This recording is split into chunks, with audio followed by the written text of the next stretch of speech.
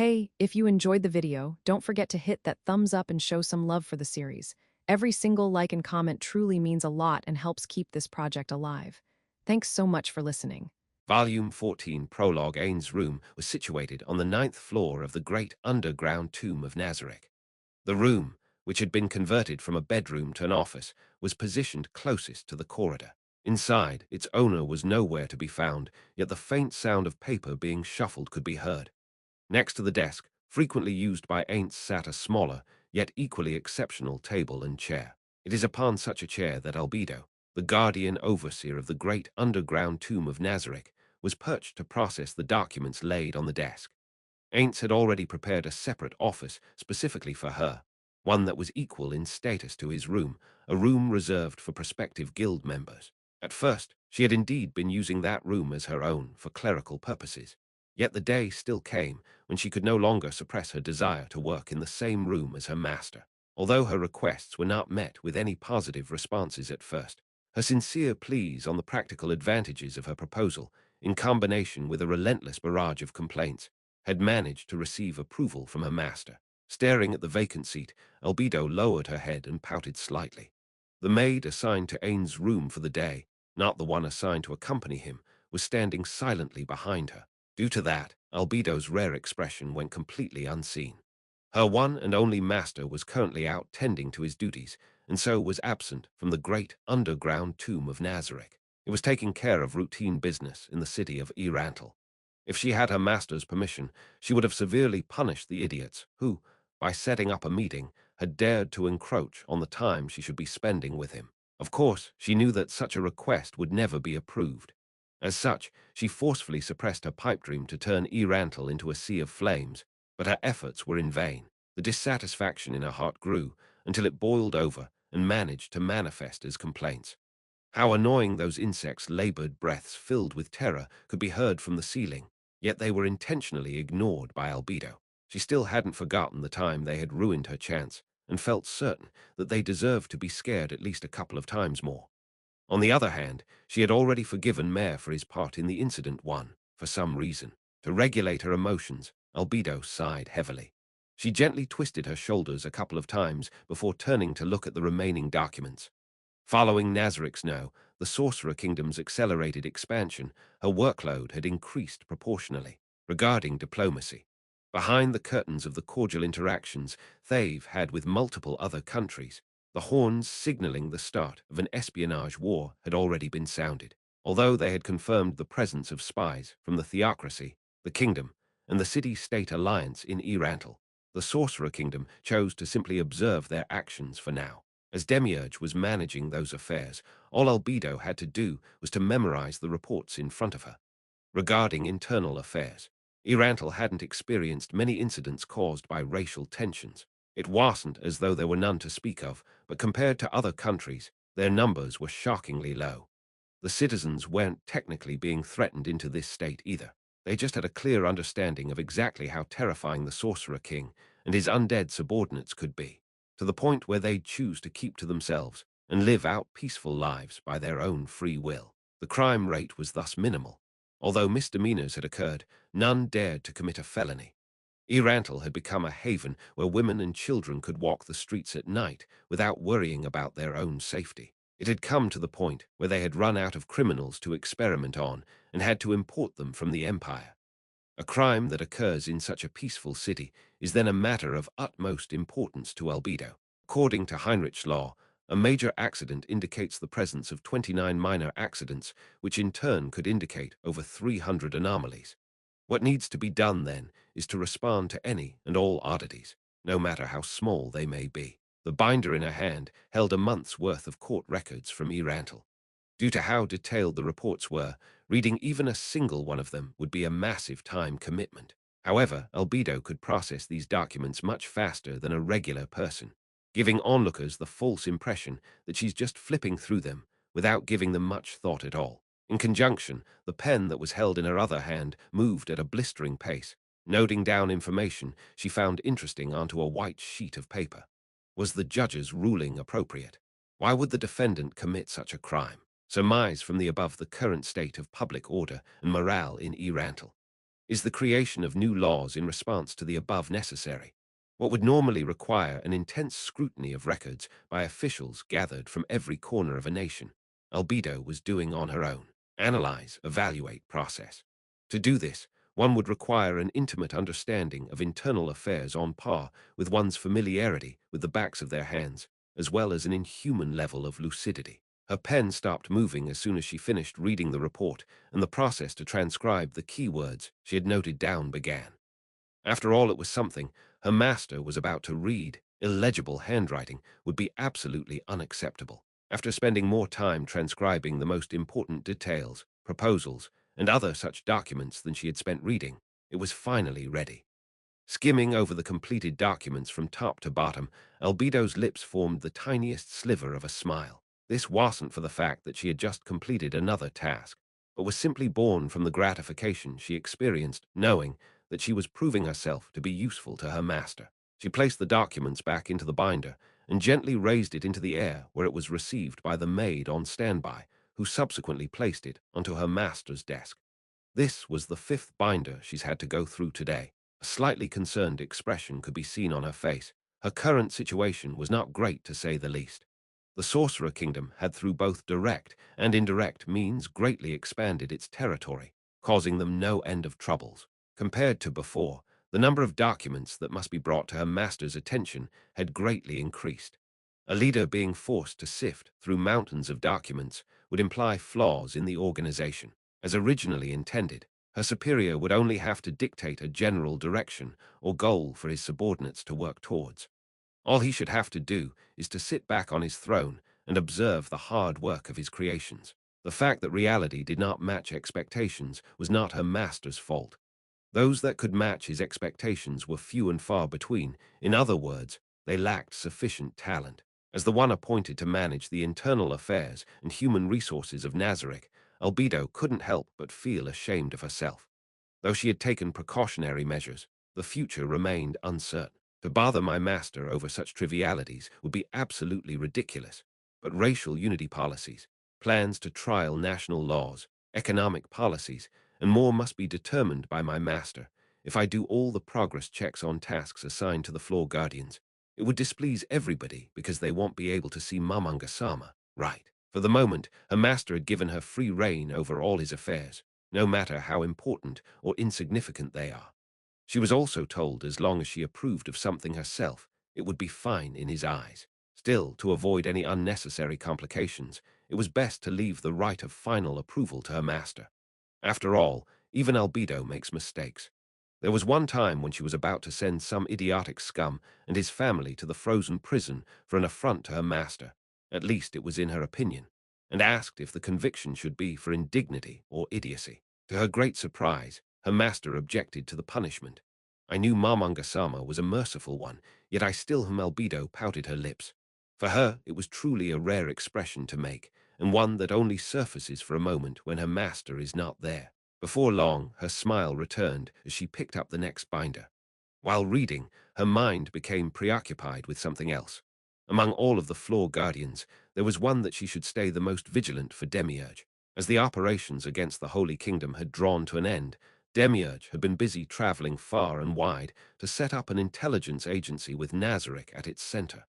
To Albedo, the agency could prove to be problematic. It would have been fine if it were to be headed by Albedo, the guardian overseer herself, but it was not unlikely that the newly created position would be given to Demiurge. That would be a troublesome situation. If possible, she would love to take that authority for herself by letting an easily manipulated puppet chair the agency.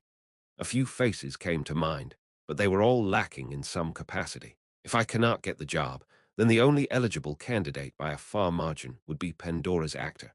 It'd be very difficult to wrestle that much authority from Demiurge. It would not be impossible for him to learn of Albedo's true intentions too, if that were to happen. If that were to be the case, it would become a great cause of concern. It was probably best not to do anything rash for now. Her older sister might be a decent choice, but she was not an ally that Albedo could trust unconditionally. If she figures out Albedo's true intentions, it was entirely possible for them to become enemies. Her younger sister, the strongest NPC in Nazarick, would probably stay by her side, even if she found out about Albedo's plan. That, however, was because her creator had ordered her to obey Albedo's commands. Ha! What a mess! They were understaffed. No, manpower was not the only thing they lacked. There was also the matter of the funds that Albedo herself could spend freely. In that case, her master's plan to expand operations outside of Nazarick had worked to her favor.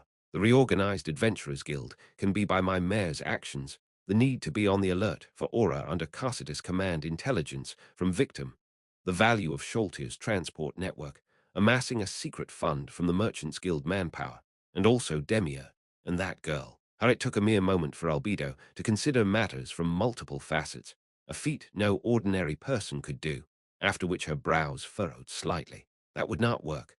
I must remain cautious of Demiurge. Reaching out to that girl would also be too dangerous. If I am not careful, she might become an opponent that I would have to be wary of. Even more so than Demiurge, she completed another task while pondering all sorts of strategies and reached for another binder. The binder contained limited amounts of information. Either a new problem was being presented, or it was prepared by someone not used to paperwork, like Sholtier. Albedo glanced at the cover, titled regarding the problems faced by the team supporting the Holy Kingdom's grain management. Apparently, it was the former. Albedo could not recall anything regarding such a problem. Did something happen? Albedo blinked a few times as she read, her eyes opening wide into smooth circles. She read it again from the beginning, and after confirming its content contained no metaphors or falsehoods, her mouth opened slightly as if in a daze. Her usually dignified face appeared to be more perplexed than anything else, as if she's unable to comprehend what shed read. Albedo, one of the top minds of Nazarick, had an expression rarely seen by others, a testament to the situation's severity. Despite that, Albedo's lucid mind still pushed onwards, contemplating the cause and possibility of the problem being presented. It's highly likely that the girl betrayed us, but did she accept a better offer from another organization? But according to my judgment, that offer should have been impossible to trump. No, nothing is confirmed yet. A lack of intelligence again.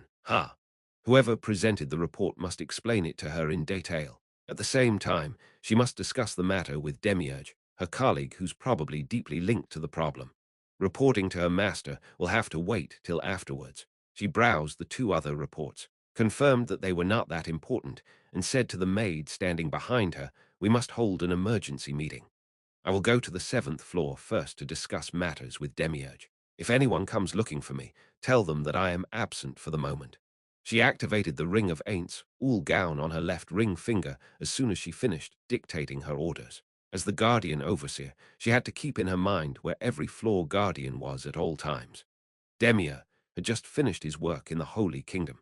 In order to prepare plans against the alliance of the Council State, Slain Theocracy, and the City-State Alliance, he should have returned to his abode on the 7th floor. If Demiurge was not there, she'd have to find Intoma and have her use message, or have her older sister investigate his whereabouts. With that in mind, Albedo initiated the teleport. In the kingdom of Riestais and in its capital, Riestais, there lies the castle Rolent, which contains the Valentia Palace, within which is an office. In the office where generations of kings performed their duties, its rightful owner, Ramposa III, was nowhere to be found. Instead, the room was being occupied by the second prince, Zanak Valian Igana Ryle Vaself. Zanak's face grew dark as he examined the documents that were submitted, and a heavy sigh escaped his mouth. Surely no one could keep a cheerful expression after reading through said documents. Its contents detailed the current state of the kingdom. During the Battle of the Katsi Plains, though it would be more accurate to call it a massacre, much of the kingdom's population lost their lives. Even so, it wasn't as though the damage inflicted on the kingdom was lethal. Its population was around 9 million, and of that 180 died, a mere 2 loss. Plus, a multitude of them were the second or third sons of farmers, so they were practically spare men. In other cases, they had lost apprentices with barely any experience. So although saying this out loud would sound cruel, nothing of value was lost through their deaths. Still, they had lost 4 of their male population, those who were young and strong to boot. The negative impact of this loss was gradually becoming apparent, and this was all clearly outlined in the document. Zanak let out a groan as he placed the document on the table, his vision shifting focus to the other person in the room. Oi, sister, how would you deal with this if you were in charge? Upon hearing the question, his sister, Rena Thayer Chardelin Ryle Vayself, who sat on a chaise long far away from him, smiled as she raised her head. Rena, who was looking through a different set of documents, had a worrisome smile. Even if you ask me what I would do, Oni Isama, how can I give an answer when you haven't even given me enough details in your question? It's about this. Zanuck did not bother with an explanation. He just picked up the documents he had laid down and fanned them around. Renner stood up, walked towards Zanuck, and took the documents from him. This. After scanning the document from top to bottom, Renner replied in a casual tone that there's nothing we can do about it, right? Dear God, Zanuck raised his head towards the sky. If his sister, who was much more brilliant than him, said this, then there really wasn't anything they could do about it. However, as rulers, they could not just give up on something like this so easily. Is this matter really that troublesome? It's true that our nation's strength has waned temporarily, but that's all it is. It's only temporary. I don't believe that it's serious enough to warrant us doing something about it. If our nation's power is weakened, then people will start to die from starvation, right? Due to the repeated clashes they have had with the Empire, their inability to store sufficient grain had continued on to the present day. It was in these conditions that they ceded the crucial grain-producing region of Yggdrasil, which was directly under the king's rule, to the Sorcerer Kingdom. The loss of life on the battlefield also meant that they lost a sizable chunk of their labor force. Perhaps the consequent effects were not as pronounced for now, but years down the line, it was highly likely that the decrease in grain production would cause the price of grain to skyrocket till the point where the poor could no longer afford it. No, it was safe to say that this was definitely going to happen. That makes sense. That makes so much sense. Say, sister, if it's as insignificant as you make it out to be, how will we deal with the chance that a drought or a cold snap occurs, causing crop failure? High-level druids seem to have the ability to control the weather. So I believe we'll at least have a way to deal with the issues that arise regarding the amount of sunlight available. Since we'd only have to hire adventurers for it, it would be highly cost-effective. Still, whether or not such high-level druid adventurers exist is something we should find out as soon as possible. If this was in the past, we could have always relied on adventurers from the Empire in cases of emergency. But now that the Empire has become a vassal state of the Sorcerer Kingdom, that could prove to be difficult. Ah, I see. Let's handle droughts this way then. What about cold snaps, sister? Druids would have to work hard on that as well. Zanuck carefully observed Renner's face, one that's all too familiar to him. Does she not know about that? Zanuck wondered. As Renner said, high-level druids can cast spells to create temporary rain, so droughts could be dealt with. However, he remembered hearing from Marquis Revan, his confidant, that druidic magic is powerless against cold snaps. For a cold snap, the weather must be maintained throughout the entire season. To that end, a high-level druid must be assigned to each village. It was simply not realistic to gather a few hundred high-level druids, which were rare to begin with. This level of knowledge in magic was not part of conventional education, so it wasn't taught even in noble families. This fact applied to the royalty as well. The only reason Prince Zanuck knew what he knew about druids was because he had actively sought out that information. The fact that magic casters didn't hold any status in the kingdom was probably to blame. If it was like the Empire, where someone as great as the Triarch's magic caster exists, it might have been a completely different story. However, the kingdom's ignorance of magic and desire for brave, strong cavalrymen had already become deeply rooted in their culture. A magic caster capable of changing the status quo never appeared. As a result, nobles who believed that magic is cowardice on the battlefield passed that notion along to the next generations. Ignorance about magic turned into disdain, and a vicious cycle was born. To Zanuck, magic was an art with incredible power. For people to distance themselves away from it due to old, boring traditions would bring about a day when the kingdom would unconditionally lose in the struggle for power, with its neighboring countries akin to death by asphyxiation. Zanuck had therefore considered hiring a teacher who was knowledgeable in magic for his future children. Some nobles should follow suit once they find out the royalty is being educated in that field, right? No, even without doing something like that, the appearance of the Sorcerer King, one who commands powerful magic, caused a paradigm shift in the minds of the kingdom's citizens, noble or otherwise. Perhaps the era when everyone would want to learn about magic had finally come. Though it was disappointing that the trigger for change was an external source, It was ultimately beneficial to the kingdom, so they acquiesced. Considering the current state of the kingdom, it was natural for Renner to not know. Even a genius would arrive at the wrong answer on unfamiliar turf. Blindly trusting in his sister could prove to be very dangerous. Renner, however, was close with the adamantite-ranked adventurers team Blue Rose, so obtaining detailed information on a spell was probably not too difficult for her. Was it really possible that his sister, a person that could be described as a singularity of intelligence, knew of the problem but didn't bother to check with her sources? Then again, Renner had no reason to lie about such a small detail. It was probably just a rare manifestation of her human side. In other words, she's being a dork. It was clear that Renner had no interest in the throne. Her goal seemed tiny to Zanuck. It's better to say that her goal would become unachievable should she ascend to the throne. Even if she's plotting against him, it wouldn't benefit her directly. Sister, a cold snap is difficult to deal with even with the power of a druid. Is that so? If that's the case, then it would be quite unfortunate. Ah, but the problem is about grain, right? We have plenty of supplies, so it's not a problem. That's excellent news, Oni-sama. Zanuck made the exact opposite face as Renner's smile. By grain, you meant that.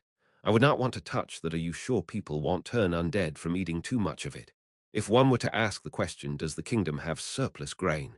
The answer would be yes. A generous supply sat waiting in some merchants' warehouses. But they shouldn't make plans that relied on said grain, because it was technically not the kingdom's.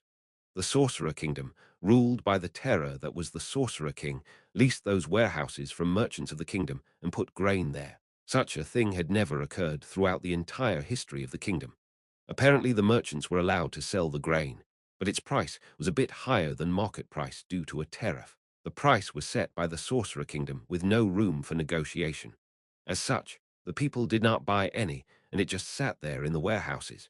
The kingdom's wealth was not flowing into the Sorcerer Kingdom at the moment, so frankly this was not detrimental to the kingdom. The current situation made it feel like everything was fine. But Zanuck, concurring with Renner, thought that was part of the Sorcerer Kingdom's strategy.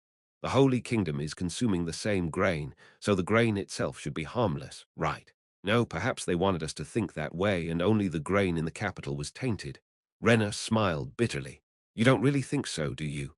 Well, I guess not. After all, we checked the contents. Regarding the usage of the warehouses in the capital, the Sorcerer Kingdom's official statement was that it was to store grain to be used as food aid for the Holy Kingdom.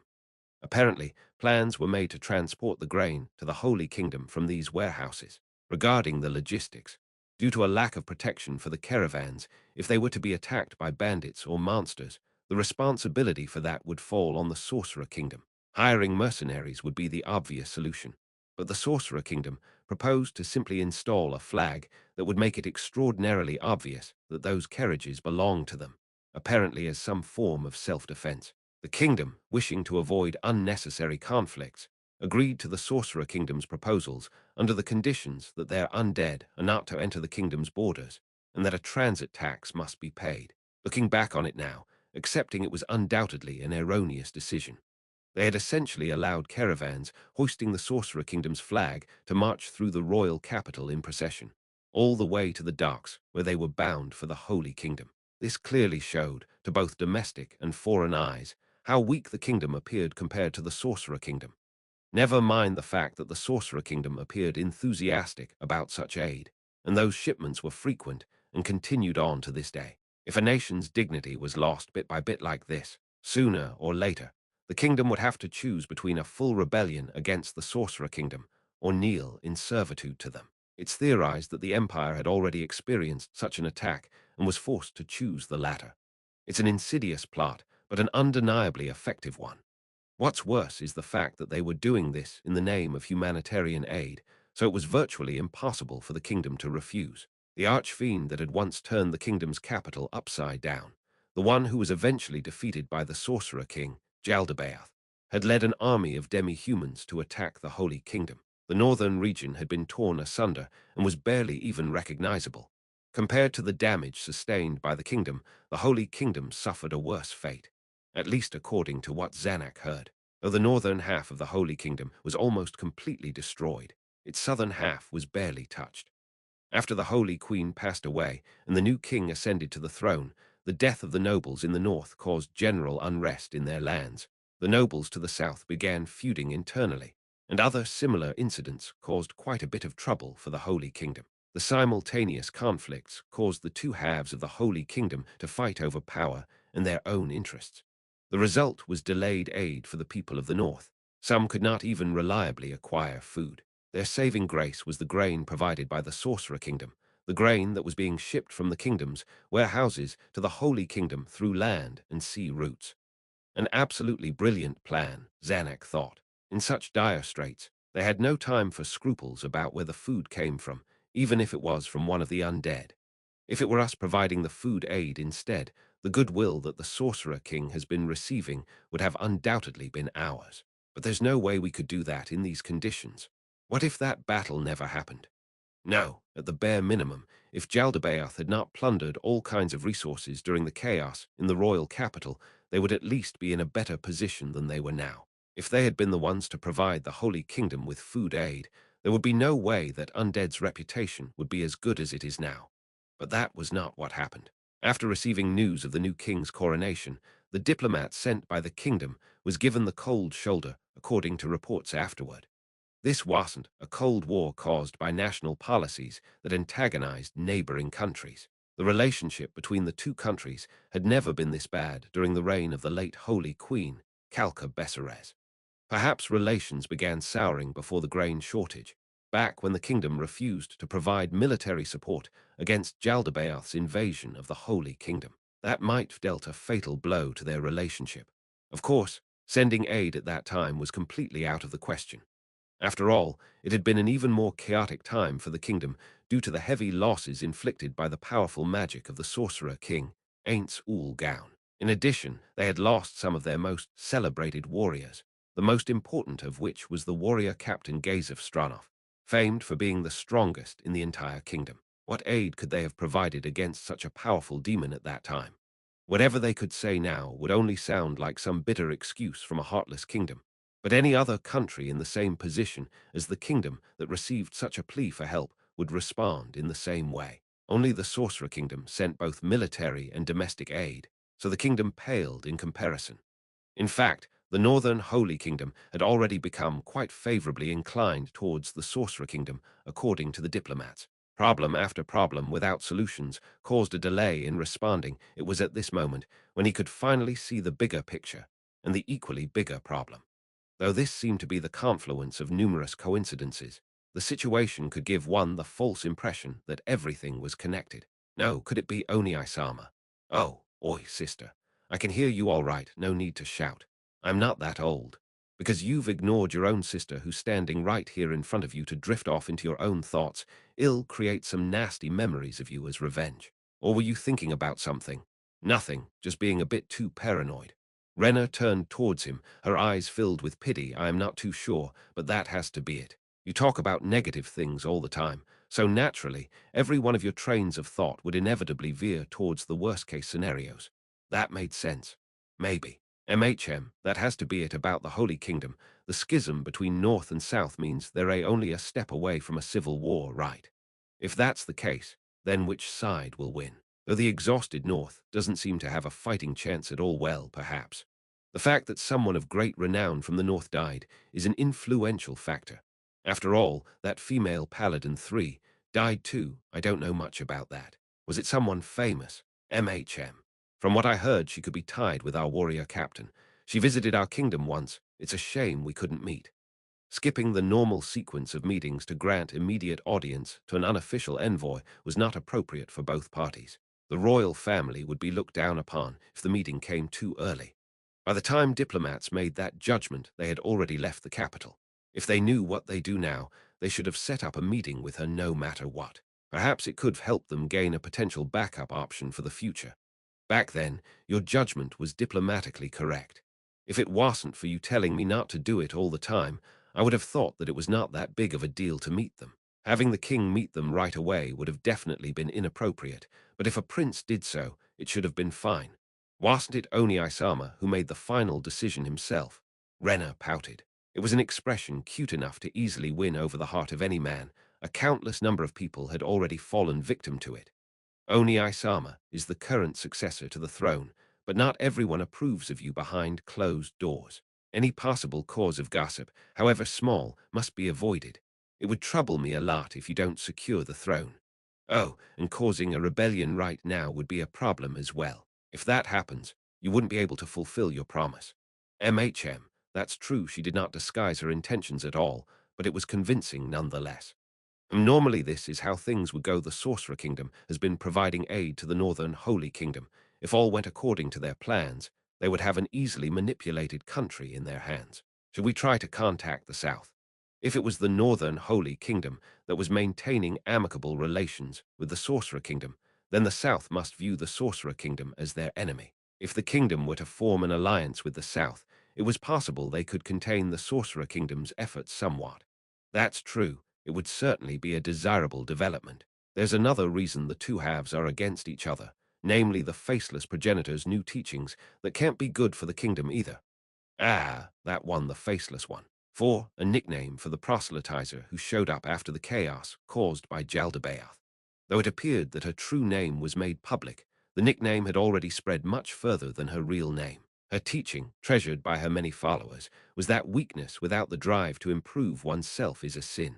Everyone must strive towards the goal of becoming stronger. That was more or less an understandable concept for most people. Though there was widespread support for her teachings in the North, it was not only unpopular but also shunned in the South.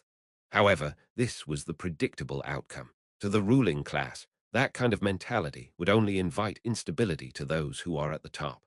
Perhaps that was the main reason why the nobles in the South, who still retained their authority, and the rapidly deteriorating North were at each other's throats. What was led by the Faceless One was more of a community than a religion. Because of that, the four great gods were still being worshipped as usual, and problems with religious institutions never arose. At the same time, the newly crowned Holy King gave his acquiescence to the group, further dividing the North and the South. By common sense, isn't it odd to hide one's face? Apparently, the Faceless One always appeared in public wearing a mask. The diplomatic mission sent from the kingdom had the same questions in mind as Zanuck concerning the Faceless One, so they asked her followers. It did not matter who they asked. Each and every one of their answers were vague at best, as if they would be breaking some form of taboo should they have answered truthfully. It was incredibly suspicious. By hiding her face, is she not creating the impression that she had done something unspeakable in the past? Her parents were apparently renowned warriors. If she had revealed her face and preached out in the open, it would probably have raised her reputation by a fair amount. Is it possible that she's hiding her appearance because she's been lying about her heritage? Why would someone spread such a boring lie? I don't think any of the benefits of hiding one's appearance would apply to her if that's the case. That's true, or perhaps she's not human, but undead or something similar. You mean she's serving under the Sorcerer King? I just thought that if that were the case, things would start to make a lot more sense, wouldn't they? It could explain a lot of things, but why would someone like that risk arousing further suspicion from others by hiding their appearance? That's also true, but what other acceptable reasons are there to hide one's appearance? It's also possible that she had received some form of facial disfigurement during Jaldabaoth's invasion. But then again, it should have been treatable with magic. Unless wounds inflicted by a fiend as strong as Jaldabaoth cannot be healed with magic or something similar. Well, that's more believable than your previous theory, especially since she's female. Exposing a facial scar could be beneficial in the sense that people would sympathize with you more, but that's largely dependent on how severe the wound was. In any case, our first order was to gather detailed information on the inner workings of the Holy Kingdom. Let's plan our operations out in a way where we could immediately aid in the south should that become necessary. That would be best. To our south is the Holy Kingdom, where half of the country is friendly to the Sorcerer Kingdom, and to our east is the Empire, a vassal state of the Sorcerer Kingdom. This will be hard to deal with. Yeah, Zanuck's gaze remained fixed on Renner, who had been replying ever so nonchalantly. You make it sound so simple. But what more could be said about this? The situation is undeniably worse if you consider the current state of our neighboring countries. Other than what Oni-sama has said so far, there's also the matter of the persisting and prospering underground organizations in the kingdom. You're talking about the Eight Fingers, correct? Recently, there have been a number of people making a mess all over the place due to narcotics withdrawal. So have they really become active again? If it wasn't for that archfiend Jaldabaoth appearing out of nowhere, we could've knocked the 8 fingers down another peg or two for sure. Zanak sighed. With the loss of Gazef Stranov, the strongest warrior in the kingdom, the government had shifted its policy to avoid direct confrontation with the 8 fingers. They simply lacked the necessary number of strong individuals to deal with the issue. Except one. The man employed by Renner, Brain Unglaus, had a lot of potential. But that man was only loyal to Renner, so there's probably no chance at all that he'd be willing to serve Zanak. He had already attempted to gain favor with him, but it did not seem to have an effect on him at all. I don't plan on taking on the role of warrior captain myself, so it's probably better to promote someone who's talented enough for the job. Should we train him to become someone who's worthy of the position of warrior captain? I wanted to at least give him the sword that's part of the kingdom's treasures, but father would never allow it. To his father, the king, Gazef Stranov's existence was far too important. It's lonely at the top, as they say. Knowing that soon it'll be his turn to bear this burden, Zanak, unbeknownst to himself, is gradually grasping the true meaning of that proverb. As a person, Gazef Stranov's existence was like that of a comforting bonfire to his lonely father. Despite the significant age difference between the two, one could say that they were closer than friends in some respects. For his father to have someone like that in his life, Zanak couldn't help but feel envious. As the second prince, Zanak had never experienced that level of friendship before. His older brother was the heir apparent for the longest time, so no one would bother forming that deep of a connection with someone who was simply a spare. They probably judged that it was not worth the risk of getting on Marquis Boulop's radar by befriending a future archduke. The only one who'd keep in touch with him was Marquis Revan, presumably out of his concern for the kingdom's future. Even then, their relationship was closer to that of mutual supporters than friends. As a result, Zanak had repressed quite a bit of the ensuing depression. Will he remain lonely for the rest of his life? Zanak shook his head, pushing his negative emotions aside. Renner looked back at him as if she was looking at a cryptid. Just ignore her, Zanak. Speaking of brain, the moment Zanak is crowned king, his first action would likely be to retrieve the 4 treasures of the kingdom from his father, though he was uncertain if his father would hand them over so easily. It's imperative for him to entrust the treasures to Brain. Otherwise, it would be an insult to the sacrifices he's made. He wasn't the kingdom's warrior captain. He was just Renner's subordinate, a peasant with no fealty to speak of. If the kingdom's treasures were to be given to him, there would be no doubt the nobles would have dissenting opinions against it. Even so, how about we just declare that we intend to become a vassal state of the Sorcerer Kingdom? Renner's goal was to live out her life in a small manor with Climb, which would still be achievable even if they became a vassal state. No, it's safe to say that if the value of royalty fell, it would have an inverse effect on their personal safety. Perhaps Renner's suggestion would create the best outcome for her. HMPH. Zanak scoffed at Renner's proposal. The state of the internal affairs of our country and that of the empires is completely different. Civil disorder would occur the moment we suggest it. Under the leadership of the bloody emperor, the empire was as solid as a rock. Dissenting nobles had been purged long ago, which is why when they chose to become a vassal state, there was no opposition whatsoever. Never mind the fact that the empire hadn't had a taste of the Sorcerer Kingdom's wrath. Even if they were disgusted by the agreement on the inside, it's not as though they had the desire to seek retribution. The empire had a clear-cut understanding of exactly how terrifying the Sorcerer Kingdom could be. The kingdom, however, was in a different situation. As of now, the kingdom was split between the royal faction, the noble faction, independents, and a new faction which was formed shortly after that battle. The distribution of power between the 4 factions was roughly 3-3-2-2. The most troublesome of them all was the new faction. It was composed mostly of spare men from noble families that had lost both their head and successor, men who obtained power not meant for them. The other members lacked the common sensibilities that were expected of the aristocracy and had no respect for the unspoken rules. As a result, many of them lacked integrity and manners. Spy reports showed that more than a few of them were drunk on power. They were the cancer of this nation. However, since they had autonomy in their own lands, nothing could be done about them unless they broke the law of the kingdom. Even if they did, there was no guarantee on how the other factions would react when the royal powers were exercised. This was no longer the pre-war era when the royal faction held the upper hand in political power. Still, Renner's suggestion of vassalization was not totally out of the question. It could be considered if the situation was to change drastically. No, that will not happen. There will not be any civil disorder, Oni-sama. Renner naturally followed with a counter. Don't lie to me, Zanuck thought. Although he could tell that she wasn't being serious, it would not have been a problem even if Zanuck was stupid enough to fall for it. Zanuck had learned to see through her facades long ago. It was precisely because of this reason that women like her should not be trusted. If only Elias had returned. Zanuck suddenly felt a sense of loneliness deep down in his heart. Though he couldn't call Marquis even a friend, he was still someone who shared Zanuck's concerns for the kingdom. Zanuck was concerned by the fact that it may no longer be possible for them to work side by side with each other, as the Marquis replacements at hand were all terrifyingly talented but also uncontrollable wildcards. Zanuck turned to face Renner in a pretentious manner, as if doing so would rid him of his sorrows. Still, I find it hard to believe that the Empire would actually import goods from the Sorcerer Kingdom. Well, that was an awkward way to change the topic. Not that I mind him. Those things aren't that bad for a vassal state like the Empire, right? The most exported goods from the Sorcerer Kingdom to the Empire, in terms of the revenue they generated, were undead creatures. Apparently they were distinguished by categories such as menial labor, military service, cargo transportation, and so on. Oi oi, we're talking about the undead, remember, the enemy of the living.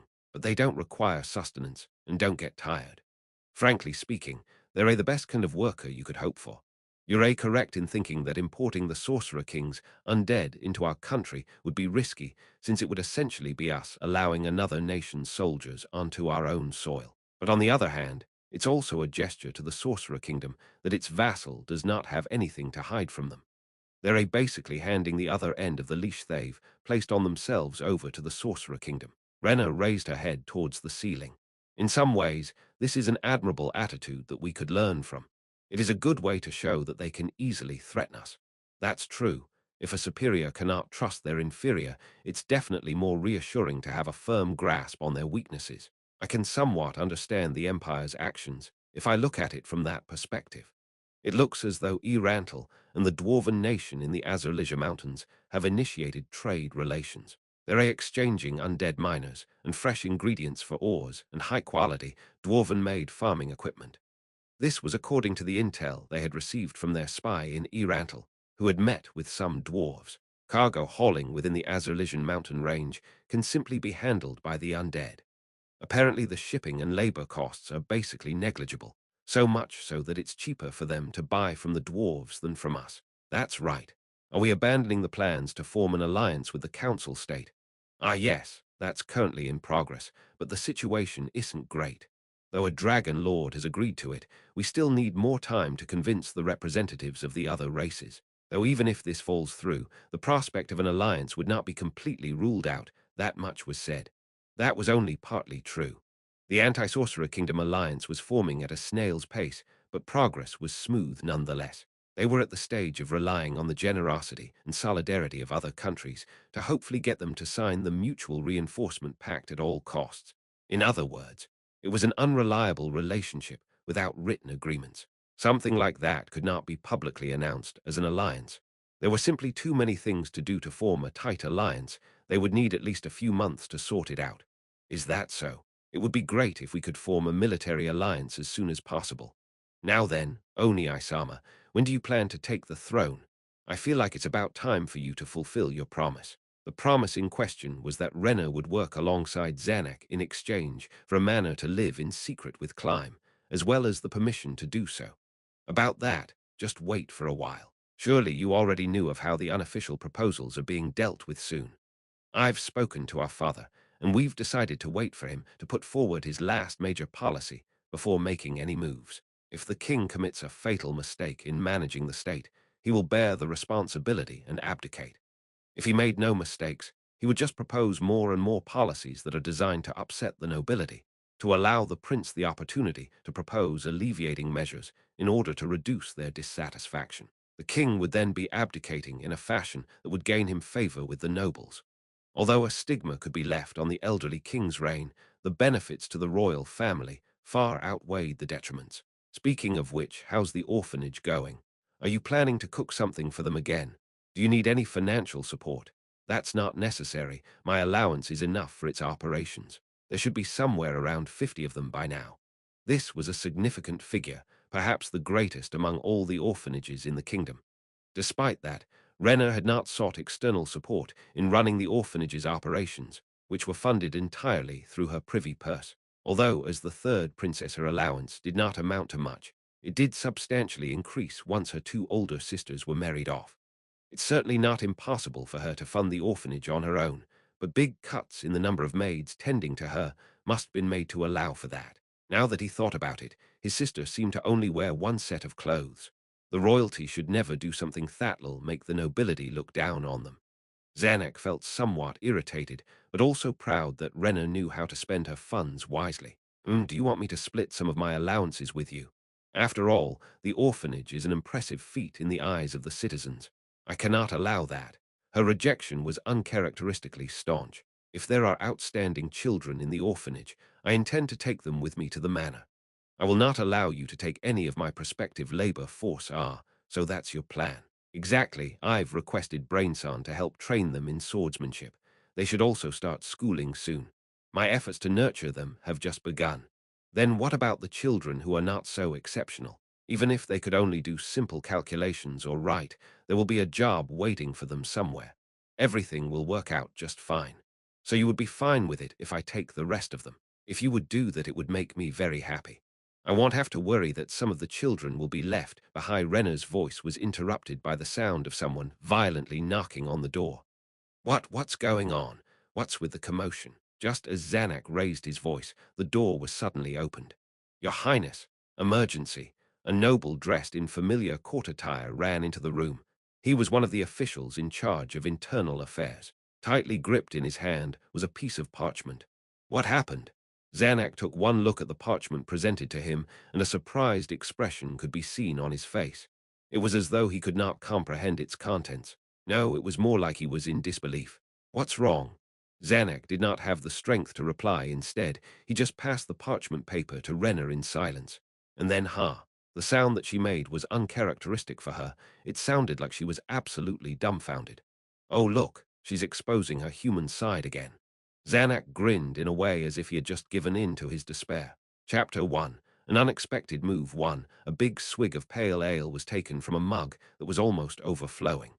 This used to be a beverage that he had no chance of obtaining back in his domain, but nowadays the taste of first-class booze flowing down his throat felt all too familiar. He noisily belched out the sweet fragrance of the ale as he set down the large mug, with half of its contents still remaining, back onto the table.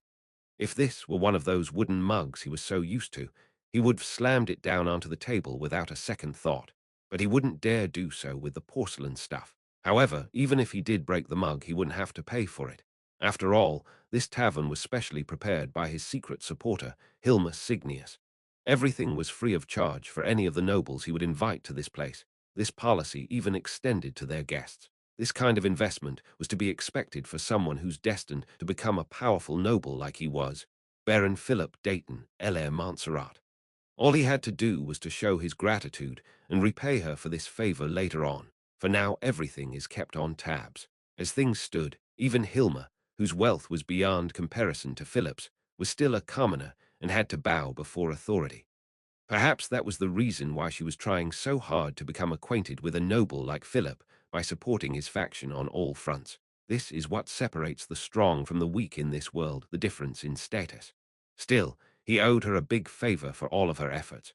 As a gentleman who held himself accountable for all his debts, Phillips hoped to improve his social standing as soon as possible. Hilma should also be expecting him to obtain authority above the rank of Baron, at the very least. Then he'd have to repay his dues. If those favors were not repaid as soon as possible, he would be stuck making concessions, having to obtain permission even for things he personally wanted to do. To have the freedom to do whatever he wanted and the right to use his powers as he sees fit, those were Philip's dreams. But why is nothing going my way? He could no longer hold in his true feelings. Philip surveyed his surroundings. This tavern was not a regular peasant's bar. Hilma had converted one of her mansions into a tavern, so crude noise had no place in it. So although his voice wasn't too loud to begin with, if there were someone around they probably would have heard him. After confirming that no one was looking towards him, Philip calmed down. To allow others to find out that he had failed would be disgraceful. That's right, he had failed. Die, you're all trash. Philip gulped down ale as if it could quench the fiery emotions in his heart. This only agitated him further as in his hurry, drops of ale had leaked from the corners of his lips, causing his skin and clothes to feel sticky as a result. Philip's expression twisted in anger. If all had gone according to his plans, the output of his domain would have been multiplied, and he should have been surrounded by people grateful that he was their new lord. His name should have been known to all after the neighboring nobles caught wind of his accomplishments. So, how did it end up like this?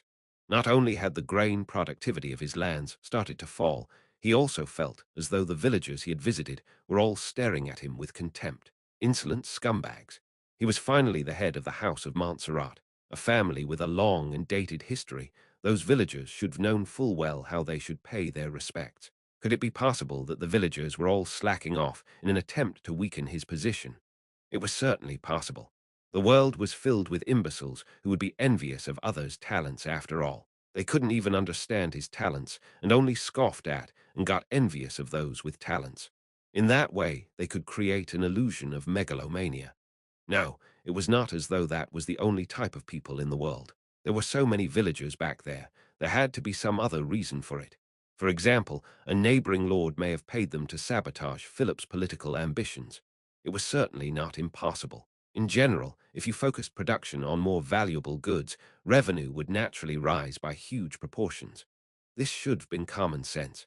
Wouldn't it make sense to dedicate all the available farmland to the more valuable crops and buy grain from traders? It was so obvious, yet the number of people who disagree with him were countless. Absolute trash. How about I ask Hilmer about how I should punish these fools?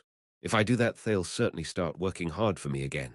They'll still need to investigate if they're conspiring against me, their lord. No, wait. If it's something as simple as dishing out punishments, it'd be fine if I approve of it on my own right. In theory, it'd be the same as whipping cows and horses to get them to obey you. Yeah, there's no need to tell Hilmer about this at all. If I end up owing her another favor from this Umu, Hilmer's been good to me for quite a while. It's about time that I repay her generosity to a soon-to-be great noble. Debt owed to a commoner like Hilmer could be bilked. It was an easily exploitable situation. But alas, doing so would make him no different than a common thief. As a noble among nobles, such an act was utterly despicable, so it's best to quickly pay her back as much as possible. It would be a big problem if he let Hilmer have something to threaten him with due to his generosity. If that ever happened, Hilmer could always have things her way and shut Philip up. The question is, what would be the best form of repayment in this case? If he's going by their previous agreement, he would have to repay her in gold collected from the increased revenue of his land. But that's obviously not possible, nay, it would be difficult to do so at the moment. So what was something that he could do that would both demonstrate his brilliance and also leverage the newly formed faction's power to benefit Hilmer? I say that, but I still don't have total control over this faction, yet, as a member of the faction, Philip had been given the opportunity to connect with all kinds of people, though the number of members supporting the idea that Philip should be the faction's leader was steadily rising. He hadn't gained the support of the entire aristocracy. Hilmer had aided him in that pursuit, but considering his age, social standing, etc., there were still some major hurdles he had yet to overcome. If Philip was to be in their position, he would be inclined to agree with their decisions too. The same speech given by a senior earl and a junior baron would not be convincing to the same degree. But doesn't that sound like they'll just be conforming to the traditions of the more established factions? Philip thought. Being members of a new faction, they could not act like some aging organization, but should rather introduce radical changes into the system. As a man with the courage to experiment and innovate, Philip was the perfect fit for the role of leader in this faction. All the other guys are just so inflexible. Blinded by his feelings of irritation, Philip did not notice his mug had somehow become empty. Oi, more booze. Yes, my lord. Some maid that looked like she's employed at the establishment was just passing by, so he barked his orders at her. After taking a deep bow, she walked away in an odd manner, as if striking a pose, and Philip was unable to take his eyes off of her. Was it because her uniform was too thin? One could make out the shape of her buttocks. Off. An attractive derriere is obviously a desirable quality to flaunt with, but this maid had demonstrated a clear understanding of what constitutes an acceptable interaction between a superior and their inferior through her work ethic. This pleased Philip a lot. Philip had already borrowed 2 maids from Hilma who were not so dissimilar to the one he's staring at. These ladies would do anything you ask of them. You could even stiff their salaries. Every one of Philip's household matters had been handled by them. Hilma also recommended people like butlers and exclusive merchants. Though Philip wanted to fire those who had been under his family's employ for a long time and just keep his subordinates at hand, his father's fervent rejection of that proposal made him give up. Well, if he was the one paying for those servants, then he would have definitely fired them to save expenses. As Philip vaguely thought about these matters, someone spoke to him suddenly. "Oh, hey, Baron Montserrat, what's going on? You seem troubled." He turned his head towards the source of the voice to see 2 nobles in front of him.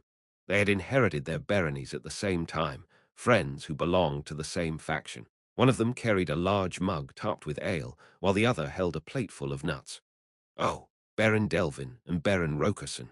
Baron Delvin was a man who lacked the status and prestige expected of a noble of his rank due to his short stature and delicate constitution. The only aspect of him that matched with his status would be his raiment, so if he were to wear common clothes, no one would be able to tell that he was one with the aristocracy. As it stands, you could convince a large group of people into believing that he was just an actor pretending to be a nobleman for a comedic play. In contrast, Baron Rokerson cuts an imposing and sturdy figure. The man was thick in every dimension. Though he was a physically menacing man, he couldn't hold his own opinions without getting swayed by others.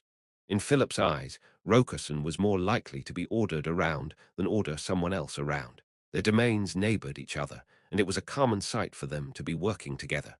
Philip remembered them due to a mental note he made to himself when they first met, that being, why not just work solo like me? Are these seats taken? Oh, please do take a seat. Rokerson gave a gentle nod and sat down alongside Delvin. The maid seemed to have timed her entrance perfectly as she walked in with ale in tow. Here, cheers. It's our pleasure. According to legend, the act of clinking glasses together during a toast originated as a way to mix the contents of 2 cups together, proving that neither were poisoned. Philip knew of this fact and so used more force than was necessary. Alcohol was spilled onto the table. Oh, some of it had landed onto Baron Delvin's clothing. It would be rude to say that his clothes had finally matched his appearance, but his garments, while noble in appearance, were not fresh and clean. No, it would be more accurate to say that it was reminiscent of a more traditional style, something that Philip would wear in the past, like a hand-me-down from his elders. Philip felt pity. What he currently wore was top-tier fabrics he had instructed Hilma to prepare for him. In other words, those 2 were not valuable enough to warrant such a level of investment from Hilma. Philip contemplated the tragedy of the apparent difference in their future prospects compared to him as he asked, "So were the 2 of you here for drinks too?" That's right, that's right. We were just here for drinks and were pleasantly surprised to find that Baron Montserrat was here too, so we came over to pay our respects.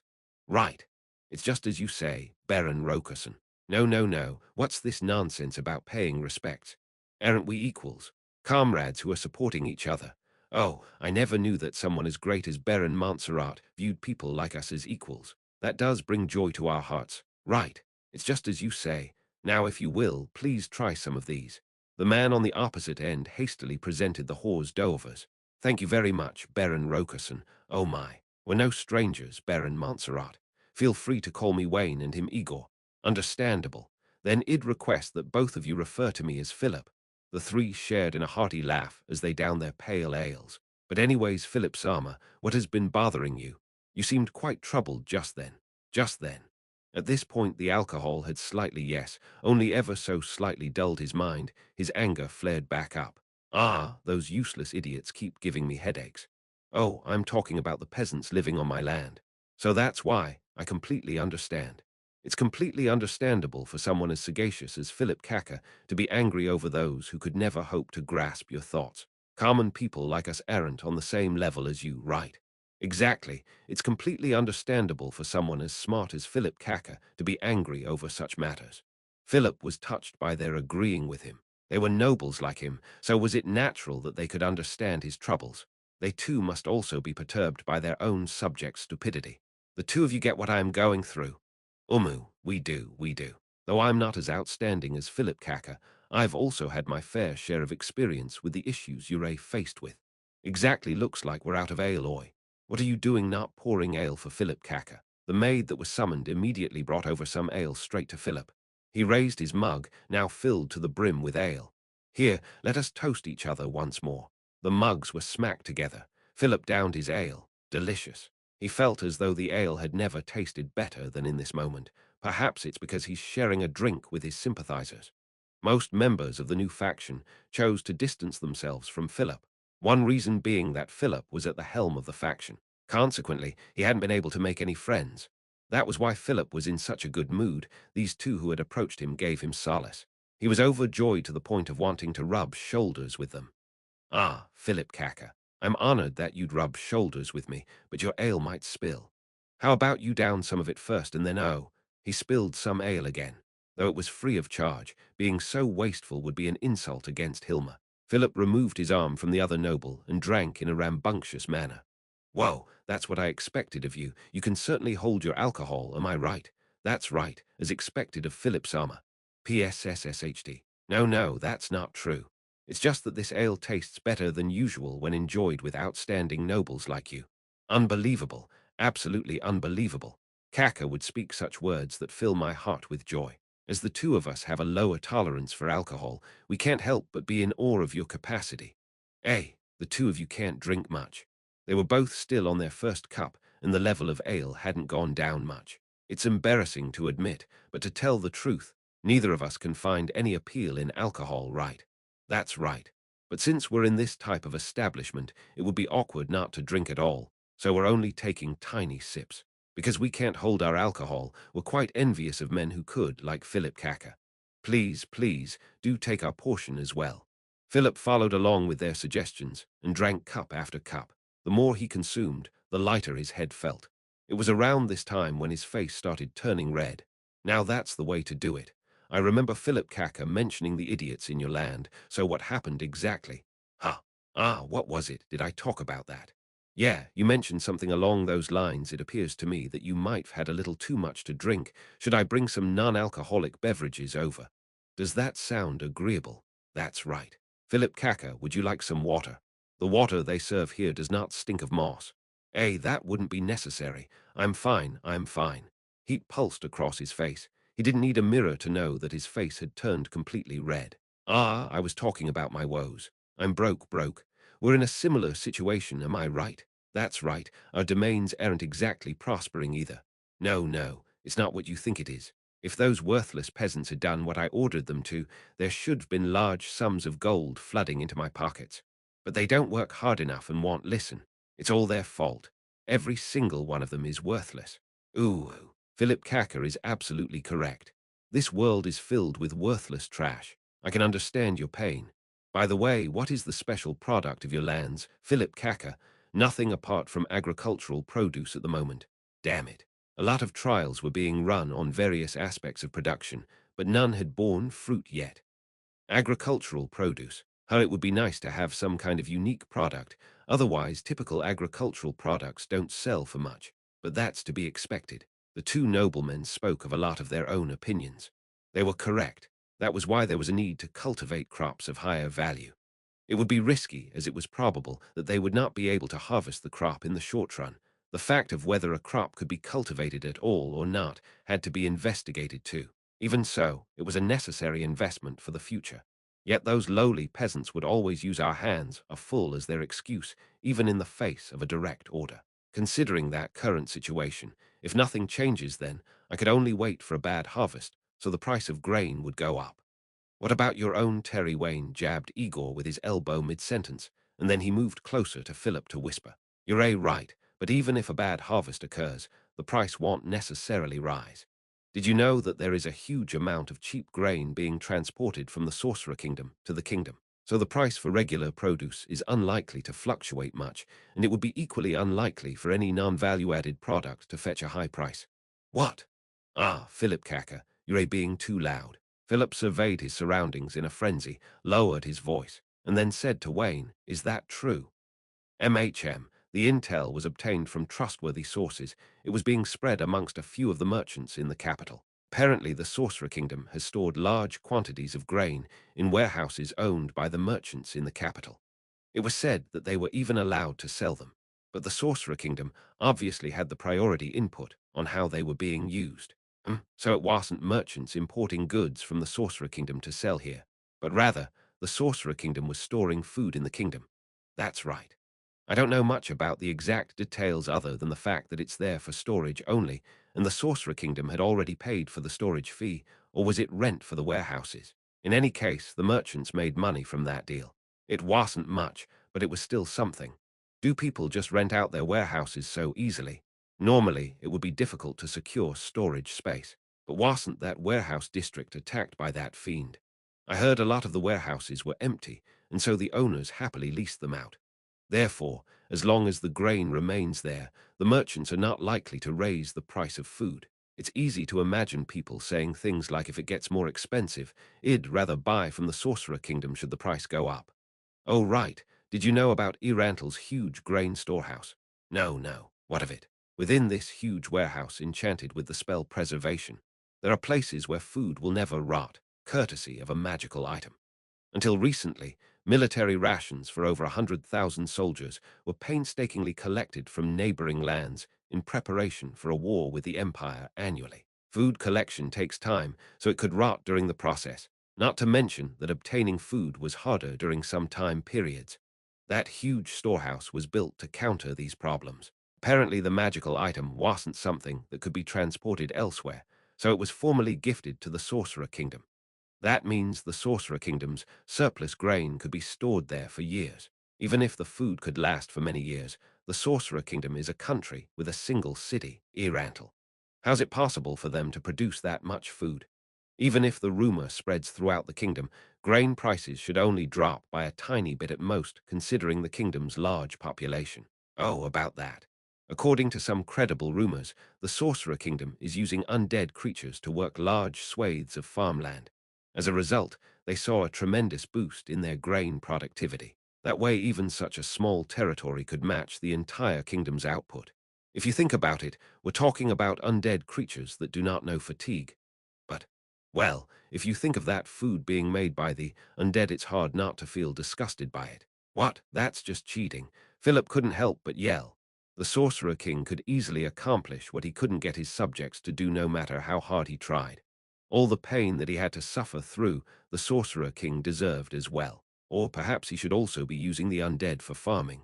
That being said, it's not like there's nothing suspicious about it.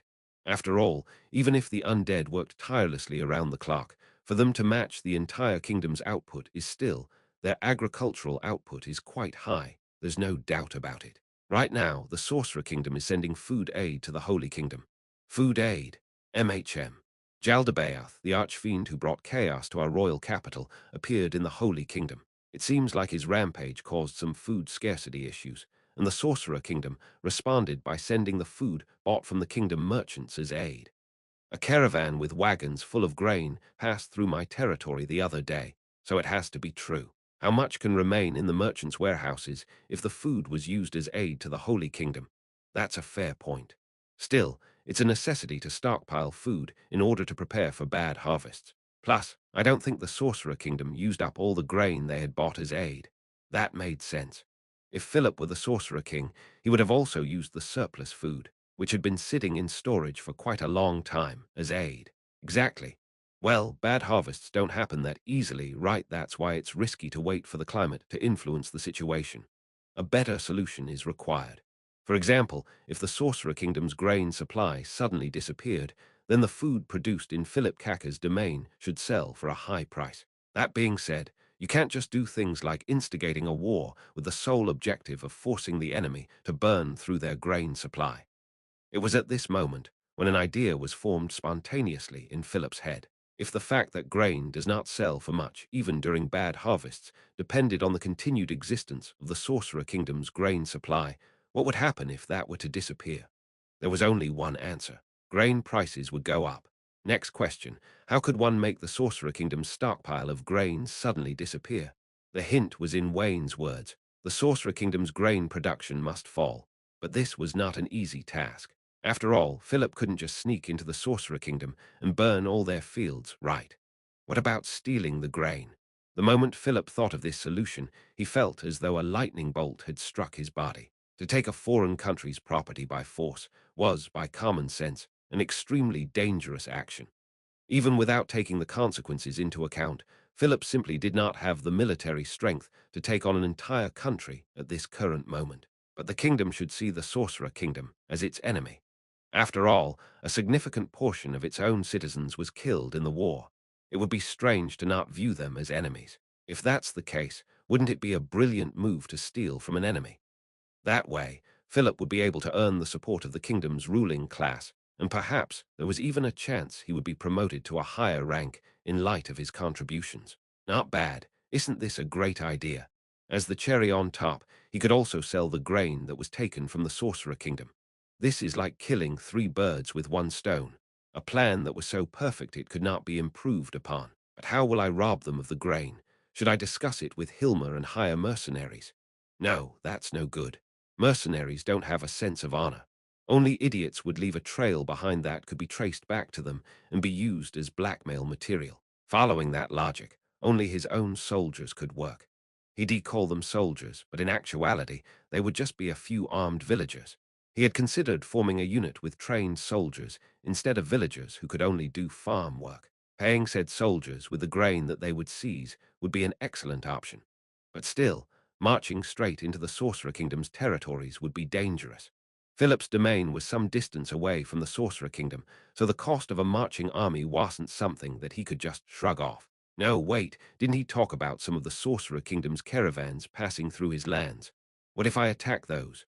Was Philip alone enough to take on such large caravans? There was a limit to the number of villagers he could mobilize, but an overwhelming numerical superiority, enough to make the enemy surrender without any resistance, was absolutely necessary. Are you two free to have a chat? There's a matter that I would like to discuss with you all.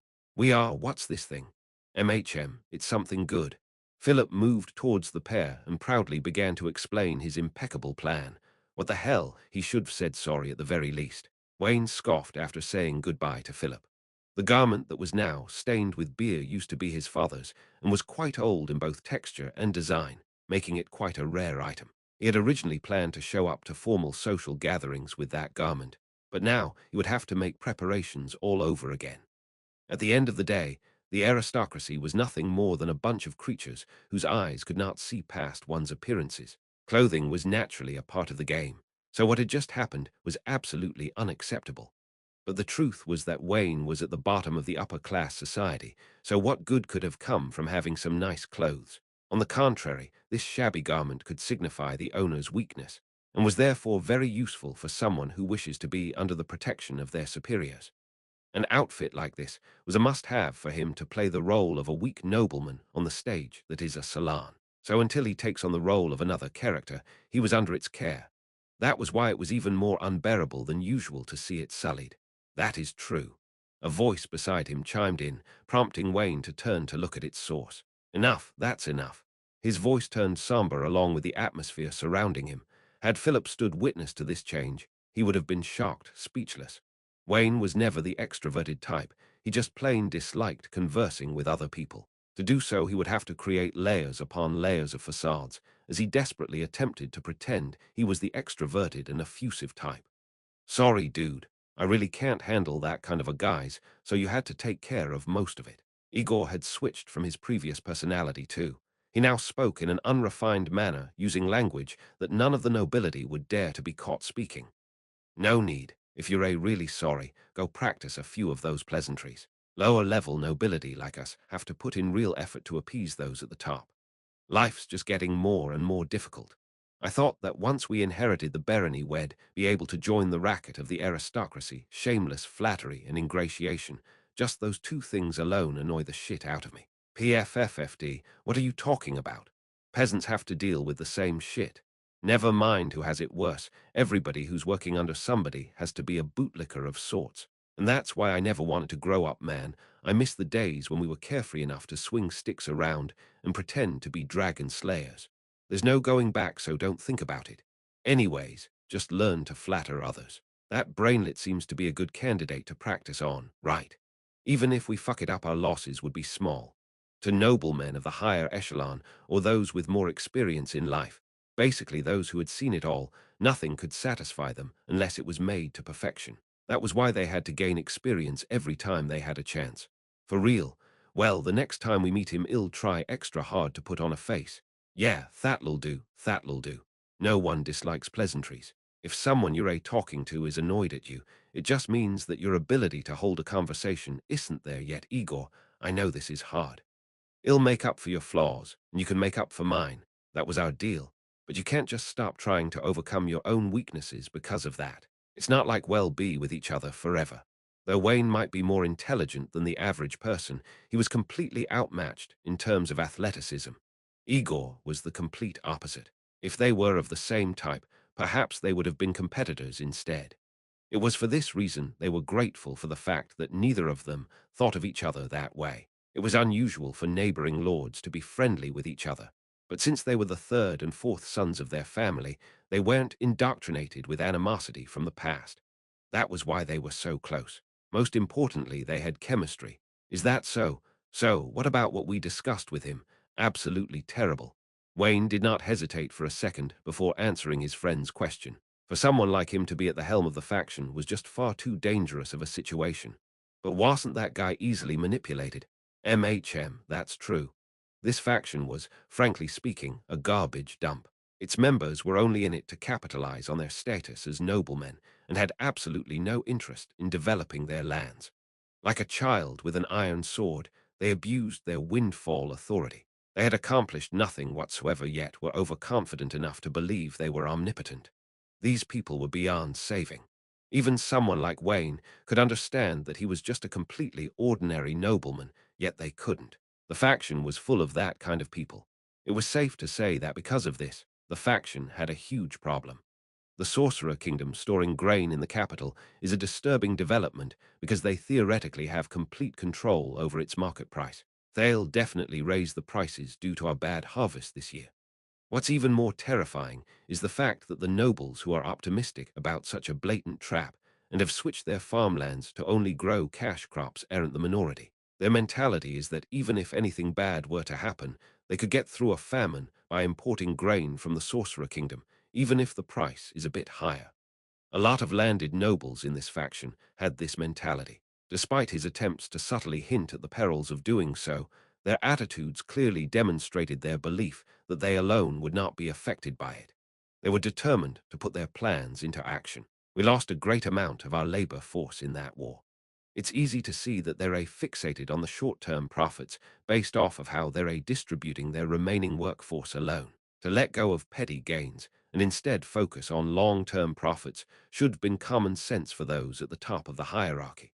So to even think of robbing a Sorcerer Kingdom's caravan of grain is evidence that he's got brain damage. Surely no one is stupid enough to not understand that attacking a caravan that's flying the Sorcerer Kingdom's flag would be treated as a declaration of war and would result in serious retribution.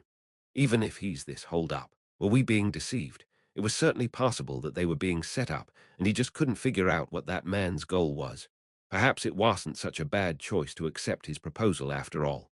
No, aren't you overthinking?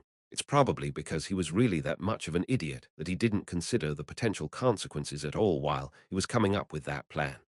Hey now, Wayne smiled bitterly. To not consider the consequences of attacking those wagons at all, can an idiot of that magnitude really exist? Well, if you put it that way at any rate, there was no plausible way that a noble without common sense would be chosen to inherit his family's title. Hence, Philip must have had a goal. What could his goal be? It's best if we consult Signius, right?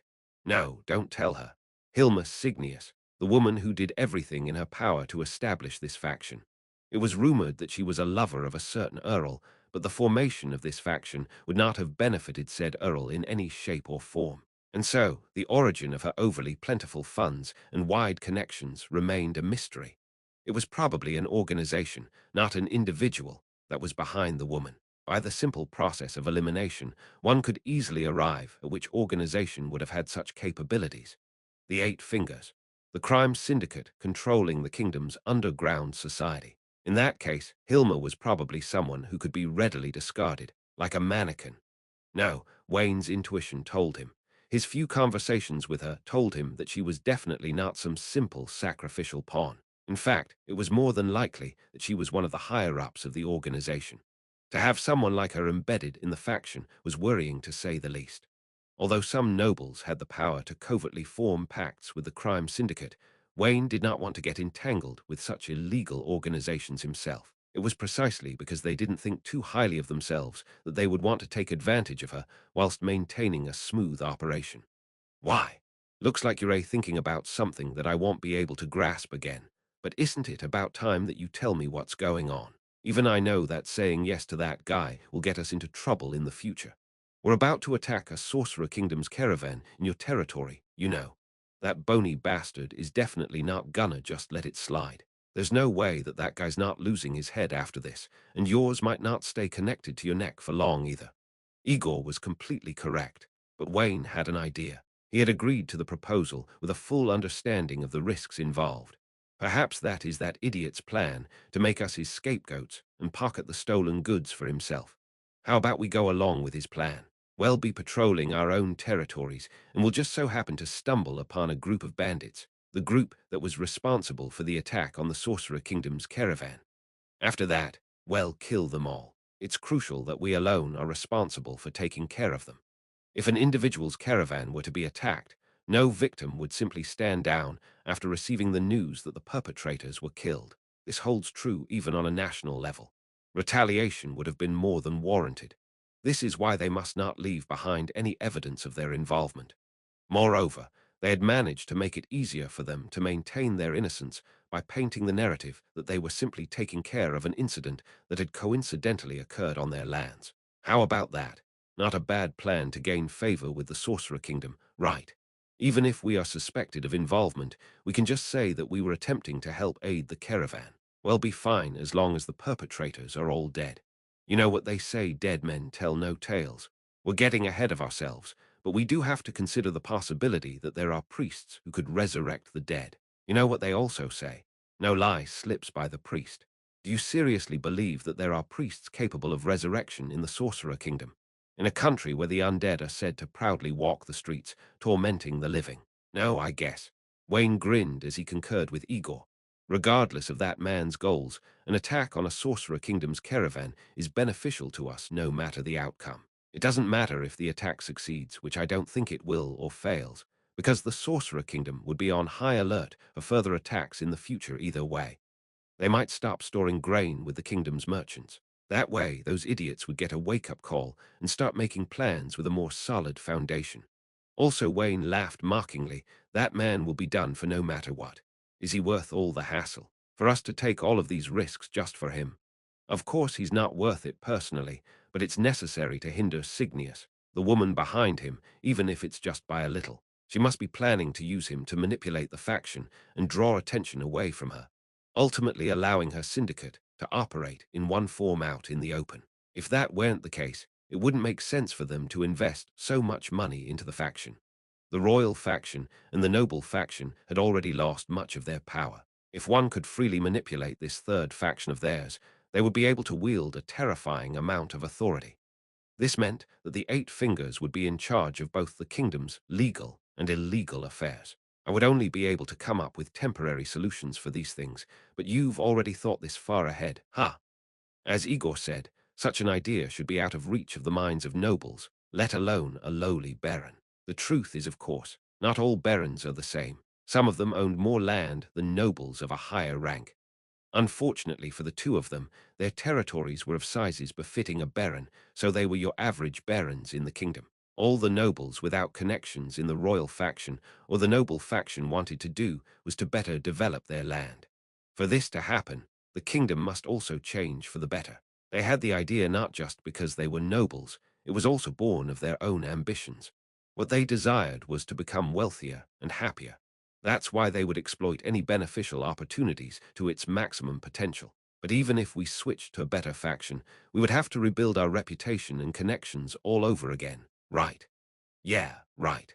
They had joined the faction to obtain opportunities that would otherwise be unavailable to them had they joined a more well-established faction. However, they never expected the Eight Fingers to appoint such a cretin to its leadership position.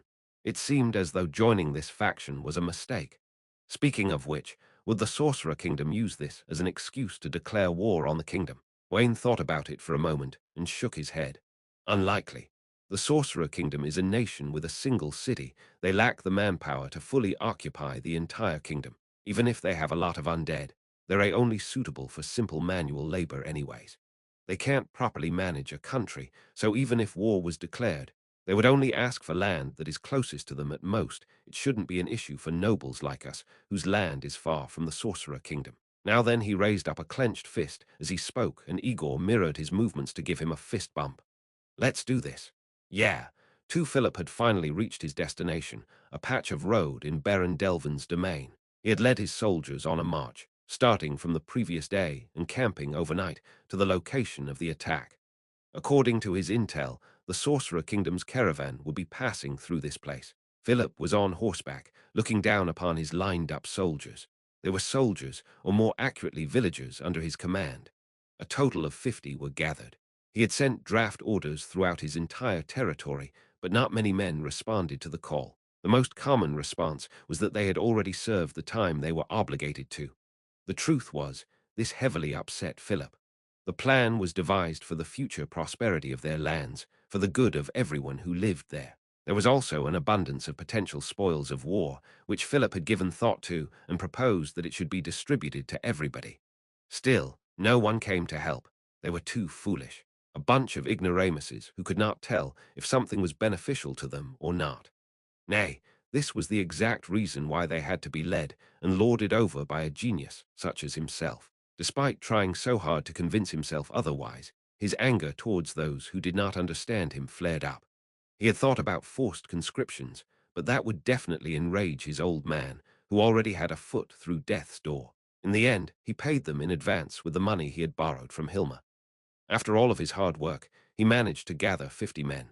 But these were either old geezers well past their prime, sick youths with frail bodies, or men with inflated egos who went around looking for fights in their villages and were generally fractious. To put it bluntly, they were the nuisances of their village, and none of them were worth the money. Even so, Philip felt an indescribable excitement basking in the gaze of his soldiers. He had a hunch that a widely circulated heroic tale of his own was about to begin. No, it had already begun. As his territory will inevitably expand, so too would his status grow. He would soon be joining the world's stage under brilliant limelight. He was about to deliver the first blow to the Sorcerer Kingdom, a feat no one else could accomplish. As a ploy to contain the Sorcerer Kingdom, this would surely allow Philip to receive high praise from the royal family and a rank that was befitting of such an achievement. Perhaps he could even marry that beautiful princess. So, my lord, can we actually attack them? Philip, who had been basking in his dream, was jolted back to reality as if a bucket of cold water had just been dumped over him. He returned to his senses and looked at the soldier who had asked the question. The soldier was an ordinary man, around 30 years old. He wore disheveled clothes and for some reason was holding a wooden shovel. Even a club would have been better than a shovel. Perhaps even some of the sticks lying around here would have worked as well. Philip wanted to say something about that, but the shovel was probably the result of his order to have them bring their own weapons. Frankly, seeing that a few of the villagers were without even sticks gave Philip a bit of a headache. Apart from them, however, the group as a whole appeared as though they were some destitute bandits. Perhaps it could even fool their opponents into believing so. The soldiers around them apparently agreed with the man's doubts, as everyone within sight turned their heads towards him as if to say, yeah, I was thinking about the same thing. It'll be fine. This is a move to save the kingdom. Ah, my lord, we don't really get the whole kingdom thing. It's too complicated for us. We won't get tied up and have our heads chopped off, though, ye? Another man asked, and soon the others started to echo along with their yeas. Philip was greatly surprised by the questions that demonstrated a complete lack of an understanding of justice. It's precisely because so many people like them exist that someone talented like me has to lead them. Nobody obeyed my plans on farm management because these people could only think on a surface level. I said there would be no problems. Are you all deaf? No, no, we aren't. The soldiers were not convinced. Their spite was visible. Maybe he should have executed someone as a warning to the others, but that would make it seem like he couldn't lead at all. He would lose his dignity if he couldn't get them to work despite knowing that there were risks involved. As Philip panicked and knew not what to do, he heard the overpowering sound of horses' hooves stomping on the ground. He turned his head to see two horsemen galloping towards him. Their faces were both covered save for the eyes, but he still knew who they were. The two stopped afar and waved at him. Why didn't they come over here? Shouldn't they come towards me, and not the other way round? Philip thought maybe they had something to say that must be kept secret. I guess I have to. He could finally feel a bit better about himself by saying things in a pretentious manner, and so changed his expression to a flippant one to match. Philip moved towards them on horseback. He had some practice riding, so having a horse walk in a straight line was not a problem. Baron, how are your preparations coming along? The man's face was masked, so it was hard to identify him, but judging from the voice and his build, the man could be deduced to be Baron Delvin or Wayne. His outfit, however, was nothing like that of a baron's. The hide armor was a bit dirty, and a sword hung by his waist. His horse looked bored and lifeless, like a farm horse instead of a war horse. Next to him was Baron Rokerson, or Igor, who looked pretty much the same. Their appearances matched so well that even their horses looked similar. Unlike Philip, who had some financial backing, they must have been quite poor. Philip thought about the time when he had seen them wearing shabby clothes and tried his best to hide the sense of superiority that was about to show on his face. Well, now I can't show this pathetic duo that I am irritated by my soldiers' low morale, can I? This is such a pain. He, as someone of higher status, must show to those below him exactly what made him superior to them. Philip must act as a role model for society, and the inferior must follow Philip. That way the world could run smoothly. Only the two of you. What about your men? We have already prepared them, right? Exactly, our soldiers will flank Philip Kakas and form the Cranewing Formation. Oh, the Cranewing Formation. Even Philip knew about that formation. Deploying such a famous formation was quite a gratifying thing to do. It was as though he had become the protagonist of some tale. So, if things go south, please scatter towards the left and right. The enemy won't scatter if we only go in one direction. Remember to spread as far apart as possible when retreating. I understand. It's fine. You don't need to remind. Wouldn't it be better to decide in advance who should go which way? A successful retreat can be difficult in the heat of battle. This applies to Philip Kaka as well. Which direction will you be retreating to? They spoke as though they had foreseen his defeat. This made Philip quite upset. So you're sure that he'll lose? No, it's nothing like that, Philip Kaka. Have you heard of the tactic of feigning a retreat to exterminate all the pursuing enemies in one go? Yes I have. Oh, I see. Philip accepted their explanation, but since it would be unpleasant to admit his ignorance, he acted as though he had already known of the tactic. As I thought, you knew about it. Well, there you have it. This is the strategy, one that includes a strategic retreat. Well, in that case, as Philip was getting ready to discuss which way to retreat to, he realized that an important piece of information was missing. Before I answer, I have a question. You two haven't told me about the size of your forces yet. How many men did you bring? 75 each. Philip was so shocked that they could muster up more men than he could that the thought with these numbers, escaping in any direction, would be the same never crossed his mind until later on. Philip rationalized that, since this was their domain after all, it made sense that it wouldn't be as difficult for them to do so. If this were simply a matter of quantity, things would be much easier. The problem lied in their prior considerations. Philip estimates that he could have mustered at least twice the number of men had this been his domain. If we have this much manpower, doesn't it make more sense for us to attack all at the same time? After all, we have around 200 men here. Though that would be a viable option too, it wouldn't be the Cranewing Formation. For it to be a Cranewing Formation, Philip Kaka soldiers must advance first with our forces covering the side flanks. So that's why. Right, that's why. He had managed to completely forget about it. Wayne let out an audible sigh. Since his face was completely covered, no one could see his current expression. I'm glad you could understand. Now then, which direction should we retreat to? Yes. Well, retreat towards Igor Kaka's direction then. So towards the left flank, I understand. Then I'll request that you stick to the battle plan we had discussed before. Please also keep an eye out for archers. It's not so uncommon for horses to kill their riders in a stampede once they've been struck by arrows.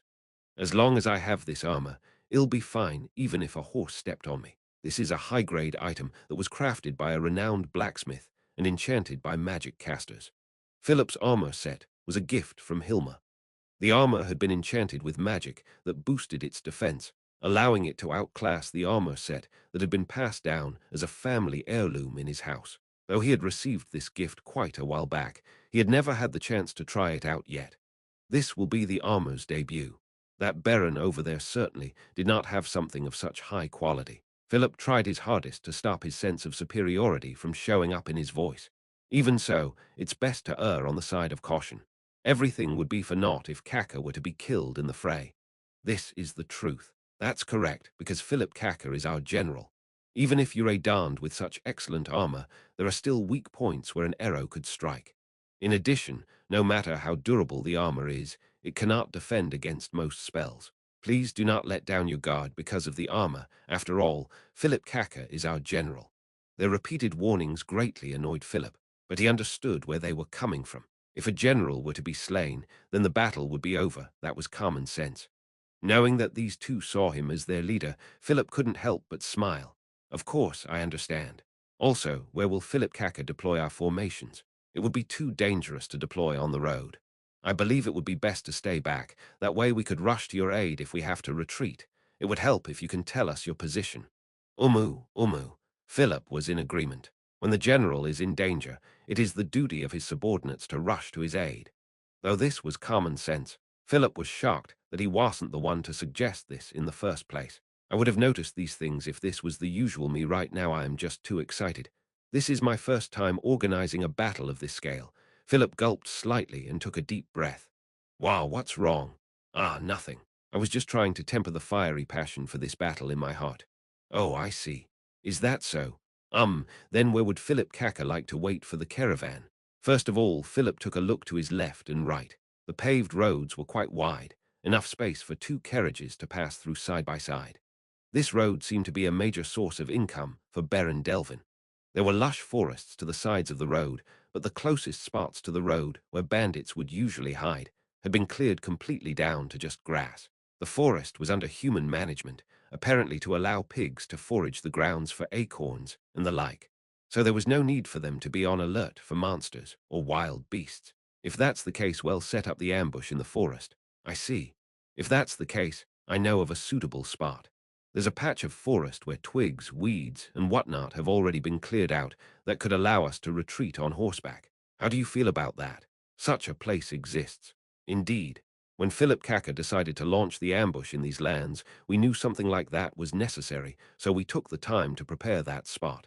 Philip had repeatedly chosen this patch of land for the ambush in their previous meetings. Though he had asked Wayne and Igor for their opinions, both of them deferred to Philip. It must have been quite troublesome for them to make preparations after that. Then I am truly grateful to you. Nonsense. Since you had to take on the risks of leading the first charge, what we did was just our fair share, right? It's just as Wayne Kaka had surmised. The two led Philip to the site, and it was just as they had described. There shouldn't be an issue for horses to gallop if the grounds were in this condition. As he finished his discussion with the two, Philip simply walked back to his soldiers. Philip couldn't stop sweating because of his full-plate armor, and because they were on uneven ground, his helmet could cause him to lose his balance and fall over easily. Woo. Philip wheezed heavily as he took off his helmet to clip on below his waist. He took out a handkerchief and began to furiously wipe his forehead. Philip felt like the armor was a failure. Even though an armor's defensive capabilities are its most important quality, mobility is equally as important. He seems to remember that there were enchantments that lighten armor. He'll have to ask for one of those in the future, or perhaps an enchantment that prevents him from sweating while he's wearing the armor. He should talk to Hilmer about this the next time he's in the capital. After making a mental note of that, he walked back to the site where he saw his soldiers bored out of their minds doing nothing. Sorry for the wait, my lord. Who is that man who's covered his face? His appearance screams bandit. Are we being set up? That's impossible. That man's obviously an esteemed noble of the kingdom. Speaking of appearance, don't mention it. It's not as though every nobleman could afford full-plate armor. Plus, during the Battle of the Katsi Plains, those families that had lost their successors also lost many heirloom weapons and armor. Philip's household was in this exact situation. If he loses this set of armor, it would be difficult to acquire one again. Though it appears the soldiers do not believe in his reasoning, there was no need to force them to accept it. Okay, let's wait till the caravan arrives. After it does, well, attack it immediately. Philip heard no response and raised his voice. Do you understand? Understood, though everybody answered begrudgingly. Their voices in unison were still loud enough to be heard. Philip was unsatisfied with their response, but he'll have to leave it at that. This is their first battle after all. There was no need for them to meet all expectations. For them to develop into excellent soldiers, they will have to focus on the most immediate problems at hand. As Philip mulled over these thoughts, he sat on the ground as if his body was giving in to the desire for rest. A vast criminal syndicate known as the Eight Fingers lurked in the shadows of the kingdom. There existed 8 divisions within the syndicate, one of them being the smuggling division. Christopher Olson, a member of said division, sported the face of an honest merchant. His words carried quite a bit of weight on the major trade route connecting the royal capital to the west side of the kingdom. As such, he had the first-hand experience of having his warehouses be looted clean of various types of goods during Jaldabaoth's rampage. They had substantial losses, but it did not spell the end for his company. Still, a considerable amount of time was now necessary to recover those losses, so he found it to be a necessity to borrow a portion of the funds from the Eight Fingers. You've got to spend money to make money. That was how businesses operated. Of course, it could also lead to greater losses, but as long as he kept his head down and avoided unnecessary risks, there was not much to worry about.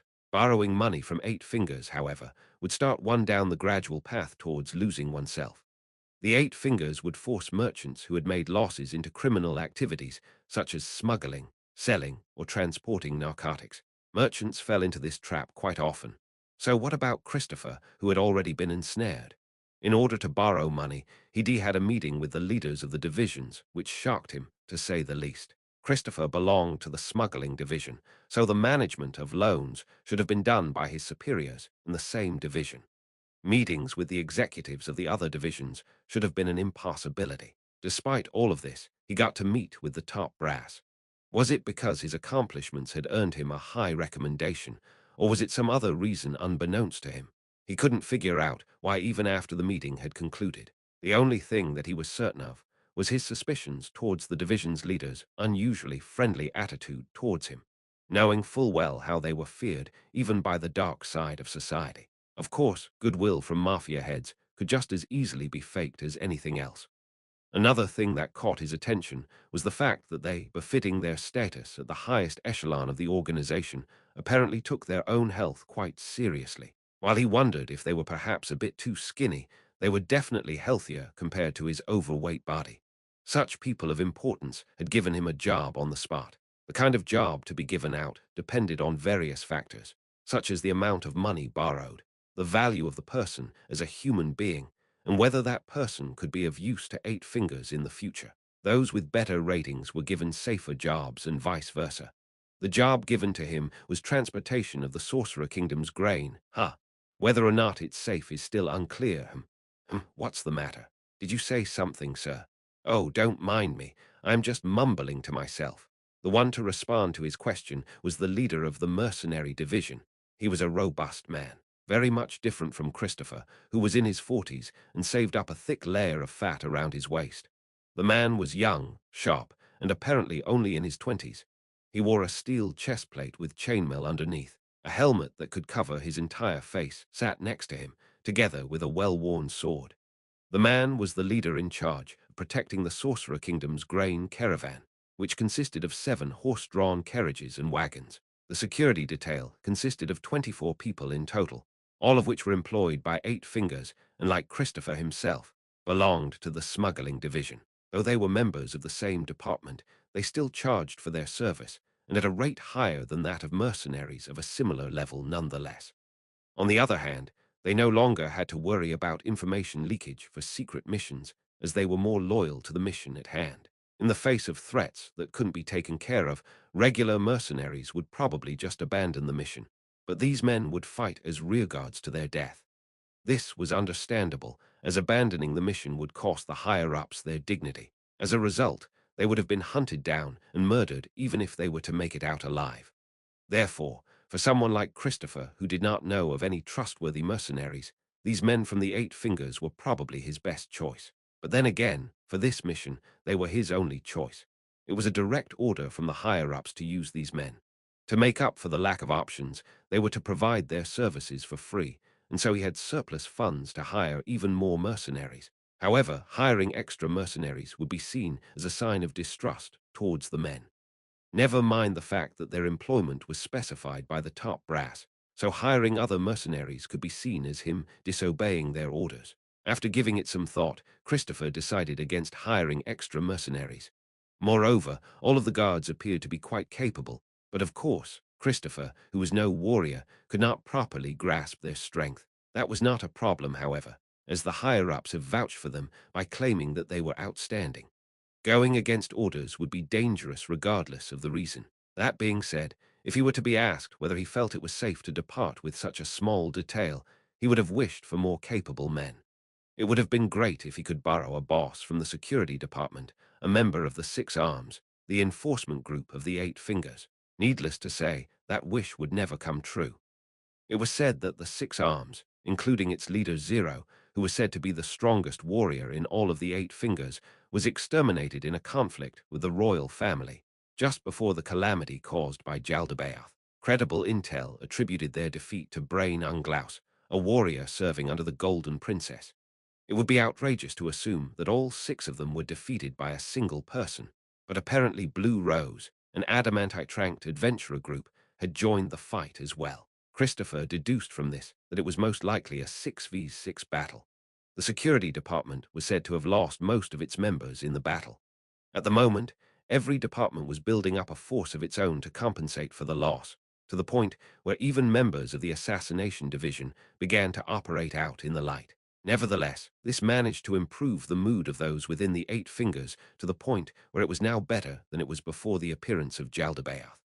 Internal conflicts were rife in the past, and it wasn't unlikely for one to fall victim to dirty tricks being played behind their backs. Some merchants were even reported to the authorities by people from the other departments during the most crucial stages of a smuggling mission. At the moment, however, the higher-ups were being so cooperative with each other that it was almost disgusting to think of. Business had expanded as a result, and illegal profits from each endeavor grew too. Puhua. The mercenary leader farted audibly while yawning. It was an unavoidable physiological phenomenon, and he had no intention to apologize. A disgraceful action. Christopher frowned. That was the worst sound to wake up to from a daydream. He honestly wanted to complain, but this man was to be his companion during the trip to and from Relovell, a large port city on the west side of the kingdom. His desire to maintain a friendly relationship with him suppressed his desire to complain. Ships would be used to transport the cargo from Relovell to the Holy Kingdom, so that would be the job of a certain maritime merchant. He was a great man, and Christopher knew him well. It came as a surprise to him that the man was also a member of Eight Fingers, but he claimed they were collaborating solely for the mutual benefits. Still, he couldn't help but worry. You seem relaxed. You don't think anyone's going to attack? Oh, I haven't gotten that stinging feeling, so no probo. You probably wanted to say that feelings can't be trusted, eh? Well, I understand where you're coming from, but you surely have also had moments when you thought this will work out fine, right? There are also times where you have had a bad feeling about something, so you try to plan for it, and it ended up being true or something. Yeah, I've had those experiences. See, our past experiences can function as our intuition. The mercenary leader spoke in a tone that didn't seem to match his appearances at all.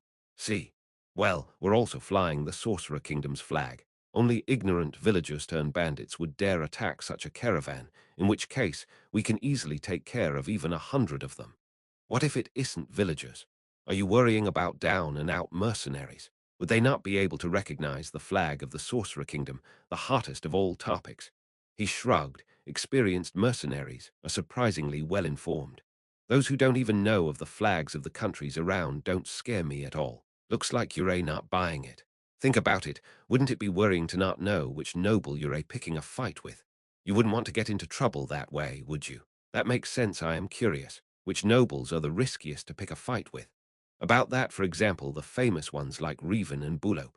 The likes of them have strong armies stationed within their own territories, and it'd be dangerous to bump into them. Well, they both suffered great losses in that war, so maybe they're not as dangerous as before. Still, shouldn't be careless.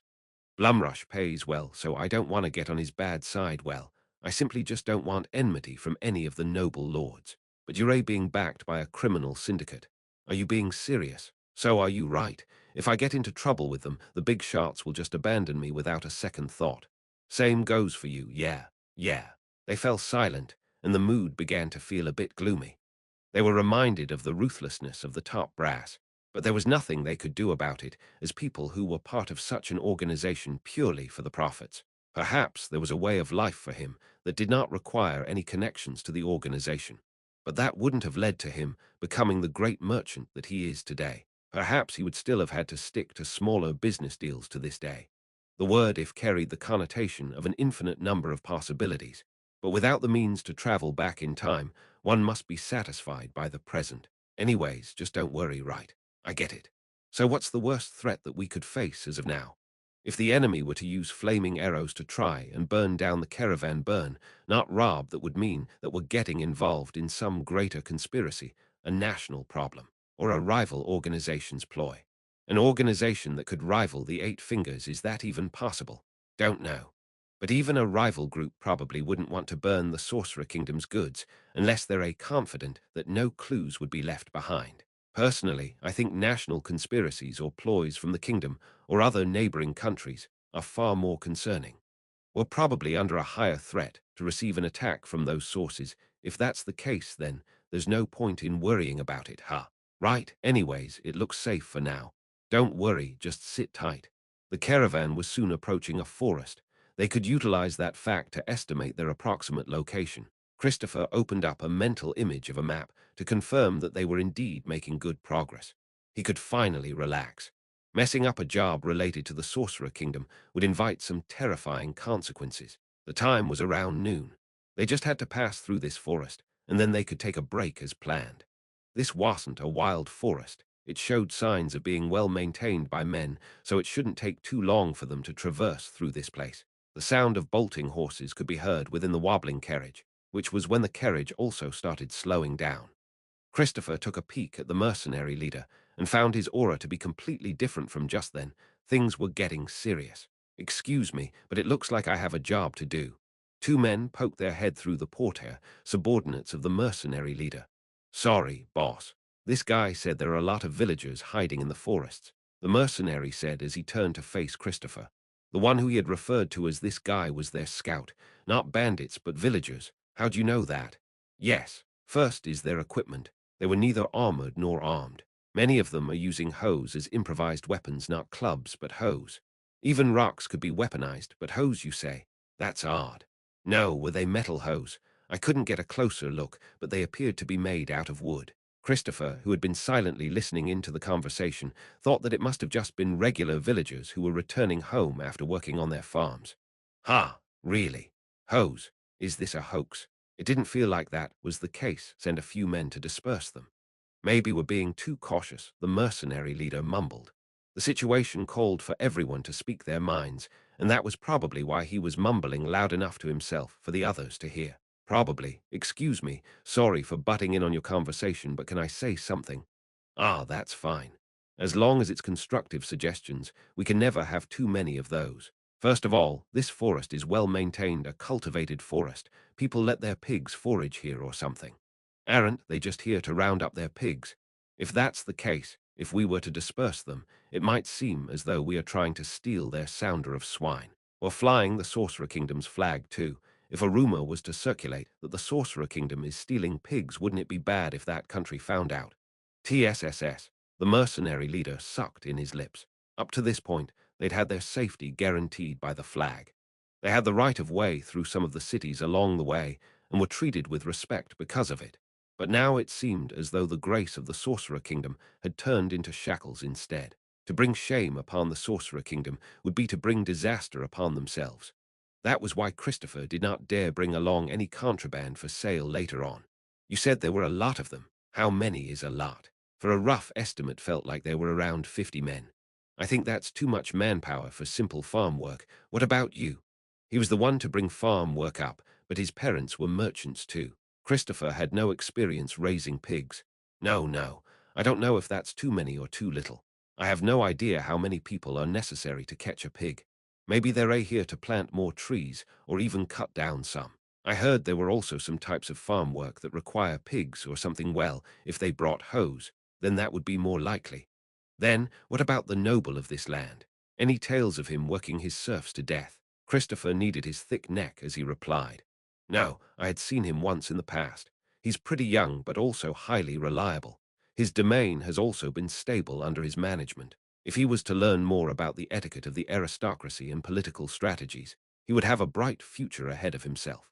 Though he didn't know him well, they'd shared conversations back when Christopher supplied alcohol to some tavern in the capital that was being funded by the Eight Fingers. It was unfortunate that Christopher had not been given a warrant of appointment, so he had never done business with that noble even when he had to pass through this section of road in his domain before.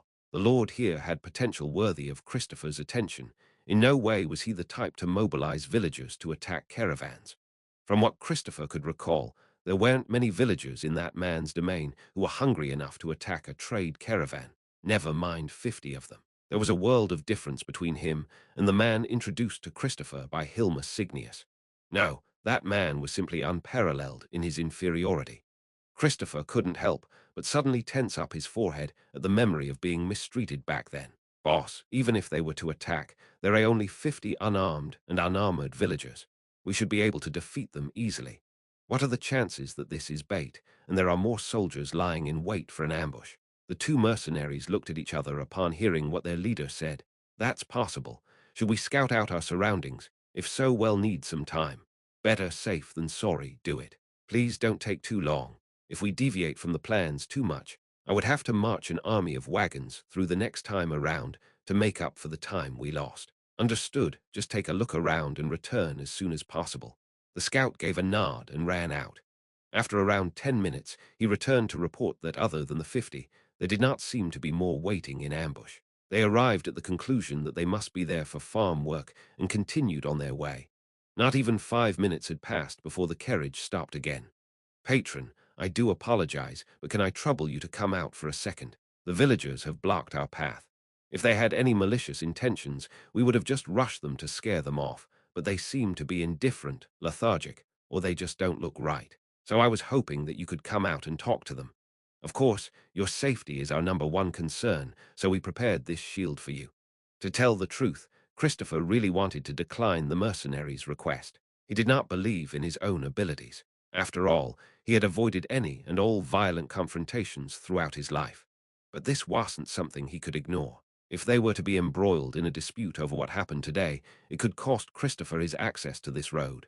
In that case, it wouldn't just impact him, but possibly also his children who will inherit his business. Yeah, let's go. Christopher and the mercenary leader stepped off the carriage together and walked towards the front of the entourage. They were escorted by mercenaries carrying a large shield known as a tower shield, which could cover half of his body during the negotiations. Furthermore, they were also followed by halberdiers who were there as a deterrent and archers who hid in the forest.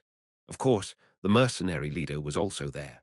He had warned Christopher to listen carefully to his commands should a situation arise. Between the two sides of the forest on the road ahead of them sat a few chattering villagers. There was no mistaking it.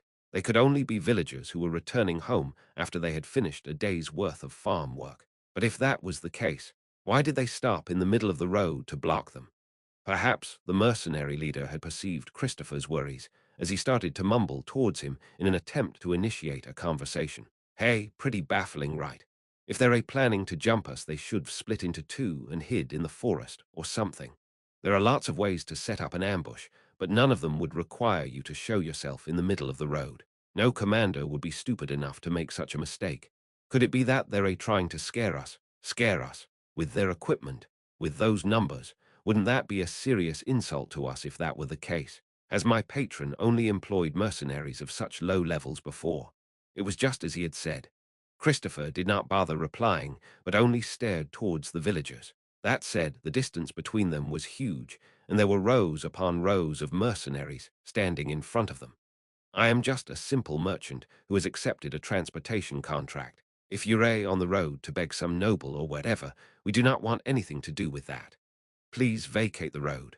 Otherwise, we will be forced to bear arms against you all in the name of self-defense. A man appeared from the forest just as he had finished speaking to the villagers. The man had donned an exquisite set of full-plate armor, but because he wasn't wearing his helmet, Christopher could see his face. It was someone Christopher had met before. Unfortunately, for the sake of the kingdom's future, I cannot allow you to pass. Ha!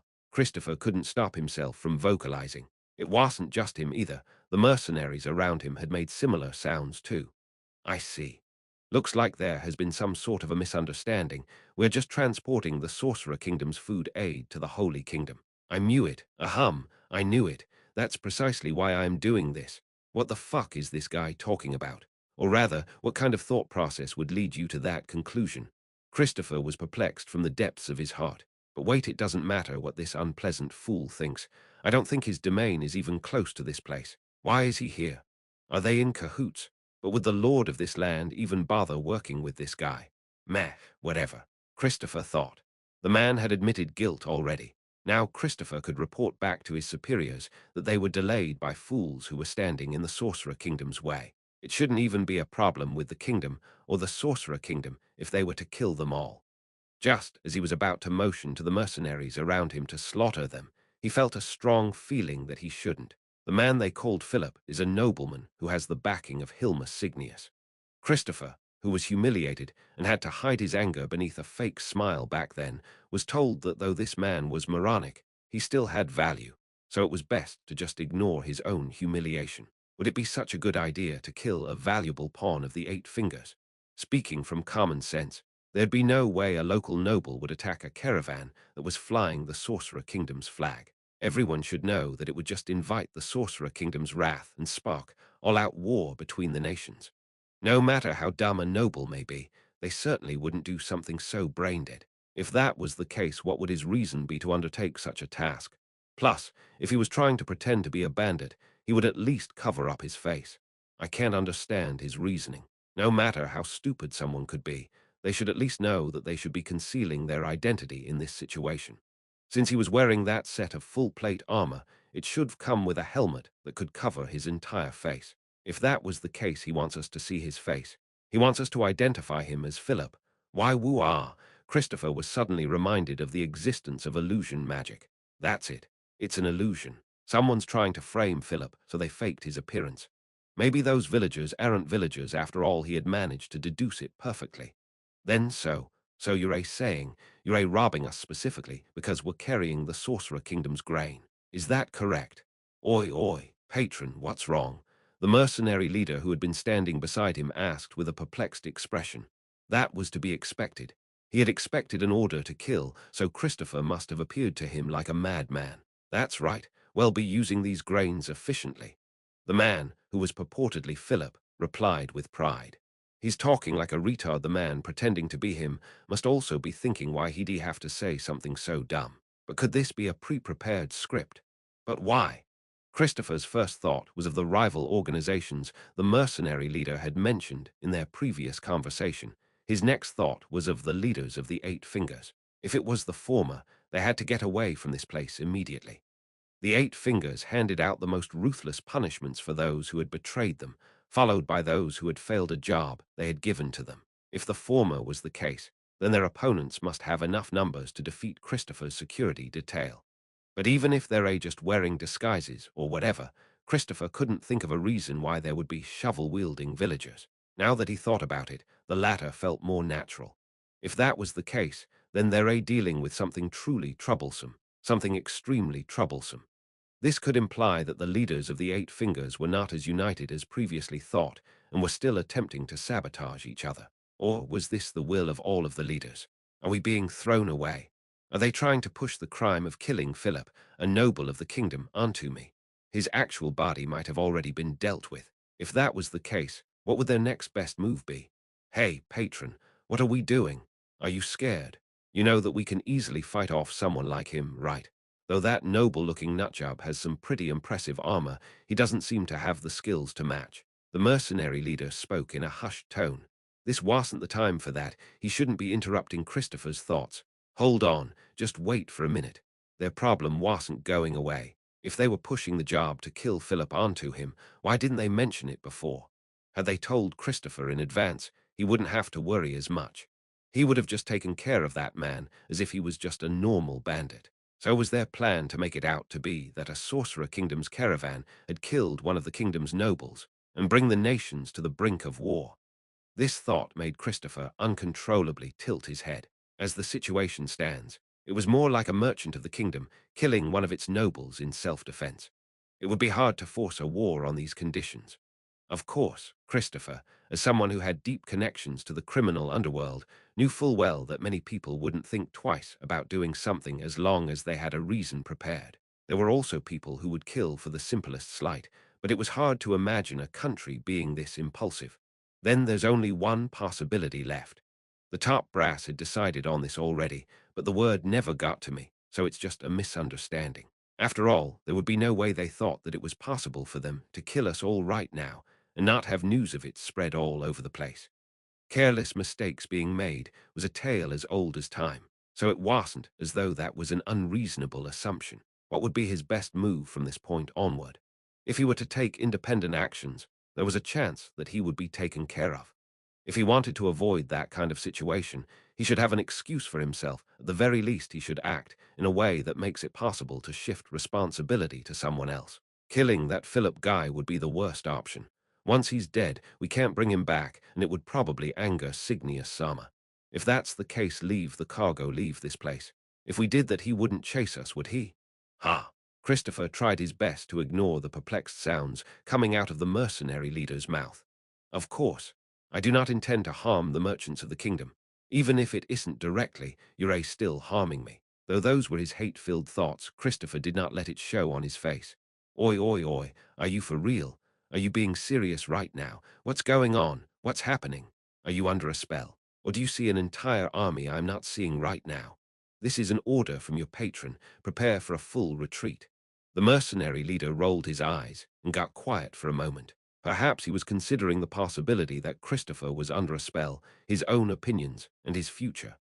After a while, with an expression that said he couldn't accept any of this, he said, I understand. The mercenaries covered for Christopher as they backed away. He was allowing the grain to be taken away, but he knew the exact quantity and what exactly was in the cargo. If worse comes to worst, he could always repurchase the cargo and send it to the Holy Kingdom. They wouldn't be so picky as to only want this exact caravan of grain, right? Though he would have to apologize to the maritime merchant who was waiting on him. It was imperative for him to return to the capital to ask Signius Sama about this. Christopher knew from the depth of his heart that there was no easy way out of this situation. Was it because the merchants knew which side was in the right? They backed off without even unsheathing their swords. There were numerous wagons as their spoils of war. He had taken a look inside. They were all filled with barrels and crates, each filled to the brim with grain. Though it was all the types of grain that was easy to store and were by no means fresh, they should be safe for consumption. It was disappointing how it was just food. Philip wanted to take something as a trophy to commemorate his great achievement, but grain couldn't fulfill that purpose.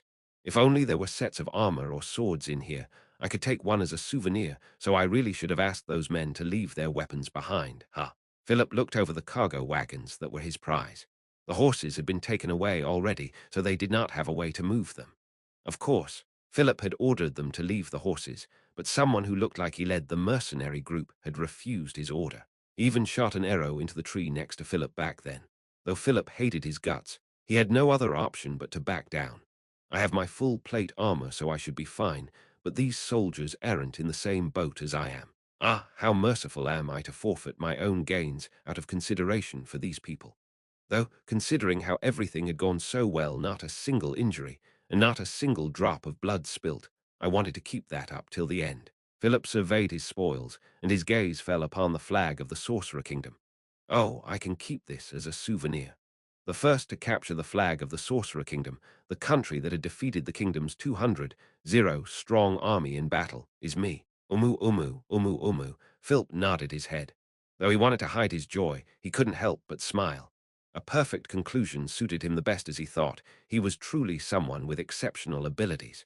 This made him extremely happy. In front of him were the excellent fruits of his labor. Since there were multiple flags around, it should be fine if he did it to one of them right. After finishing that thought, Philip dropped the flag and began to stomp on it. The image of the Sorcerer Kingdom's flag being trampled in the dirt filled his heart with excitement. This wasn't something anyone else in the kingdom could accomplish. That's right, Philip had accomplished what no other man could. Look at that. I'm not a good-for-nothing after all. Compared to my brother, compared to my father, compared to everyone else in the kingdom, I'm truly the greatest. Ah, my lord, can we really take these? Or is it better to leave them where they stand? One of the villagers checking the wagons asked timidly. With his excitement curbed, Philip asked without masking his emotions, "What are you talking about?" "No, you see, want those who ran away come back here with soldiers." "What do you mean? You think it would be better if we killed those merchants?" "And no, I didn't mean that. Killing them would have been unnecessary." "Then what are you trying to say?" My lord, what should we do about these? If we can take them back, how do we do that?" The other villagers chimed in. It was what was bothering Philip as well. What should we do even if he forced all 50 of them to carry it back all on their backs? It still wouldn't be enough to move all of their spoils back. The carriages themselves were also of high quality, so they could probably fetch a fair price, or Philip could just use them. But with the manpower he has on hand, moving these back wouldn't be an easy task. It would be heavy, grueling physical labor. Right as Philip was agonizing over the matter, he heard the sound of people running on grass. Upon looking at the source of the sound, he saw the silhouettes of two masked men. Philip Kaka. It was Wayne's voice, but his equipment looked completely different from before. The dirty leather armor he had on was now replaced by a sturdy chestplate. He had a sword by his waist too. Why would he change his equipment? Philip felt doubt in his heart, but the feeling of excitement over the result of this operation was much stronger and thus overrode it. "Hey, you two, come over here, look at our haul." "This what happened?" Wayne stood still, surveyed his surroundings, and spoke with an incredulous tone, as if the cargo wagons being there was a strange sight to behold. Outside of regular combat and raids, once he considered that, Philip understood what questions Wayne had in mind. As if to affirm Philip's thoughts, Igor opened his mouth to ask. "Exactly. Looks like none of Philip Kaka's soldiers have been harmed. The ground looks fine, the air looks fine, not even a whiff of blood. What kind of tactic did you employ? Did you have on your person any special magical items? If only he had any arcane talents, but that wasn't what Igor was talking about, was he? None of that. After all, I've gathered a great number of men. The enemy simply did not want to fight to their deaths, I think." The two of them turned to face each other, but because both of them had their faces obscured, he couldn't see what their expressions were like. Now then, how should we split this? If he was being honest, the spoils of war in front of them were there entirely because of Philip's actions. It did irritate him somewhat that he had to split the prize with two people who had just been standing far back as spectators. However, if Philip were to take it all for himself, they would surely be unhappy too. After all, they also had to mobilize the villagers in their domains. 80% of the spoils should go to Philip. Those two can take the rest of it. To take a tenth of the spoils each just for mobilizing some villagers, there'd be no way they would want more, right? No need to worry about that. It doesn't sit right with us if we were to take a portion of the spoils without doing anything at all. Please, Philip Kaka, you should take it all. I trust that there aren't any objections. That's right, Philip Kaka should take it all, including the cargo wagons. Even someone like Philip would feel guilty to take it all after hearing such cordial words. Though they did say their villages were too small, so Philip couldn't stay there, the fact that they had set up camps near the forest and had prepared food for him meant that those favors must be repaid. Nonsense, nonsense. Aren't we partners? I would have to leave some of the spoils behind anyways. Please feel free to use them. No, no, we have more than enough, Philip Kaka. Wayne replied without hesitation. Not a single shred of doubt was present in his answer. These were all earned through Philip Kaka's efforts. As the etiquette of the nobility would dictate, we cannot accept these. Is that true? Yes, both of them answered simultaneously. They seemed to possess an unyielding will on this matter, so there was nothing he could do about it. This is all mine. Philip's heart fluttered at that thought. Since it has come down to this, I'll take it all. Also, though I am embarrassed to ask, I do have a request for you too. Could I borrow some horses to pull these wagons? Horses? What should we do? Well, discuss this privately for a second. Please excuse us. The two who had temporarily left his presence seemed to be exchanging their opinions, but from this distance, it was hard to tell if they were talking at all. They seemed to reach an agreement after a while and promptly returned to Philip. Well, prepare the horses as soon as possible. However, because these aren't war horses but work horses, could you return them shortly after you're done with them? Thank you very much. An important thing to note, it would probably be best to lower the flags of the Sorcerer Kingdom. You wouldn't want to be seen by regular folks while transporting your spoils back, so though it will be difficult, please consider transporting them through the forest. Understood, I'll do that then. The two strode away as soon as they were done talking. Soon their silhouettes could no longer be seen in the forest. Philip surveyed the cargo wagons again.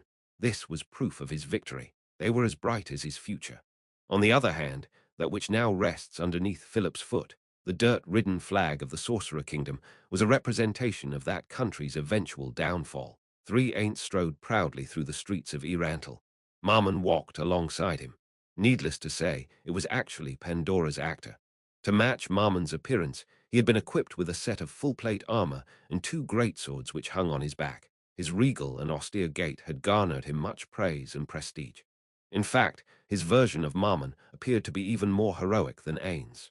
To be honest, Ainz had considered asking him to adopt a worse gait in case the citizens were able to tell the difference between the different versions. Of course, this wasn't something he would actually say out loud, so he figured he could at the very least attempt to secretly copy his gait.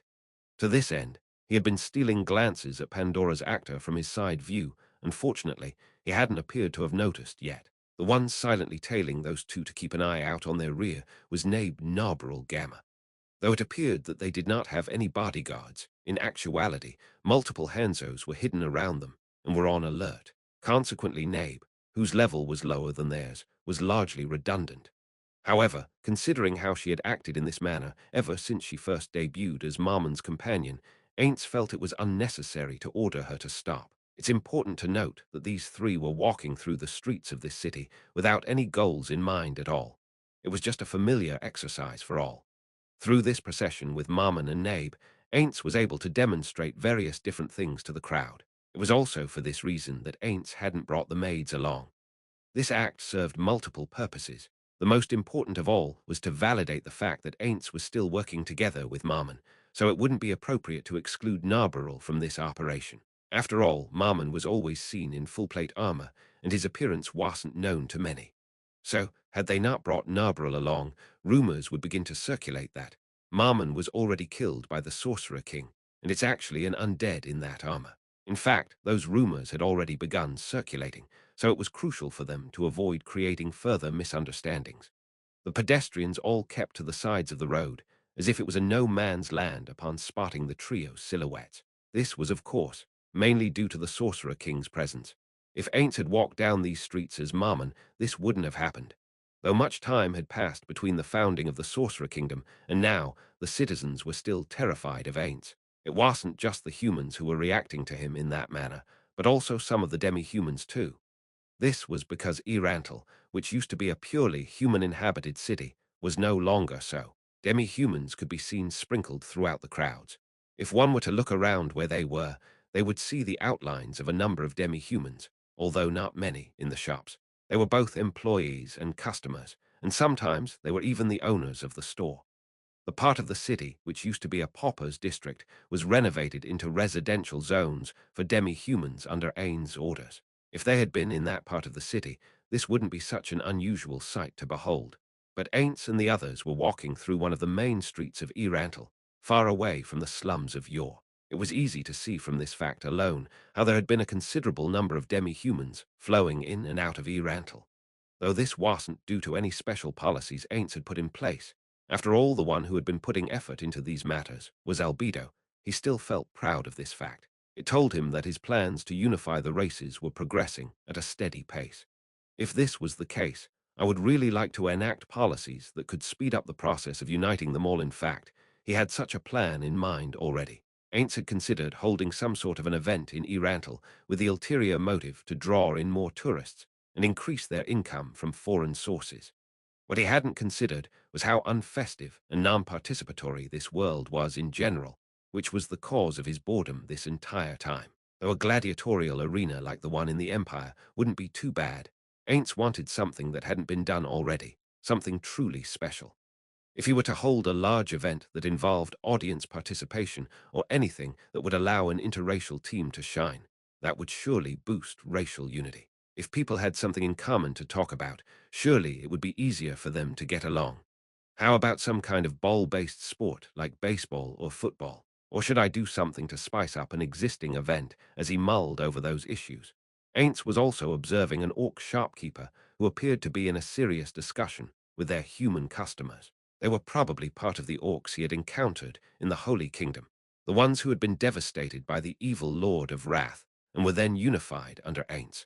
He couldn't recall any other time he had brought orcs to Yggdrasil. Who this orc was exactly, Ainz had no clue.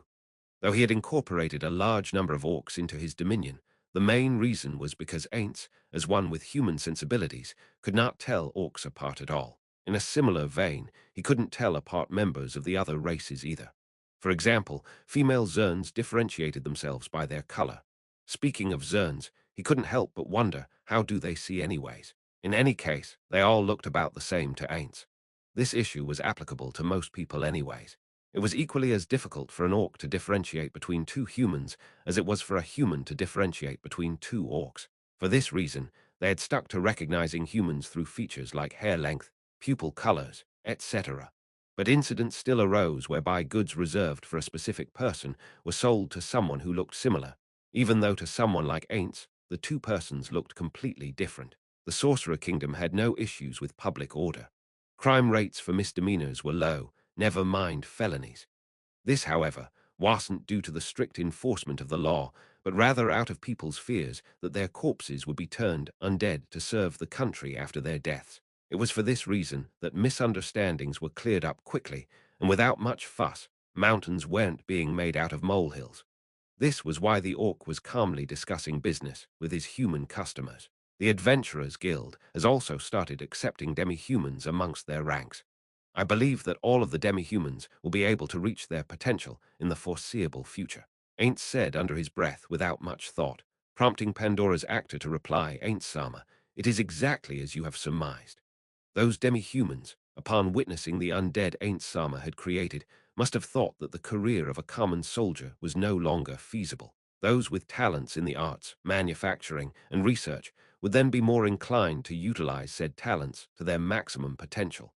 The Sorcerer Kingdom was still following the system of, your race is pretty good at this, so you should probably seek employment in this field. However, as the citizens' knowledge of the other races and their respective cultures increases, they would probably begin to desire various other professions.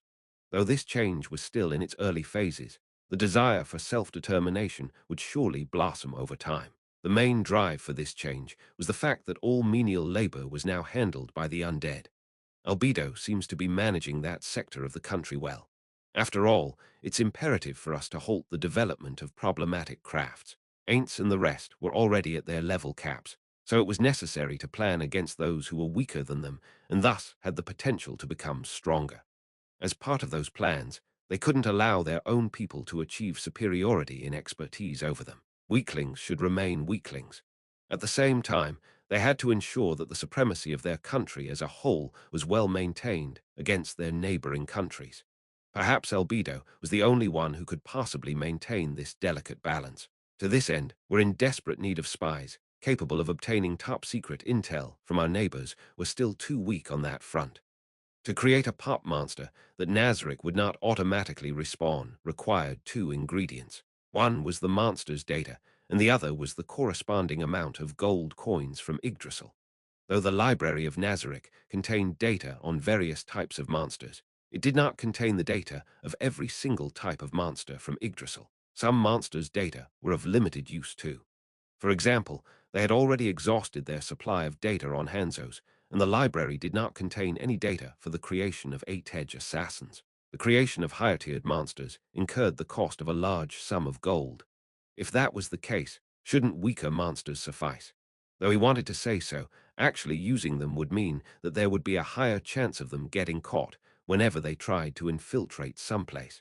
Amongst the surrounding nations, it wasn't inconceivable to think that they weren't the only ones capable of employing monsters.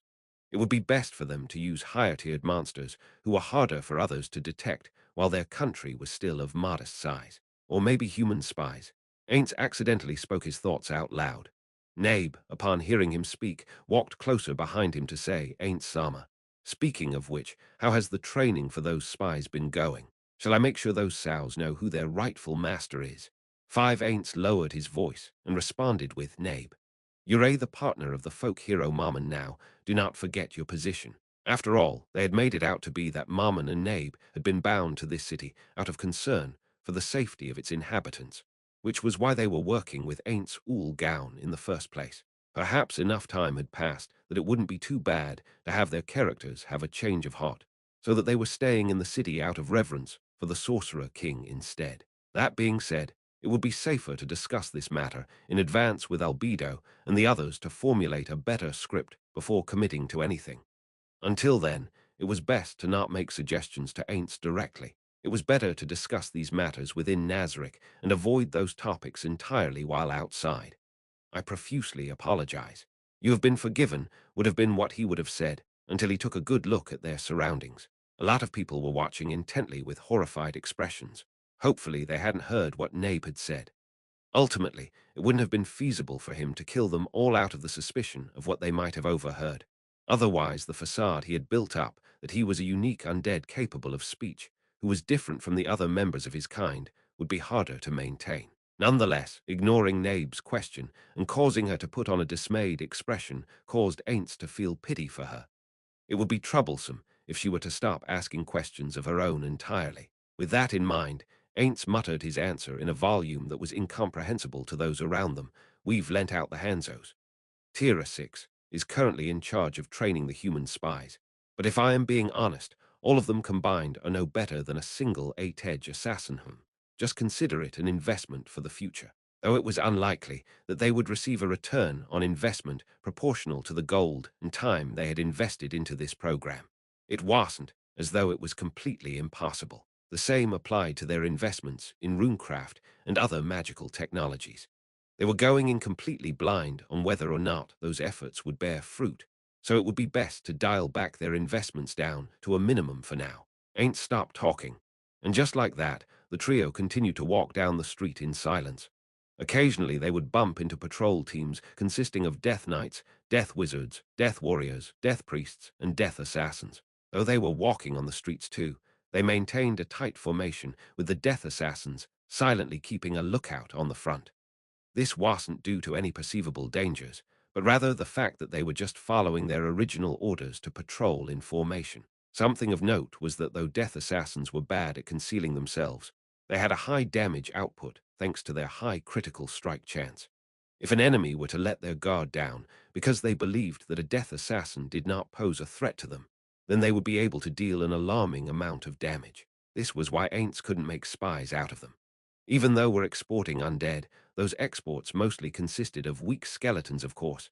They were charging vastly different prices for weaker undead compared to the stronger ones, so the most popular product was still those designed for cheap menial labor. Consequently, the amount of undead around the level of a death knight they had exported was minimal.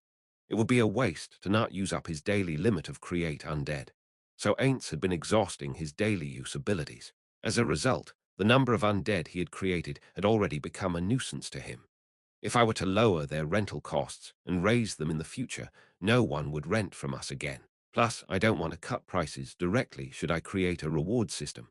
The Empire rented quite a lot of Death Cavaliers from us, so we should probably focus on marketing to nations directly, but Ainz glanced at Pandora's actor, who was beside him. It's kind of awkward to just walk like this in silence. But there's not really much I'd want to talk to him about. If people were to perceive that their relationship wasn't so great after all, then there wouldn't be a point to this exercise. I miss Nabe. A conversation with Pandora's actor would be insufferable, so Ainz chose to speak to Nabe instead. Yes, hold up, you don't have to answer with such vigor, you know, Ainz thought, but did not bother to say out loud. Her actions weren't so strange in hindsight. When all was said and done, they were essentially subordinates under Ainz. How should I say this? How's Yuri's orphanage? Have you visited yet? No, I haven't been there yet. And that was the end of their conversation. That couldn't be because she had a bad relationship with Yuri, but just that she had no interest in that matter, right? Wait a second, would someone really be so disinterested in the workplace of someone whose existence was their closest analog to family? But that response was also to be expected from Nabarul. Would she have reacted in the same way if the question had been about Shizu or Entoma's workplace? Ainz shrugged as that thought came up. Shall we visit it then? Because the full responsibility for the orphanage had been given to Yuri, not even Ainz knew of its current status.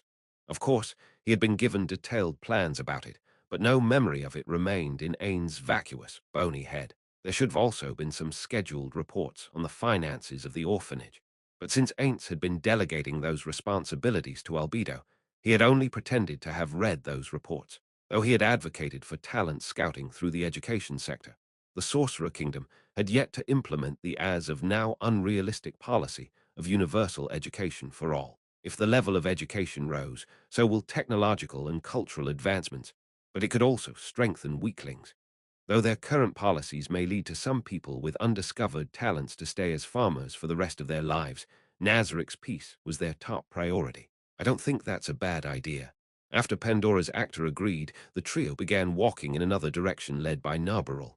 Not even 2 minutes had passed before Ainz received a message. Ainz Sama. Entoma, what's going on? Ainz walked as he talked and felt rather inauspicious. He couldn't remember the last time he had received a message like this in the past year, so it must have been some kind of emergency. But Ain's fearless smile never wavered. The whole ordeal in the Holy Kingdom was such a pain that nothing could be worse in comparison. Compared to the hell I had to go through, nothing this world could throw at me is undoable. The request, as he had expected, was for him to return to Nazarik immediately. After replying that he would do so, Ainz instructed Narbarul to bring the rest of the maids back to Nazarik too. He opened up a gate, after bidding his farewells to the two to allow the Hanzos who had been securing their perimeter to go back. Only then did Ainz return to Nazarik himself. After dismissing the Hanzos, he took the ring of Ainz Ooal Gown from Solution, who had welcomed him back. Using the ring, he teleported to the 10th floor and began to walk towards the room that was his destination. The rooms that were either important or special in Nazarik had all been marked so that one could teleport straight to their doors with the ring.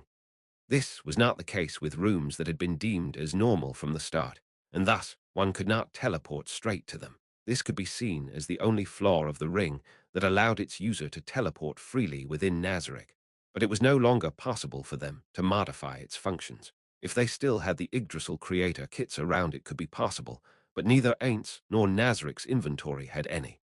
Albedo stood in front of the door to Ain's destination, awaiting his arrival. Ainz did not probe how long she had been waiting there, but only about the progress she had made on her assigned tasks. You've been working hard, thank you. I'm not worthy of your praise. Ainz sighed on the inside as he witnessed Albedo deeply lowering her head. Though he had said that he would return immediately, he had not given them a specific time frame. The thought that he could have wasted Albedo's time by making her wait unsettled Ainz.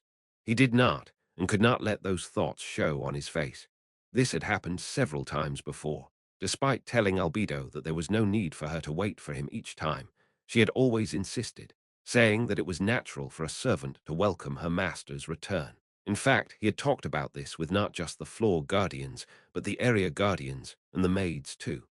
Every time he brought it up, their responses would be the same as the one Albedo was giving him right now. The maids were especially enthusiastic with their answers, demonstrating a level of determination that could even make someone like Ainz cower and apologize.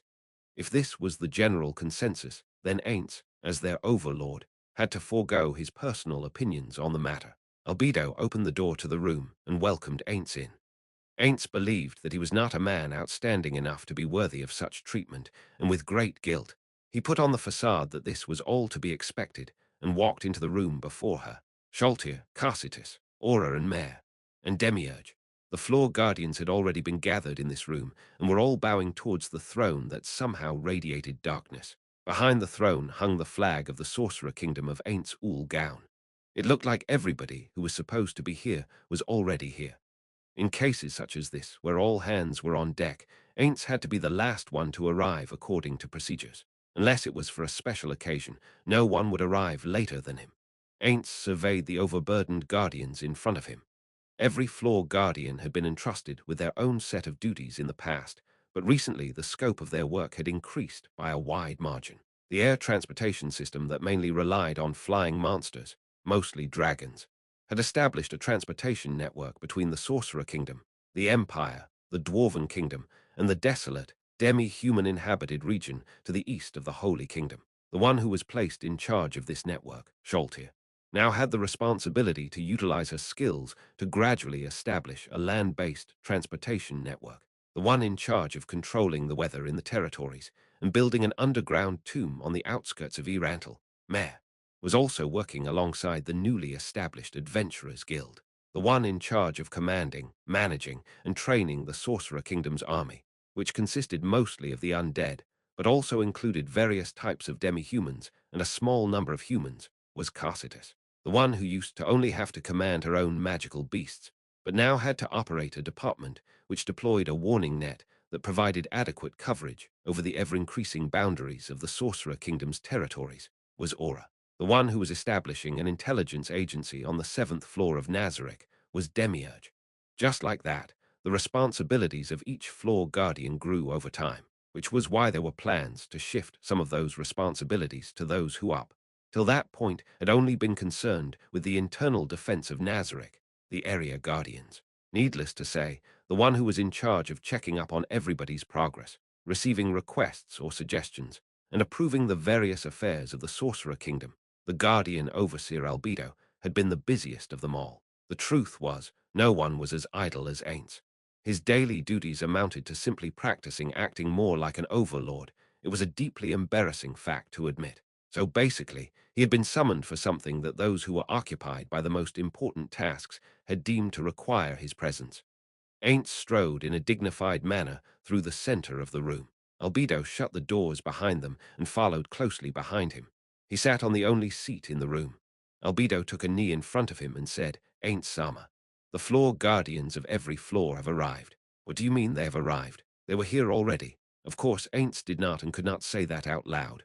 "Umu, you floor guardians have been working hard. Raise your heads." Yes. The guardians raised their heads as they gave their crisp answers, an action that was both flawless and in unison.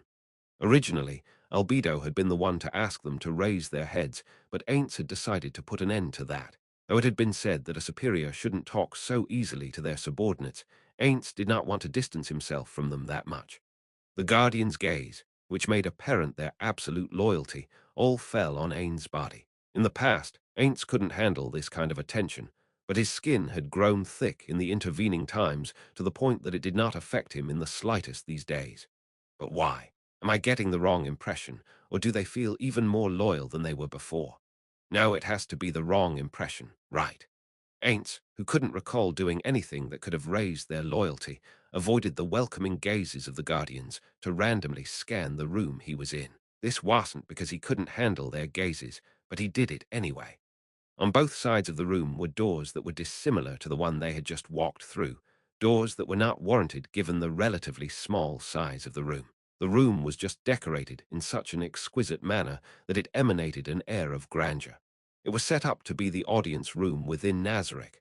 Another was set up in Yggdrasil. Nazarick's throne room was glorious, but it was too spacious and would feel empty if not enough people were gathered inside.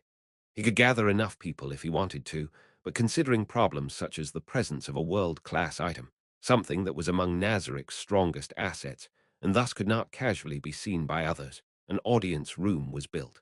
Everything in Nazarick was made by its guild members in the past, except this audience room. Under Ainz's orders, the floor guardians had put great consideration, though it wasn't as though much consideration was necessary anyways, into refitting an empty room for this exact purpose. It made Ainz quite happy. NPCs, made by the guild members, had grown beyond being mere NPCs. It was as though they had become players.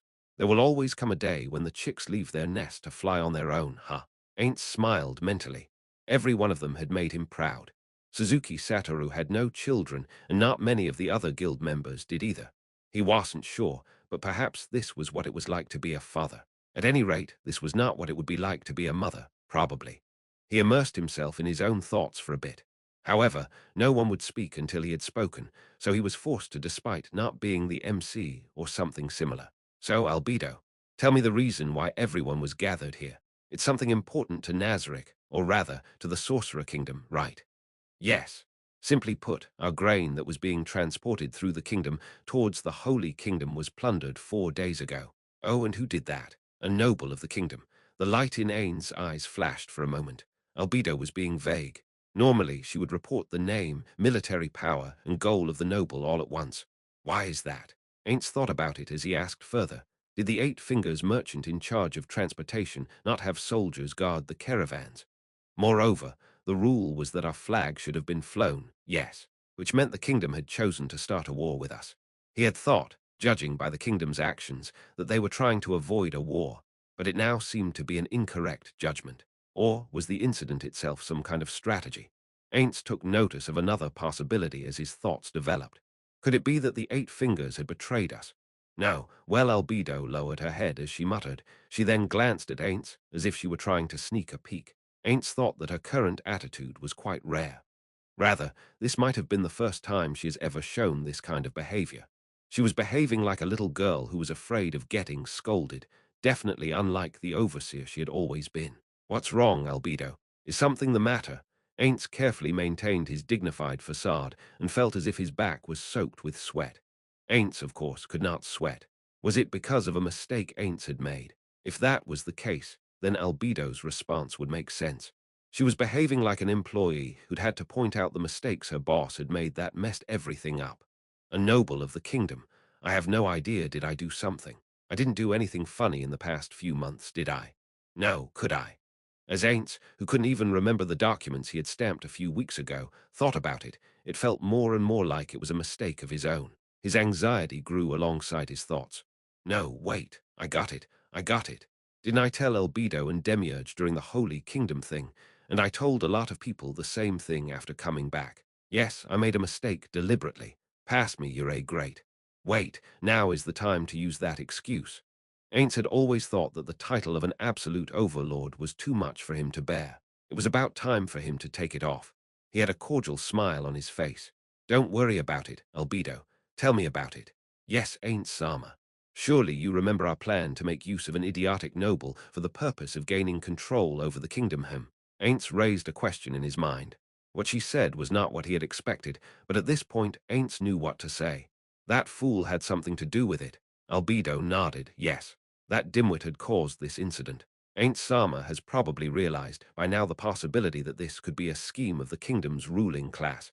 More misunderstandings, huh? HMPH, Ainz started thinking.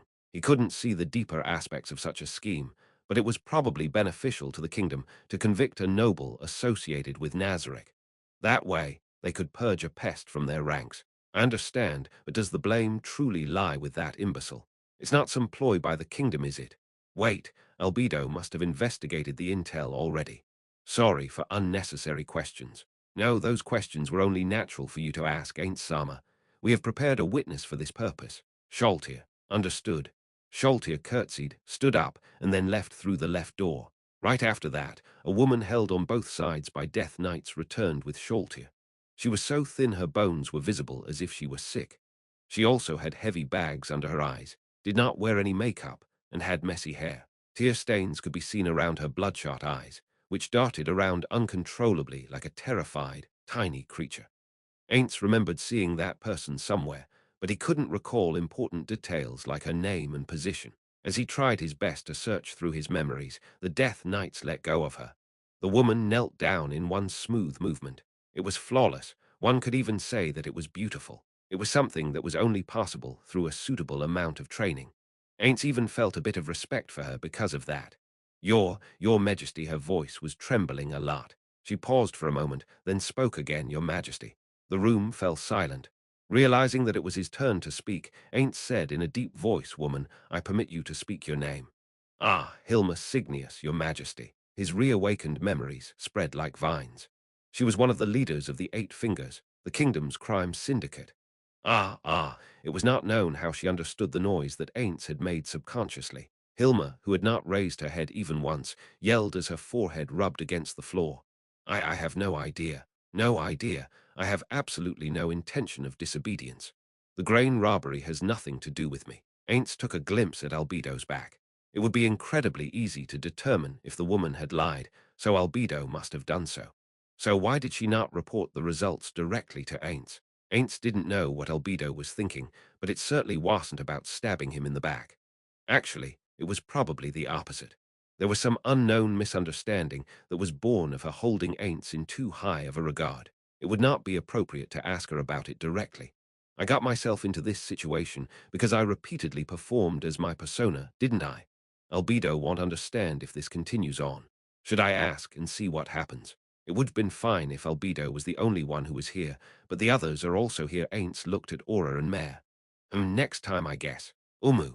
First of all, let me confirm if Signius was telling the truth.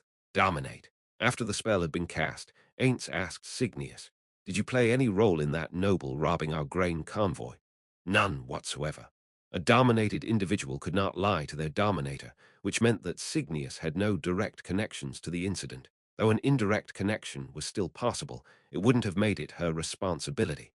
The hypothetical that she had been lying by ways of memory manipulation was unlikely. Have you been described by others as having multiple personalities?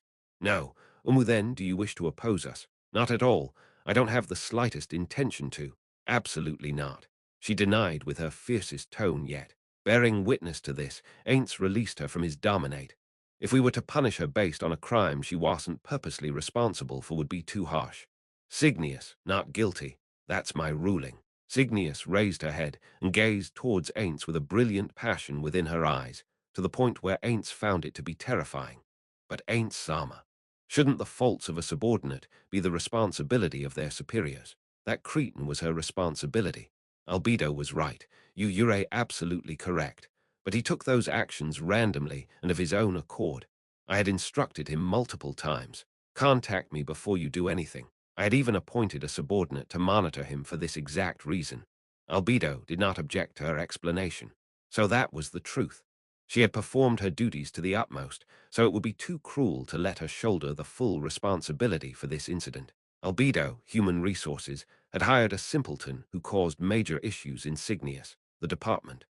Though it's obvious that there were issues within that department, Ainz also understood the tendency to want to blame this on HR. Ainz, the salaryman, thought about this issue from Cygnius' perspective.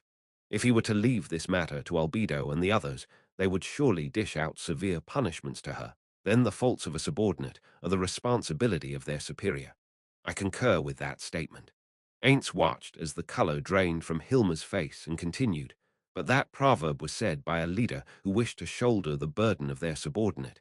It was not meant as a way for subordinates to shift blame onto their superiors.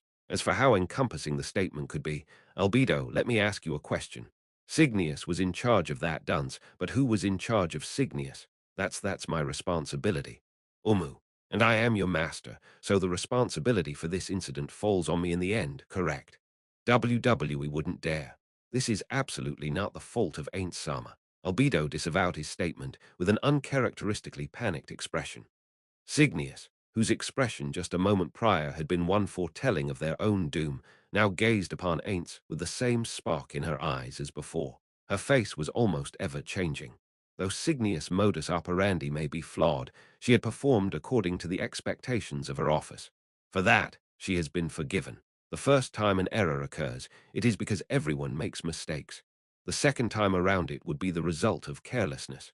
The third time should have been avoidable. The fourth time is the one to indicate one's incompetence. Cygnius. Yes, Cygnius lowered her head so much that it made an audible impact with the floor. It looked painful even from an outside perspective. To prevent a similar incident from occurring again, work harder on your preventative measures. Prepare a set of all of the plans you could think up of, submit them to Albedo, and wait for approval. That will be your punishment. Yes. Cygnius rubbed her head against the ground, as if she was trying to lower her head even further. That seems unnecessary. Ainz thought as he turned to look towards the Guardians. That is my decision. Do you have any comments? I will not get angry, so you are free to speak your minds. No one seemed to have objections. Still, every one of them was capable of saying Ain't Sama's decisions are always correct with a straight face, even if they had any dissenting opinions. So it wasn't likely that they would give voice to those opinions. In any case, it was better to confirm than not. Albedo. No objections. Demiurge. I concur with Albedo. Aura. None. Mare. Why yes, I don't have any objections. Carcitus. No objections. Sholtia. None. Were they really fine with it, or were they too afraid to speak up? Ainz wasn't sure, but he had at least received their approval. Ainz forcefully nodded his head and made his judgment final. Good. Now then, Cygnius. Prepare those plans within a few days, that is, have them ready within 2 days.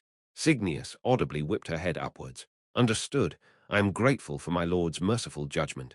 I thank you from the deepest depths of my heart. O sorcerer King Hiker, please allow me, Hilma Cygnius, to continue loyally serving you from now on. Is that so? Cygnius' almost revolting amount of passion reminded him of a girl he had met in the past with scary-looking eyes. 7. I look forward to your loyal service. Now then, Sholtir, please send Cygnius back. Understood. Scholtier took Hilma along as she activated her ring's function. The destination of their teleportation was the surface. She should be using gate afterwards, so it shouldn't take too long. With that in mind, they waited in place for her. Not too long after, Scholtier returned alone as he had expected. Now then, that couldn't be the only reason I was called here for, right? If that was the only reason, why then he would be thanking his lucky stars, but that wish was shattered by Albedo. Yes, it is exactly as you have surmised.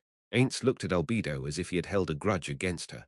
He would have loved it if she had only let him hold on to that hope for just a while longer.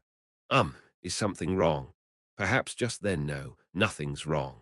Now then, how about you tell me the true purpose behind you calling me, gathering every floor guardian here? Albedo and Demiurge exchanged glances upon being asked. First on the docket, for what purpose did that buffoon undertake his actions? Was someone manipulating him as part of their ploy? That is certainly possible. Depending on the answer to those questions, we may have to significantly revise our plans against the kingdom. For that, it would be nice to know what Ain't Sama's thoughts are on the matter, so I propose that we ask for your presence. As of now, our strategy against the kingdom had been candy and whip, hadn't it? Have you explained the concept to Aura, Mare, Carcitus, and Scholtier before? Demiurge and I were in the process of doing so, but we have yet to explain the specific details of the plan. Is that so? Then Albedo, please share the intel with everybody. Any suggestions or opinions from you all could be helpful. Understood. Albedo began her explanation to the four of them. The candy and whip strategy, coined by Ainz. The term was popular due to its simplistic nature. To prepare the kingdom for a takeover was in essence a plan to destabilize the kingdom from the inside, to the point where a portion of the kingdom's citizens would actively hope for peaceful foreign intervention by the Sorcerer Kingdom. Was it because Demiurge was also involved in the planning process? The plan began sounding more and more like what they had done in the Holy Kingdom.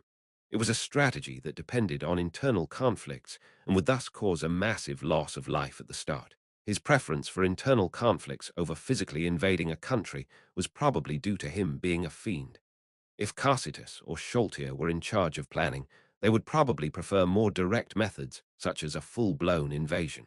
But apparently this plan had been formulated by someone within the kingdom, and Albedo and Demiurge had only made slight modifications on top of the original. That imbecile of a noble was a crucial element of this strategy. He was meant to start a revolution. In conjunction with the internal conflicts initiated by their grain shortage, the kingdom would then be forced to request aid from the Sorcerer Kingdom. There were multiple ways to make use of the nobility, but they would all create a reason for the Sorcerer Kingdom to intervene in the kingdom's affairs. This meant that to Ainz, everything was still going according to plan. The incident caused by that dimwit was more than enough justification for the Sorcerer Kingdom to involve themselves. However, it appeared as though Albedo and Demiurge were a bit worried by the current situation. There had to be something that Ainz was missing. Now then, Albedo, though I want to ask questions of a fundamental nature, do we actually have evidence that Noble caused the incident? Do we have clues that this was a ploy by the kingdom? I recall something about Albedo's scheduled correspondence with that noble we were supposed to get under our influences. Albedo had complained to Ainz time after time about having to send letters to that unpleasant noble, a mere human, or something similar. She had also requested Ainz to review said letters, so he had to read them on numerous occasions. If it was simple paperwork, Ainz would still know a bit about it, but he had no confidence in his ability to proofread or edit. He tried to avoid having to do so, but Albedo had begged him in earnest, so he had to.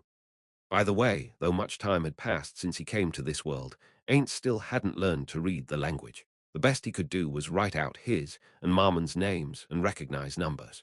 Compared to Albedo, Demiurge, and Pandora's actor, who understood the language of several countries, it was easy to see how their brains functioned on a completely different level than his. It was for this reason that Ain't had to rely on magical items to understand any texts. If he was being honest, he didn't think any edits would be necessary, so he just handed them back as is to Albedo. I've also seen the letters that Noble had sent back in response, and frankly, it appears as though he was completely charmed by you. I did not think that he would be the type to oppose the Sorcerer Kingdom. He had heard of a saying that betrayal from one's crush could lead one to become irrationally hateful. Like finding out the cute voice actor you stan ate had a boyfriend.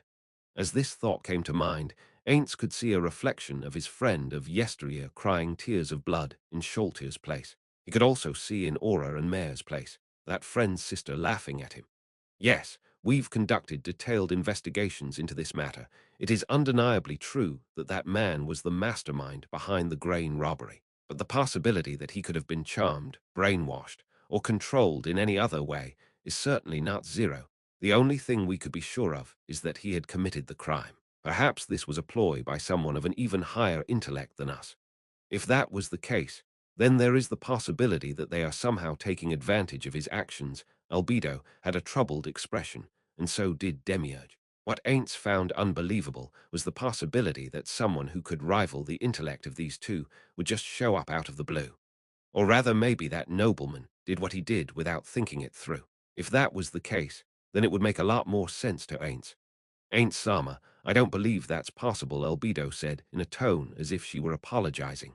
This was the first time she had adopted such an attitude, and Ainz couldn't help but feel refreshed from this new kind of behavior. No, wait a second, Albedo. We are only able to make preemptive moves against the strategies of some genius, but Ain't Sama could even see through an idiot's rash actions. There's always the possibility that it could be the case, is there not? No, isn't that explanation the most plausible? But to be that stupid, is it really possible?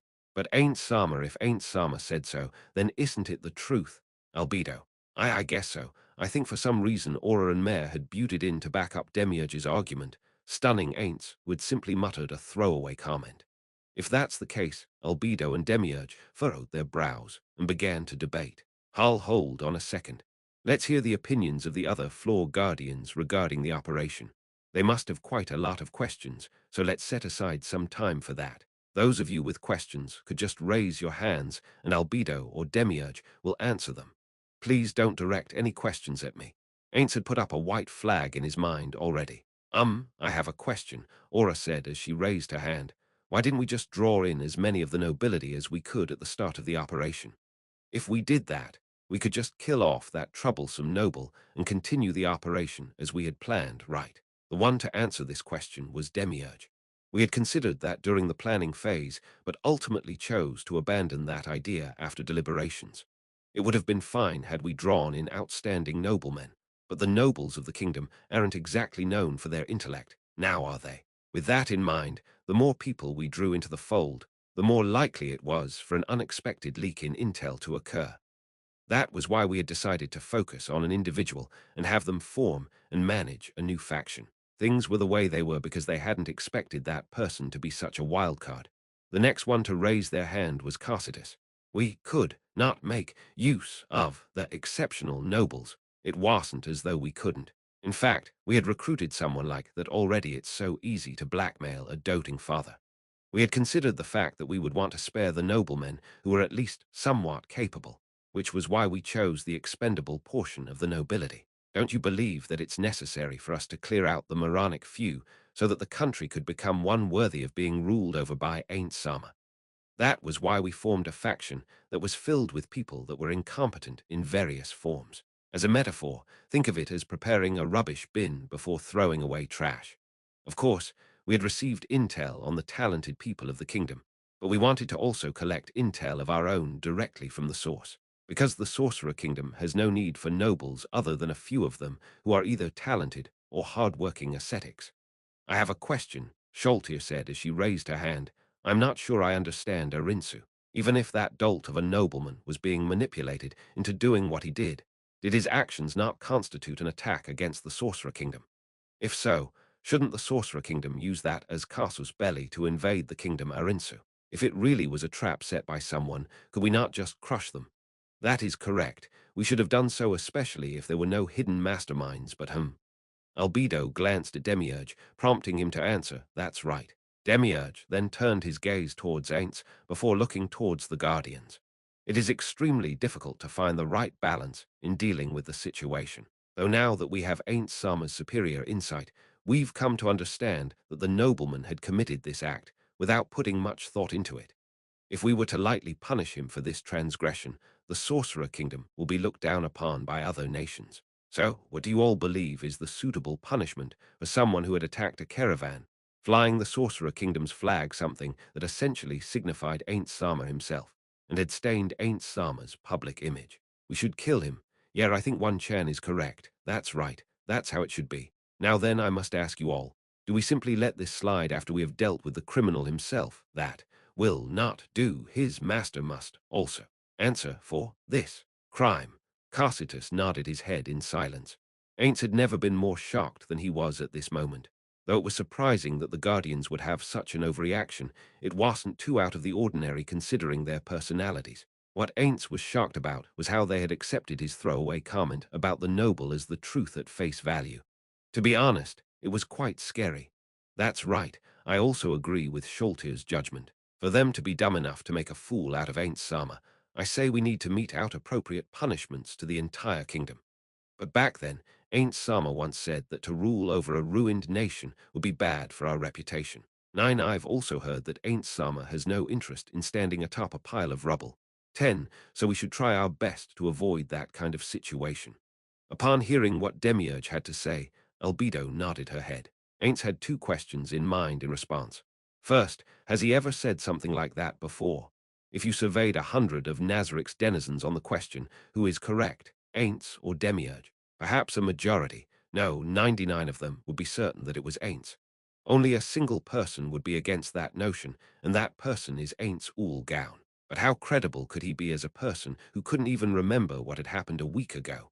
Which was why, although Ainz had no recollections of this, since Demiurge had said so, he must have said something along those lines in the past. If that was the case, then there was only one correct way to approach this. As expected of you to have remembered what I had said. Demiurge, you've made me very happy. I remember too. I do too, ain't Sama. Umu, Scholtier Aura. I am thankful for you too. He couldn't figure out if they had actually remembered or had not, but were simply concurring with Demiurge, just like what he was doing. Speaking of which, how have they still not figured out the truth that he's incompetent? Was he really that good at acting? Much time had passed since he came to this world as the Overlord of Nazareth. He had been operating as their overlord this entire time. They should have seen through his overlord disguise already. They should have seen through the useless nature of Satoru by now. The conversation continued on as he agonized over this. So, in keeping with Ain't Sama's wishes, we will not be punishing the whole of the kingdom. However, we can't just let them get away with a light punishment. We will also have to put the plan on pause or abandon it entirely for now. At the very least, it will require major deviations. Aints couldn't help but feel a great sense of guilt at the fact that his words held such prominence in their minds.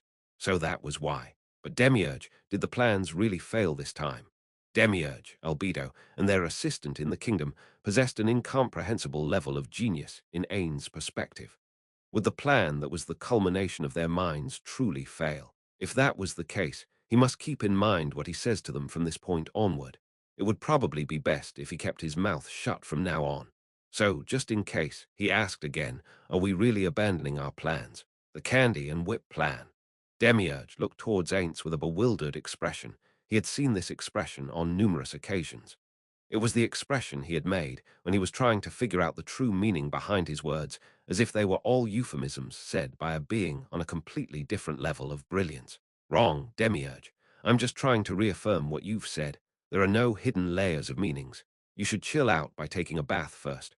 These thoughts disappeared right as Aints was about to give voice to them. Just as an unpleasant premonition surfaced in his mind, just as Aints had expected, Demiurge stood aghast, as if he had just had a sudden realization. No, wait. Could it be Ain't Sama? Could it be that you have had the same intention back when you immaculately brought the Empire under our dominion? His premonitions were right on the target. What is he saying? Ain't started ranting towards Demiurge in his mind. What kind of a thought process would lead you to that conclusion? No, that's not that case at all would be the best response, right? But would that response really be appropriate? That's right. After he vacillated for quite a long time, this was his reply. For some unknown reason, Albedo's eyes were opened as wide as Demiurge's. It was it was extremely terrifying. I see, so that was why Ain't Sama had repeatedly instructed us to do so. Please forgive your subordinate for not realizing it immediately. I have disappointed my master. No, Demiurge. How could someone like you know? How could people like us ever hope to be able to fully comprehend Ain't Sama's ingenious plans? To have forgotten that Ain't Sama's every move was made with a multitude of intents may have been our greatest failure. That's right, it's just as you have said. To have applied the candy and whip policy on a national level, as expected of our Ainz Sama, as expected of the leader of the Supreme Beings HMPH. Ainz laughed at himself. He could no longer understand what these two were talking about. In that moment, a thought flashed across his mind. What if these two had already realized Ainz's incompetence and were just trying to cover for him? They're both geniuses. The truth is, I can't even comprehend how much smarter they are than me. How long would people like them continue to mistake my stupidity for genius? No, that shouldn't have even been possible. Ainz Sama is truly the greatest mind of Nazarick. Exactly, you're completely correct, Carcitus. To Ainz Sama, someone who's capable of planning on the scale of millennia and myriad years into the future, something on the scale of a few years is nothing. Is that true? As expected of Ainz Sama. To be able to plan for millennia ahead, I am truly in awe. Ainz Sama. What is Demiurge talking about? Who? When did they say that? How would someone be able to plan that far ahead into the future? Don't make stuff up on your own. Ainz suppressed his desire to yell out his thoughts. It would be bad if the two naive children took it as the truth. However, since he had been approving every single one of Demiurge's suggestions, he no longer knew the best way to respond to him now. Plus, if he was to object now, it would most likely create issues for him in the future. So I still have to act as usual. If Ainz was capable of facial expressions, he would probably have a dubious smile right now. After racking his brain, he managed to come up with a response that neither confirmed nor denied Demiurge's statement. No, that's not the case at all. There's no need for our master to be so humble, Erinsu. Oh, great Ainz Sama, to be able to think this far out into the future. No, if that was not the case, then he would not have been the leader of the Supreme Beings. He couldn't handle it any longer. He should just give up the facade. Ainz made his decision. Now then, since we now have Ainz Sama's permission, let's give unto the kingdom the most miserable of punishments. How did the word miserable show up in their conversation up to this point? Ainz was completely baffled. Albedo clasped her hands together and grinned brightly. The adorable Albedo and Demiurge spoke in unison. The Empire, who had surrendered immediately to Ainz Sama, had been given the candy. The kingdom, who had not surrendered, will be given the whip. By doing so, we will be sending a message to everyone else. Candy and whip, the people of this world must choose between them. Woo, things are getting a little more interesting, aren't they, Ainz Sama? Ahilma was violently thrown back to where she was taken from. The gate that had transported her back was gone by the time she turned around to look. She surveyed her surroundings as she nursed the arm that had made impact with the ground when she was thrown out. She was in a well-ventilated, spacious, and familiar room. This used to be the head of the gambling division, Noah Zwedden's mansion. He had originally purchased this swath of land with the intention to build a casino on top of it, which was illegal. They had successfully built the associated mansion, but due to unforeseen circumstances, the remainder of the plans had to be cancelled. Because of this, the mansion had included enormous rooms meant for gambling, and Hilma was in the largest room of them all. Hilma finally calmed down and sighed deeply. Her body quivered as it was overtaken with joy. Hilma, her companions rushed over to her. There were 3 others in the room, including Oscar, who rang the handbell on the table. Their eyes were filled with tears. Surely their pale expressions were all out of concern for her well-being. Are you all right? Is anything wrong? How's your stomach? We have some fruit wine. Do you want to wet your beak? The rest of them will come here soon. Noah and Dio and Oscar, the 3, quieted down upon hearing Hilma's voice. I am sorry I made you guys worry about me. Never mind that. You must have suffered through a lot. You should take a rest immediately. Noah wiped the tears from the corners of his eyes as he said this. He must have thought that she had experienced that or something equally as horrifying. Hilma had no option but to explain herself. I wasn't put through that. They didn't do anything to me. The atmosphere grew thick as the companions who had been surrounding her had their confused expressions gradually surface, as if to say, was that something that was even possible? I also met with His Majesty the Sorcerer King. Hilma's moist eyes were like a broken breakwater as a never-ending stream of tears flowed out. His Majesty the Sorcerer King, as his title alone, commanded an inconceivable amount of fear. And Dio made the sign of a god that he didn't even believe in as he spoke, while the other 2 began to frantically look around the room. Perhaps they were trying to look for any eavesdroppers, even though they had never seen any. It was common knowledge between them that there was always the possibility that someone could be listening in on them. You met No, you were granted an audience with him. Glad you were able to return successfully then.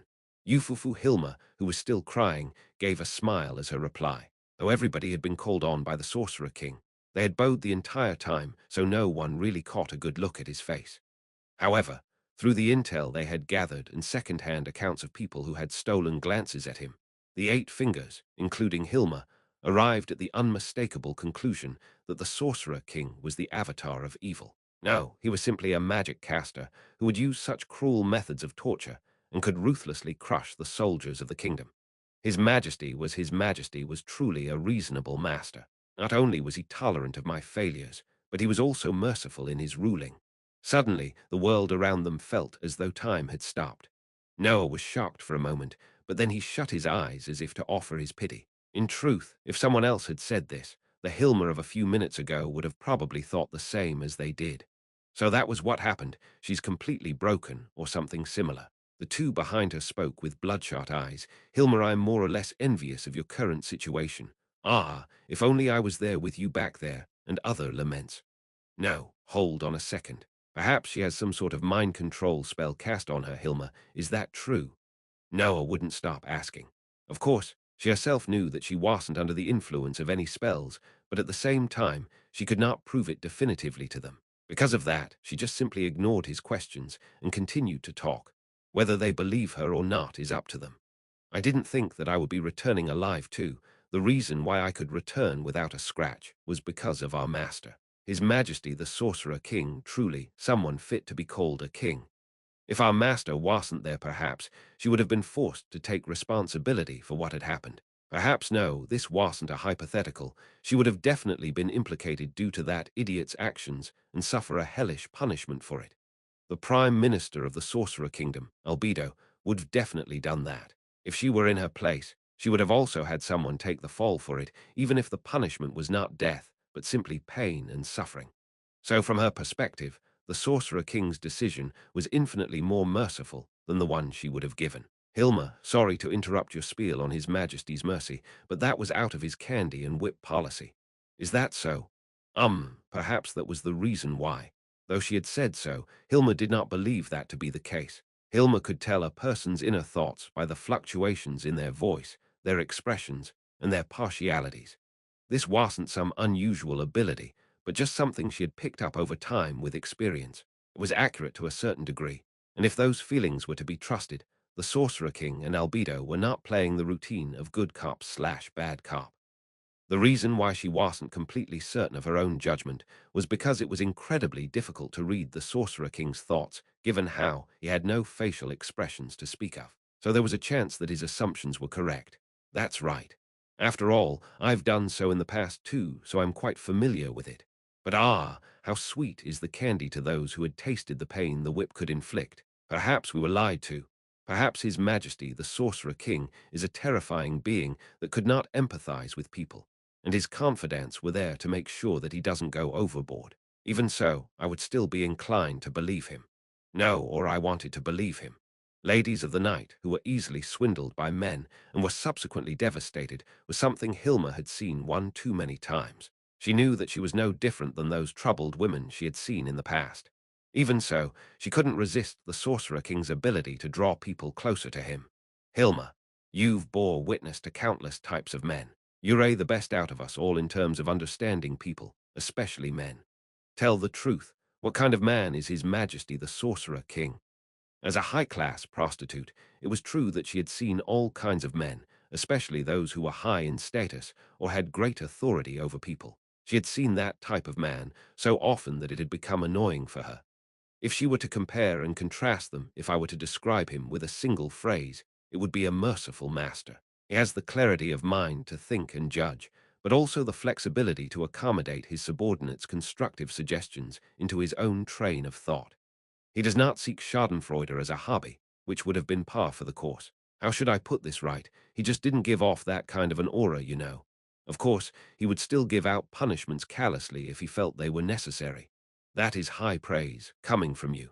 The slightest suggestion of a smile broke out on Hilma's tear-stained face as she laughed. Yufufu. That's right. Though our master is of the undead, he embodies justice and mercy. Even when he's being callous, he isn't being cruel. After all, the consequence of failure is punishment. He could have killed me to send a message to you all, but His Majesty did not do so. She didn't know who had just swallowed audibly, but the sound was reverberating through the spacious room. I hope His Majesty the Sorcerer King will remain with us forever. If it was our master, he would have a depressing silence weighed heavily on their hearts. Someone breathed out the way a missionary would if they had borne witness to a miracle. They did not know when that hellish fate would befall them, but as people who had lived in constant fear, this was salvation. I see so you're saying that we must be even more loyal than we already are, right? Yes, Noah. We should do so now that we know. But the Prime Minister of the Sorcerer Kingdom, Albedo, is still a terrifying master. I can't imagine her saying the same words His Majesty the Sorcerer King had said to me, though she had mumbled that last sentence to herself. Her companions who had heard her all had looks of surprise on their faces. It was difficult to read the thoughts of the demon known as Albedo, but her intuition had told her that something was wrong in that moment. Perhaps it was because her brain was in overdrive under those extreme conditions. Her intuition told her. Even though the Sorcerer King could be considered a compassionate figure, Albedo was someone who saw people as mere toys. Something like that. Hilma really wanted to try her best to make it so that she and her companions could become direct subordinates under the Sorcerer King. He would be the type of master to reward someone based on their performance and would not treat his subordinates unreasonably. Everyone. Let's work even harder for His Majesty, the Sorcerer King, Hilma said to the three in front of her and shared her thoughts. Afterwards, she began seeking assistance from various sources for the task she had been given by the Sorcerer King. 5. Marayama botched the idiom, meaning lay claim to. Literally translates to put your spit on something. 6. Tira is the triplet sister of Tyr and Tina and the leader of the Igeneer Assassins Guild, which was assimilated into the Sorcerer Kingdom. 7. Refers to Nia Baraja. 8.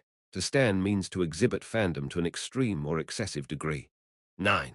See web novel Overlord, Part 1, Chapter 94, Negotiations Part 7. 10. See light novel Volume 10, The Ruler of Conspiracy, Chapter 3, The Baharuth Empire.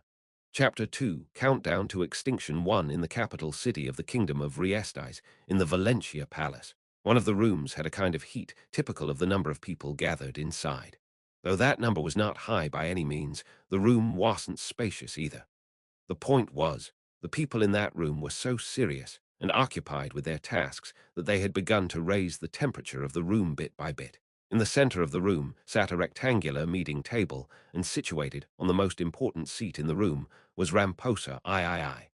Seated to his right was the second prince, Zanak, and the rest of the seats had been filled by the kingdom's courtiers and ministers. Due to the fact that they were all advanced in years, if you were to take a look around the room, all you would see were white hair on white heads and shiny, bald heads.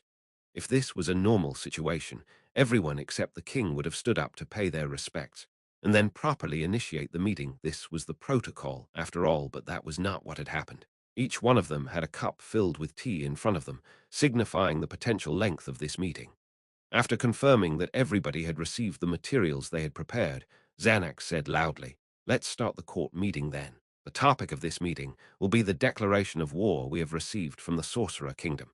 He had used a term as intense as declaration of war in hopes that everyone would treat this meeting with the gravity it deserves. The truth was, the white-haired interior minister, who was around the age of his father, had the most displeased expression out of them all. It seemed that he was deeply anxious about the emergency. Zanak took a stealthy glance at the side of his father's face. He was worried the most about his father's judgment. Was his father still capable of fully understanding how dangerous this situation could be and take appropriate actions against it? He probably has some convictions against the Sorcerer King, who had killed that guy he had heard that after his father received news of the warrior Captain Gazef Stranov's death. He was shaken to his core and couldn't think straight. After it was explained to him how resurrection was not possible, he flew into a rage that had never been seen before. Zanak bore witness to it all as he was there with his father when it occurred. Since then, his father appeared to have aged quite significantly. He had lost all motivation and was as lifeless as a mannequin constructed out of flesh and bone. Would his father, who had been traumatized this much, be able to make a calm judgment against his sworn enemy, the Sorcerer Kingdom?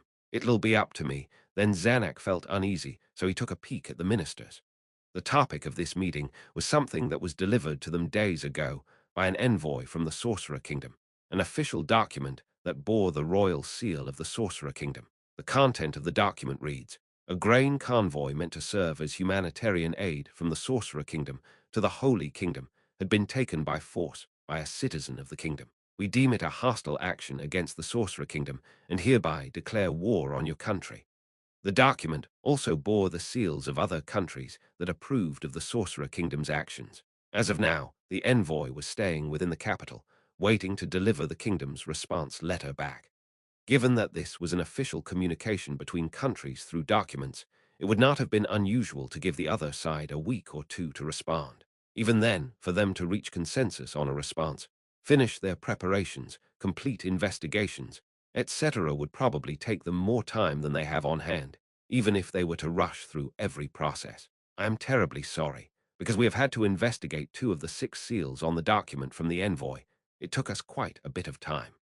The one who had lowered his head was the Minister of Foreign Affairs, who was also the Minister of Seals, and was in charge of the investigation over the seals approving of the Sorcerer Kingdom's decision. The ones we were certain of before were the 4 from the Sorcerer Kingdom, the Empire, the Draconic Kingdom, and the Holy Kingdom, correct.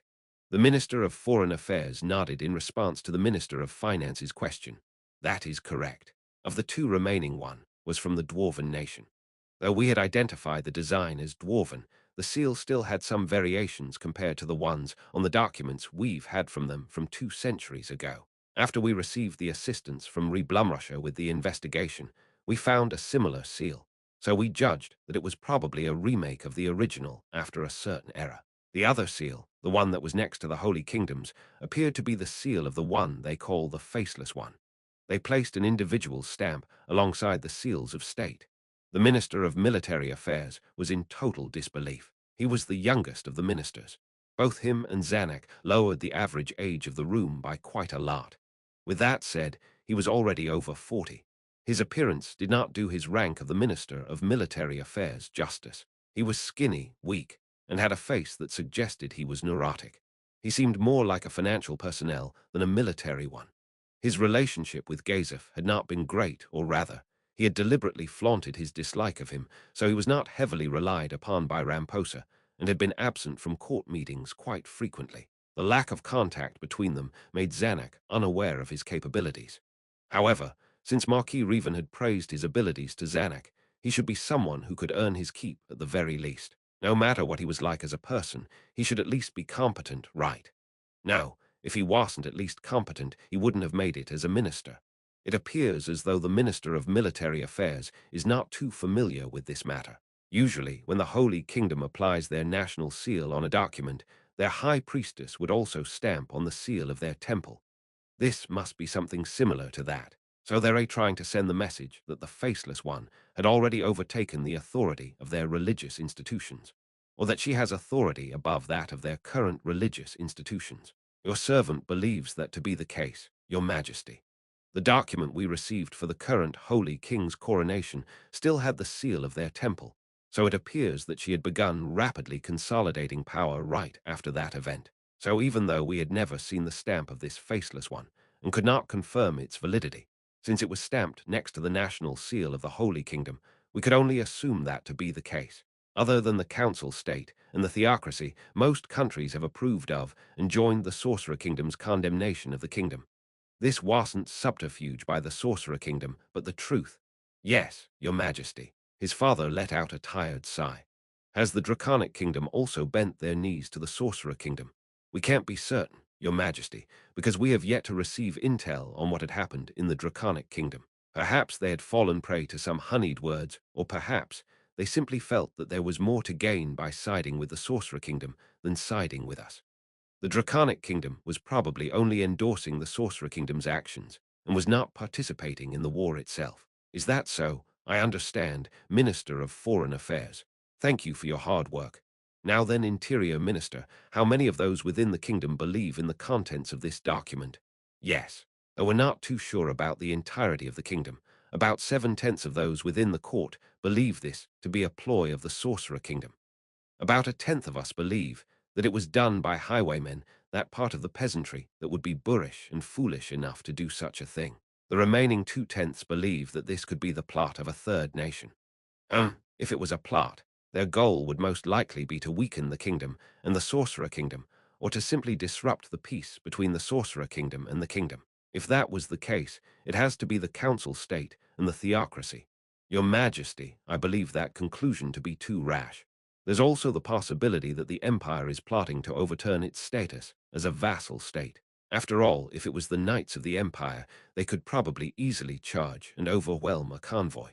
That would not be possible. The incident happened on kingdom soil. Did our investigations not reveal that there were tens of men?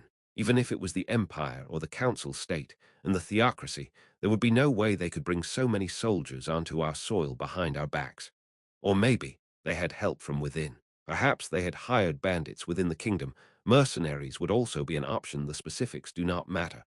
What matters is that we as a nation had committed a mistake. The Minister of Military Affairs asserted that it was impossible for this to have been a plot that had been executed by soldiers foreign to the kingdom. Everyone knew how hard he had worked to maintain the public order, which had almost collapsed within the kingdom after that battle. He had proven his aptitude through the debacle. Perhaps that was why he was so confident in his own judgment. It would have been hard with bandits, but I still hope that we could absorb some mercenaries into our ranks, but we simply do not have the capital to do so. Are you saying that our finances are not in order? I did not say that at all. But you implied it. Minister of Finance, Minister of Military Affairs. Please stop arguing. We do not have time for that. The two lowered their heads upon hearing the king speak. The Minister of Military Affairs continued to speak to a now silent room. But I have no doubt that this is some sort of a plot by someone. I have testimony from the guards at the gates that the caravan was flying the Sorcerer Kingdom's flag and had a pretty impressive security detail when they left the capital. Most of the kingdom's people knew of the massacre the Sorcerer Kingdom had committed on the Katsi Plains, so no one within the kingdom would dare to provoke such a terrifying country. If they had to deduce who was behind all of this, there was only one country that checked all the boxes: the Sorcerer Kingdom. Everything made sense once they considered it as a self-orchestrated, self-performed plot. They probably had ordered the caravan to burn or dispose of its cargo, or maybe they plainly did not load those wagons up in the first place and made up the excuse that they were attacked by some non-existent entity.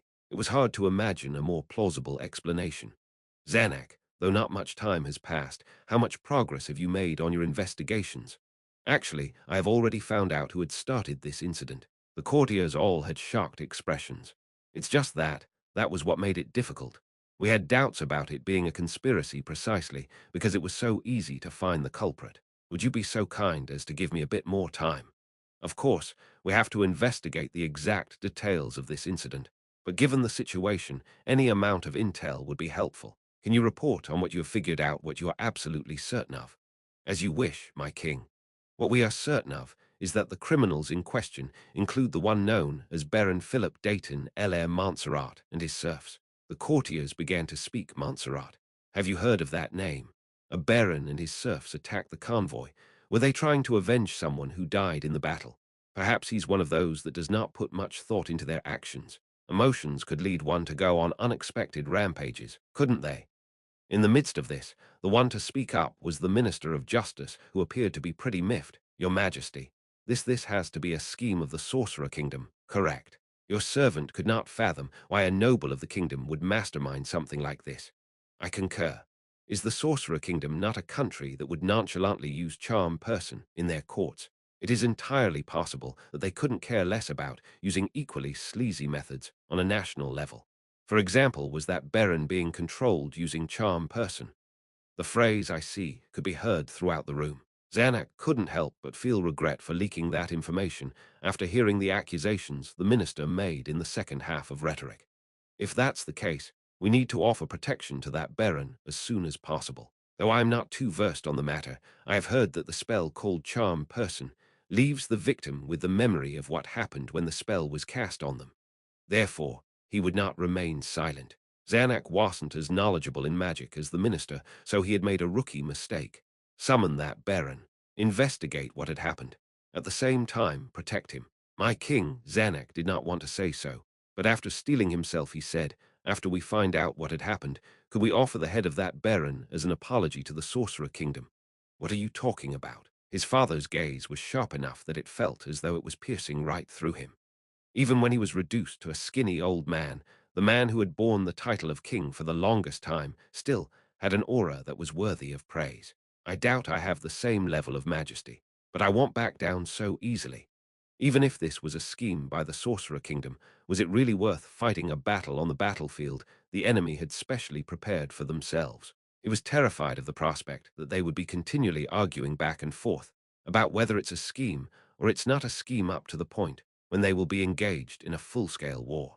Rather than wait for things to get to that point, it would be better to just give up the head of the noble who had started it all sooner than later and hope that it would de-escalate the situation. It would be absolutely foolish to fight an opponent who had already demonstrated their superior powers in their previous battle. If a war was to occur, it was hard for him to imagine that the nobles who knew about that tragedy would still send their levies. Even if they were willing to send their own soldiers, they would just be endangering themselves. My king, I believe that we should avoid a war with the Sorcerer Kingdom. And so you would be willing to offer an innocent noble as a sacrifice. Is that something the heir to the throne should say? My son, think before you speak. Zanak licked his lips and replied, my answer remains the same regardless of what the others may say. I believe that it's imperative for us to avoid a large loss of life with a small sacrifice. If we were to do that, should we just hand over the head of another loyal servant every time the Sorcerer Kingdom comes knocking on our door? You understand that simple logic? I understand, but father should have seen the tragedy of the Katsi Plains, which I had not. Would you still risk conflict with the Sorcerer Kingdom with that in mind? His father let out a sigh and curled his lips into a straight line. Zanak pressed home his advantage by following up with, I am against the idea. Allow me to repeat myself. I believe that a war with that kind of country should be avoided at all costs, even if we have to sacrifice an innocent noble. His speech was hardly fit for the heir to the throne. He might get called weak behind his back and lose the loyalty of a few courtiers because of this. But Zanak believed that this was the only path through which the kingdom would survive. Your Majesty, your servant supports His Highness' proposal too. The one to agree with him was the Minister of Internal Affairs. But he was about to add on to Zanak's proposal, Your Majesty, your servant understands your desire to protect all citizens. So how about we just become a vassal state of the Sorcerer Kingdom? The courtiers began shouting, what are you talking about? Have you lost your sense of honor? And so, upon hearing what the Minister of Internal Affairs had to say, the minister ignored them all with his gaze affixed towards Zanak's father. Faced with a suggestion that had branded the suggester a traitor, his father gradually let out a smile. That I especially cannot do. That would be akin to betraying the loyalty of generations of people who had served this kingdom. How will we be able to face them then? I apologize to you, Earl. Thank you for your suggestion. Your servant did not deserve that apology. Zanak saw that they were communicating on the deeper level through their gazes. Would he be able to have courtiers who were this loyal? His father was a merciful man, but nothing more. No, perhaps it was because of this that talented people were willing to serve him. His father was exceptionally talented in recruiting people more talented than him, like the warrior captain Gazef Stranov. Zanak felt that it was better for him to become king than his brother, who was more likely to become a puppet of the Eight Fingers or the noble faction and doom the country than not. That was why he had worked together with Marquis Revan to become king or a powerful Grand Duke to prepare for the future. But now Zanak couldn't help but feel inadequate compared to his sister's genius and his father's charisma. Even if he became the king, it wasn't likely that he would have made the kingdom a better place. The only thing he could do was to improve himself, but it wasn't such an easy task given his age and personality. Plus, he never wanted to self-improve anyways. He would probably keep his personality until death. Minister of Military Affairs, I want to propose a hypothetical. What could we do to win a war against the Sorcerer Kingdom? Could we form an alliance with another country before then? Are we to face them alone? Zanak, Ramposa III, and the Minister of Foreign Affairs exchanged gazes. Zanak, as their representative, answered with, we have not been successful in forging an alliance with the Council State. We had begun negotiations with them way back just after that battle had ended. We were not able to form an agreeable alliance back then. If they knew our relationship with the Sorcerer Kingdom has worsened, the chance of rejection would only go up. Is that so then, Your Majesty, though this question may be out of line? What would you consider as the victory condition of this war? Do we have to drive the enemy off in battle? Or do we have to kill, or rather, destroy the Sorcerer King? If it's the latter, I do not believe that we have any chance at a victory at all. Minister of Military Affairs, that would not be the case. What if we only had to force the enemy to withdraw their forces? Let me think about it. The Minister of the Military tilted his head as he contemplated. He came up with the answer. Luck would have to be on our side. But if we were to march an army the long way around and occupy Yggdrasil, while their troops are still marching from Yggdrasil towards the capital, we might have a chance to turn the tide of battle. We would have to break through their 3 layers of fortifications. Yes, Your Majesty. It would be something that could only be accomplished if we were able to sneak an army that is as large we can possibly muster past their defenses, which was why I said that luck had to be on our side. Of course, if the Sorcerer King, the one who was capable of casting that terrifying spell without breaking a sweat, was to stay in Yggdrasil, then this plan would undoubtedly fail. Another way to put this was that if luck was not on their side, they had no chance of victory at all. Zanak wasn't sure if his father understood the full implications of the minister's words. If that was the case, then if the Sorcerer Kingdom had invaded us without a formal declaration of war, everything would have been over. A surprise attack would have rendered us unable to gather enough troops in time, in which case we wouldn't even be able to carry out the plan. It was the tradition for formal declarations of war to be passed between nations, a sort of gentleman's agreement or etiquette. To send a formal declaration of war was to send the message that our country respects etiquette to the other nations. If they did not do so, they would have been viewed as a barbaric nation, which would have had a seriously negative impact on their diplomatic efforts. Between nations of different races, this tradition was not often observed. However, even when nations of different races were involved, it depended on the age, history, diplomatic relations with their neighboring countries, and so on. So given this context, how would a nation ruled by the undead, which hates the living, conduct itself? Would they provide a formal declaration of war? My king. As I had expected, we would only have the slimmest chance of victory if we were to go to war. If that is the case, should we not try our best to avoid that outcome by sacrificing a little? Sacrificing a little. Yes, my king, we should summon that Baron at once and put him on trial.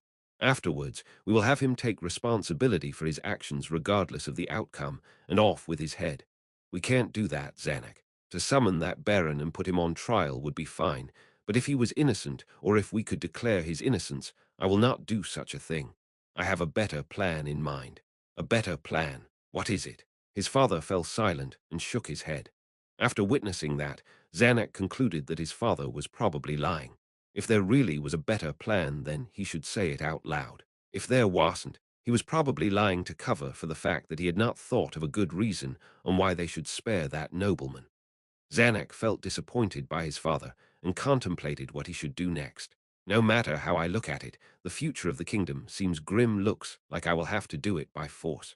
First of all, it was a necessity for them to pin all responsibilities on that Baron. Though the probability is slim, that Baron may have been the source of all of their troubles anyways. In any case, if they could make that the truth, then their problems would be solved. However, Zanuck couldn't think of a way to pin all responsibilities on him. What if he was to kill the Baron on his way to the capital, and then pin the responsibilities on him? His father wouldn't be able to say otherwise if that was the case. Even if his father objects to the plan, as long as he could pull it off on his own, everything would be fine. He had considered whether things would turn out this way the moment he had heard of the incident. He had already arrived at a conclusion back then. The grave crime of usurping the throne. He was so close to inheriting the throne, he didn't even have to do anything but wait. The number of disadvantages of doing what he was about to do was too many to count. The only advantage of this plan was that it solved the problem at hand. If that was to be the case, then usurpation might be a stupid idea on paper. But if he was to allow the status quo to remain as is, there would not be a kingdom to speak of soon. Zanuck had hoped that he could, at the very least, receive approval from the courtiers present. There was also a need for him to request the services of that man from his sister. Brain Unglaus was an indispensable part of his plan. If Brain was there, they would definitely have the upper hand in terms of strength. Ah, how frustrating. Why do I have to plan this out in the first place? If only the Sorcerer Kingdom did not exist. If only that freakishly powerful undead being did not exist. If not for the Sorcerer Kingdom, if not for its intervention with their annual battle with the Empire, though his brother may have become king already, the kingdom would still not be forced into the corner as it had been now. Zanuck cursed in his heart. And then the sound of door knocks could be heard. Zanuck had a premonition. To interrupt a meeting this important, it must be an emergency. To be honest, the way they were knocking on the door was quite violent too. Issues of such importance were usually they were definitely bad news. That was Zanuck's premonition. Zanuck, as their representative, gave his approval to let them in. A knight entered the room in a panic, just as he had expected. A forerunner from the Sorcerer Kingdom has just notified us that their Prime Minister, Albedo, will arrive at the capital in less than 2 hours. In their previous communications, the title of Guardian Overseer did not make much sense to them, so they had apparently switched her title to that of the easily understandable Prime Minister. Did the arrival of a person of such caliber confirm his apprehension? No, wait. His premonition was off the mark. This wasn't bad news but the worst news. So for what purpose has she come for? The envoy who had brought the official document was not inside this palace. Though he had wanted it to linger within the capital, they did not have the courage to let an undead creature stay with them. This was why it was currently staying within a mansion in the nobility's portion of the city. They had stationed guards around the mansion under the guise of protection. The perimeter was so tightly guarded that not even a slime could make it out without them noticing. But the envoy had apparently yet to contact the Sorcerer Kingdom. Could they have been communicating through magical means? Or did they plan to visit the kingdom even if the envoy had not returned? Also, they had not sent the forerunner before they had departed, but rather this late into their journey. What for? With that said, it doesn't seem as though they're here to declare war. If they were here to declare war, they would not be sending their second most powerful official into territories where they were uncertain of what could happen. As an envoy from a foreign nation, the kingdom would not dare harm her, though she might have that naive idea. However, from Zanuck's perspective, she did not appear to be the kind of person to wander into territories she knew would be dangerous to her. Grant her an audience. Prepare the throne room for an appropriate reception immediately. Yes, your majesty. The knight left the room upon hearing his father's orders. Usually, even if a foreign dignitary was to come to the capital, it wasn't as though they would be granted an audience with the king on the same day. But given their current situation, they couldn't just tell the Prime Minister of the Sorcerer Kingdom things like, "You will be granted an audience in a few days." Everyone, I apologize, but can you all switch to more formal attire and gather in the throne room? Upon hearing their king's request, the courtiers, including Zanuck, lowered their heads. The throne room used for audiences with envoys, there were multiple throne rooms each for separate purposes, wasn't too large, but to prepare it so that it was adequate enough for dignitaries was still a sizable time commitment. However, since the guide they had sent was quite slow, this wasn't a deliberate move by them to buy them more time. They had just enough time to prepare the room and gather the courtiers who were now clothed in ceremonious attire before the Prime Minister of the Sorcerer Kingdom, Albedo, arrived. The smell of the freshly cut flowers began to permeate the room. To Zanuck, it all just smelled grassy, but Renner would probably put it as Oni Isama probably just has a stuffy nose, or something similar. He felt that fresh flowers were unnecessary given that everybody was wearing some sort of perfume. But he understood that there was a certain beauty to the sight of blooming flowers. If that was the case, though, why couldn't they just use fake flowers? Well, since there was no precedent for that, the use of fake flowers could give envoys the wrong impression that they weren't welcomed there. That would be troublesome. Every race had comparable acts of etiquette, yet the same action could be interpreted differently by different races. So how did the Council State, which was home to various non-human races, manage this issue? The reason why this thought came across his mind out of nowhere was because of the horns and wings on the Prime Minister of the Sorcerer Kingdom, Albedo, who had just walked in. As the Prime Minister of the Sorcerer Kingdom, the seductive beauty had a dark air of allure about her, unchanged from the last time he had seen her. Her beauty was such that it could almost make them forget that she was a high-ranking official of the despicable Sorcerer Kingdom. He wasn't sure if she had been spoken for, but she was bewitching enough that countries would go to war over her. That was the Prime Minister of the Sorcerer Kingdom, Albedo. The sound of men who had become instantly love-stricken could be heard throughout the room, the sound they made as they sighed. Ooh. The nobles who had made those sounds were also obvious in their enraptured ogles. The beauty who was able to instantly hold them captive gradually let out a smile that was like that of a loving mother. Perhaps no one else in this world could produce such a charming smile. Though Zanuck's sister was also considered a beauty, he thought Albedo's beauty could even outshine hers. The only odd aspect about her was her gown. If they were at a ball, nothing would be more appropriate than that light peach-colored gown. But given their current situation, it wasn't proper at all. She couldn't have worn it by mistake. It had to be on purpose. What is the hidden meaning behind all of this?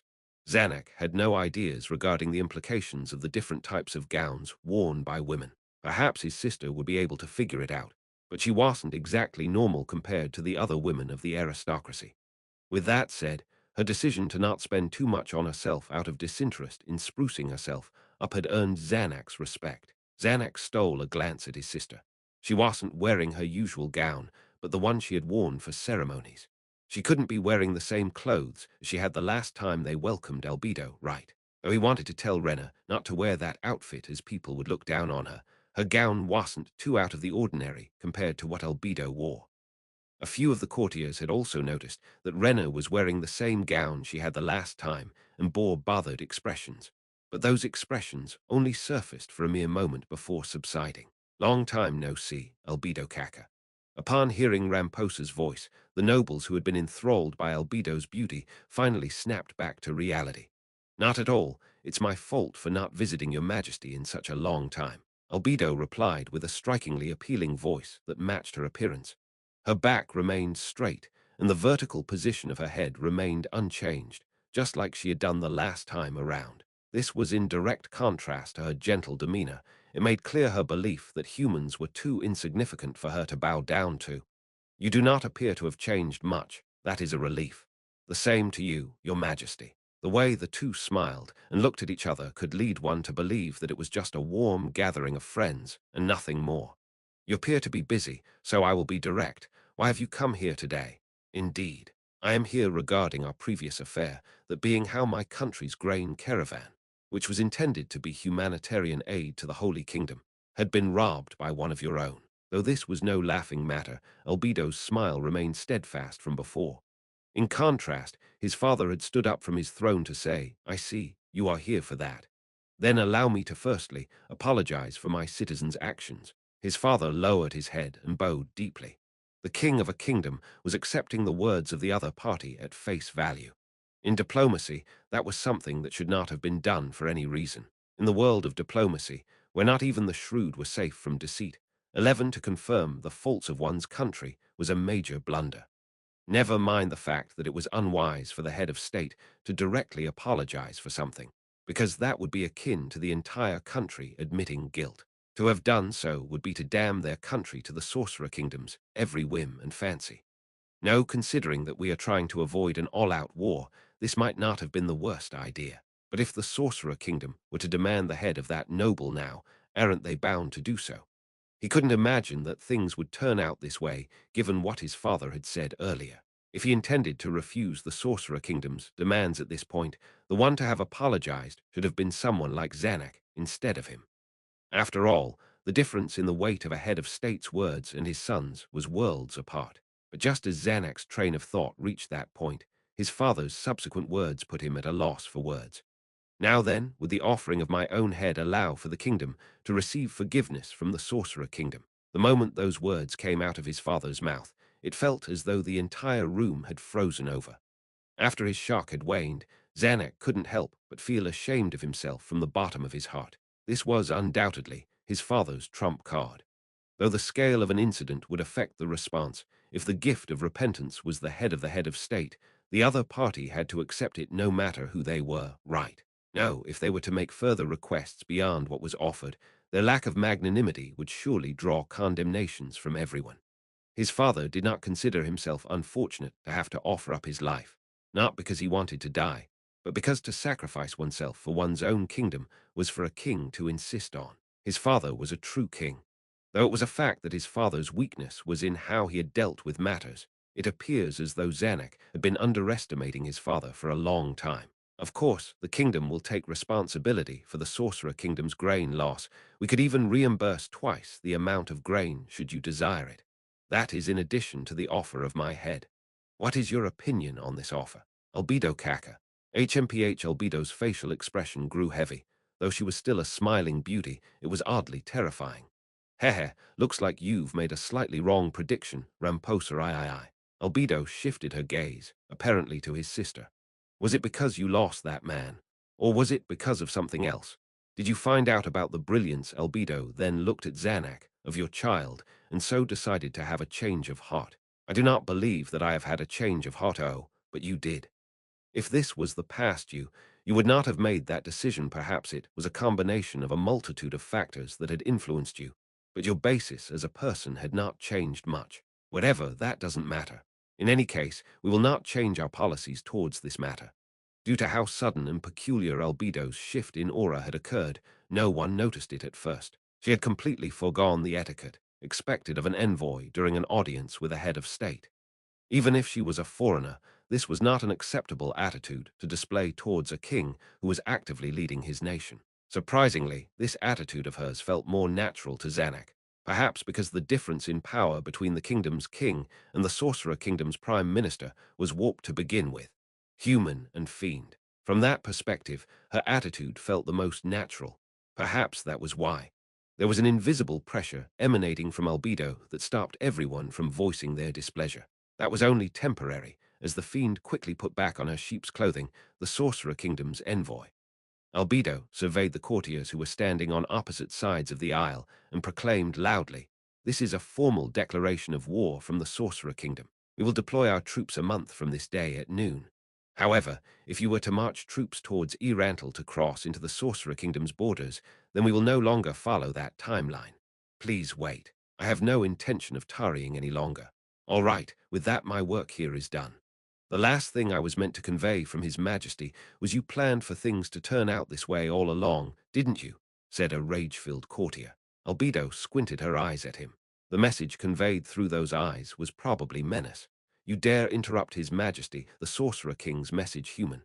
Can you not wait to die a month from now?" The color instantly drained from the courtier who had spoken out, even though Albedo hadn't raised her voice by much and hadn't done anything unusual. Still, the expressions of the courtier, who had been threatened by some feudal lord with soldiers before, changed dramatically due to a stare from a beauty. HMPH. "Now then, allow me to convey His Majesty the Sorcerer King's message.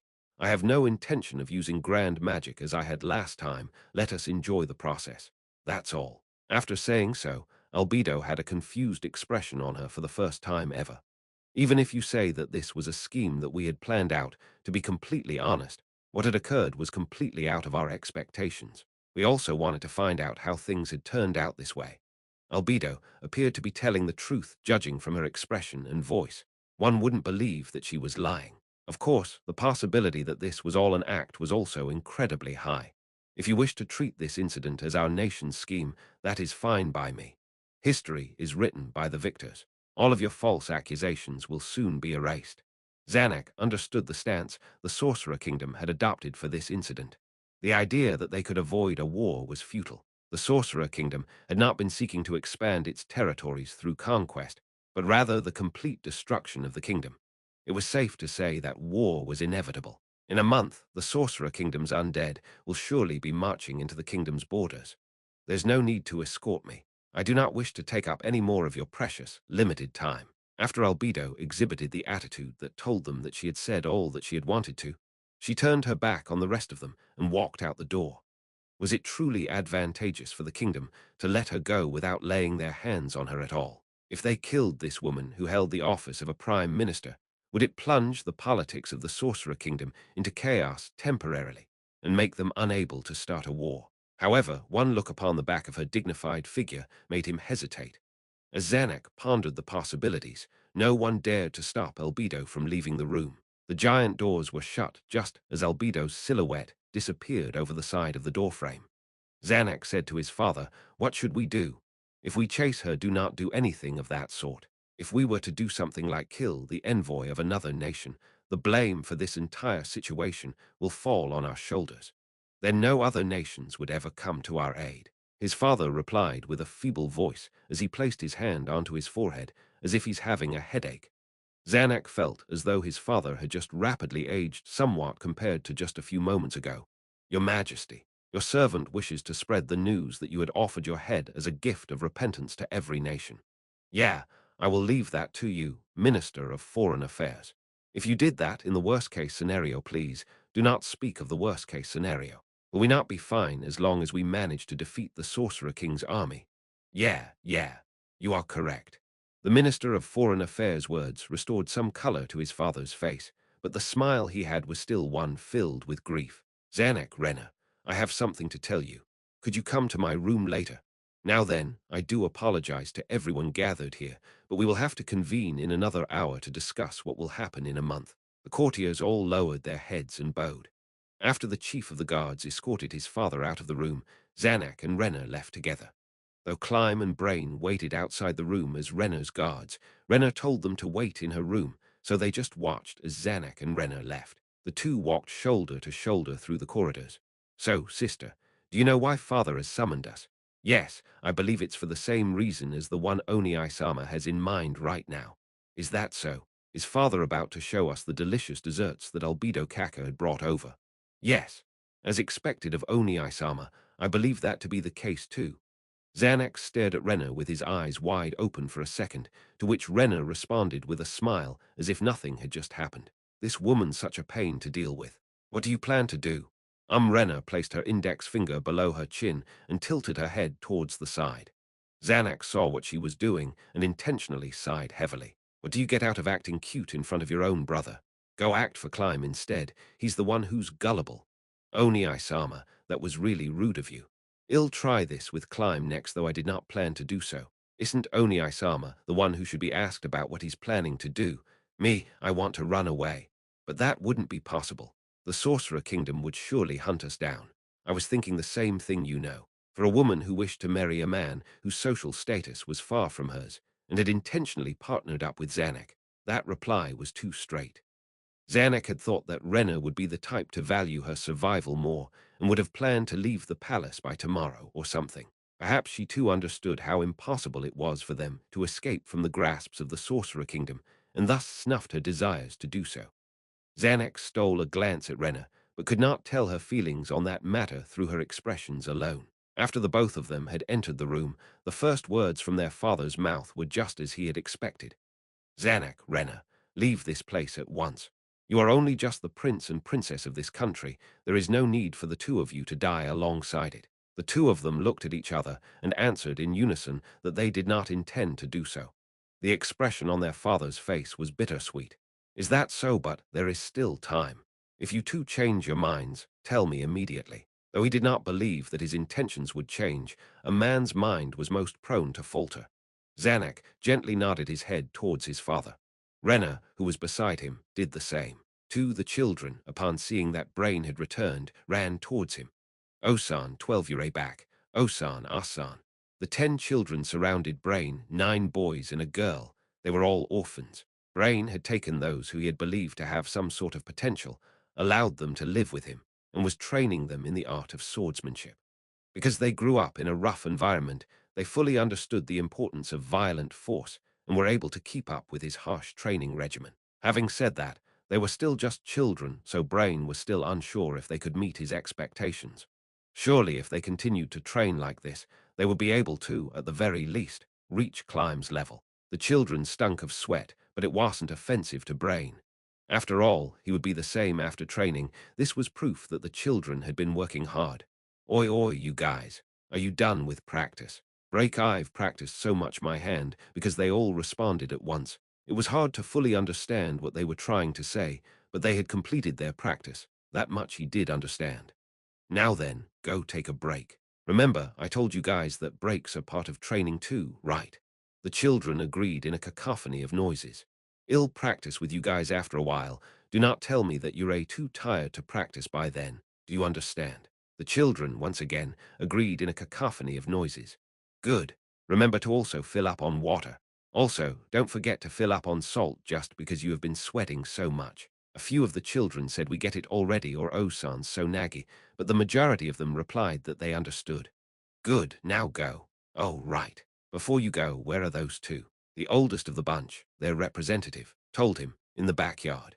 Brain responded with an "oh," bid goodbye to the children, and walked towards the backyard.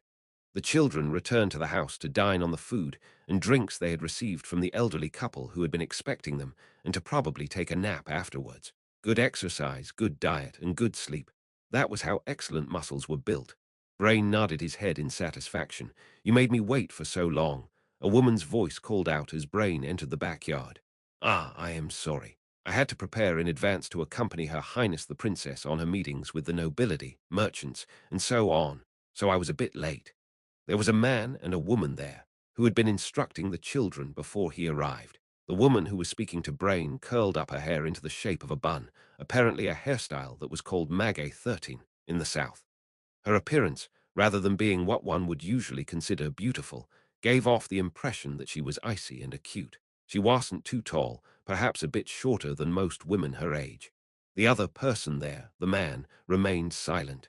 Though he had an indifferent attitude which could make one think that he was unhappy, that was not the case. He raised a hand as his form of greeting to Brain. He was just not apt at expressing himself. Brain had actually heard him talk quite a few times in the past, but his voice was as quiet as an ant's. The man wasn't too tall either. He had short legs, but was otherwise physically fit.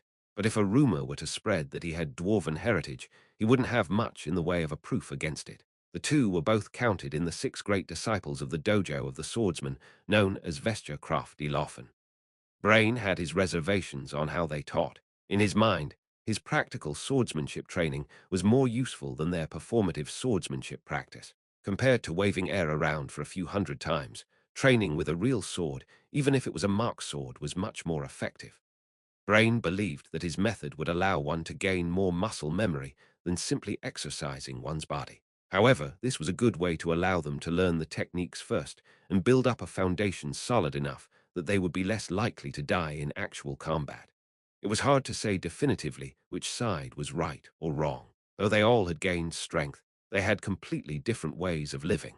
It would be troublesome for Brain if the children die in combat before they even had the chance to fully realize their talents. That was why he opted to have the children train with the two while passing down his own experiences. As a result, the children's training regimen had become harsher. Were their accommodations finalized? Yup, they were finally finalized. They're scheduled to travel northwest with a group of merchants operating in a city close to Council State. The woman frowned a little. It's been 2 weeks since the Sorcerer Kingdom declared war on us, but there hasn't been news of either country's armies mobilizing. According to some rumors I've heard, the Sorcerer Kingdom only wants to force the kingdom to back down in some negotiation, and does not actually want to fight a full-on war. If that was true, wouldn't that render Mr. Unglaus' efforts in vain? Would that Sorcerer King really do such a thing? If Brain had not met the Sorcerer King in person, he would have believed that this was just a negotiation tactic too. But as a witness to that tragic battle, it was hard for him not to doubt that the Sorcerer King was plotting something. Perhaps he was preparing to cast that spell again. Had Brain's uneasiness spread to her? The woman spoke in a hushed tone. Mr. Unglaus had met with that Sorcerer King. Not only have I met him, I bore witness to his duel with Gazef. I still don't know what happened to Gazef till this day. Her gaze shifted towards Brain's waist. Sheathed by his side was one of the treasures of the kingdom, the razor edge. This was something that was granted to him when the war was declared, even though he had turned it down on numerous occasions. To Brain, this sword was too heavy of a burden for him to bear, so he treated it as something that was entrusted to him for safekeeping only. He did not intend to unsheath the sword, though this sword was like a hot potato that he would rather pass on to someone else. If that person could not match Gazef Stranov's abilities, he did not intend to just give it away so easily. A duel with Mr. Stranov. As she stopped herself before she could complete that sentence. Perhaps she wanted to say something along the lines of, "I wish I was there to witness it too."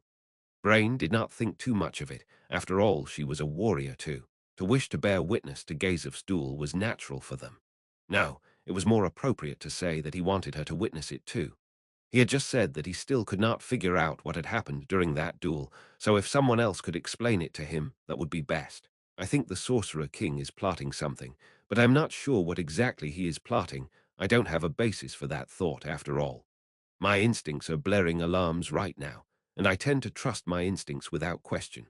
If it's the warrior instincts of someone like Mr. Unglaus, then it just might be true. I'm not too sure on the specifics anyways. We have to get these brats out of this place as soon as possible. Even if I die, they could still make a living for themselves with the swordsmanship I've taught them, even if it's not that significant of a skill. Actually, our sensei had told us the same thing as Mr. Unglaus, that the Sorcerer Kingdom is plotting something in the dark. So, when the children are to be sent away, the woman looked towards the silent man next to her. Could you request that he go along with them? What? Would he do that? He glanced at the man, who gave him a silent nod. He appeared to be annoyed, but that was probably not the case. It wouldn't be inaccurate to say that this man was patient with children. Though all of the 6 great disciples had been here at some point, the one the children liked the most out of them all was him. Yes, Sensei appeared to have given it some consideration already. As long as he lives, our swordsmanship could continue being passed down through the generations. In other words, they had the same thought as Brain. If that was the case, he had no reason to reject their request. I do not mind as long as your end is fine with it. Having said that, I am grateful for you all. I'll go speak to the merchants who will be taking them away. Brain heard the man mutter a few words in a quiet voice, probably something along the lines of "Please take good care of me." Brain raised his hand as a response, to which the man responded in kind by deeply nodding his head. Now then, after the brats have rested up, it'll be my turn to train them. Sorry to have troubled the both of you to train them while I was away. Gratitude was the only thing that flowed out of his mouth. Even though he hadn't paid them much, they still took the time to teach the children. Their sensei vesture had probably considered the fact that Brain was one who wielded outstanding swordsmanship, and so wanted to introduce his 6 great disciples to him, perhaps making Brain owe him a favor in the process. So Brain's gratitude was not that great. The 6 great disciples were different on the other hand. Perhaps they had their interests piqued at the prospect of being able to train children that someone who could beat them handily, Brain, had judged had potential, or perhaps they were just interested in passing down skills to the children that they could use to survive. In any case, they were motivated to help the children without any ulterior motives from the start. Because he had been acting as the personal bodyguard of the princess, he had to come into contact with those annoying nobles. This was why people as straightforward as the 6 great disciples shone even brighter in his eyes. I do have to say that I was quite impressed by how magnanimous Mr. Unglaus really was. To have adopted these children and teach them skills so that they could survive. Brain's expression darkened. He hadn't done any charity that was worthy of such praise. Stop flattering me. I'm not that nice of a guy. While it's true that I picked these children up from the slums, it was for a purpose. There were ones that were on the verge of death, yet I still walked past them without lifting a finger to help. If you want to praise someone for their charity, do it to someone who actually deserves it, like the princess, for example. He could see that the woman had a perplexed expression, but he wasn't sure what had caused it. Are you talking about Princess Rena Sama? About how she had funded her orphanage? It's true that the princess had done something extraordinary, but I believe that Mr. Brain had also accomplished what no other person could. Aren't you both equally worthy of praise? Doesn't look like I could get through to you. Think whatever you want to, but don't do it in front of me. I'd have heartaches from the guilt alone. Then I do apologize. No, don't think too much about it. It was a joke.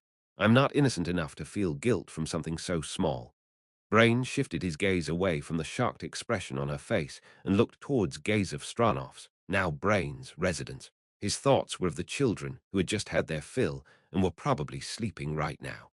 In a room on the 9th floor of Nazarick, approximately a month after the war was declared, in one of the rooms that was reserved for potential new guild members, were Ainz and the floor guardians. They sat around a C-shaped desk, reading through the documents prepared for this meeting. As a side note, it wasn't just the floor guardians who were there. Behind each of them stood an equal number of ordinary maids, and behind Ainz stood Pestania. They were there to take care of the occasional odd job, and thus stood silently behind them all. Ainz could not grasp the reasoning behind why they were silent. Apparently it was to symbolize that they were tools, ready to be used. For that reason, Ainz paid them no attention at all to satisfy their wishes. Ainz read the documents in earnest, but felt as though his focus was being sapped away by Pestania's presence behind him. Still, he tried to focus his attention on the task as best as he could. Since they had to exchange their opinions on the subject matter later on, it was natural for Ainz to have anxious thoughts such as, how embarrassing it would be if I were to say something crazy later on. In any case, this was different from the documents that Albedo usually sent from Nazarick regarding topics such as politics, economics, and law.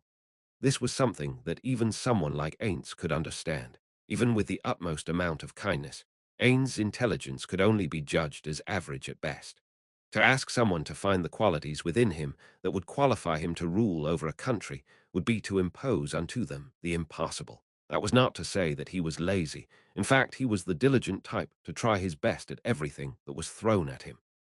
This was further exacerbated by the misunderstandings held by the NPCs of Nazareth, whose intelligence was incomparably higher than his. In order to meet their expectations, Ainz could not afford to be lazy. At first, he was doing so out of his desire to keep the NPCs loyal, but now it was more out of his desire as a father figure to not disappoint his children. It had come to a point where he was reading books on self-development and business. He had also been trying his best to improve himself in combat tactics, one of the only subjects he could claim expertise in. Though it was safe to leave everything up to Albedo and the rest, there were still a lot of things that they found to be necessary to consult with Ainz. If he were to say anything stupid when that time comes, and they were to respond with, "As Ainz Sama wills, it shall be done," and take immediate action, it could cause serious collateral damage. To avoid that outcome, Ainz's personal growth was imperative. Because of this, Ainz had taken a particular interest in this document and was even more focused on it than he would have usually been.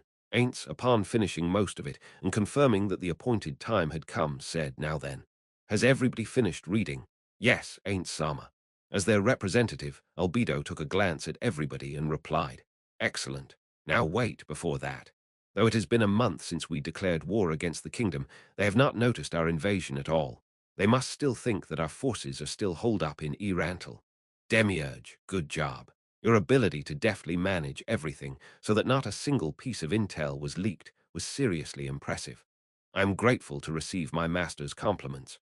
On the same note, to have threatened a portion of the kingdom's nobility into rebelling was also a splendid accomplishment. Albedo, thank you very much, Ainz Sama." Albedo, like Demiurge, lowered her head. "Umu, this current matter is of greater importance, so report to me in detail about what you have done after this." Ainz knocked on one of the pages in the document with the back of his finger and confirmed that the both of them had understood what he had meant. He nodded in a fashion that suited his status as Overlord and scanned the guardians before him. Though the maids who were within his sightline were looking towards him with serious eyes, he resisted the urge to pay attention to them. "Very well then, let us exchange our opinions on this matter.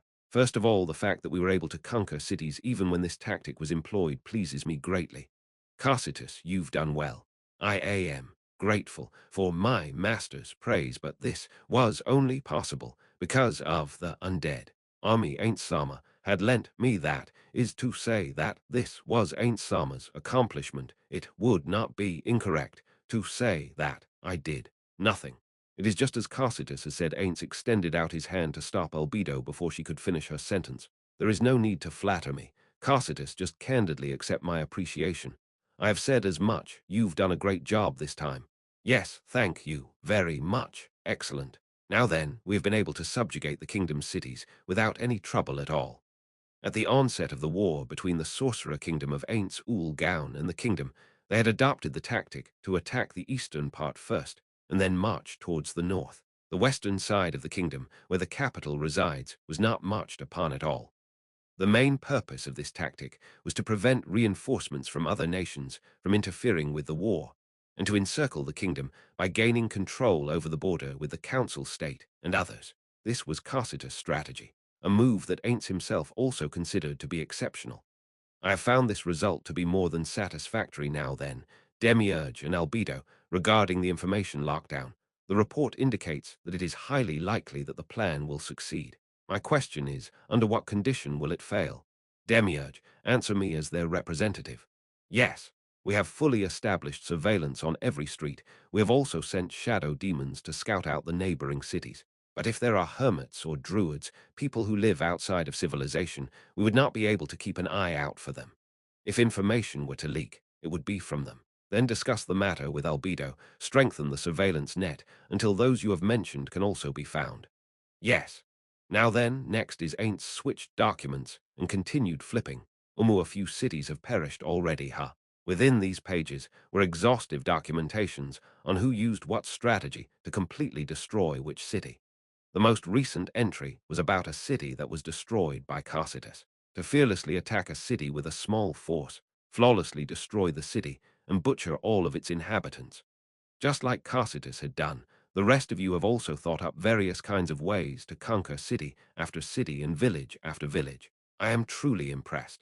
The Sorcerer Kingdom had initiated a brutal war in which their policy was to completely destroy every city and village in their way and massacre all of its inhabitants. All that was left behind after the Sorcerer Kingdom army's unanticipated attack was lifeless piles of ash and rubble.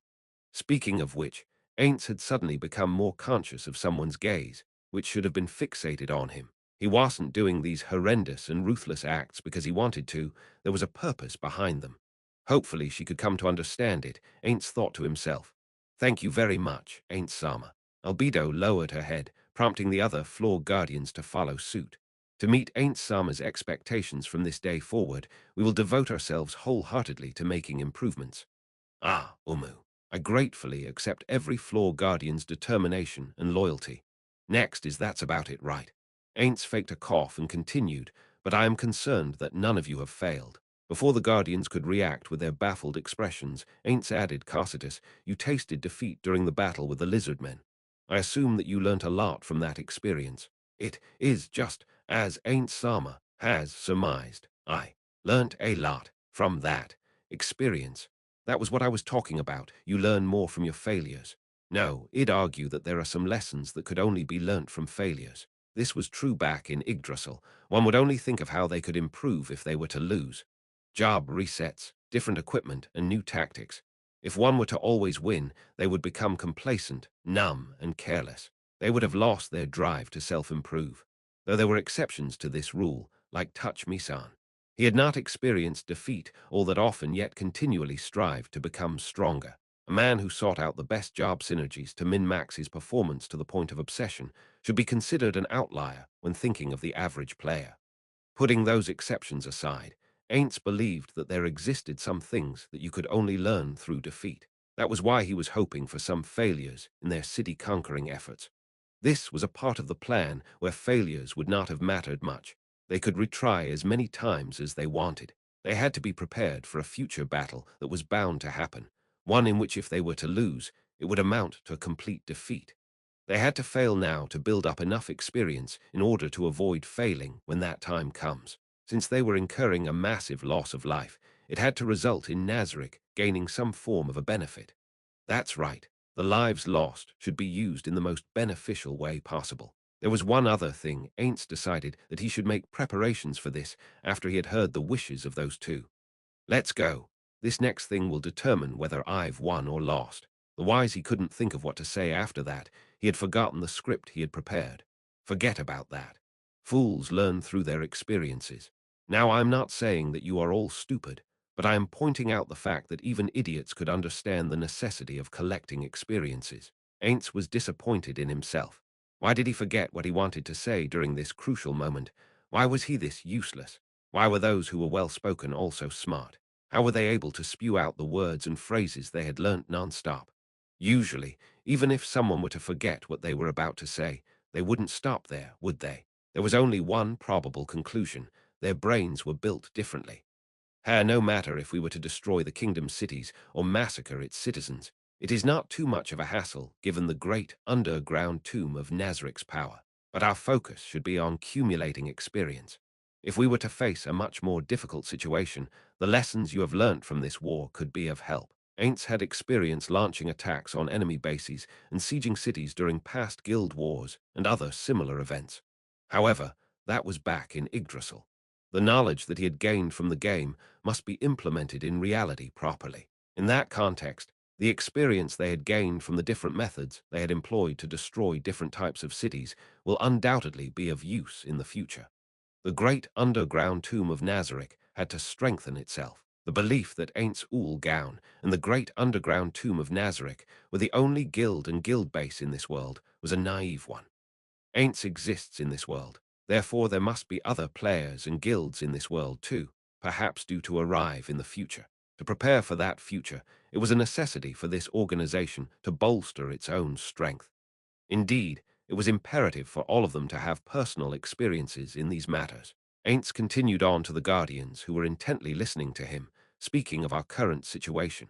I could feel that the burden of responsibility has been growing ever so heavier on every floor guardian. At the same time, the number of people like you who I could entrust these jobs to are far and few between.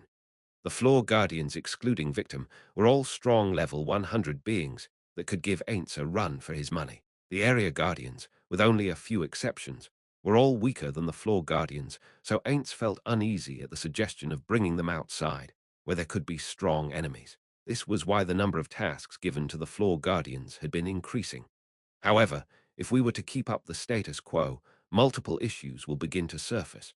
When the sorcerer kingdom of Ainz Ooal Gown has come to subjugate a vast enough territory, the area guardians will take up responsibility for a wide range of tasks. Perhaps a day will come when even the management of warfare will have to be delegated to someone. That is to say that our master wishes those who are without experience to have a personal history of their own. Correct. Demiurge started spouting unintelligible things again. But what he said about forming a history of their own more or less hit the mark. It sounded pretty cool too. That's correct. It is just as you have surmised, Demiurge. Though he did not feel as though it could be conveyed properly, Ain't still smiled while using his practiced what a no-nonsense ruler would sound like. Voice. Speaking of which, normally if he were to hear himself using that voice through a recording, he would not be able to stand the amount of cringe he felt. But he didn't really think too much about it now. After all, he felt that his emotions would get suppressed quickly if he had imagined the voice that he was using. Anyways, Demiurge's history idea was a good one. They had gained the knowledge of various types of methods to siege cities during this invasion against the kingdom, and they should record all of it down in a book or something. With the area guardians as their focus, the denizens of the great underground tomb of Nazarick should be able to gain some knowledge through these shared experiences. Right. Of course, as the saying goes, a picture is worth 1,000 words.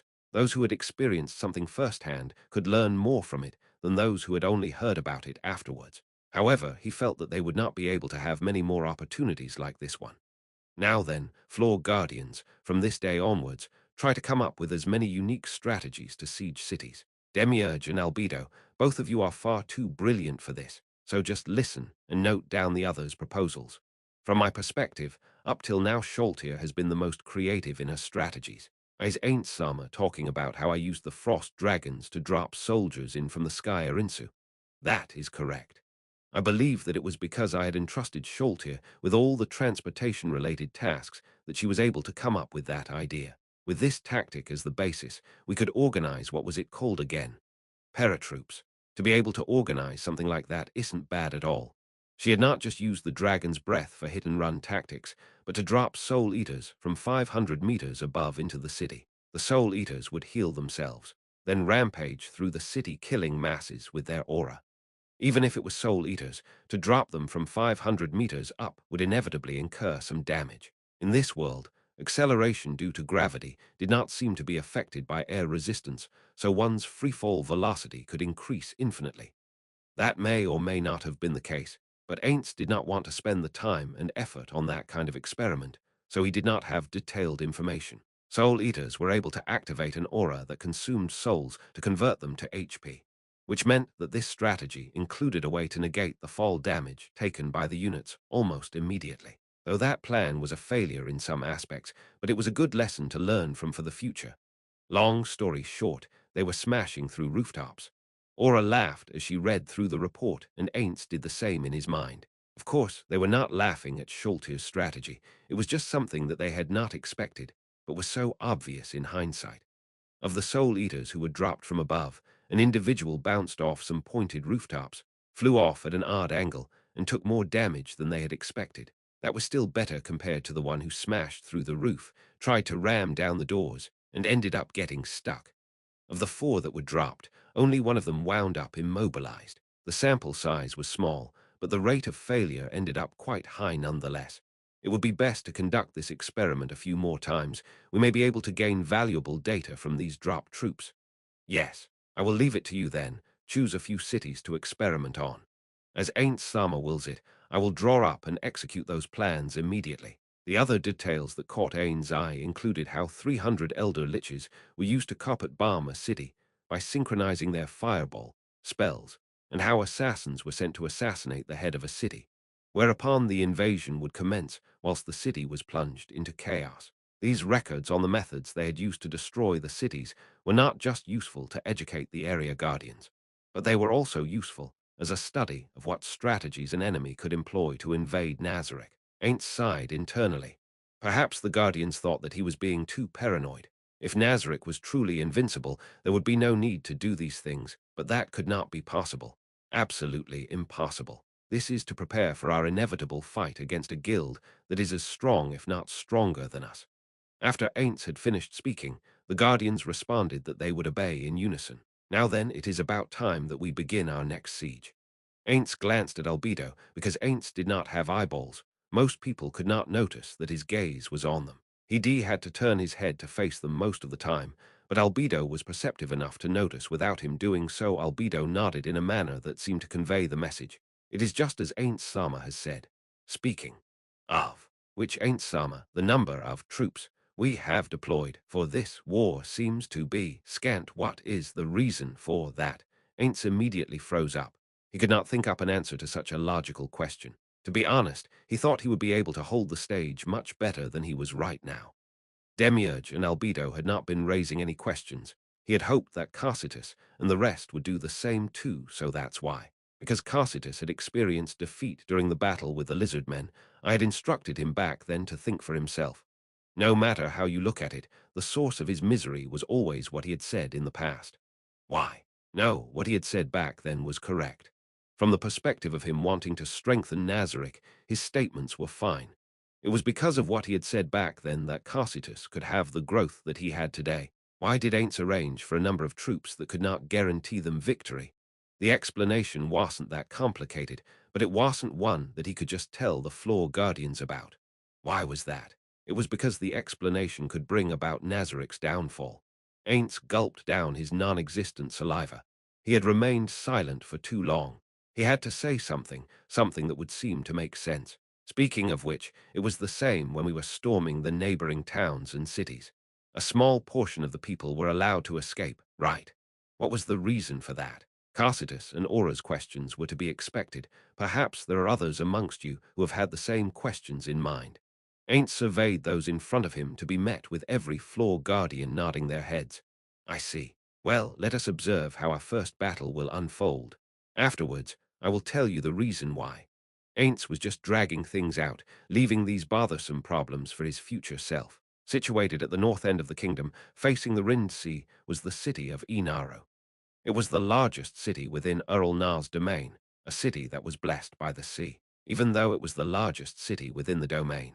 If you were to head east across the domain's border, you would not be too far off from the city famous for its naval port, Ryuraval. That city had more landmass and ships docked within its ports. The only advantage Inaru had over that city was probably that it had better fish holes. That is to say, Inaru was of no strategic purposes whatsoever. It was safe to say that gourmets were the ones who accentuated the true value of Inaru. Uralnar's lineage had been researching seafood for generations in order to secure the bragging rights that they had the best seafood in the entire kingdom. Said research produced a sauce, made by mixing soy sauce and honey, used to glaze over other ingredients. Heat had to be controlled precisely during the grilling process to prevent the sauce from burning. All of this cumulated into the creation of Inaru-style grilled fish, a story that was quite widespread. The atmosphere of such a city remained the same regardless of the declaration of war up till a few days ago. Fishermen still sailed out to fish, and the markets were still packed with people shopping for fresh fish and shellfish. Other than the decrease in the number of traveling merchants on the streets, life went on as usual in the city. It was inevitable that no one took any special actions. They had received the news of the Sorcerer Kingdom declaring war on the kingdom from a messenger sent from the capital around a month ago. But they did not believe that the Sorcerer Kingdom would attack the northernmost reaches of the kingdom. By conventional logic, before that happened, the capital would have fallen and ended the war. There were also other major cities neighboring them that belonged to other domains, never mind the numerous villages within their own domain. The Sorcerer Kingdom would have to go through them before they got to this city. If and when the war reached them, they should receive requests for aid from those towns first. That was why they did not attempt to bolster defenses. The most they did was make preparations to send their levies. However, things did not turn out the way they had expected. The neighboring baron, a few of his subordinates, and the rest of his family had hurriedly escaped to Inaru. The baron's explanation was simple. Some undead suddenly showed up, and slaughtered every single civilian in my domain. The undead could spawn naturally, and ones that could destroy entire villages were not unheard of. But for such a strong undead to naturally spawn took time. Excluding the Katsi plains, numerous weaker undead would have to occupy a place before there was even a chance for stronger undead to show up. If his domain was well managed, it would be easy to have the undead stifled in their cradle before they could even contend, so to speak. Which was why strong undead normally did not appear close to human civilization. There were only two exceptions to this rule. Either there was an evil magic caster who could control the undead close by, or that undead had traveled there from some faraway land. If that was the case, there was only one person that came to mind: Ainz Ooal Gown, the Sorcerer King. They must have also received the intel that the war was declared. If they were to treat that undead as part of the Sorcerer Kingdom's army, everything made sense, except questions kept arising one after another. What about the other neighboring cities? How numerous are the enemy's forces? What kind of an undead army is it? What happened to the capital? Questions other than those kept on surfacing. But there were more important matters to tend to before they could deduce the answers to those questions. After they had listened to the Baron's retelling in detail and analyzed the intel they had on hand, they predicted that Inaru was on the path that the undead would march through to invade the kingdom. They immediately sent messengers on fast horses to every village and town within their domain, ordering them to evacuate. With the information they had, they could not tell for what purpose was the Sorcerer Kingdom's army marching towards such a remote port. Perhaps it was because the Sorcerer Kingdom was a landlocked nation and wanted to get their hands on a port city immediately, so they chose to attack such an unfortified place. Perhaps they were hoping to use Inaru as a staging ground for their future war efforts. Though it was still dangerous for people to evacuate to the city, there weren't many who could outrun the ever-encroaching army of the Sorcerer Kingdom and make it to the other domains. In the end, the vast majority of people chose to stay within the somewhat defended walls of Inaru. 5 days after the evacuation of the citizens within the domain had ended, they sighted the silhouette of the undead from atop the watchtowers of Inaru. The morning 3 days after that, a man stood on the top of a watchtower. He appears to be over 40, had a tanned body, and his scent was more akin to that of waves crashing upon a skerry than that of a warrior's. From the smell alone you could tell that he was a man whose life depended on the sea. Though the top of his head was completely bald, the sides and back of his head still had remnants from the lusciousness of his youth. He would try his best to comb them upwards to cover up the wasteland that is the top of his head. Though his physical appearance screamed fisherman, his garment was that of a first-class noble's. Thus, one could easily distinguish his status. Ooh, there everywhere his tone did not match his appearance at all, and was generally undignified. But this man was the ruler of these lands, Earl Na. Within his line of sight was a large group of zombies, which numbered approximately 20 times more than Inara's defense force. The undead army had halted their march to wait for stragglers to catch up. But it appeared that the influx of zombies into their formations had abated, so that was probably the whole army. Given that was the situation, war was only a hair's breadth away. Even so, it's only a swarm of zombies. It's not that big of a deal. The one who had asserted that was a woman who stood next to the Earl. Her hair of pure white danced in the breeze. That said, her white hair was not a product of age. She had deliberately dyed it so. Her original hair color was the shade of gold that was a common sight throughout the kingdom. Until the year prior, she had dyed her hair black. The dyed hair wasn't for a fashion statement or for fun. She was using her flashy appearance as a sort of advertisement for her adventurer group. Adventurers like her weren't all that uncommon. There were even those who would dye their hair pink in a bid to become famous. It was for that reason that she had changed her hair dye from black to white. Of the active adamantite-ranked adventurer groups, there were already teams with red and blue associations, but recently, black had been taken too.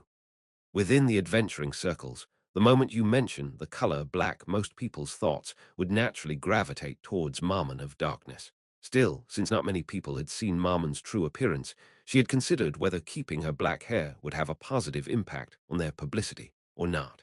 She gave up on that idea after she learned that Marmon's partner had gorgeous black hair. Consequently, her team's color had also changed from black to white. As for her, Skama Herbalot, she was just glad that they had not incorporated the color into their team name yet, but had just named themselves the Four Armaments. Those are obviously not naturally spawned. Many of them look like farmers, so they can't be from the Sorcerer Kingdom. They must have destroyed the surrounding villages and turned their corpses into zombies. How revolting. Skama spoke as though she was about to vomit. Though there were also a few amongst them that had better equipment, leather armor, chainmail, and other types of light armor that gave one the impression that they were soldiers who were turned into zombies. The majority of them only wore regular clothing that wasn't even of notable quality. Can someone even do that? Whether it's possible to generate this number of zombies or not, I have no idea. But since spells to create the undead exist, it should be possible, right? Oh, Hara Earl sighed from the depths of his heart. In these trying times, his voice did not have a shred of urgency. It could be infuriating to some, yet Skama's expression remained unchanged. If that's the case, could we not create an undead army of our own to hold them off? If there were dozens of those who favor necromancy out of the exotic arcana and could use the higher-tier spells of that discipline, it wouldn't be completely impossible. Too bad there's none in this city. There was a reason why she was so sure of herself. Earl had sent requests to the Mages Guild, the Temple, the Adventurers Guild, and others. He had basically sent a call to every magic caster in the city to join them in mounting a defense, in hopes that he could form a unit comprised entirely of magic casters.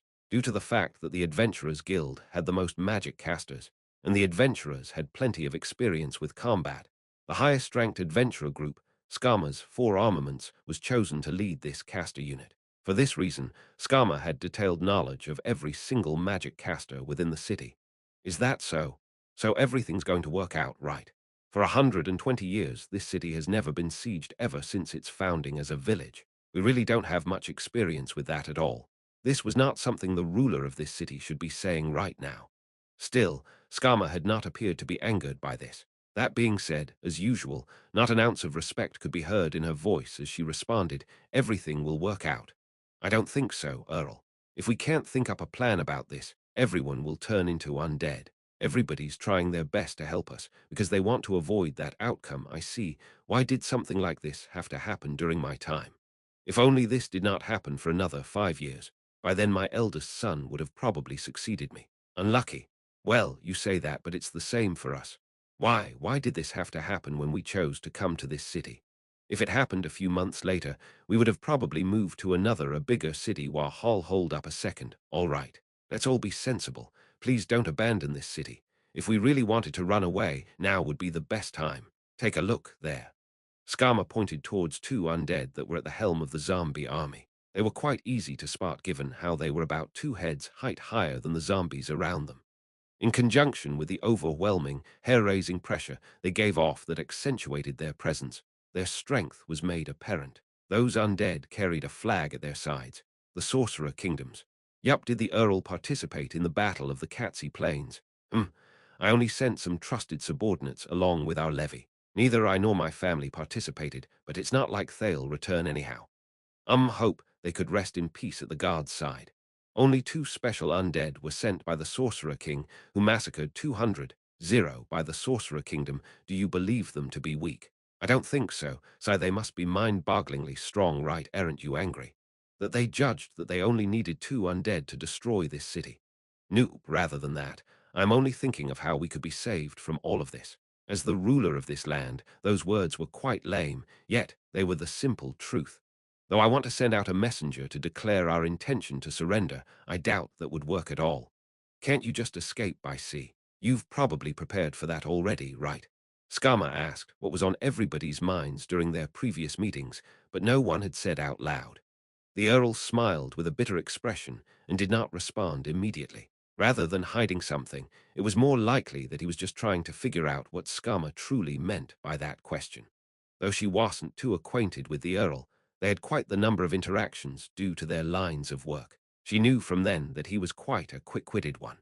What was unfortunate was that though the Earl's son was a suitable replacement for him, he was not as outstanding as his father.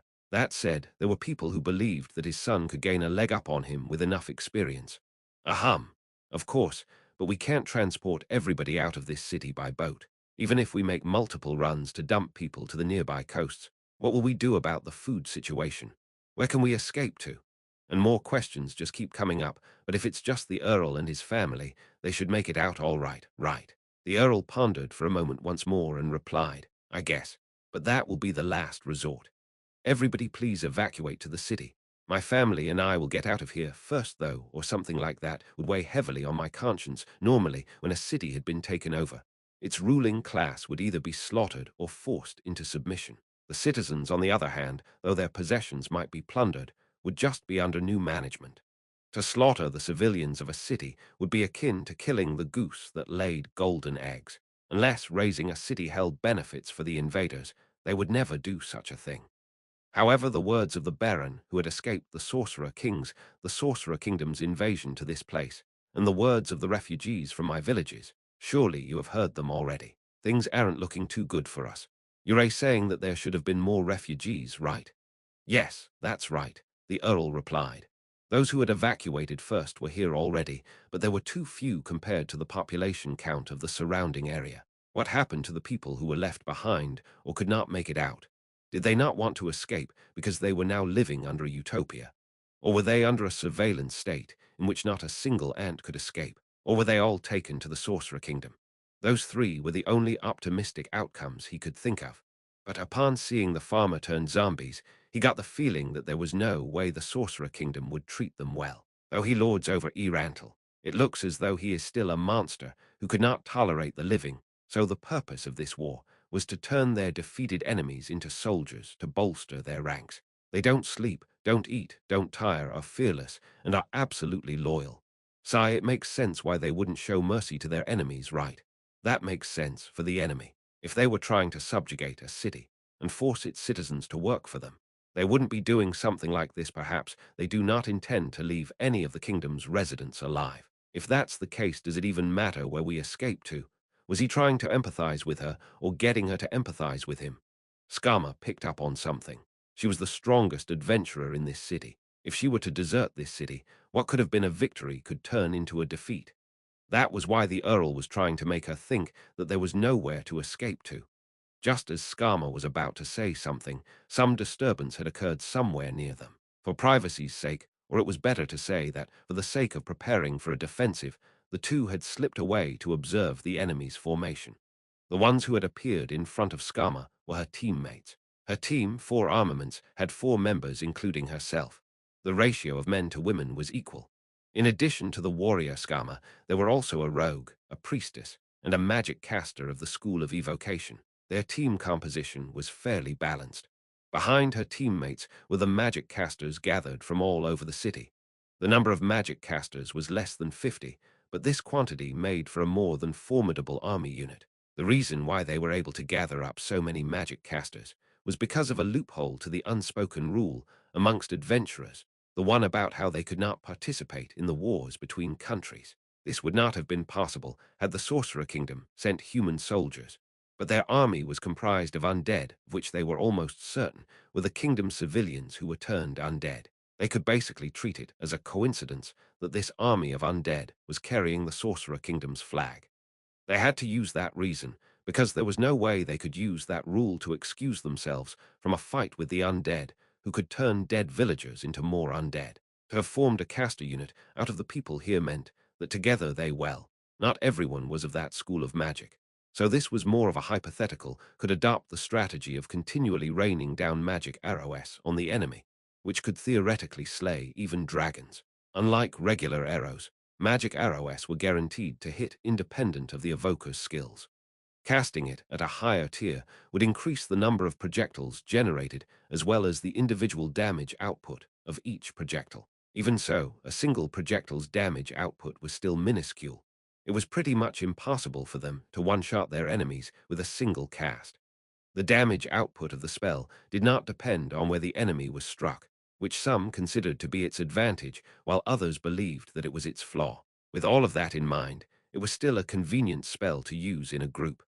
If they were to form an army corps out of people who learnt that spell, it would probably see a lot of success. However, no historical records existed of such a tactic being used.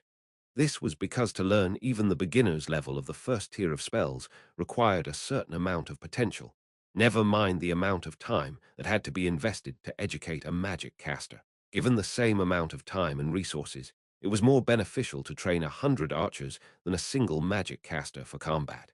If there existed some organism that could innately use magic arrow, and an army was formed out of them, that had the potential to be absolutely terrifying. If not even those requirements for talent could be met now, it was safer to say that it was precisely because no such organism existed that an army composed purely of magic casters was only a pipe dream.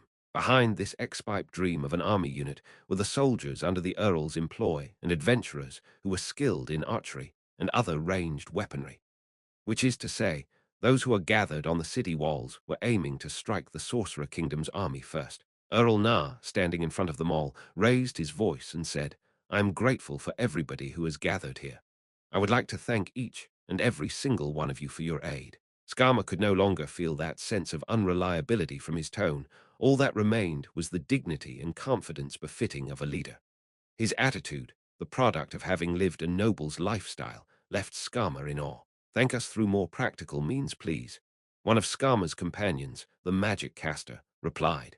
A wave of laughter could be heard behind him. The Earl was not displeased upon hearing what one of the representatives of the adventurers had to say. On the contrary, the smile that flourished on his face was a genuine one. "Leave that to me. You will be rewarded enough that even if every other adventurer forced you to take them out for a meal, you would not go broke. I will hand over your rewards in front of everyone, out in the open." Woo! Everybody started cheering. "Of course, that applies to my soldiers too. Though your pay may not be as plentiful as the adventurers, I will pay you a bonus big enough that you would no longer have to worry over your wives' and children's future." But the Earl switched to a playful tone to say, "Don't you dare squander away all of your newfound wealth. Am I understood?" He could see that the tense expressions on his soldiers had loosened up a little. "I was thinking of alternative forms of compensation. Surely the Earl has a few magic items as heirlooms or something. Your lineage goes quite a way back, after all." The one who had said that was a woman who irradiated a perverse aura. On her neck hung the holy symbol of the Earth God, which was sandwiched between her voluptuous bosom. It wouldn't be incorrect to call this sacrilege. This woman, Lilynette Peony, was also one of Skama's companions, and no, she was not wearing that priestess outfit because she's a prostitute who was accommodating her client's fetish or something like that. An heirloom magic item would be a tall order. It does exist, though. I do have a magic item that was passed down for generations. A lot of people would know about it. It's called the Five Colors Holy Sword. It was a longsword enchanted with the elemental powers of fire, thunder, acid, sonic, and ice, which dealt their respective damage types to a slashed target. But the blade was without an edge, so it could only be used as a blunt weapon, like a dummy sword for swordsmanship practice. He had no idea why someone would create such a sword. What was more confusing was that it did not deal holy damage, yet was called a holy sword. Perhaps the name was changed generations after its creation, so that did not really matter much. I want that after all, it was still a valuable item, so to give it away to an adventurer as compensation seemed wholly inappropriate. "You want that?" Depending on the situation, I wouldn't rule it out completely." The Earl continued on in a sea of gasps. "My son, I wish that you could become my son's concubine." Skama's expression turned apprehensive. The Earl had said something he shouldn't have. Some of the adventurers looked towards the Earl with their eyes wide open. They were those who were head over heels for Lilynette. In comparison, the one who had started this had on her eyes as sharp as an eagle's. Perhaps that joke had crossed a line. Just as Earl Nar opened his mouth to apologize, Lilynette asked, "The Earl has 4 children, right? Your wife gave birth to your eldest son and your 3rd son. Your concubine gave birth to your 2nd son and eldest daughter. Your eldest is out of the question, so which son were you referring to?" Her tone had shifted completely, from her careless attitude back then to the seriousness that was to be expected of an adventurer. This was her actual personality, which meant that Lilynette was being completely serious. Skama's expression further darkened. She glanced at her other teammates who cold-heartedly avoided making eye contact with her. "Those cowards. I was talking about my 3rd son, your 3rd son. But isn't that kid only 12? The one whose birthday is coming up soon but hasn't passed yet. Be the concubine of that child." The Earl was about to nod his head when he suddenly froze up. "That's right. How did you know about my child's age? Even the birth date of the 3rd son of a local noble is that important intel. Or are all of you top-ranked adventurers like this?" And no, and other denials came from the other adventurers. Lilynette ignored them all and continued on as she held up her hair. "Ha, Fiane. Aham. Fine then, I'll become your son's concubine for the 5 colors holy sword. The Earl observed Lilinet in detail and turned his gaze towards Skama as if he had a question that he wanted an answer to at this exact moment. Skama knew what that question was. She knew it well, though I was the one who raised that suggestion. Wait, why is she drooling? Is she actually after my son or the magic item? It's the former, Skama tried to say, but before her words could reach anyone a boisterous voice boomed, "You fool. Unripe fruits are the most alluring of all, aren't they?" The silent atmosphere was broken the moment they figured out whose voice that was. At the same time, a few of the adventurers had already fallen to the ground, a result of their fantasies being crushed by the harsh reality of it all. Skama could empathize with the sorrow of those adventurers. Sorry, she thought. Those who had fawned over her should understand at this point why they had not been successful. Age preference. I thought that you would ask, why a concubine or something. Lilinet responded to Earl Nar, who was muttering to himself, "Ah, father-in-law Sama. Even if he's your third son, he was still born of your wife. If all goes well, he should be able to gain the title of Baron and a small patch of land, correct? With that in mind, it would be asking too much for an adventurer to be his wife, even if it's a powerful one, right? Though I do have connections to the temples, that is still, you know." You were planning to say something along the lines of, "If you perform outstandingly in this battle, I will consider letting you be his wife," right? But if I was to be satisfied by the offer of being his wife alone, then there would be no way I could get my hands on the 5 colors holy sword. After all, the wife of your third son inheriting the family heirloom would upheave our family's peace. She was already calling him father-in-law. I have underestimated you. If you came along earlier, I would have made you my eldest son's concubine. Ah, 15, wait, no, 17, and above would be too old for me, father-in-law Sama. The Earl kept glancing at Skama as she tried her darndest to ignore him. Earl Nar's expression looked as though he had just taken a heavy blow and wanted to call her sly, drawing no sympathy from the crowd at all. Something that I've got to ask, even if it's his third son. There will still come a day when he ages past the age of 17, though. That's true, if only he was of a race with a longer lifespan. But if that was the case, wouldn't I be the one who'd age faster? So, what you've said is acceptable to me. You thought that was worth emphasizing. You thought that, of all the things that I have said so far, that was the thing that was most worthy of emphasizing. Eh, father-in-law Sama? Your composure, you appear to be losing it. You're the last person I wanted to hear that from. Based on Skama's personal judgment, Lilinet was an honest and caring person, so she should make for a good bride. However, none of that was on display right now. If this continued on any longer, not only would it bring shame upon her companion, but it would set the reputation of her entire team on some weird trajectory which would be troublesome. Skama did not want to be identified by her white hair for negative connotations. Now then, Earl. Though we do appreciate your efforts to alleviate our stress with some humor, we do have to get on with our preparations for the battle. Could I ask of you to return to the center of command? Even if he stayed, he, who is without any combat prowess, would not be able to do much. His job was better accomplished elsewhere. Earl Nar nodded his head at this logical proposal, probably out of a desire to stay as far away as possible from Lilinet. Ah yes, now then. Everybody will be relying on you all. From the vantage point of the city walls, it appeared as though the enemies did not have a formation at all, but were just gathering zombies into one spot. This would have been easy for a mithril-ranked adventurer like Skama to clear them out, if only those monsters were not there. No movement, So does anyone recognize those undead? 2 undead creatures stood where Skama was pointing to. One held a huge shield in one hand and a huge sword in another, while the other one was dual-wielding swords. The magic casters around her shook their heads after she had asked her question. Skama shifted her gaze towards Lilinet. Priestesses were usually knowledgeable in matters concerning the undead, whether they're well-known or esoteric. With her response of a shrug, there could only be 2 possibilities. One was that this was an extremely rare type of undead, or a new species. Ignore the nomenclature for now of undead. Either possibility was worrisome. Normally, it would not have been unusual for an adventurer to consider running away at this point. The other situations in which they would consider retreat were if it had any special abilities that could one-hit knockout or could unleash fatal attacks. This was a scenario in which they had no intel to operate on at all. For example, ghouls had a claw attack that could paralyze their opponents via poison when they inflict damage with it. If one were not to know about its paralytic effect and did not prepare against it, They could get chain paralyzed or even total party killed. What would happen to a party that did not know about Wraith's ability to life-steal? Or what about a party that did not know about werewolves and other similar monsters' resistances to any attacks not made with a specific metal? Or what about monsters who could regenerate if you did not hit it with fire or acid attacks? Intel was both an offensive and defensive tool. If one were to fight without any intel to back them up, the amount of danger they would be putting themselves in should be obvious. This isn't good at all. We should try to hit it with all kinds of attacks to see what would be effective. Any objections? Not a peep.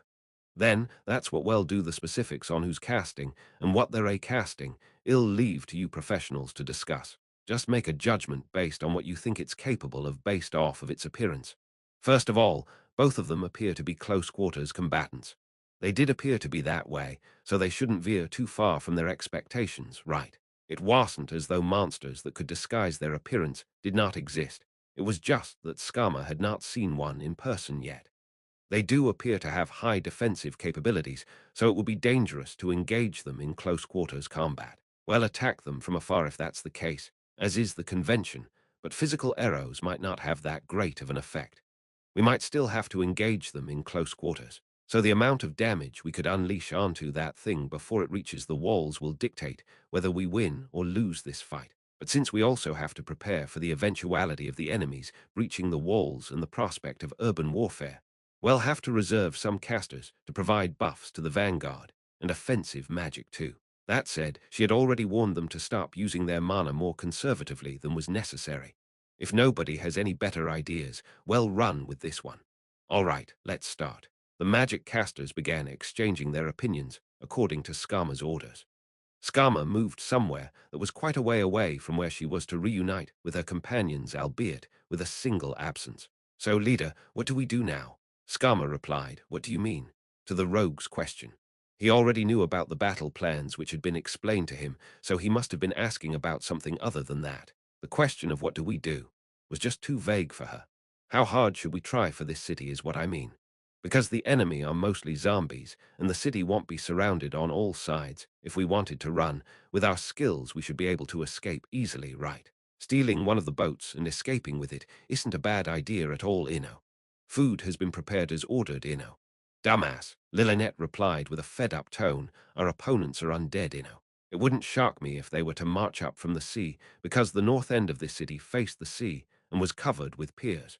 There were no walls covering that side of the city. If their enemies were at all intelligent, they would have chosen to attack from that side. It was still possible that their main army was waiting to come out of the sea. Ah, is that so? That's quite disturbing. Have you told the Earl about this? Nope, wouldn't have helped if I did. Even if we were to only install roadblocks, the perimeter is too wide for that to happen. It would create unnecessary panic in the city first of all. Perhaps there was a reason as to why they are not surrounding us completely. Like what if they were to leave us a small hole in their perimeter, and if we were to try to escape through there, it would turn out to be a trap. Then, what should we do? If you want to run, do it through there, Skama said as she pointed towards the cluster of enemies. It's easy to break their formations if it's zombies. Worst case scenario, well, just have to scout ahead with Fly to make sure the enemy's main forces aren't lurking further beyond. I see you thought this through, eh? The rogue said, unaware of his two female companions' glares, as if they're trying to say, that's because you're the only one who haven't thought about this at all. The rogue continued, so if we were to run, where do we run to? The neighboring city or somewhere near the capital? We'd just give up on this country. Are you serious? You're too loud. Skama confirmed that their surroundings were clear before continuing on to say yes. To stay and be ruled by the Sorcerer Kingdom, the country that would turn so many people into undead, even though they were citizens of a hostile state, would surely ensure an unhappy end for them all. The question now was, where should they escape to? Though it might be easy for them as an adventuring party to escape, the leader of the party would still have to consider various scenarios. 3 countries neighbored the kingdom other than the Sorcerer Kingdom: the Argland Council State, the Holy Kingdom, and the Empire. By the process of elimination, all that was left was the Council State, since the Holy Kingdom appeared to be friendly to the Sorcerer Kingdom, and the Empire was its vassal. An advantage of choosing the Council State was that it was relatively close to where they were. But other than that, their options were probably the City-State Alliance or the Theocracy. The Draconic Kingdom wasn't doing so great the last she heard, and the other countries have humans in the minorities. Then again, humans were the minority in the Council State and the City-State Alliance too. If they had to take into account the percentage that humans held in a country's population, they would have to remove the Council State from their list of countries to fall back on. She had heard that humans made up less than 10 of the country's population. If distance was no issue, the City-State Alliance appeared to be their best option. Apparently half of some of the city's populations within the Alliance were human. Sai, are we really running away? Skama, you should try harder for my own pursuit of happiness, so you weren't acting when you were talking just then about that child. The desire to help and the desire to run away, those conflicting emotions grew in Skama. It was around that time when Skama noticed that the casters had concluded their debate. Leader, we're done here, understood. Now then, shall we act according to the plan? If worse comes to worse, jump down and try to break through the cluster of zombies. To jump down from such a height would inflict some pain even on someone armored like Skama. This issue was solved by their magic caster, who would cast control falling on her to let her fall safely. Skama and the others moved to their post and awaited the enemy's action. Should they consider themselves lucky that the enemies chose not to wait until nighttime to make their move? There was no special signal to signify the start of the battle. No statements were made by the exchange of arrows. Neither side declared their justifications. Just a great number of zombies stumbling towards the city walls. It looked nothing like how a normal battle was initiated. Corpses grumbling while rapidly approaching them must have been a terrifying sight for some. But to someone like Skama, this was a laughable display. If those were zombies of races other than humans such as giants, dragons, or other giant monsters, this would be a different situation entirely. Not even fledgling adventurers would be scared of mere human zombies. After all, this city's walls weren't something zombies of this caliber could breach. Zombies, though they had more strength, durability, and stamina than the average Joe, they were still worse than an adventurer with even a modicum of experience. This was without considering the fact that zombies were not sapient. While archers readied their bows, the adventurers' gazes were affixed onto those two undead beings. They were not moving at all. Why? Were they not planning to move at all? Eventually, when they confirmed that the zombies were barely within their range, the archers loosened their arrows at Skama's signal. Normally, they would have waited until the distance between them was shorter than what it was now to start shooting to ensure they could hit their targets. But since these were zombies, quantity mattered more than accuracy. As expected of the soldiers who were confident in their archery skills, they were fairly accurate even from this range. Perhaps only 2 of 10 arrows missed their mark, which was an insignificant loss. However, it was not as though a zombie would fall to a single arrow. Still, they could shave off some of the false life their opponents had as long as they landed their shots. The second and third volleys started picking off a good number of the enemies. The adventurers and soldiers did not rejoice at the sight and sound of the zombies hitting the ground. Nothing had occurred that was out of their expectations yet. Their main issue remained to be those 2 undead beings. Strong monsters could change the tide of battle single-handedly. They're moving. The shield-bearing undead began moving, with speeds that were considerably greater than that of the zombies as it rushed towards the city gate. The shield-carrying undead sent zombies flying without much consideration as it charged through them with its shield at its front. Skama, shocked by the extraordinary speeds their opponents were moving at, gave out her order, initiate attack. The magic caster's spells flew out at the same time. Amongst them, the most destructive was Skama's companion's fireball, as she had expected. The fireball flew through the air and exploded with the unknown undead at its center. A huge ball of fire emerged from the explosion and enveloped the zombies around that undead.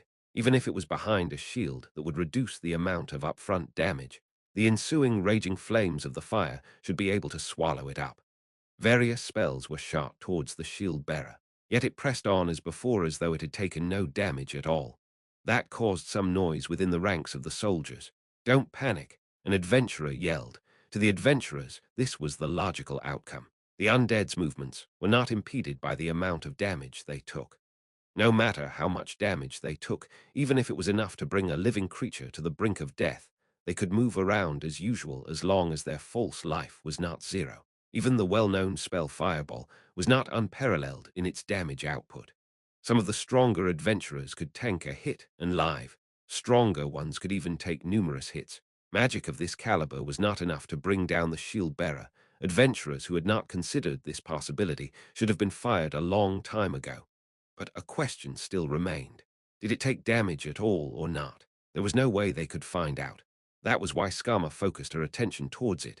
Normally speaking, spell damage could not be evaded, guarded, or reduced by physical armor. Purely energy-based spell attacks like those should be effective against enemies with pieces of armor or sturdy exoskeletons. Still, it wasn't as though monsters with magic or elemental resistances did not exist. If she had to think of an example among the undead, there was the well-known, super dangerous being known as a skeletal dragon, which had complete immunity to all magic. There were also monsters that could reduce the amount of fire damage they took or even heal from attacks. It was not impossible for that undead being to have those kinds of abilities.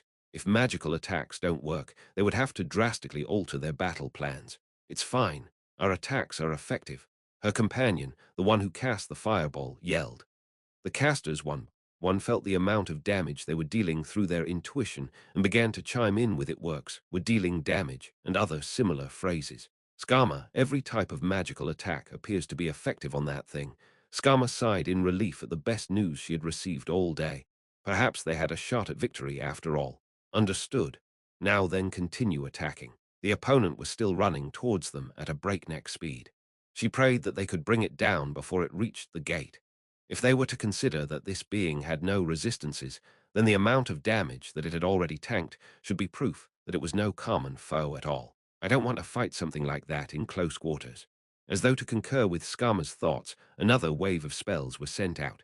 Many zombies had already fallen at this point, yet the shield bearer pressed on. Most undead would have been vanquished after a few dozen spells. Skama felt a chill down her spine. It's stronger than expected now. It's too strong, this thing. Can we really defeat it? The shield bearer wasn't the only enemy they had to be wary of. There was also the other one who was still waiting in place. Why it wasn't moving, they had no idea, is that the Sorcerer Kingdom's trump card. That's why there's only two. Or was it to say that this city with us included is weak enough that only two of them were required? Another chill was sent down her spine. What if the Sorcerer Kingdom had received intel on every adventurer in the city, including Skama's 4 armaments, and had sent the exact number of troops to guarantee victory? And the troops in question were not the zombies, but rather the shield bearer.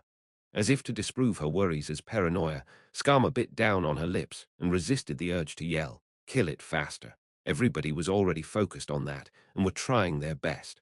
What kind of an effect would take hold on their minds if she, the most powerful adventurer here, was to yell that? Never mind a neutral impact, it would probably drive down their morale. She had to resist her urges for now. Skama offered up a prayer to her god, the god of fire, yet it could not bring a smile to her face. The shield bearer was at the gate. It was now in the caster's blind spot, where they couldn't aim at it properly. Skama considered if she should jump off of the city walls and run. One look at the other, unmoving undead, killed that idea. If that other undead being was as fast as the shield bearer, it could easily catch up to her. It wasn't impossible for her to make it out alive. She had already used Fly to scout out beyond the zombie army and found nothing other than those two undead beings. So if they were to combine Fly with Floating Board, or draw the enemies into the city and slip out in the chaos, it could work. As long as there weren't any other undead troops on standby, nothing could stop her escape. If they were to go with the latter plan and lure the enemy into the city, it would surely burden them all with a guilt that was much stronger than if they were to simply abandon the city. Perhaps a guilt that could cause a lifetime's worth of regrets. As Skama gnashed her teeth, she heard the loud boom from the city gate, as if a battering ram had just impacted with the gate. They were out of time. Skama made her choice. It's our turn. You guys keep your attention towards that unmoving undead and what's below the walls. I'll bait it into your line of sight. Once you could see it, cast your spells immediately. After a brief order to her teammates and detailed orders to the soldiers and the casters, Skama ran towards the stairs that led to the bottom of the city walls. Her companion, who still had his fly spell active, followed closely behind her. That thing has an unbelievable level of durability, but it should have taken quite a bit of damage already. But is that true? This isn't too optimistic of a deduction, is it? But Skama's expression was that of a bitter smile. An undead who had already taken so many spell attacks. I wouldn't want to buy time for a spell to finish it off by taking its attacks, but she had to do so to even have a chance at surviving this ordeal. The city gate was a simple, single giant door made out of logs. It would have been a point of pride for a fishing village, but not so given the current situation. A hit from a battering ram would have probably blown out the hinges. Because they could not replace it with something that was sturdier given the amount of time they had, they could only reinforce it with wooden planks and seal the frame. The thickness of the gate was about twice what it used to be. From the other end of such a door, the booms of repeated impacts reverberated. What kind of power is this with a crack? A part of the wood plank reinforcements began to break down. There was a gap between the impacts. Perhaps the shield bearer was backing up to get a running start before bashing into the gate again. What should we do? Lightning could hit it through the gate. Should we do that? Doors like this were resistant to lightning-based attacks, but that did not mean that it would not take damage from such spells at all. The potential damage such a spell could do to the door had to be compared to what it could do to the undead being. The benefits of casting lightning now, or to save the mana for other spells after the shield bearer had broken through the gate, had to be considered too. No, consideration wasn't necessary. They shouldn't be trying to face the enemy head-on, but to deal as much damage to it right now as they could. Skama nodded her head, and her companion immediately initiated his cast. Lightning. An arc of lightning shot out and went through the door, surely dealing some damage to the shield bearer. OWOH, WOH, WOH, WOH. Whether it was becoming irritated or not, the undead began roaring loud enough for its sounds to pierce through the gate. The roar had enough determination behind it to make one forget to breathe. A streak of sweat flowed down Skama's face. No shout-based ability was used, but the roar could still make one's body tremble all over. So this must be from the difference in their power alone. Her subconscious had understood the difference in power between them. Not good, this. This is not good at all. It's no longer a question of whether we could win or not. If the Sorcerer King could dominate this kind of undead it makes sense. After all, he's a monster who could kill over 100,000 people at once. It was hard to imagine how one could control multiple undead of this level. Perhaps this undead was the Sorcerer Kingdom's trump card. Was this city worth that kind of investment? Why was she in such a terrible city in the first place? Skama lamented over her poor luck. Boom! Another loud noise rang through. Multiple reinforced logs had snapped already. Lightning. Another streak of lightning shone, leaving behind a white afterimage, yet the sound of the repeated impacts failed to cease. The only thing that changed was the door. The logs had been snapped in half, the reinforcing planks were blown away, and only the twisted nails of the hinges remained on the frame. That's enough with the spell attacks. Could you buff me instead? Ah! Skama dodged the wooden splinters as best as she could while also moving backwards. She was receiving divine and arcane buffs from both of her companions. They used the first-tier anti-evil protection spell, the second-tier lesser strength, and lesser dexterity spells, the third-tier haste, spell, and more. Compared to spells for countering special abilities, more spells were cast on her to heighten her body's capabilities. The gate finally gave way after they had finished buffing and crashed onto the ground with a loud noise. In the slowly settling dust cloud that was just kicked up, a pair of bright red eyes appeared. Unbearable fear spread through her entire body upon receiving the gaze of those ferocious eyes. Her teeth clattered and her hands quivered. To hide this fact from the others, she had to suppress it to the point of almost fainting. This level of terror could not be felt on top of the city walls. It was something you had to face this monster to experience. What am I looking at? Just a single one of them managed to knock down the reinforced wall. The Sorcerer King dominates this kind of undead. I say this from the bottom of my heart. We should avoid becoming enemies with the Sorcerer King the next time around. Skama replied to her companions after swallowing a load of saliva. Though she had already heard of how the Sorcerer King had destroyed an army of over 100,000 men, she didn't feel real, tangible fear. What happened before her eyes, however, influenced her fear of the Sorcerer King who had control over this undead being. She did not want to fight this undead at all. Honestly, she wanted to just run as far away as possible. But there was no way this life-despising undead in front of them would ever let them do that. In any case, their only hope of survival laid in doing something against this undead. The horrifying embodiment of death swept the dust away from them using its shield, stepped over the broken threshold, and moved towards them. They had finally breached the walls. Were the zombies too distracted by the people on the walls, or had their encirclement not extended to this part of the walls yet? The fact that the undead in front of them had scattered the zombies near the gate on its way here was lucky for them. But there was no doubt in their minds that their luck would run out soon. Skama held up her tomahawk. Judging from that undead's speed, she should consider herself to be within its strike range. After activating the ability of the axe, an ethereal copy of it appeared next to her. This was her weapon's ability, Doppel, which created a copy of itself to float at a distance that wasn't too close nor too far away from the wielder. It could automatically strike an enemy with the same level of accuracy and speed as the wielder. This ethereal weapon could not be destroyed with brute force. To break it would require special weapon destruction abilities. As a result, it could even outlast Skama in a fight. Though this ability was without any real weaknesses, it could only deal half the damage the real weapon could. OWOH, WOH, WOH, WOH. The undead let out another roar that sent them trembling in fear. Was it cheering the fact that it was about to slaughter people? It raised its shield high above its own head and smashed it down at the remains of the gate. The wooden shrapnel flew towards them with tremendous momentum, but Skama waved her weapon around to effortlessly deflect them. Her actions appeared to have drawn the aggression of the shield-bearer, who moved to engage her.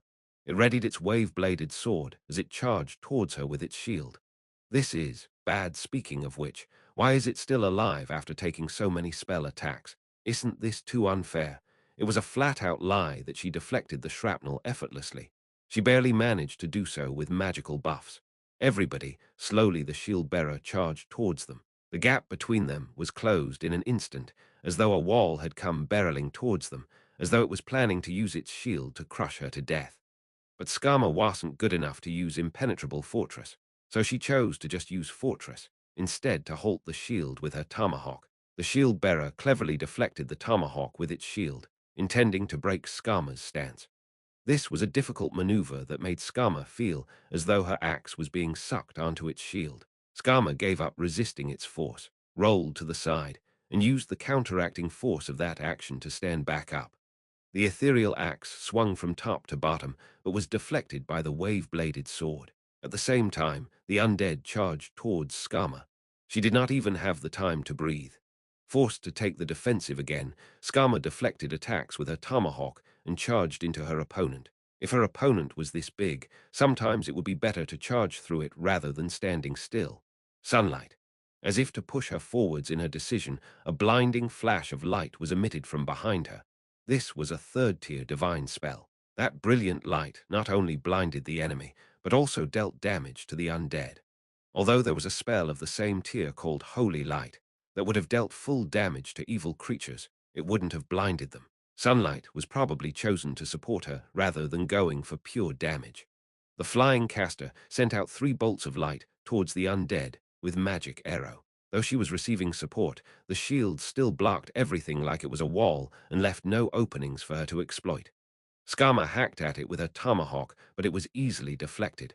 Damn it, its movements are too clean.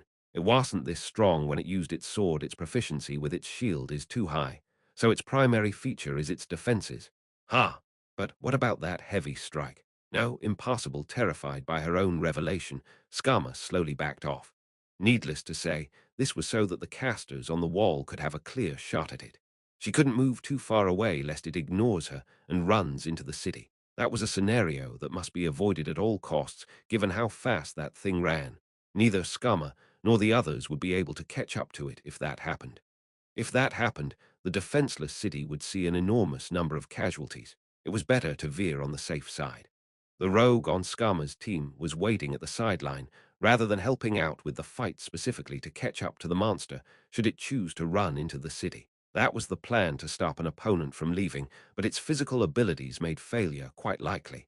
She slowly kited it while paying attention to its every move. It did not appear to have noticed and followed at a distance. Just as they were about to bring it into the line of fire, wails could be heard from above them. No, the other one is coming at us. The people up there are attacking it. The implications of those words slowly sunk into her head. A checkmate, Skama thought. If the dual wielder was on the same level as the shield bearer, there would be no way Skama and the rest could handle both of them at the same time. No, perhaps they would be dead the moment they came into contact with the enemy. Skama What do we do? Let's take care of this guy first. Skama spoke with determination after her companion's panicked voice calmed her down somewhat. If they couldn't even take this thing down, they wouldn't even have a chance at an escape. They could only hope that this thing's health had already been whittled down to a wick's length by those spell attacks. After she stopped retreating, Skama turned to face the shield bearer and darted towards it. Her tomahawk was easily blocked by the shield, and so was the ethereal copy. Skama's attacks were not enough to break down the shield bearer's defenses. She had expected her attack to be thwarted. That was all she had to do. The real attack was the magic arrow and shockwave that followed. The spell attacks were followed up by the rogue, who tossed a bottle towards the sides of the undead's leg. The liquid that oozed out of her comrade's shattered bottle was common glue that any alchemist or the like could manufacture. This was a strategy that could only work if the enemy was standing on polished stone.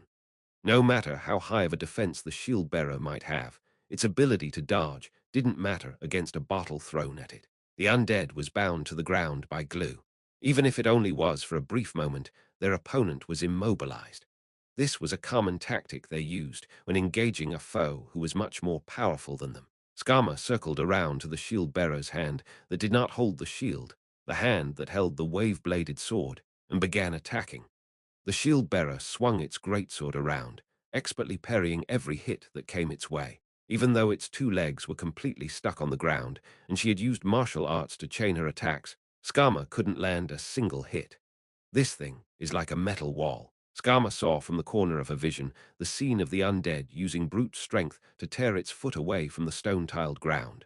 Two more offensive spells were cast, yet they still failed to bring it down. An undying ability, or something that could heal it over time. There were monsters like hydras or trolls who had the ability to regenerate.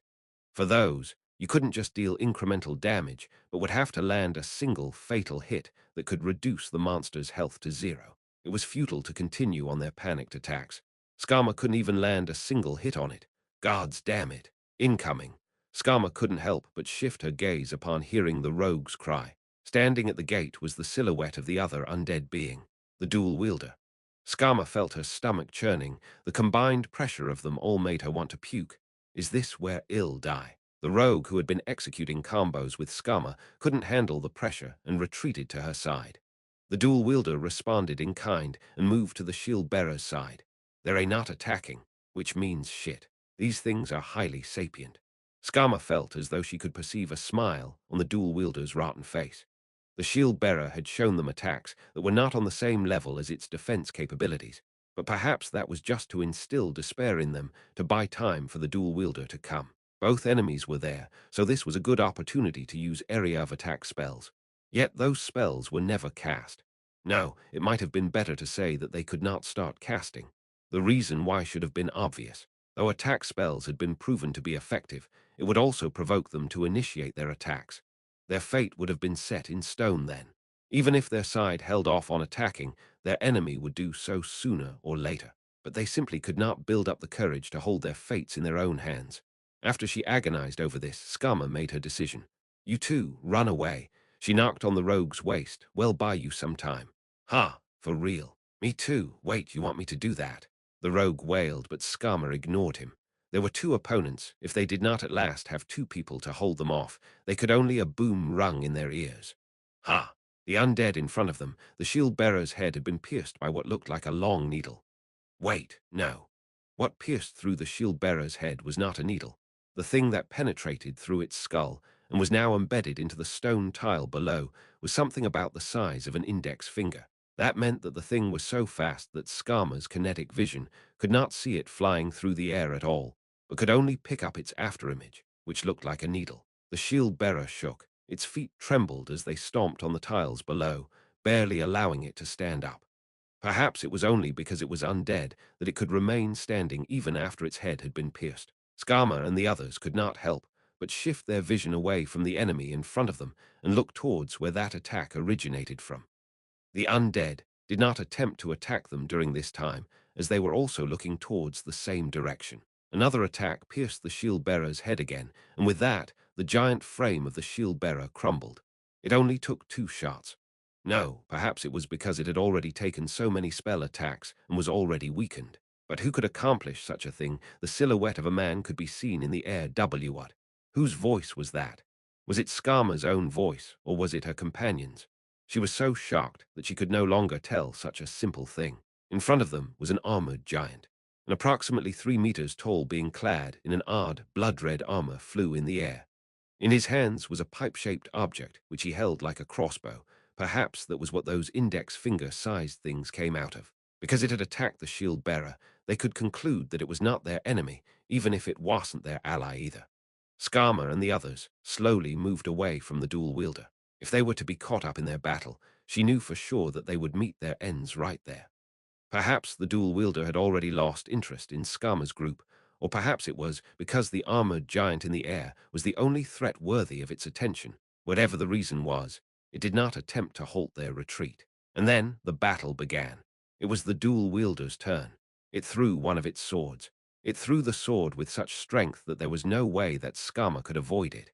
If she tried to block it, it would still inflict a fatal amount of damage. The armor did not try to avoid it, but tanked the hit with its own body.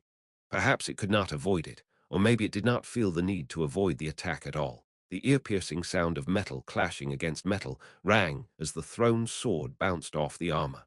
It then disappeared as if it had evaporated into the air, only to show up back in the dual-wielder's hands. It did not return to its hand. Rather, another one had appeared. The armor in the air pointed the pipe at the dual-wielder in one smooth motion, as though that sword toss did not do damage to him at all. The pipe found its target, and then it spat out something after a brief flash of fire and lightning. What used to be single-shot attacks turned into an uncountable number of projectiles. Grakatatata, the sound of apathetic violence could be heard everywhere. Faced with the unknown projectiles, the dual-wielder swung its swords. The sharp ting sounds of whatever was flying towards it being sliced into pieces could be heard. But there was a limit to it. Two swords could not have dealt with the dozens or even hundreds of projectiles. The tiny projectiles flew at shocking speeds as it penetrated the enemy. The dual-wielder started twitching as though it had muscle spasms, and like the shield-bearer before it, it disappeared. The two undead beings had vanished in a blink of an eye. Skama was truly, from the bottom of her heart, speechless. To be honest, she had no idea what had just happened. But Skama understood one thing, that armor was mind-bogglingly strong, stronger than everyone she knew. She could not stop blinking. Nothing about this felt real. It was hard for her to accept that they had been saved. Their despair and readiness for self-sacrifice were shattered so easily, her mind could not keep up at all. What the hell is that? Hey, isn't that a plate from the Adventurers Guild? Ha! She squinted her eyes to focus on the details after the rogue had said that, and saw that on the neck of the armor, though she could barely make out its shape, was a necklace that held a metal plate. Though it was about the same size as Skama's, it looked minuscule on that giant figure. As expected of a rogue to notice something that she would have missed. The metal plate on the necklace was of a color that she did not recognize. She had seen the color of orichalcum before, so by the process of elimination, this was an adamantite-ranked adventurer. There were 3 adamantite-ranked groups in the kingdom, and the color of the armor made her realize which team it was a part of. Perhaps this is someone from Red Drop. Upon hearing Lilinette's question, Skama replied, should be. If this were someone from Blue Rose or Darkness, she would be ranting about why they would choose this hue for their armor. The floating armor turned its back to Skama. Wait. The armor responded to her voice and turned around slowly. It raised up its left hand, straightened its index and middle finger, and pointed them towards its forehead. As if it was bidding farewell, the armor gestured at them gently. Then it just flew away. Skama stared vacantly at the empty sky and asked the rogue, what was that? Who knows, she could not understand at all, but someone from Red Drop came over to assist them. That was probably it. But I understood one thing. If we have someone this strong, perhaps the Sorcerer Kingdom's invasion will come to an end right here. Of course, this is under the pretext that it would still be willing to break the Adventurer's Code and will continue participating in battles from this point onwards. 3. He felt as though he had just heard an A sound. Ainz thought it sort of sounded like it was from himself.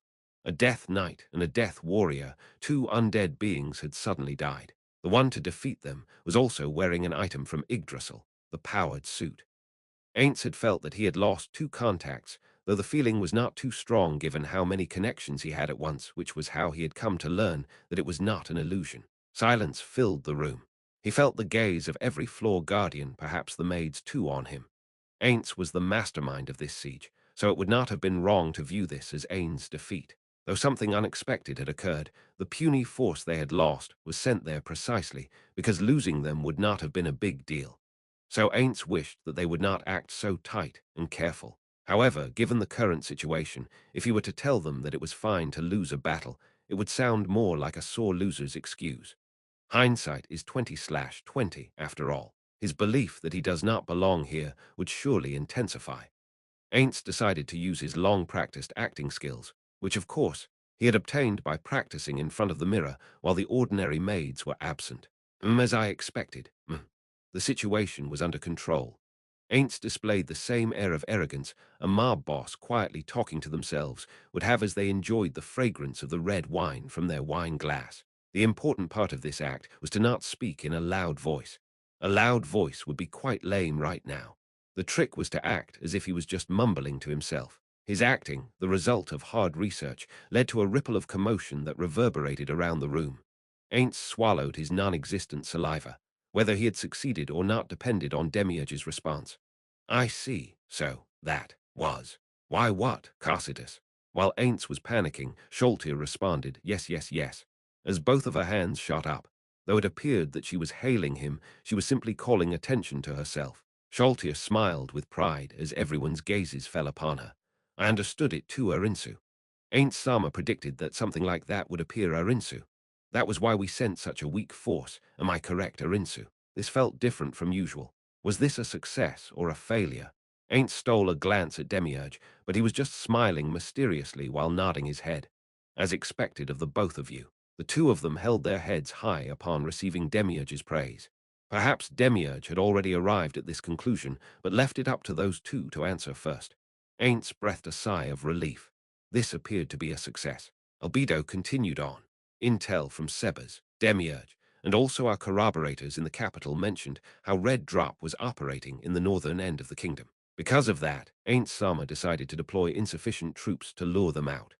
The number of troops struck the sweet spot of being easily defeatable by that guy, but at the same time enough to conquer the city without their help. Sasuga Ain't Sama, like A hooked, fish A, that was Red Drop. Could we trust that intel? What are the possibilities that it was a player? If he was in a powered suit from Yggdrasil, isn't the possibility that he was a player quite high? Could they be sure that it was Red Drop? If so, shouldn't that intel have reached him at some point or another? No, wait, it was absolutely more likely that Ainz had simply missed that piece of intel while he read through the documents. For that reason, Ainz pretended that all was according to plan with a burst of gentle laughter. Needless to say, he had practiced this laugh quite a few times too. Hee. I did not think that he would actually show up. I was quite shocked too. I thought that perhaps they were conserving their forces for the showdown at the capital. Ain't Sama can always think of situations we couldn't, said Aura as Mare mumbled, amazing to himself. The unadulterated gazes of reverence from those two dealt a massive blow to Ain's now fragile as glass superego. It's not like that at all. But he could never say those words. Ainz had never considered such a thing could happen, though he was of the mindset that losing was fine and winning was good. It was for different reasons than what they were now thinking of. Ainz reminisced about the meeting between him, Sebas, and the others, the meeting that made Ainz take charge of this battle. What is it, Sebas? Is something wrong? Ainz had just returned to Nazarick, and in front of him was Sebas, who was supposed to be on standby in Yggdrasil, so it was natural for him to ask. Ainz had no recollection of the contents of his last order to him, let alone of an order for him to come forth. Perhaps he was here of his own will. Ainz was fine with that too. Though Sebas was stationed at Yggdrasil, he was still given considerable amounts of freedom. The right to return to Nazarick at any time was a given. However, if his goal was to meet with Ainz, he could have done so in Yggdrasil. This must have been about something important and urgent. I am terribly sorry, Ainz Sama. Would you be so kind as to spare some of your precious time, or rather, could I bother you for a while? Ainz felt as though there was something ominous hidden in Seba's muddled choice of words. He ordered the ordinary maid closest to him, the one assigned to Ainz for the day, to leave them be. The maid, along with the other maid who was assigned to this room, gently lowered their heads and left the room. Ainz looked towards the 8 assassins on the ceiling. All of you, leave us be. The 8 assassins fell from the ceiling as if they were completely weightless, and silently exited the room. If Ainz had ordered them to never speak of what was said in this room, they would probably follow that order to their deaths. But magic existed in this world that could lead someone to dominate their minds and extract information through those means. Needless to say, even though Ainz would never allow that to happen, it was still best to stay on their toes. Ain't Sama, I am eternally grateful. If Sebas was the one to order them to leave, it would be akin to him saying that he did not trust his colleagues, the ordinary maids. So his gratitude was probably directed at Ain's consideration to not start any tensions between them. Ainz gently shook his head in response to what Sebas had said. To obtain the answer to the question he had in mind, Ainz asked again, "So, what's the matter? It does not seem like an ordinary matter. An emergency, perhaps?" "Yes, no. I'm not too sure if this counts as out of the ordinary or not. Someone wishes to converse with Ainz Sama in private. I was requested to ask for Ainz Sama's presence at their behest. So they wish for me to go to them. They couldn't come to my room.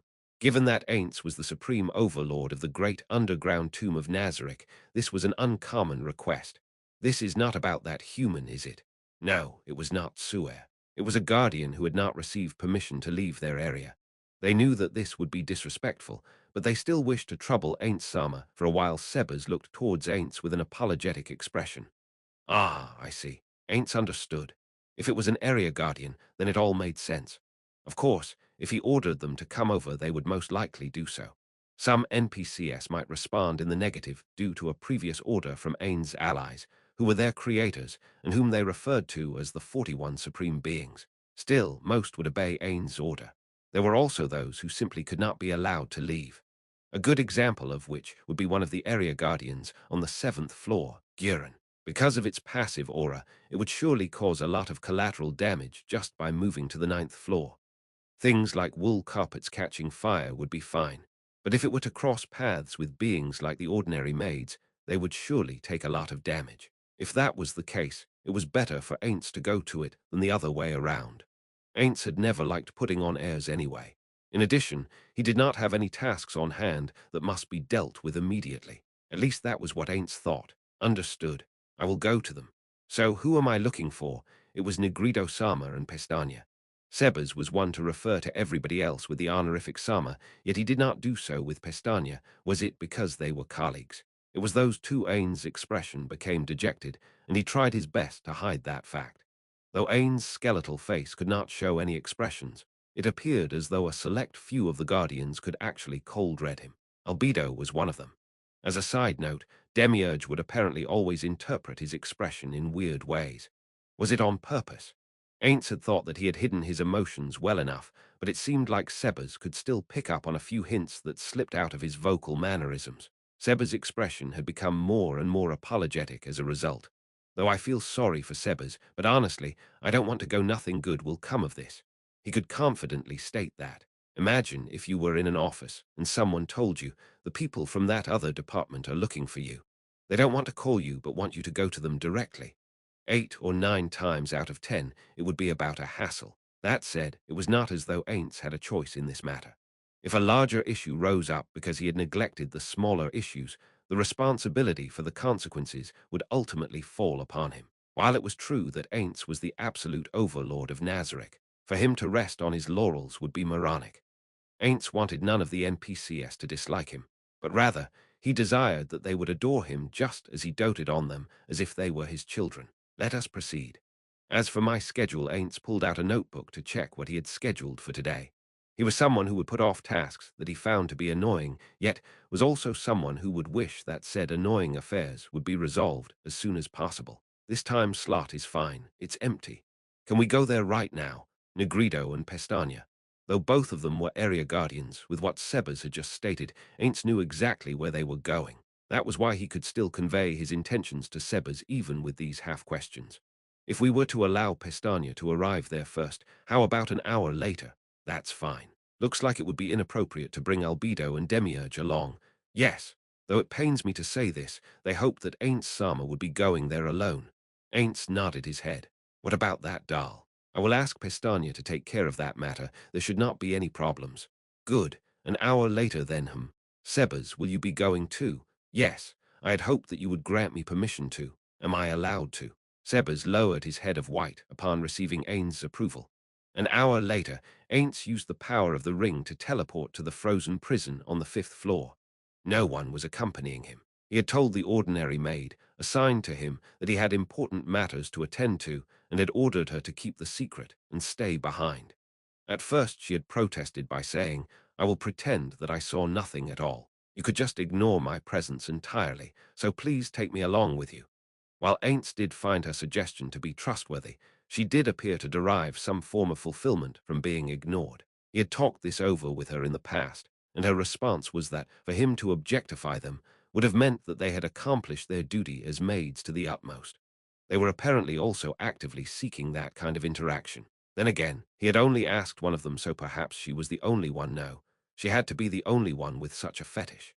Even if it were an ordinary maid like her, to guarantee that he did not risk even a one probability that this could snowball into something bigger, Ainz steeled himself. I should do something that'll make her happier. When I get back, maybe assign her to some bothersome and menial task so that she'll be happy or whatever.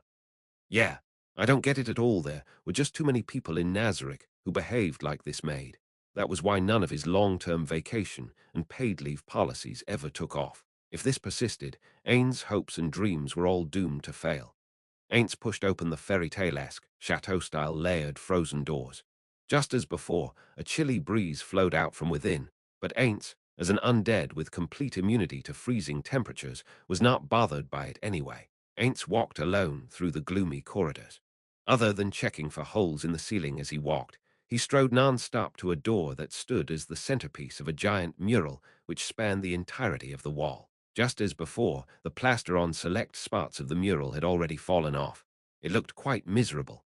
The door took a single push and silently slid open. The three occupants of the room stood up to greet Ainz.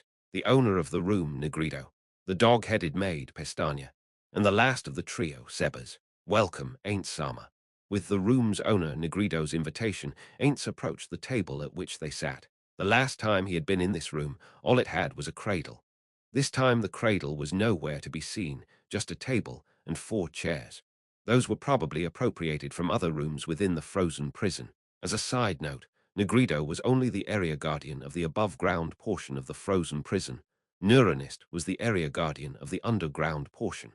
After Ainz had taken his seat, Pestania immediately began to prepare some tea. The steam emanating from the teacup in front of him carried with it the aroma of the black tea held within. Sebas brought out some biscuits at the same time. Of course, Ainz could not consume anything with his body, but he gladly accepted their hospitality anyways. After that, Ainz ordered the still-standing 3 of them to sit down. The biscuits that were delivered to Ainz were not sophisticated at all. They were just plain squares. That could be said to be a rare sight in Nazarick. Was this someone's experiment? Ainz looked towards Sebas and asked about them through his gaze alone, prompting Sebas to reply, "Those are not from Nazarick, but goods I had brought back from Irantal. Due to the current abundance of cheap and fresh ingredients being brought into the city, a food culture is slowly developing there. This biscuit is among the foods being developed. It was previously said to be quite hard, but it has now been refined to its current softness. I've tried some already. It's at an acceptable level of quality for a snack. Woof." Ainz took a biscuit and bit down on it. Indeed, it was not as tough as he had expected.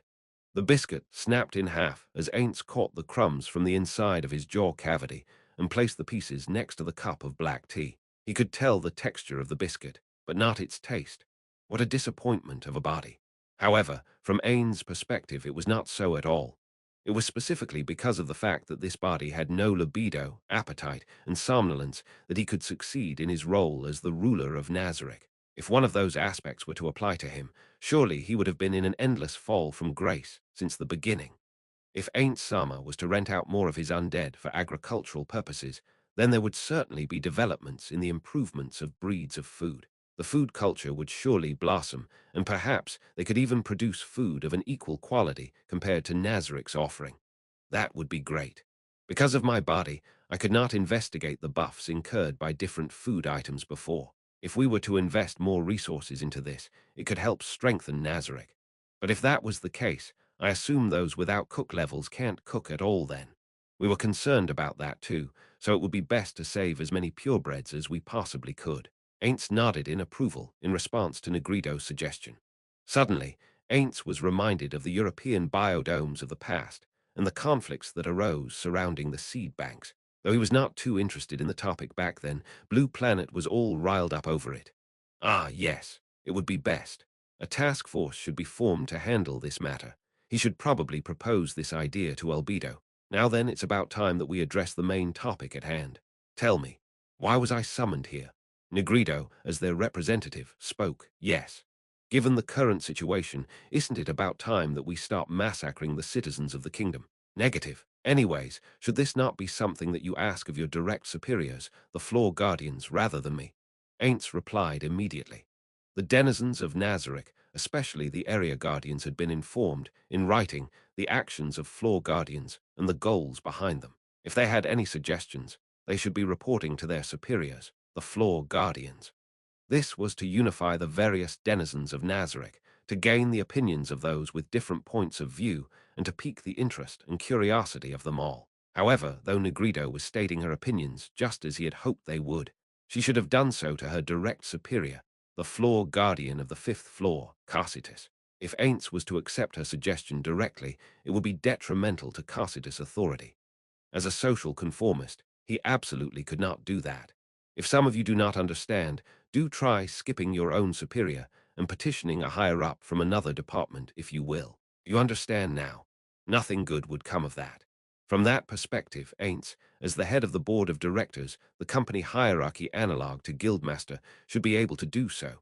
But to rouse discord among his subordinates could ultimately lead the company into a difficult situation, and thus should be avoided at all costs. If it were in the stead of the floor guardian of the fourth floor, Gargantua instead, Ainz would be willing to do so.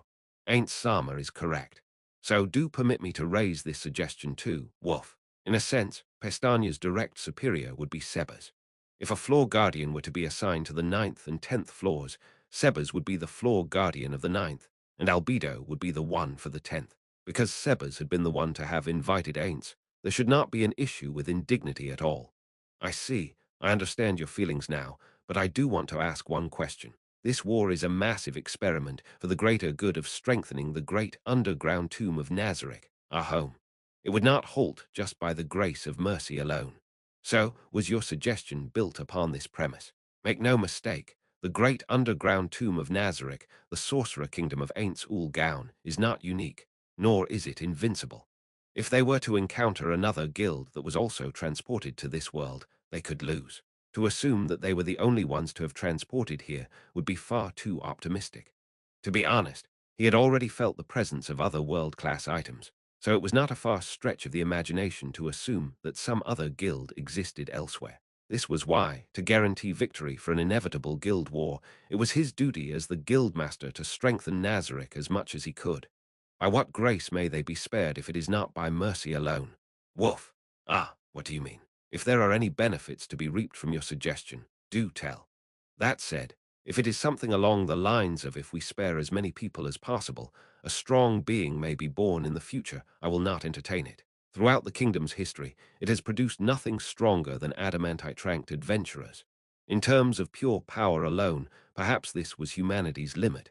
If that was the case, it's better to give preference to dragons or other stronger races. All infants have potential, ain't Sama? Pestania gave Negrido a cold-eyed, at least he thought it was glare. Not just the infants, woof. Negrido had a soft spot for babies, perhaps even surpassing that of Pestania's. However, her compassion is limited to only that of infants. Once they live past the age of 2, she sees them as nothing but sacks of meat to be disposed of.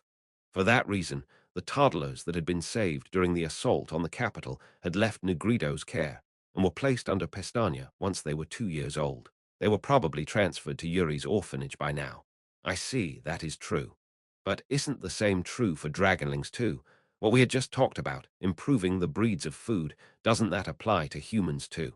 If we were to apply the different techniques we have in Nazarick to strengthen them, surely stronger varieties of humans could be made. Plus, a race's value is not just in their strength. Humanity's propensity for creativity in their creations, you could call it the ability of cultural development. I believe they do have that ability. If we were to reduce their population to nothing, isn't that a great opportunity cost to Nazarick? Was that why they had given Ainz the biscuits? If that was the case, everything had been playing out the way they had intended for it to. No, that did not matter much. As long as they could convince Ainz, it would be their victory. Indeed, that is worth considering. However, I do not wish for the inhabitants of this world to become too strong, even to the extent that I believe their development of civilization to be a threat. Ainz curled his hand into a fist. Those who are strong but could not get stronger, and those who are weak but still have room for growth. A turn of tides must be avoided at all costs. Once we discover the slightest possibility of that happening, we must prevent it at all costs. This is all for Nazarik's good, isn't it? The two of them fell silent. Ainz shifted his gaze onto Sebas. Sebas had not spoken since then. I am grateful that Ainz Sama was willing to come down here and lend an ear to their thoughts. That is why I will not be making any further requests. Ainz cupped his chin and turned his gaze back onto the two of them.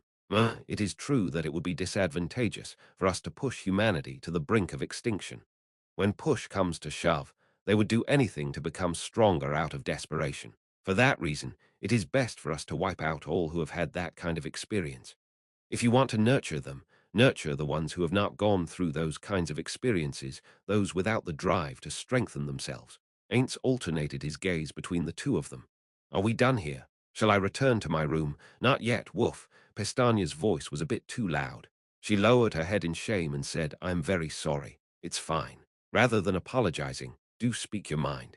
Yes, Ainz Sama.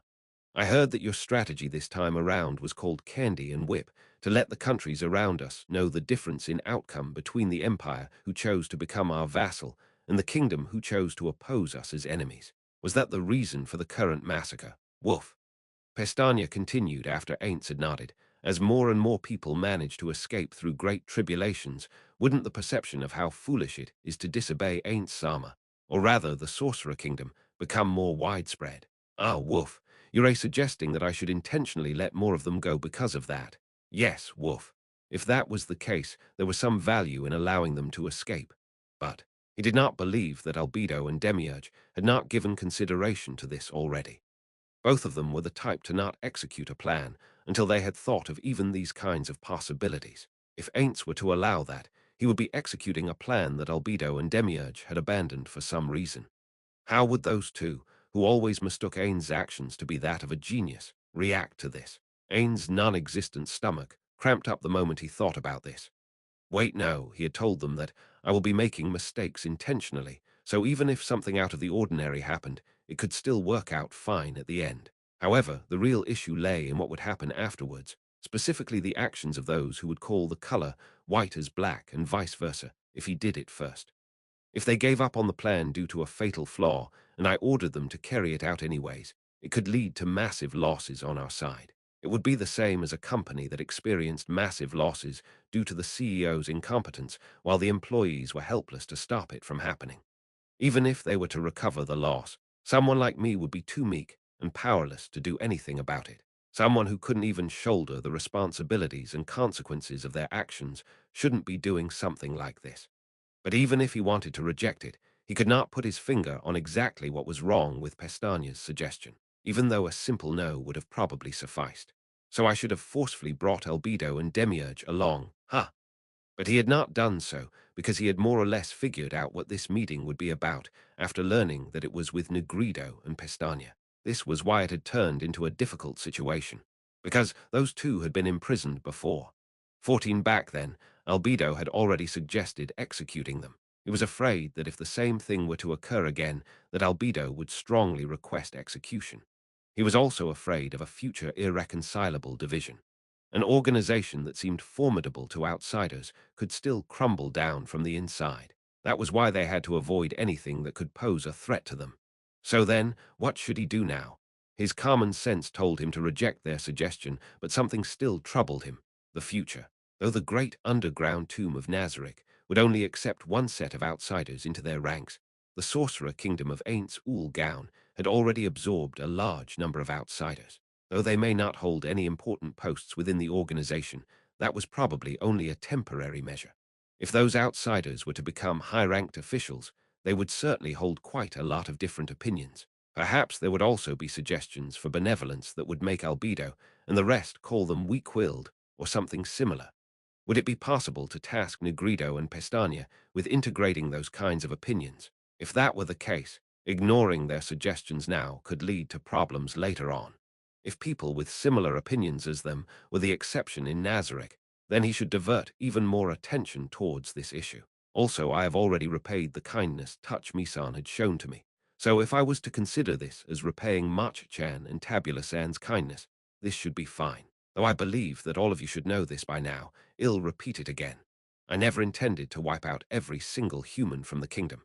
The truth is, we have already convinced multiple nobles to join our side at most. Only around 90 of them will be killed, so some people chosen to be spared will live under the Nazarick's rule. Woof. I don't believe that would advertise the message louder than if we were to let the unchosen ones escape. He could understand Pestania's will to help those who had not been chosen by them. I completely understand what you're trying to say.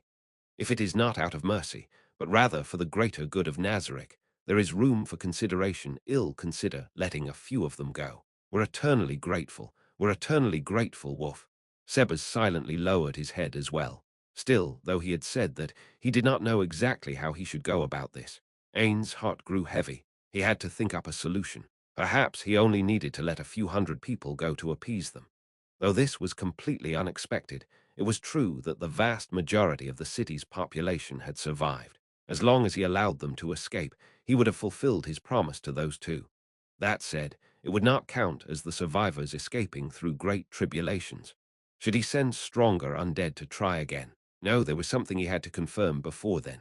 Ahum. Now then, Albedo, though you have said that this was Red Drop, how trustworthy is our intel source on this one? I am terribly sorry, Ain't Sama. Indeed, we do not have concrete proof of that claim. This was only a surface-level deduction based on the adamantite plate on the armor as well as its color. Albedo stood up and bowed deeply. At ease. I just wanted to check if you had access to intel that I did not. I am not too bothered by it. While he was happy that she was this loyal, being treated like that usually made him quite uncomfortable. To Ainz, the manifestation of the concept of failure, this was not that big of a deal.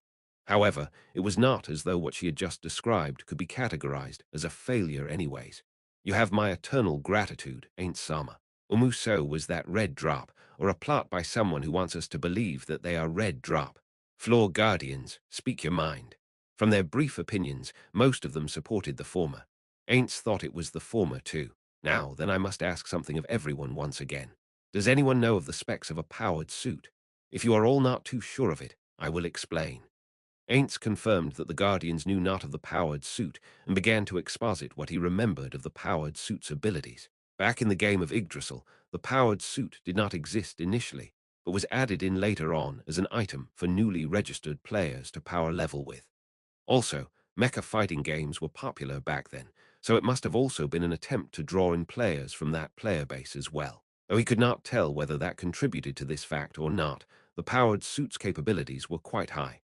First of all, just as they had seen, the suit had the ability to fly through the air at a greater speed than fly. It could maintain operations for over an hour underwater without any detriments and was essentially immune to almost all environmental damage. It could even apply and activate with its shoulders, torso, and depending on the type, even the wrists and feet different kinds of offensive spells. Though this might seem obvious, it does have human finger-like appendages that could, if the hand had not been transformed into a weapon itself, hold weapons. The magical armaments could be freely customized within the powered suit settings, but half were microtransaction exclusives while the other half required grinding. Though those customizations could be performed pretty much anywhere outside of combat, there were still some restrictions on them. The highest tier of spells that could be stored on the armor was the 10th tier, and the use of said spell was subjected to a limit of 1 use per hour. Stronger spells had even more limited uses. Though the number of times a spell could be used recovered over time, it appeared to have a restriction by which the spell stored on it could not be swapped out for a duration, even if it was only expended by a little. The armor's physical and magic damage were high tier, independent of the user's abilities. The same was true for its defensive and evasive capabilities. You could call it an armor that instantly closed the gap between the weak and the strong. Speaking of weakness, it did have two minor ones, one of which was the fact that because it counted as full-body armor, it could not be combined with other pieces of armor. Still, necklaces and other decorative equipment could still be worn with it. Another was the fact that the magic stored in the armor could not have meta-magic applied to it. But since those spells could still be enhanced through equipment, this could not really be considered a weakness at all. However, if a weakling were to use it, it did have a major weakness: HP and MP.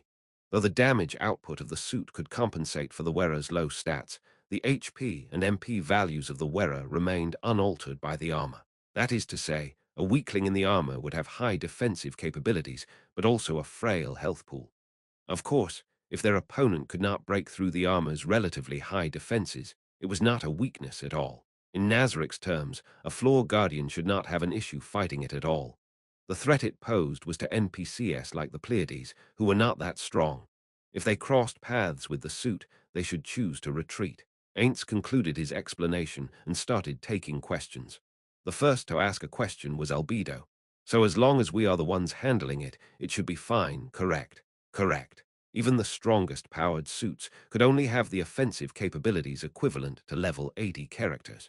However, that hinges on my knowledge on the powered suits being perfect. Hypothetically, if there were rarer or artifact-grade powered suits, it would be a completely different situation. If that were the case, there could be powered suits much more powerful than the ones I have described. Can you not tell from its appearance alone? I apologize, Aura. Because I am not too familiar with powered suits in the first place, I cannot tell its capabilities just from appearances alone. Also, though one would not be allowed to alter its appearances by too much, there were still slight alterations the wearer could make to it. While the powered suit might be useful to weaker players, it was completely useless to a stronger player. Never mind divine-grade gear, even legendary-grade equipment matching a player's strengths could outperform the powered suit. That was why when powered suit was introduced to Yggdrasil, Ainz and his friends, who were already at max level, were not interested. The greater issue to Ainz back then was that he could barely cast spells with it equipped. Were there 2 or 3? There should be a few sets of powered suits in Nazarick. I will head to the treasury later for them. Maybe everyone should get a feel of what it is like to wear one. He remembered that the thing should still be there, something that Amanama Hitatsu had procured after learning that even those with manufacturing-based job levels could enter combat with them. Apparently, he was secretly quite confident because he also played aerial combat games, but then he got easily wrecked by Peror and Sino in a mock battle. The thing was never seen again after that. He also remembered how Nishikienrai had said, just play Aborige instead Elmao. Ainz was journeying through his memories when he realized. If Red Drop had a powered suit from Yggdrasil, the black sword of the leader of the other adamantite-ranked team, Blue Rose, could be of a similar power level. According to the intel they had gathered from their aides in the capital, the weapon she wielded was said to be powerful enough to level an entire city. Though that aide found the intel to be preposterous, it did originate from a member of the team itself. Ainz always thought that she was either lying to her teammates or just making things up. But given what he knew now, perhaps, that intel was true. He had heard that the leaders of Blue Rose and Red Drop were relatives. If they were related, then having the same level of equipment should not be weird at all. Of course, Ainz was not paranoid enough to believe that the floor guardians could be one-shot by anything, but he also had no proof that it was a complete impossibility. Perhaps the guardians' defenses could be easily breached by some strong weapon from this world. Ainz did not want to suffer any severe consequences for forcing his opponent to the stage, where she would be suicidal enough to use that sword's power. If it came down to a battle with Blue Rose, he should probably use summoned monsters to bait out that ability and then defeat them. However, that would be the last resort. He remembered a saying about how the better part of valor is discretion. He should follow that advice. After all, the primary purpose of the kingdom's destruction was not the termination of Blue Rose, but if they were to get in his way, he would not mind killing them off. That said, it was best not to make any rash movements before they knew the full capabilities of that woman's sword. I should say sorry to Entoma and hope she understands. Ainz mentally sighed to himself as he shook his head in an attempt to get his train of thought back on track. This was not the time to be thinking about these sorts of things. Any other questions? Ainz looked around. It appeared that none of the guardians had any other questions. If that is the case, we will pause the discussion on the powered suit for now. Now then, Demia, how shall we deal with this city? In my opinion, to have baited that thing out was more than satisfactory. It would be bad for them to mistake that they had defeated the Sorcerer Kingdom. We should send a stronger entity, and unto dust they shall return. That is fine too, no, that was not fine at all. If they did that, he would have to try extra hard to save some other city to keep the promise he had made to those two. Though he made it through this time, to accomplish it again would be extremely difficult. For Pestania's sake, who had been standing behind him and listening in, he had to save the people of this city to fulfill their promise. No, Demiurge, let us not do that for now. This will prepare us for similar situations should they occur again. In any case, it is about time that we siege the capital. Let us close the curtains on this battle. We will be fine as long as we systematically scorched earth the rest of the cities. What do you think? He was giving this city's inhabitants the chance and time to run away. If they get killed afterwards because they did not escape, those two should not have a problem with it, right? If Ainz Sama deems it so, so be it. Though it might seem as though Demiurge was being sarcastic, he was not one to do such a thing to Ainz. Some people could always hear all sorts of undertones in other people's words, those who usually have something to hide themselves, Ainz being one of them. Don't say that, Demiurge. If you have a better idea, then that should be the one that we should implement, as expected of Ainz Sama. I am truly in awe of how humble you are. Ainz's opinions of the bowing Demiurge became muddled. First of all, what he had said was common sense. It was nothing worth praising.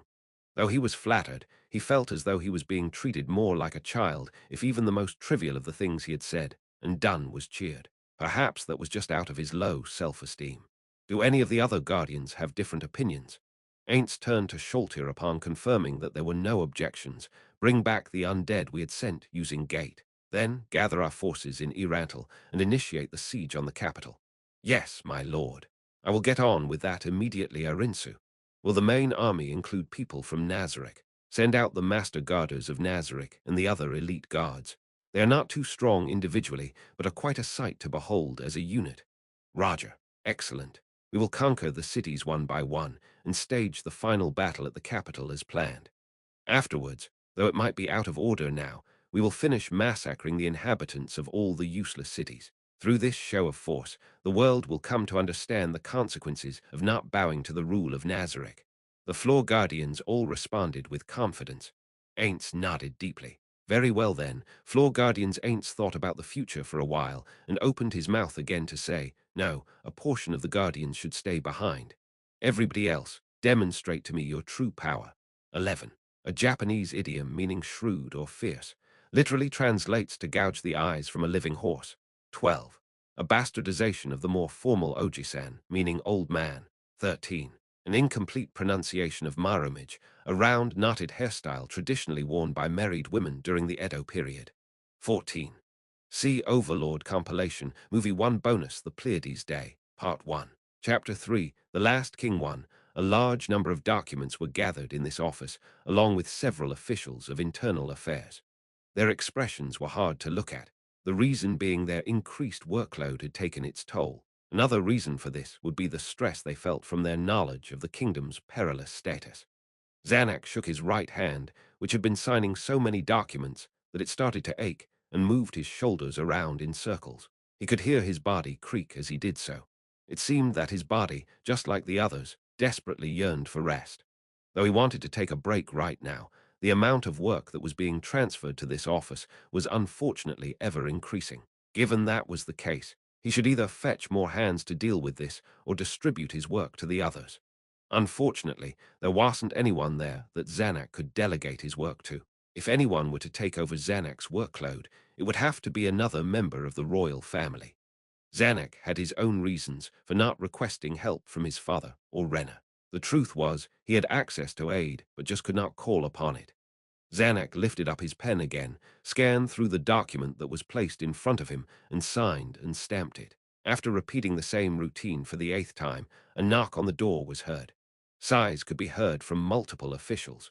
Perhaps this was another delivery of even more documents. One of the officials, whose heavy breathing sounded unnaturally like a sow screeching, stood up and walked towards the door at a snail's pace. His movements were so sluggish that it was as though he believed that the slower he moved, the less he would have to work. A knight stood outside the door. I am terribly sorry for bothering you in these busy times, but Renner Sama wishes to speak with your highness. It was not what he had expected, but it was still an equally troublesome matter. I am busy, so no. Tell her to talk to me during dinner if she has something to say. Ever since his brother went missing, Zanak and his family had tried to dine together as much as possible. These past few days were the exception. Rena had probably been dining alone for a while. She could not possibly be feeling lonely, though. In these times when there was a shortage of maids, she would have dined with Climb and Brain instead. She was probably happier now than ever, perhaps happier than either Zanak or their father. Yes, Your Highness.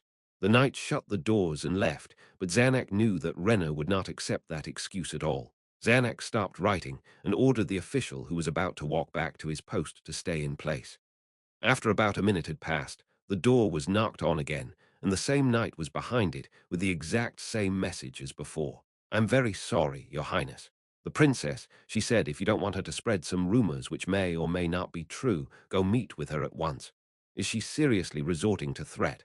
Zanak gave a wry smile. Though he did not believe that his sister would actually do as she claimed, if she was willing to threaten him, he should probably listen to what she had to say. If rumors were actually spread around, no doubt his workload would increase even further.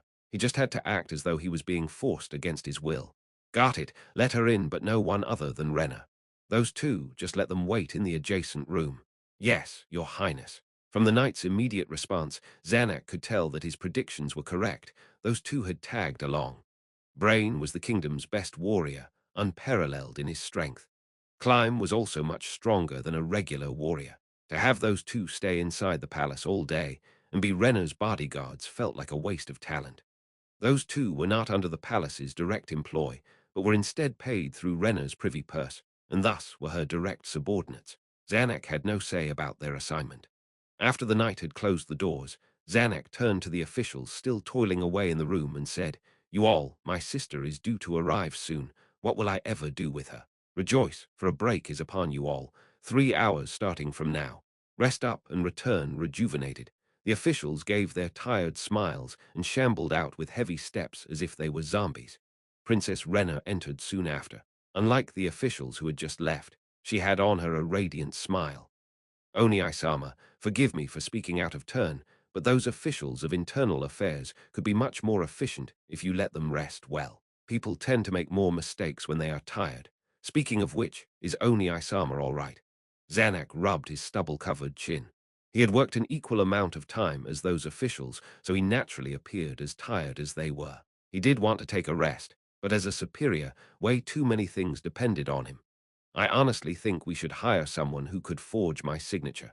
There was a person who could forge father's signature. Should I fetch him? Renner stared silently at Zanak. He knew what her question meant, but it was better to check to be sure. What do you mean? Is our father still well? Zanak had a wry smile. Or you think I would plot to kill our father? In this current situation, father was not feeling too well. He's resting in his room. I doubt he could rest well if he was reminded of his duties as king. Which is why you, as the princess, should not meet him for now. Sorry, Renner's smile matched his. Upon seeing that, he knew she understood it all. Oni-sama, between us, there is no need to lie. Oni-sama, without Marquis Reven's soldiers, has enough manpower to place our father under surveillance. The ministers of the Interior and Military Affairs must have already joined Oni-sama's side. What does father plan to do? He still wants to talk it out with the Sorcerer Kingdom. Because of that, Zanak had to step in as the king's regent and take care of everything else the best he could. Since he had locked his father up, he had to take all of these matters into his own hands. If he still requested help from his father given these circumstances, he would truly be the most pathetic man ever. Still, I understand father's line of thought.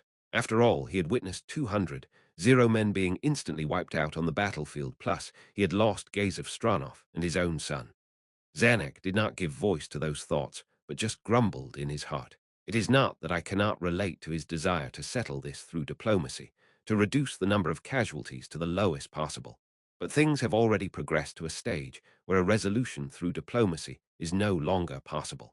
Zanak took out a huge sheet of paper and spread it on the table. It wasn't regular scrap paper, but a lavish piece of thin and white paper. On it was the full map of the kingdom made through copy. Look. These are the cities in the kingdom that had already fallen to the Sorcerer King's conquest. Numerous X marks dotted the northern and eastern sides of the kingdom. More than half of the cities were marked. Someone well versed in cartography would know from the size of those cities alone. They were home to a large number of people. Those who were intelligent enough should have already realized that if this map had included villages, the number of X's would be multitudes higher.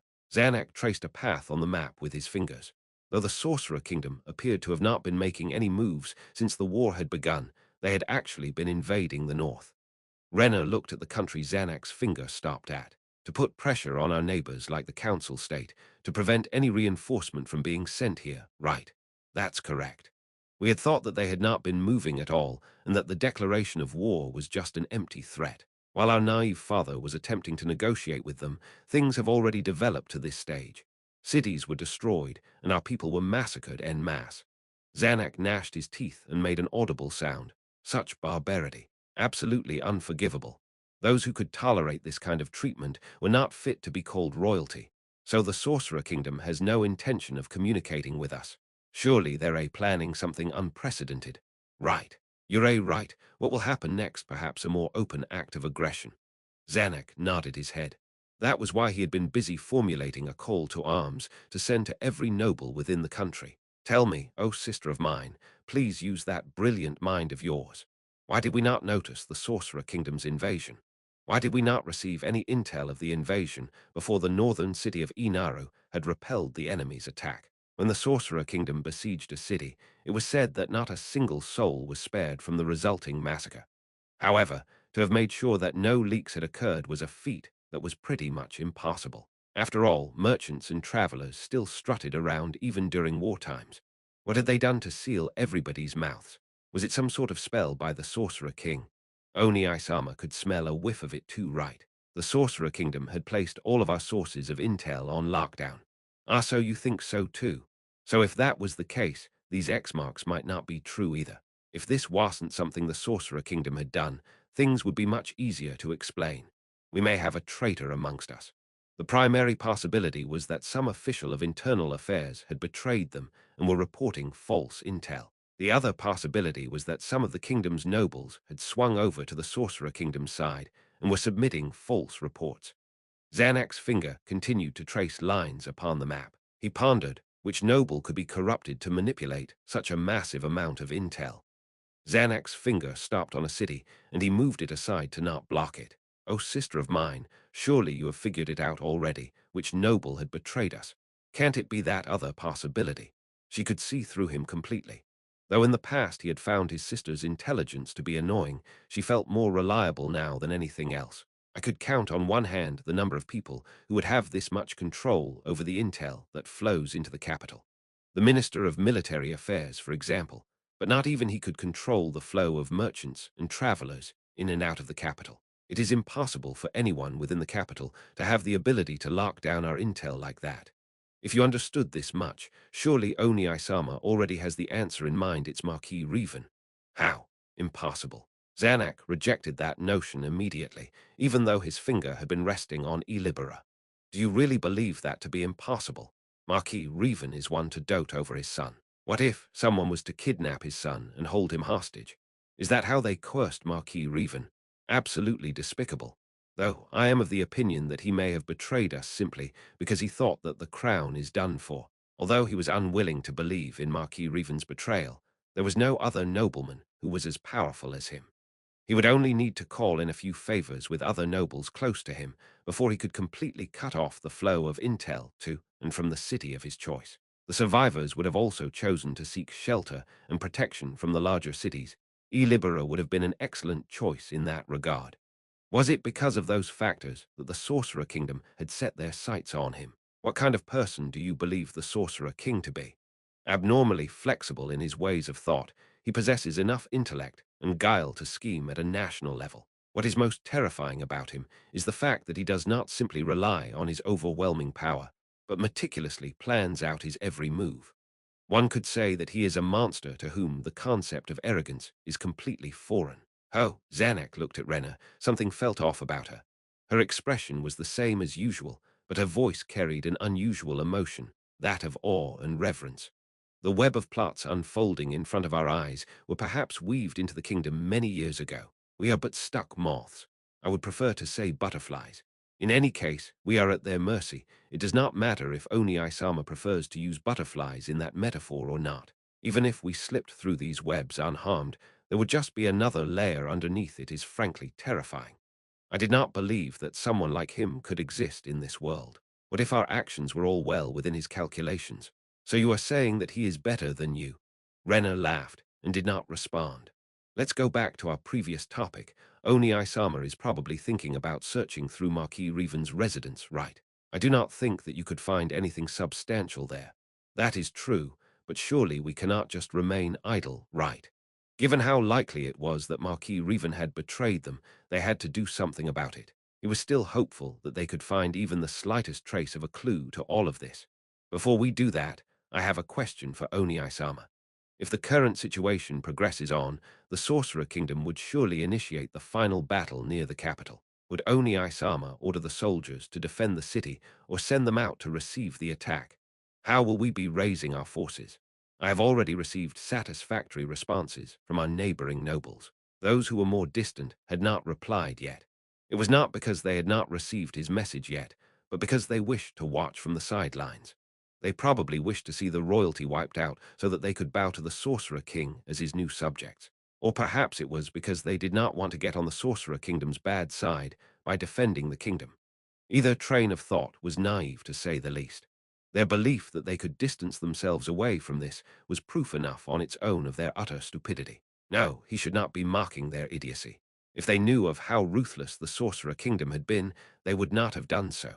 They were simply all victims to the information lock that was placed on them all. Once the capital fell, there was no doubt in his mind that the Sorcerer Kingdom would extend its brutality to the other cities. The nobles who wished to abstain from this battle would end up in defeat anyways. Do you believe that we could win? Zanuck gave a wry smile and responded calmly to this convoluted question. It is not a matter of whether we win or lose. We simply have no option but to face them in battle. The Sorcerer Kingdom will scorch every inch of this country and slaughter all of our citizens. This is our last stake at survival. Oni Isama is already king. What? What do you mean? Are you saying that I am being too full of myself? If we were to be defeated in this battle, wouldn't the kingdom be destroyed? If that is the case, then the citizens of the kingdom would not be safe no matter where they escape to. While I do not believe Oni Isama's choice to stake it all on this battle to be incorrect, Marquis Reven may have betrayed us for this reason too, to save the citizens. I see so that his city could become a sanctuary for the refugees. But I doubt the Sorcerer King would allow that to happen. Perhaps he had also ordered Marquis Reven to kill the people seeking refuge in his city to test his loyalty. Why would Marquis Reven betray them? No, has he betrayed them at all? Perhaps this too was another ploy of the Sorcerer King to sow the seeds of doubt amongst them to bait him and Renner in. Zanuck recalled the Marquis Reven, who only wanted a better future for the kingdom. Maybe he should write him a letter and have an honest conversation with him, but that could be a dangerous move. A traitor who continues to receive their former letters. That would certainly cause the Sorcerer King to cast doubts on him. That could be a ploy that he could use against them. But it was better saved for a situation in which Marquis Reven would be marching along with the Sorcerer King's army. This was not the best time to do something like this. If Marquis Reven really was being coerced by threats against his family's well-being, he could not fault him.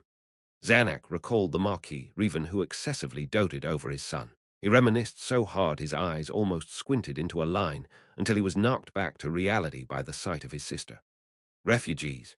Speaking of which, Father wanted you to well. He wanted us to seek refuge in the City-State Alliance as the kingdom's representatives. That was way before I placed Father under surveillance.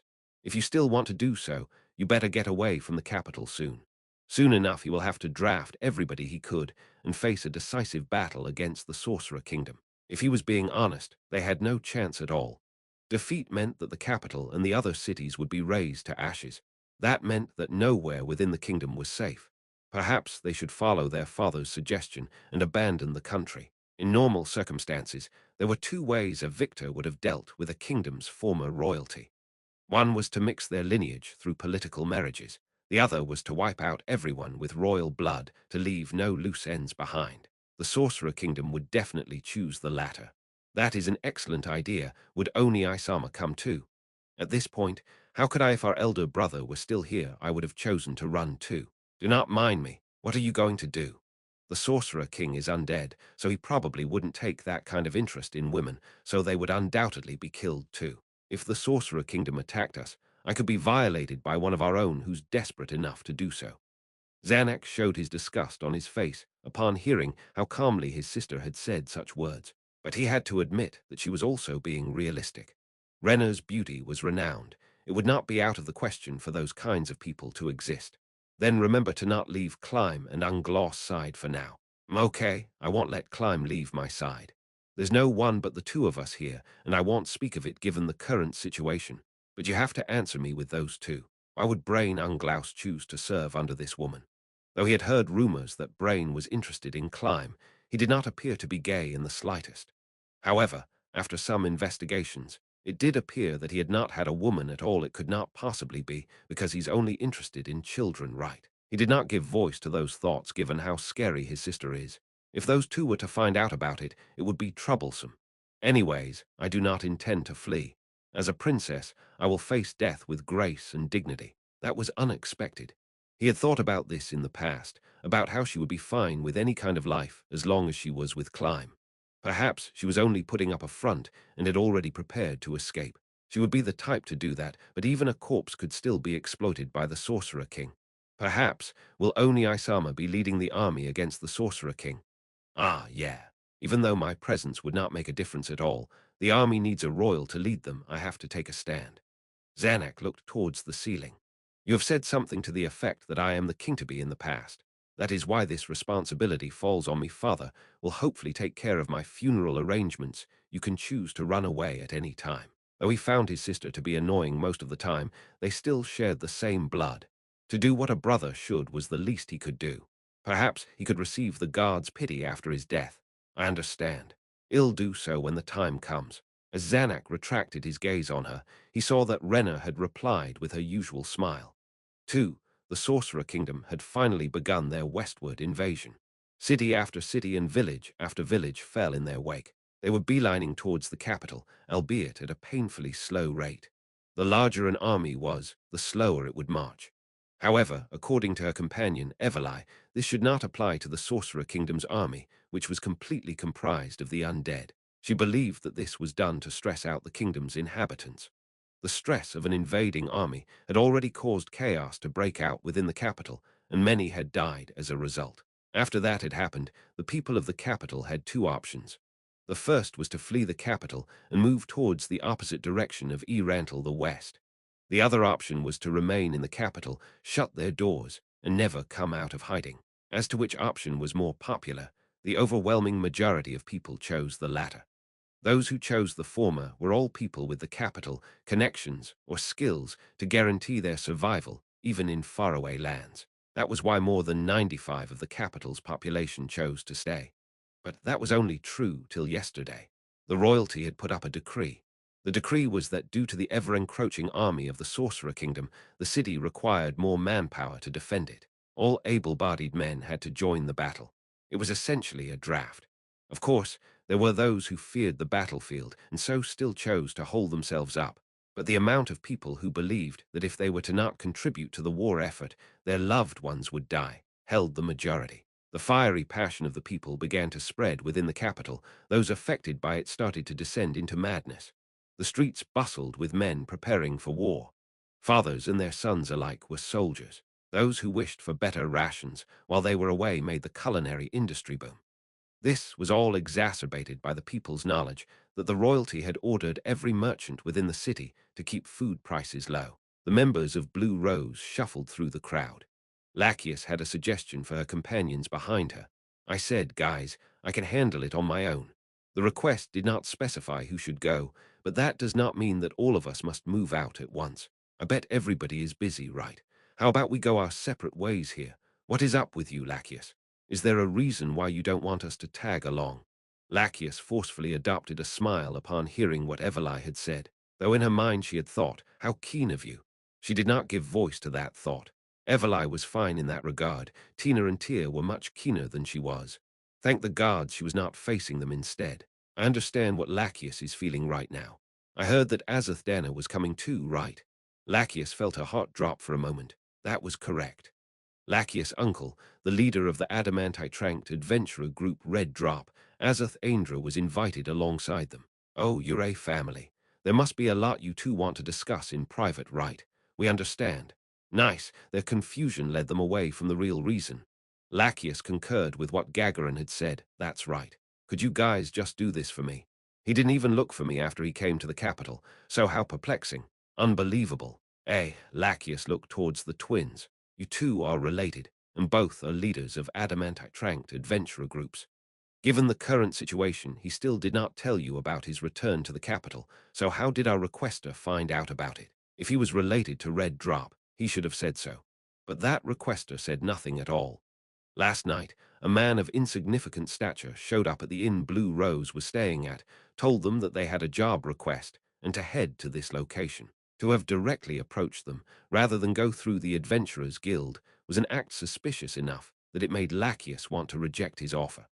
However, upon learning that Azoth of Red Drop would be there too, she had to show up as well. That's right, this is beyond suspicious. This could be called a conspiracy even. It could be a lie to bait us in or something. Yeah. Given the possibility that this could be a trap, even though you are strong, there are still some things you can't handle alone. If this other party is trying to harm us, we should try not to get picked off one by one. Guys, Lachius was happy that everybody was so worried over her. But we also want to meet with that hero senpai. I've only heard of his name, but have never met with him in the past. If you're related to him, it should be easy for us to meet with him, right? Lachius felt her stomach collapse in on itself. While her uncle was not exactly a bad person, he could not be called a good person either. Overall, what she was certain of was the fact that he was someone who could only be a bad influence on children. When Lachius had met with him back when she was still a child, he appeared to be normal, but that might have been him just hiding his true nature. Perhaps his screw came loose during his adventures. She only had one solution to things that she could not understand, though this was not exactly something the guards would bother with, and that was to pray. Other than that, there was nothing she could do about it. Her uncle was the type to act all honest and upstanding when meeting someone for the first time. He was also the type to spout corny lines like, "If you long for a hero, then it is that hero's duty to grant your wish." She could only hope that he would do the same this time. Lachius and company arrived at the inn they were told to go to. The business around here seemed to be quite run down, and the place was just dirty in general. The doors to the inn were built well and surprisingly heavy. Right after Lachius had pushed open the door, Tia and Tina tapped her twice on her waist. It was a signal for her to be on alert. They must have noticed something. Opposite the door was the counter, yet they could not see any evidence of tavern-like business was being conducted here.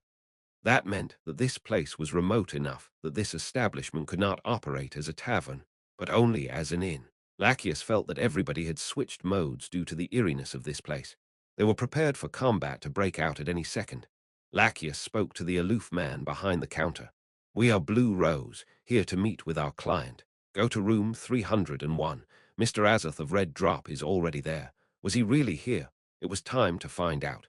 Lachius thanked him and immediately ascended the stairs to the side. The inn was incredibly silent. They did not cross paths with another person the whole way there, nor did they hear any sounds at all. Was it because the walls had great sound isolation properties, or was it because the inn was actually empty? The group reached the third floor and found the number of rooms on the floor to be surprisingly low. The rooms on this floor were probably huge. Lachius knocked on the door that had a sign marked with the number 301. "Uncle, it's Lachius." After focusing her ears, she faintly heard a man's voice on the other side of the door saying, "Come in." The volume of the voice was so low that she could not tell if it was her uncle's or not. After blocking Tia and Tina, Lachius pushed open the doors herself. The interior of the room was vastly different from its exterior. The room was filled with exquisite and heavy furniture, much more luxurious than Lachius Inn. To be honest, that creeped her out. This inn was terribly suspicious after all. They had not even finished surveying the entire room when a voice was directed towards Lachius. "Oh, Lachiu-chan, long time no see." That was indeed her uncle's voice. Lachius forcefully slammed the doors shut towards the direction her uncle's voice had come from. What's going on, Lachius?" Gagarin was the first to speak. Everybody must have heard her uncle's voice already. It was hard for her to say that nothing was wrong after that display. "Guys, I feel like I should meet with my uncle alone after all. This girl, are you seriously saying such things, even after we came all the way here?" Evelai's dumbfounded voice was to be expected. Lachius looked at everybody's expressions. Everlai had spoken as their representative. She could tell that the rest of them had the same thought from their expressions alone. Then sigh, guys. Let me make it clear. My uncle is an odd individual, the leader of Red Drop. Lachius put on the stern expression as expected of a leader and nodded upon hearing what Tina had said. She then looked towards the others. They were confused, but having known Lachius for a long time, they knew her to be honest. After she had passed that from their expressions, Lachius opened the door again. There was a shiny velvet chaise long in the room. On it sat a man she knew well. It was Ainz in the flesh. His upper torso was completely exposed. One could clearly make out his well-defined abs and puffed-up pecs. This was not exactly how one should present themselves in front of their client, yet it was not the reason why Lachius stopped her companions from advancing forward. On top of Azeth's body, to his left and right, were two half-naked women snuggling up to him. No, they could not be called half-naked. Their voluptuous chests were fully exposed, and though they were wearing undergarments, they were just strings that barely covered up anything at all. From their appearances, they appeared to be high-class escorts. Erotic outfits that were likely taken off recently were strewn across the ground. Azeth held both women in each of his arms. His hands were latched on their breasts, rubbing them. Uncle, your niece was summoned here by the same client. Can't you welcome me in a more appropriate manner? Lachius said. However, Azeth's hands did not leave the breasts of those women as he continued to knead them without giving it much thought. The women did not seem to mind Lachius' group at all, but just uncaringly continued on with their soft moans. This attitude honestly enraged Lachius a little. If these women had been procured by their client, Lachius would like to have a word with them. Nah, I thought that you guys would come a bit later. Ah, I'm not actually doing it on the bed anyway, so why should it matter? Of course it should. Lachius did not bother to turn around to check her companion's expressions. Really, Azeth's had a confused expression, yet he did not stop rubbing the women. You're just too inflexible in your ways of thought. It is in every man's nature to want to fuck beautiful women. My children would probably be born with the same gift too. Don't you know that it's important to ensure that our bloodline continues on? Even though you're a highborn, this kind of mentality is still so deeply ingrained in your heart. Upon hearing what Everlai had said, Azeth put on a displeased expression and stared at her. Though they could feel a sense of pressure from his gaze alone, none of Blue Rose backed down. To Everlai especially, it felt just like a soft breeze. She continued, sigh. From your expression alone, I can tell that was a bullseye. They call you a hero, but you're no different than a child. Actually, could it be that the reason why you abandoned your status as a noble and chose the life of an adventurer was precisely because you are this kind of person? Anyways, this is no attitude to receive your clients. Ladies, begone. What's with this child? The woman lying on the right glared at Everlai. Sigh, what a bother. Hey, Ainz, is the room on that side still vacant? Everlai pointed towards a door that was not the one to the corridor. Ah, that's a bedroom. I've checked it already. Is that so? Then send them there. What's with this child? What is she trying to do? The woman to the left glared at Everlai with an angry expression. Don't you act all high and mighty now. You're just a brat who won't even dare to show their face. Sigh. Charm person. Go. Ah, yes, understood. The woman on the left stood up immediately, prompting the woman on the right to take on a shocked expression with her mouth wide open. You too. Don't forget the clothes on the floor. Before the woman could respond, her charm person had already been cast. The women obediently walked into the adjacent room. Azeth pouted and raised his shoulders.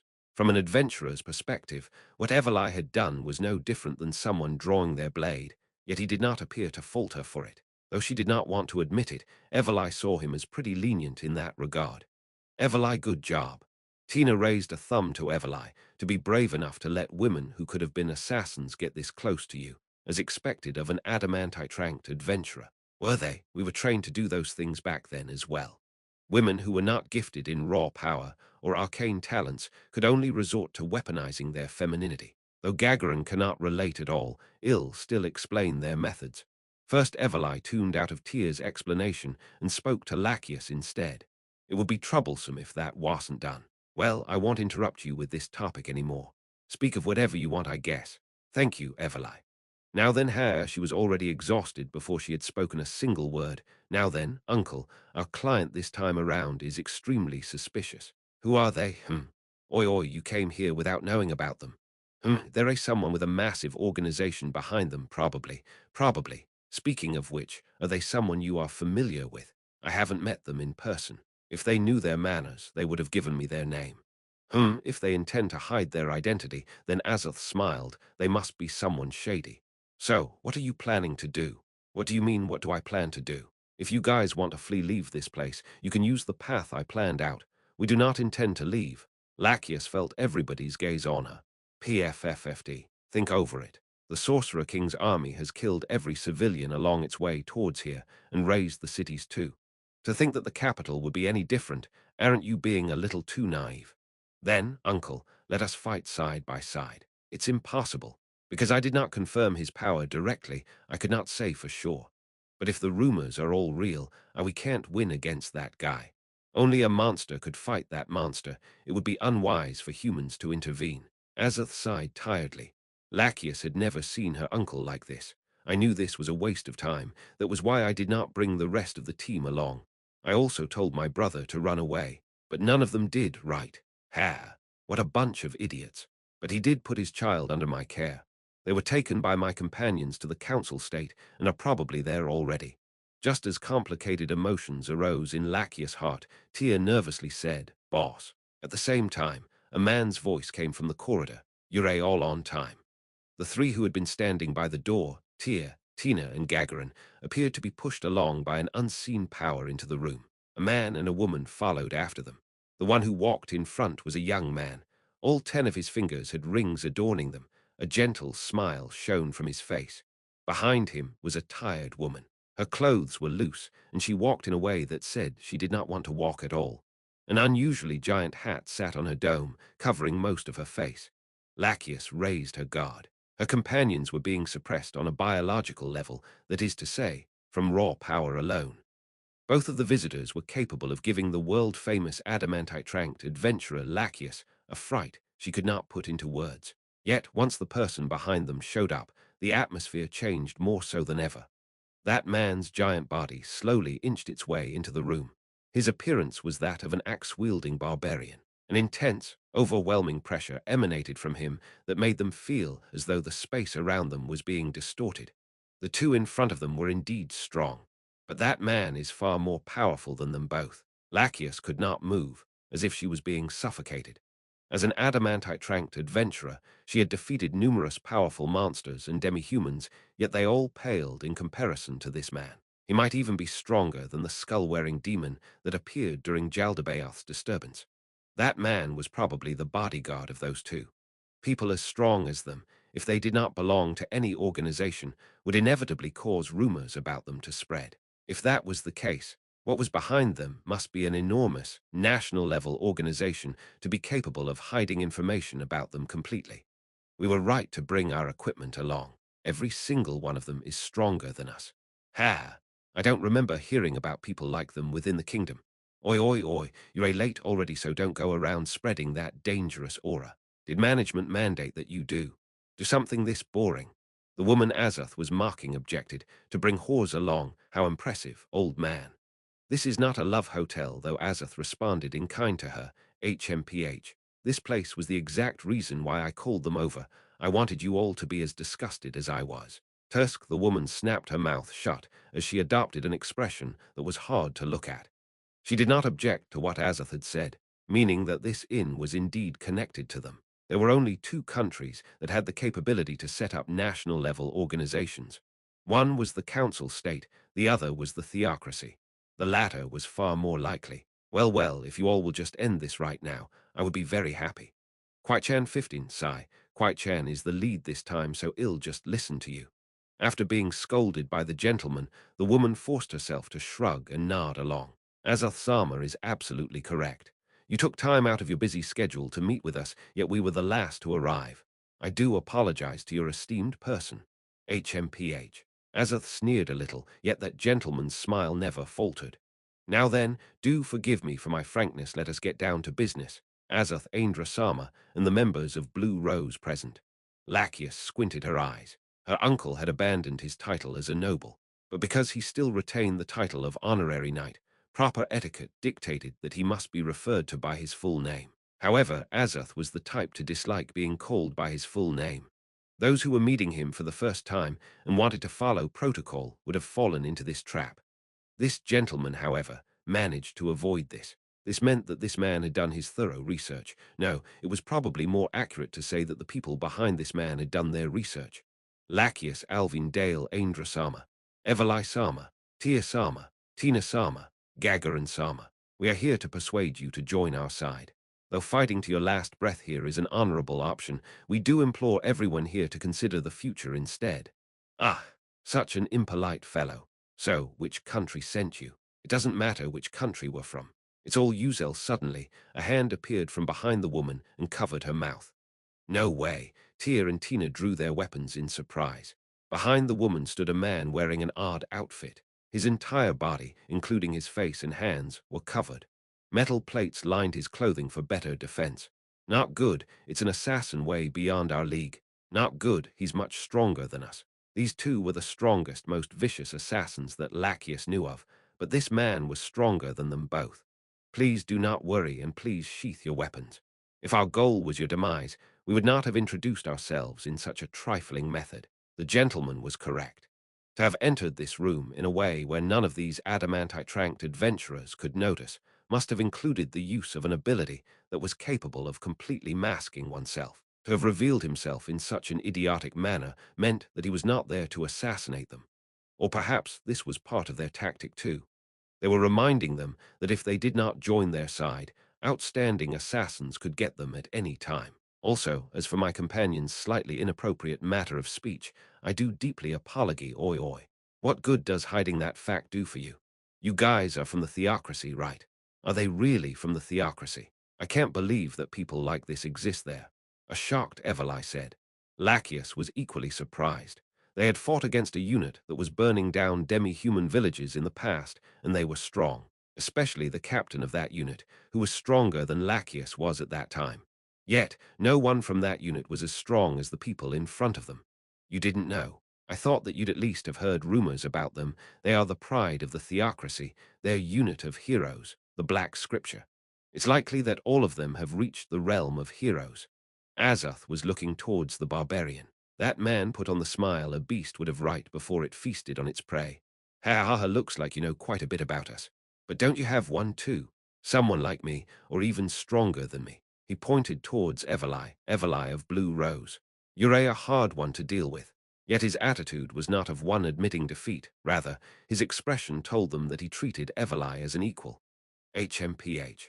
There are people stronger than me, him excluding fiends. Of all of the humans and demi-humans, only Maman Sama is stronger. Only Maman. Whom the barbarian muttered to himself, while a faint smile bloomed on his face, and said no more. I say, people of the theocracy's secret unit, why won't you fight alongside us against the Sorcerer King?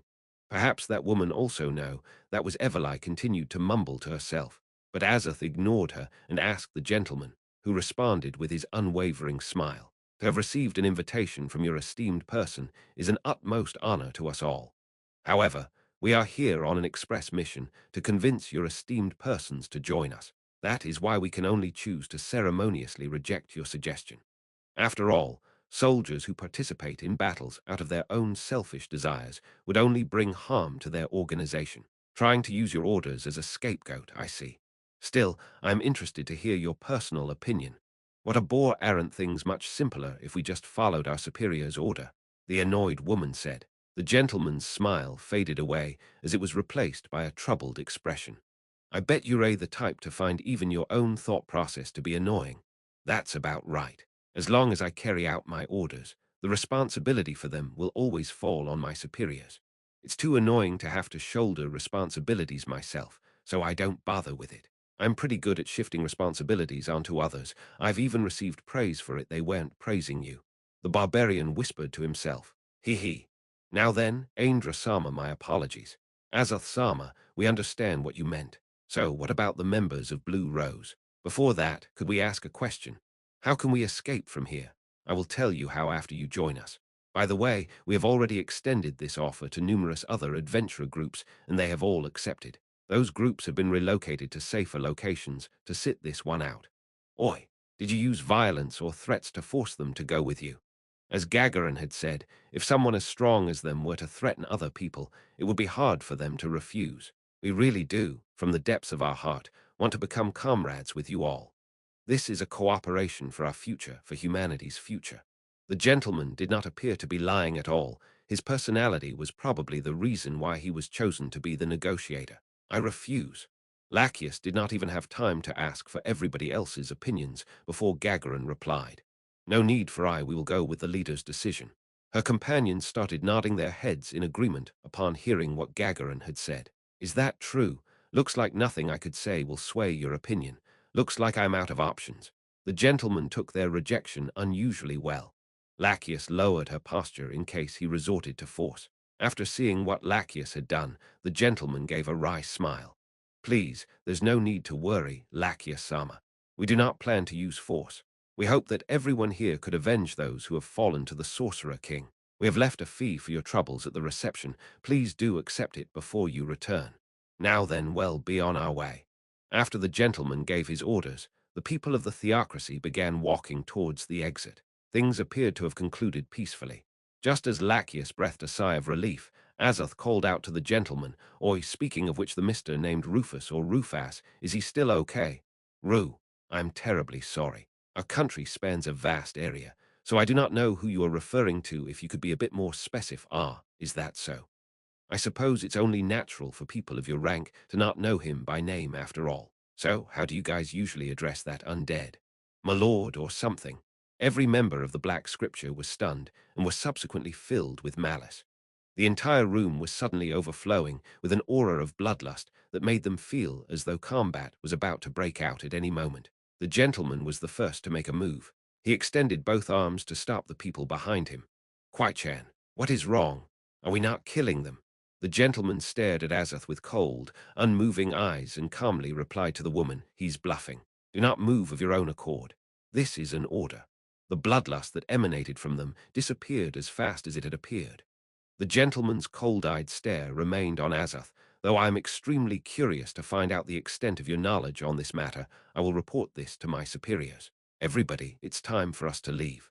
The members of the Black Scripture did not lower their guards as they walked out the room, but maintained the attitude that if Lachius' group was to take any sort of action, they would retaliate in kind. After a while, after Lachius was certain that the Black Scripture had left already, she started ranting at Azoth. "Uncle Ure, the weakest of us all, please stop provoking other people." "Ha, indeed, that was pretty dangerous. I did not expect them to antagonize us that much. If it weren't for that man with the fake smile, I would have been dead." They were probably thinking something along the lines of, "Rather than dirty our own hands, it'll be more beneficial if we let the Sorcerer King have his fill first before we have ours or something." Though I doubt we were worth that kind of consideration. Lachius intentionally directed her sigh towards Azoth, who had been laughing loudly.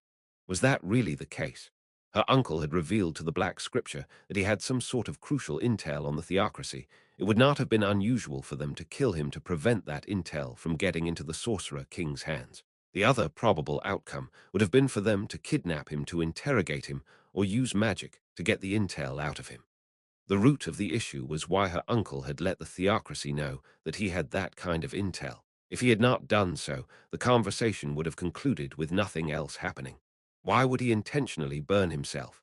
Azoth was not someone who couldn't see the bigger picture. Given that was the case, there had to be something in the background that Lachius did not know of. She would not get an answer from thinking about it alone. Lachius stopped that useless train of thought. For the gods' sake, so, what does Uncle plan to do next? "Ha! I plan to wait till the Sorcerer King's army made its way here. The big boys up there seem to be planning to send soldiers to the neighboring territories to take formations. To be honest, I don't think they have a chance at victory. The Sorcerer King and his lackeys will come here sooner or later. You're not strong enough to trade blows with him. Just run away." He had made his intentions clear. "Even so, I will not abandon this city to run away. Uncle, if something were to defeat the Sorcerer King, it would not be the strike of a warrior, but rather the stab of an assassin." Precisely because of that, Lachius had to clench her teeth and simply watch as waves of men were sent out to defend against the Sorcerer King's attack. "If you wish to invite me to fight alongside you, I refuse. I have my own plans." "Really?" "Yup, I will do what I do best, and you should do what you do best." However, for the sake of my cute niece, I will reiterate again. It's best for you all to run away. You are all nothing in the face of the Sorcerer King's power. HMPH, what does that mean? Are you saying that you could achieve more than us? Faced with Everly's question, Azoth laughed as if he did not have an answer to that. Indeed, even I could not win against the Sorcerer King. I am but human. But even if the Sorcerer King surrounds the entire capital, I alone could still escape. Azoth stood up. Now then, I'll be going to the other room to work these hips. What will you guys be doing? Lachesis realized what her uncle had meant and furrowed her brows. Well, go back. After all, there are still things we need to prepare for. Lachesis bid farewell to her uncle and descended the stairs carefully with the rest of her group. They took their pay on the first floor and left the inn. It did not appear as though the Black Scripture was waiting in ambush there. 3. At a distance away from the capital that would take the average traveler 3 days to cross, the Sorcerer Kingdom's army could already be sighted. This report landed in Zanak's hands. To receive the Sorcerer Kingdom's army's attack, the entire army of the kingdom had mobilized under Zanak's command. On the plains, about half a day's worth of marching away from the capital, the kingdom's army had already established a front upon receiving news that the Sorcerer Kingdom was invading from the west. According to their battle plans, they were to wait for the Sorcerer Kingdom's army there. The front was built upon a wide bit of road that was locked down for this purpose. If the Sorcerer Kingdom's army were to continue on their current, straight trajectory, this would be the most effective. However, if the Sorcerer Kingdom were to change their direction of approach, there would be a need to form a new front. Though they were worried about that possibility, the reports all indicated that the Sorcerer Kingdom was beelining for them. It appeared as though they did not have to worry about that possibility coming true. Yet no one was rejoicing because of it. The kingdom's army that will be facing against the Sorcerer Kingdom's army this time around was comprised of levies from the neighboring nobles, the capital's militia, and able-bodied men drafted from the refugees. It would not be incorrect to call this army the kingdom's last hope. In total, there were over 400 men. To have formed such a large army was something worthy of praise, yet the reality was that they were scraping at the bottom of the barrel. Not many had suitable equipment, a lot of people only had a club. Even under this situation, morale was high. However, the reason for that was purely because they had the spirit of a cornered beast. They knew the extent of the cruelty the Sorcerer Kingdom had displayed, and thus took up arms through the sheer force of will to protect that which they hold dear. If their courage was to take a hit in any shape or form, the kingdom's army would surely instantaneously collapse. The size of the army was a weapon in and of itself. The long lines of soldiers alone gave off an overwhelming pressure without them doing anything at all. So then, for what purpose was the Sorcerer Kingdom's army advancing straight towards this army of 400? Even those who were not too well versed in battle tactics would know that facing such a large army head-on was not the best strategy. For the Sorcerer Kingdom, their best strategy would have been to do nothing. They had an army full of the undead, which did not require supplies at all. In comparison, the kingdom's 400 strong force was akin to a gigantic yet starving beast. As long as they managed to completely surround them and apply pressure inwards, this giant beast would soon doom itself by starving to its death. Yet the Sorcerer Kingdom's army marched in a straight line, destroying everything in their path. He knew of the Sorcerer King's firm grasp of the bigger picture, so it was hard to imagine that they had done so with no purpose in mind at all. The Sorcerer Kingdom simply had confidence in their imminent victory. To something like the Sorcerer Kingdom, this was not reckless behavior at all. To those who could defeat an army of 200 men with a single spell, this army of theirs could be wiped out with the use of only 2 spells. Of course, Zanak, as the general, did not want to believe that that could happen.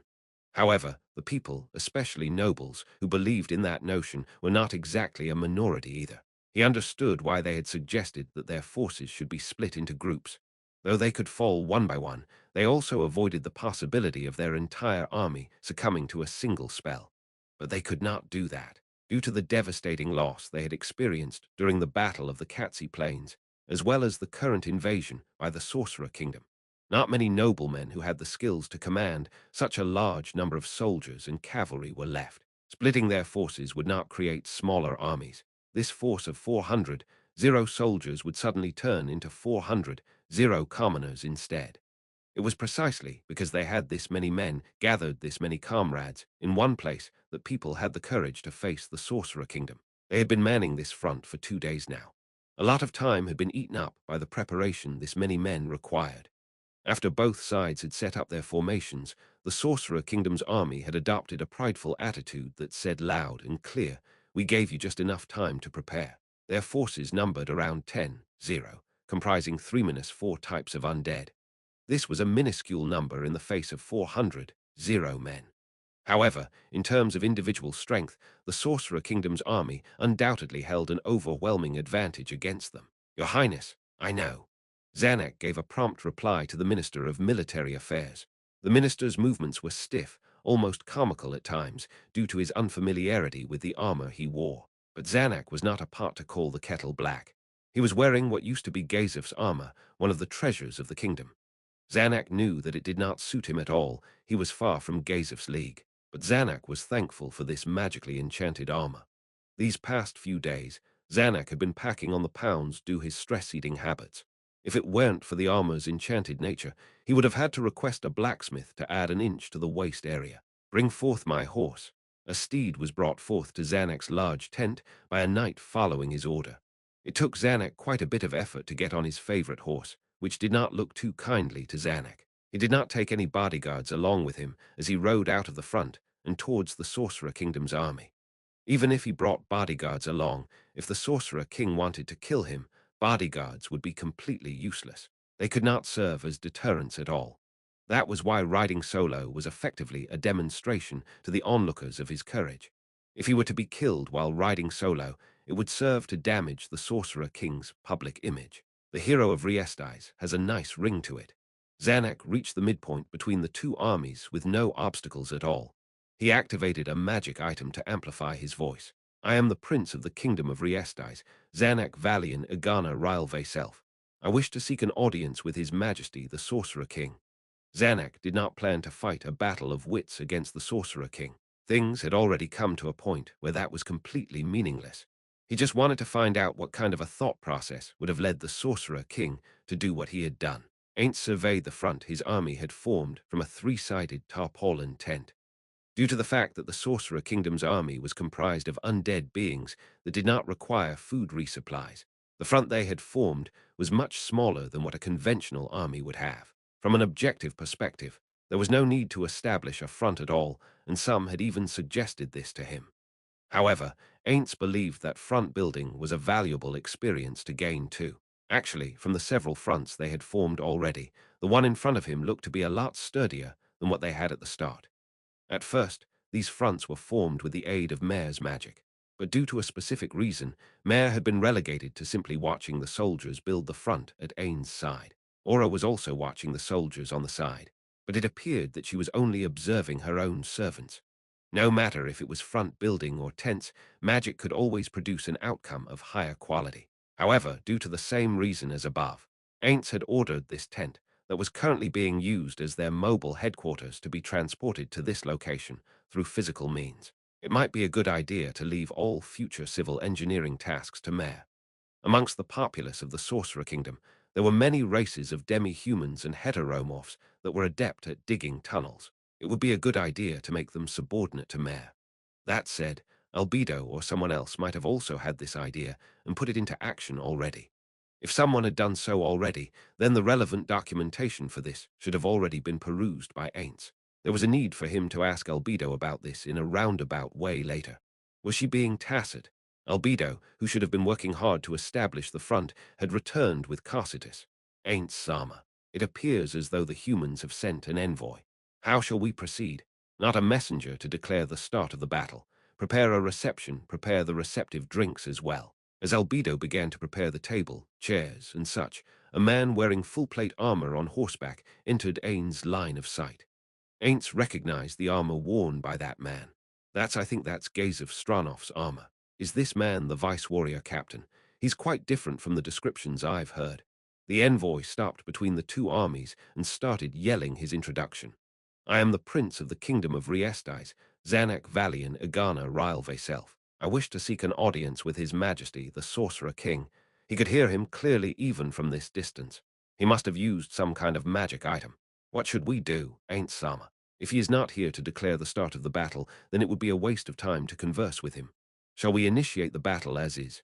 No, Albedo, we cannot do that. The opponent desires to have a battle of wits with Ainz Sama. If we rejected him outright, it would reflect negatively on the people's impression of Ainz Sama's magnanimity. What value do rumors hold? Albedo sneered. They are dead men walking. What good are rumors that fall on no ears? Ainz was not too keen on fighting a battle of wits, or whatever. Surely the royalty of this country would not lose out to him in anything other than combat prowess. Still, Albedo, have you forgot about the possibility that the rumor could be transmitted through magic? I am terribly sorry. I will go then. The royalty of our opposition came alone. If I were not to do the same, it would not reflect well on us. Are you sure it will be all right? Ainz Sama. I have no idea. Aura, if I were to be brainwashed or mind-controlled, you should use your world-class item to protect me. Ainz's usual world-class item was in Nazarik's storage, so if Aura used depiction of nature and society on him, he would be trapped in it. This way, even if he was brainwashed, they could not kidnap him through teleportation or other similar methods. Understood. Ainz replied to Aura and left the front on a soul eater. It was worth noting that after Ainz had practiced horse riding, he looked adequate while doing it. However, because he was not too apt at it, to prevent making a blunder in front of the two armies, Ainz still chose to ride a soul eater to be on the safe side. The other party was waiting for Ainz next to his horse, so Ainz also got off the Soul Eater upon arriving at his destination. No matter how bad this was going to get for him, Ainz steeled himself to do to others what they had done to him. His opponent was a man on the chubbier side of the spectrum. Makeup caked his face to cover up the dark circles under his eyes. Nice to meet you, Your Majesty the Sorcerer King. My name is Zanak Valian Igana Ryle Vaself. Nice to meet you, I am the Sorcerer King Ainz Ooal Gown. I will be in your care then. Now, a standing conversation would be neither here nor there. Ainz cast a spell twice, producing two black thrones that faced each other. Because it was created with magic, the two thrones were naturally identical. Though it is hard and metallic, we should still sit down first. How do you feel about that? I would be glad to, Your Majesty. As they both sat down on the thrones, Ainz cast another spell to create a reflective black table between them. While Ainz had started casting magic the moment they had met, Zanak did not seem to be on guard at all. It appeared as though he did not have any intention to assassinate Ainz. Afterwards, Ainz took out 2 cups and an ice-filled container from his inventory. How about some water? Alcohol would be inappropriate given our current situation, so what about orange juice instead? Thank you very much, Your Majesty. Just water would be fine. Now then, we are all set for the talk. What should we discuss then? Perhaps about the justification of our invasion. That would not be necessary, Your Majesty. I am more interested in the reason why you were insistent on carrying out such heinous acts. Why did you refuse our offer to surrender? That was a natural question for him to ask. Although to Ainz his reasons were clear and justified, to them it must have appeared to be senseless slaughter. Ainz nodded his head. Given how things had turned out, there was no point in hiding his intentions anymore. He began to exposit the Sorcerer Kingdom's plans to Zanak, because we stood to gain nothing from that. I intend to sacrifice your people as an example to the world of what will happen to them should they stand against the Sorcerer Kingdom. To that end, you will all be eradicated, and the kingdom will be rendered into a mountain of ash. That mountain will continue to serve as a warning after centuries, after millennia, of how foolish of an act it would be to go against the Sorcerer Kingdom. You do not appear to be jesting. Of course not. I am just stating what is to come. Why? What do you mean? Ainz could not read between Zanak's lines, and thus replied with a question. Your Majesty, the Sorcerer King, is in possession of immense amounts of power. Even if you did not do what you said you would, the people of the world would still come to know your awesome power. Zanak wetted his lips, swallowed a mouthful of saliva, and asked, Why are you this petty? Petty, am I? Zanak tensed up at the possibility that he had angered Ainz, but Ainz was not angry at all. What is your goal? Ainz grumbled to himself. What is your goal? In the past, to Ainz no, to Satoru, to have met the buddies he had in the game of Yggdrasil was the epitome of his entire life. It was such a wonderful memory that all he wished for was to be reunited with his friends again. When the plug was about to be pulled from the game, when all of this was meant to be for naught, he was transported to this world instead. The end turned out not to be the end at all, but instead, it was a new beginning. The NPCs created by his friends began to exhibit free will. From their every move he could feel the remnants of his former companions. No, to be honest, the shock he had experienced at the beginning confused him so much that he was constantly worried about their betrayal. Looking back, that was moronic of him. Nowadays, he just did not question their loyalty at all. Yet, it did not seem like Ainz was the only one who was transported to this world. He could see the footprints left behind by other players. Perhaps it was only natural then for him to think that his companions, the people who shared those good times with him, could have come to this world as well. It was only natural for him to wish for this. Of course, Ainz knew that he was transported here during the final moments of the game's operation, which made his friend's appearance in this world unlikely. Actually, through the use of multiple spells and intel sources, he could faintly sense the lack of their presence. However, since he did not have concrete proof of that belief, the possibility of it happening still remained. One might call him an idiot for holding on to such vain hopes. One might also call him a futile loser too. But to the Ainz of yesteryear, that was all his life had amounted to. And now that dream was gradually fading away. Sure, his friends were important to him, but now the NPCs were important to him too. They were essentially children that had been left behind by his companions. Ainz, as the only one to have stayed behind, had the duty to protect them at all costs.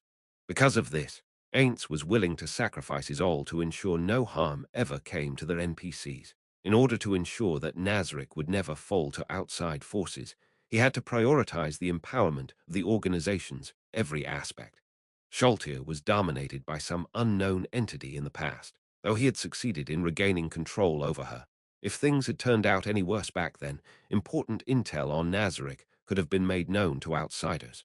Consequently, it could have led to the destruction of the guild. He could not allow something like that to ever happen again. What is my goal, you ask? I seek something that is difficult yet also easy to obtain. All I wish for is a single thing. That is happiness. Happiness. Zanak repeatedly blinked in surprise. Ainz laughed a little in response. He did not find what he had said to be so outrageous. No matter if you're a human, demi-human, or heteromorph, the pursuit of happiness is the ultimate goal, is it not? Ainz threw away his act and began to converse with Zanak as if he were a close friend of his. And you would step over others' happiness to achieve your own. Isn't that obvious? If the happiness of those I hold dear could be guaranteed, those of others do not matter to me at all. If you could secure the happiness of your subjects by inflicting suffering on the citizenry of another country, what would you do? Would you say, abandon their happiness altogether? Those are the extremes. Zanak calmed down as the sentence trailed. He lowered his head and said, that was out of line of me. My apologies, your majesty. Ainz went back to his ruler persona. It is fine. There is no need to worry at all. Even with the intellect and power of your majesty the Sorcerer King, there are no other possible methods to guarantee happiness. Perhaps, but I can only say perhaps, if you had a guaranteed method to obtain happiness, what would be the better option? To seek a possibly non-existent secondary method, or sticking with what has been tried and true? The goddess of luck is bald on the back of her head 16 after all, wasn't that how the saying went? Zanak was absolutely incredulous. What a strange goddess. Sorry, I did not mean to belittle the goddess you believe in. Please do forgive me. Haha, I don't mind at all. That was not the description of some deity I revere, just a proverb I remembered. Very well then, that is the extent of it all. For the happiness of my subjects, I must sacrifice your people. This is the basis for this war, do you get it? I guess so. I do relate to your majesty's desire. The pursuit of the betterment of one's own country and a guarantee to one's own countrymen's happiness, that could be said to be the only responsibility of a ruler. If the destruction of our people guaranteed the people of the Sorcerer Kingdom their happiness, I do understand why you did not accept our surrender. I suppose it couldn't be helped. Right, you get it. Now then, it is my turn for a question, but none come to the mind at the moment. Ainz looked around while he pondered. Ah, right. The armor you are wearing reminded me of it. So ill ask about that sword. The sword that Gaze of Stronov wielded, who's currently in possession of it. It is currently under the safekeeping of a man named Brain Unglaus. Brain Unglaus. Ah, that man. When he dueled Gazef, there was someone by that name between the two men who had witnessed said duel.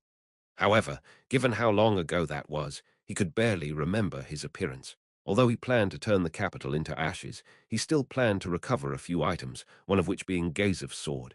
That man, has he come here too? No, he has not, your majesty. He should still be in the capital. Is that so? Then you would not have any issue with what kind of magic I used to destroy you all, right? The one in charge of sieging the capital was Carsitus, so he would have to order him to watch out for the sword later.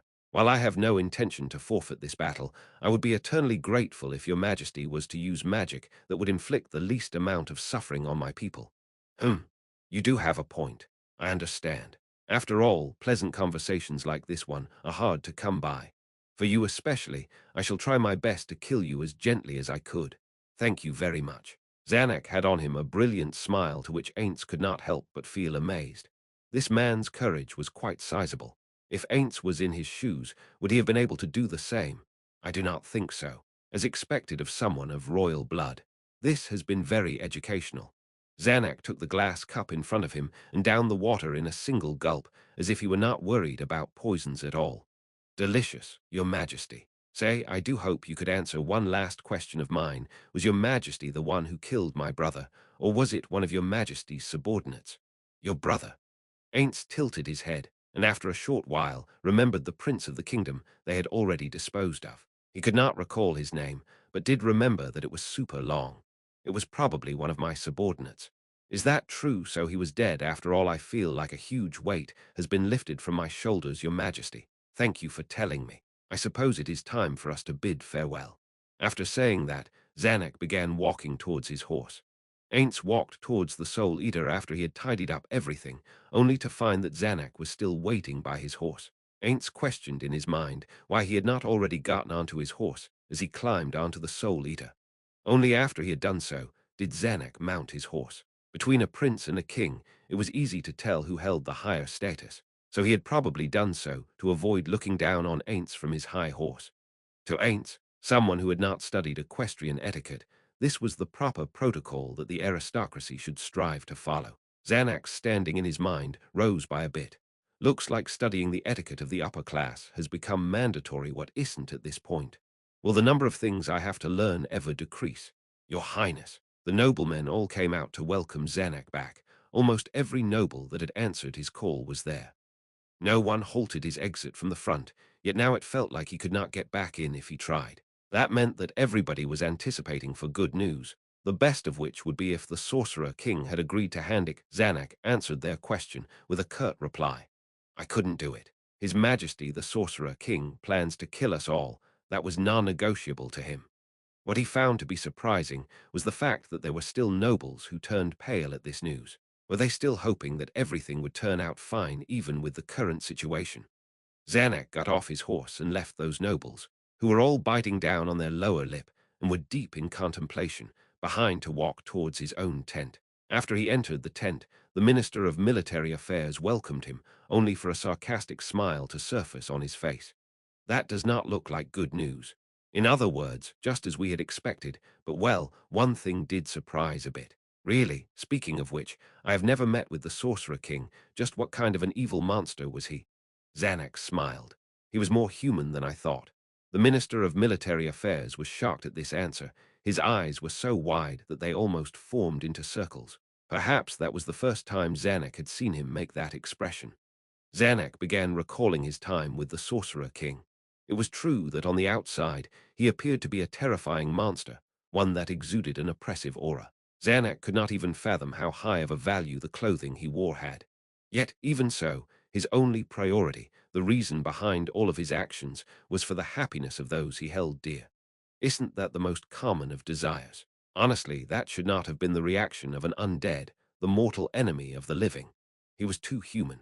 He could not understand the exact level of consideration the Sorcerer King had placed on this matter to have arrived at this conclusion. But from that bit of conversation, he could sympathize with him a little. Haha, yes, indeed. Just like a normal human. Zanuck shifted his gaze from the minister to the exterior of the tent. If, say, before things had turned out this way, perhaps he could have thought up a better method to deal with this. But they were past the point of no return already. So, what is the status of the command hierarchy and battle preparations? Your Highness subordinates those from the capital are ready to move out immediately. Distributing our men between the capital's residences proved to be effective. The speed of the landed nobles, however, leaves much to be desired. They are still debating on who should be vanguard. The Minister of Military Affairs ranted on without hiding his disdain. That cannot be helped. They are not under our command, after all. Some of the nobles have not even made the resolve of self-sacrifice. We can only hope that they will not initiate the battle before the rest of us are ready. The lower our expectations are, the less disappointed we would be. It was indeed troubling if they could not even synchronize amongst their own ranks for this battle. That said, without their forces, they would lose out on a quarter of their mobilized soldiers. That scenario would be equally troublesome.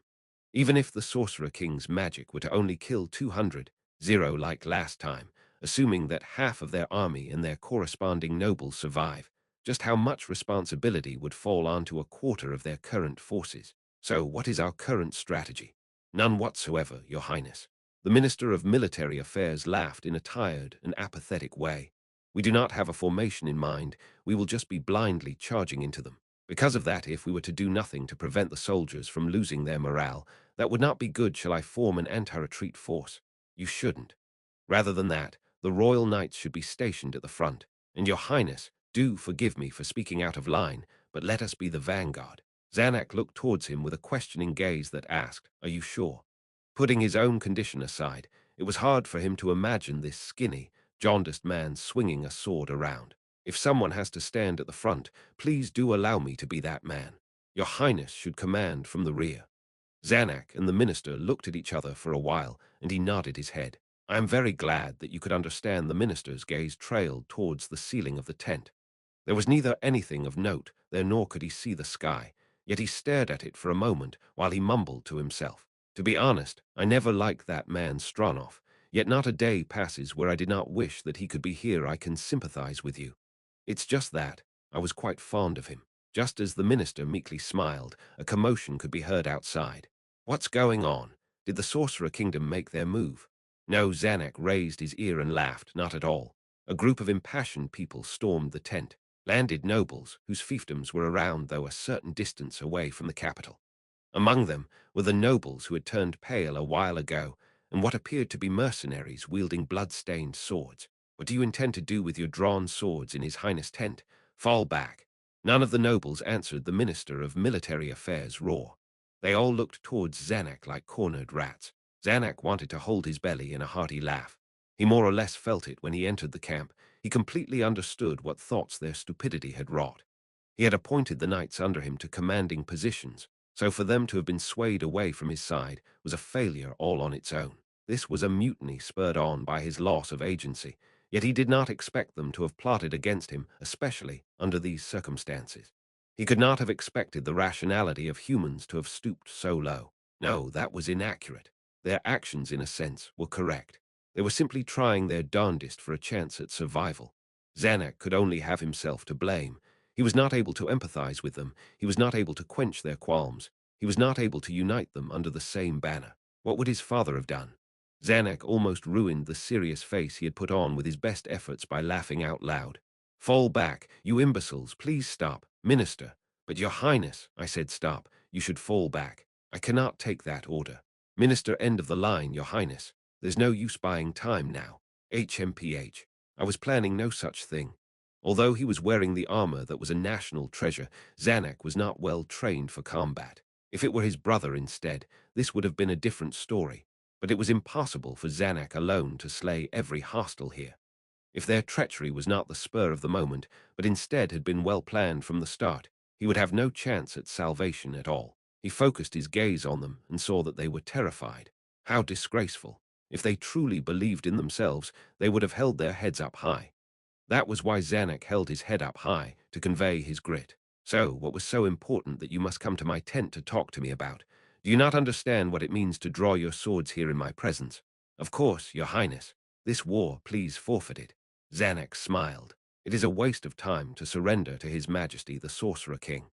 I have received his message loud and clear. He will never accept our subservience, although you might not believe me. Our only hope lies in His Majesty, the Sorcerer King's defeat. There's no way we can win, one of the nobles mumbled, and Zanak concurred. Even so, we have no option other than to fight. I suggested vassalage, but it was useless. I will reiterate, our only hope of survival is through battle. Perhaps that is the case for Your Highness, but maybe if we were to contribute enough merit, They will let us live. Please sacrifice yourself so that we may live." The noblemen began joining in agreement. This whole thing began because of the people who stood in the way of the Sorcerer Kingdom's grain transport. We should not be held accountable for them. We will pledge our loyalty to the Sorcerer King. To Zanak, what they were saying was no different than what the noblewomen would say about their ideal night during tea parties. Still, he understood where they were coming from. "Let me say one thing. It is useless for you to take me to him. I, as a member of the royalty, have made up my mind to battle to the end. Those of you who wish to die here, do try. Good grief. Blue on blue, what an absolute joke. No, he should count himself fortunate that these fools would meet their ends right here. Surely they cannot burden his sister or father after this, right? Well, his sister would be safe from these idiots by virtue of that warrior by her side alone. Those who wish to claim my head, challenge me if you dare." Zanak pulled his sword out and stood shoulder to shoulder with the minister. While he had no confidence in his swordsmanship, his armor will more than make up for it.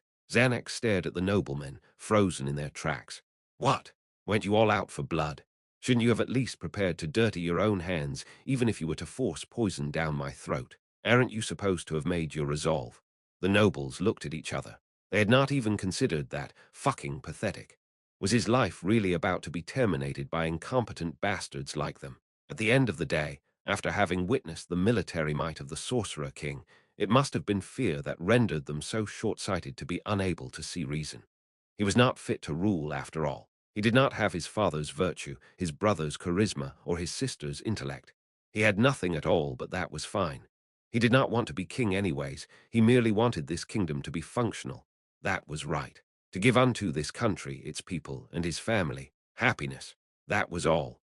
Then one of the nobles called to people outside of the tent, and multiple tough-looking mercenaries entered. Zanak swirled his tongue around and recalled the silhouette of his brother swinging a sword. He mimicked his brother's movements and charged at the noblemen. In their camp, Carcitus, Aura, and Mare were just discussing the upcoming siege of the capital when Albedo, who was supposed to be conducting the final inspection of the formations, came in with a troubled expression. "What happened?" Albedo responded to his questioning gaze. "Ain't Sama, it seems like there was some commotion in the enemy's camp." "What? Commotion? What happened?" Ain't stood up and walked out of the tent. It did appear as though there was some sort of trouble there, or it was more accurate to say that a fight had broken out amongst themselves. In the end, a group of cavalry emerged from the enemy camp. It did not appear as though they were eager vanguards. As Ainz watched them silently, the group swiftly reached the Sorcerer Kingdom's front. They were mercenaries equipped with all sorts of equipment, as well as a few noblemen. A man in his prime, who had the air of a noble around him, stepped forth from the group. That man began shouting almost hysterically. His voice was carried towards Ainz by the wind. "I have matters to discuss with His Majesty the Sorcerer King. Please." Zanak was not among them. The commotion in their camp, plus the small number of nobles in this group, told Ainz all he needed to know. "Albedo, bring them over." He did not look towards the bowing Albedo, but instead returned to his tent, where his body fell heavily upon the temporary throne. The three guardians stood silently beside Ainz. After a short while, 10 noblemen were brought over by Albedo. The mercenaries who were serving as bodyguards had appeared to have been left behind. They were shocked by the sight of Ainz upon his throne, more shocked by the sight of Carcitus by his side, and confused by Aura and Mare's presence. "Do as you should in front of the one above all." The nobles of the kingdom took a knee near the entrance of the tent and lowered their heads towards Ainz. "Raise your heads." Albedo, who was now standing beside Ainz, said, "A pleasure to make your acquaintance, Your Majesty." The eldest of the nobles began to speak. From the others' expressions, he appeared to be the leader of this posse. "We are in awe of Your Majesty's greatness and wish to serve under your reign. First of all, we have an offering for Your Majesty." One of the nobles took out a sack-like object from his back. Albedo was about to respond before Ainz stopped her. He stood up slowly, as he had practiced numerous times from his throne, and moved to the noble's side. He was handed the sack. "Does not appear to be a trap." How a disappointed Ainz looked at the sack. The smell of blood gushed from within the sack. He could already guess what was inside. Ainz opened it to take a look inside. His eyes met Zanak's. Ainz observed it in detail. They had just met, so it was hard for him to tell if this was a body double or not. However, given how they were acting, it was unlikely for this to be the head of a body double. Ainz closed the bag, walked back to his throne to hand the sack over to Albedo, and said, give him a proper burial. He had many other corpses he could use for the creation of the undead. Letting go of Xanax was fine. So, what happened to the armor he was wearing?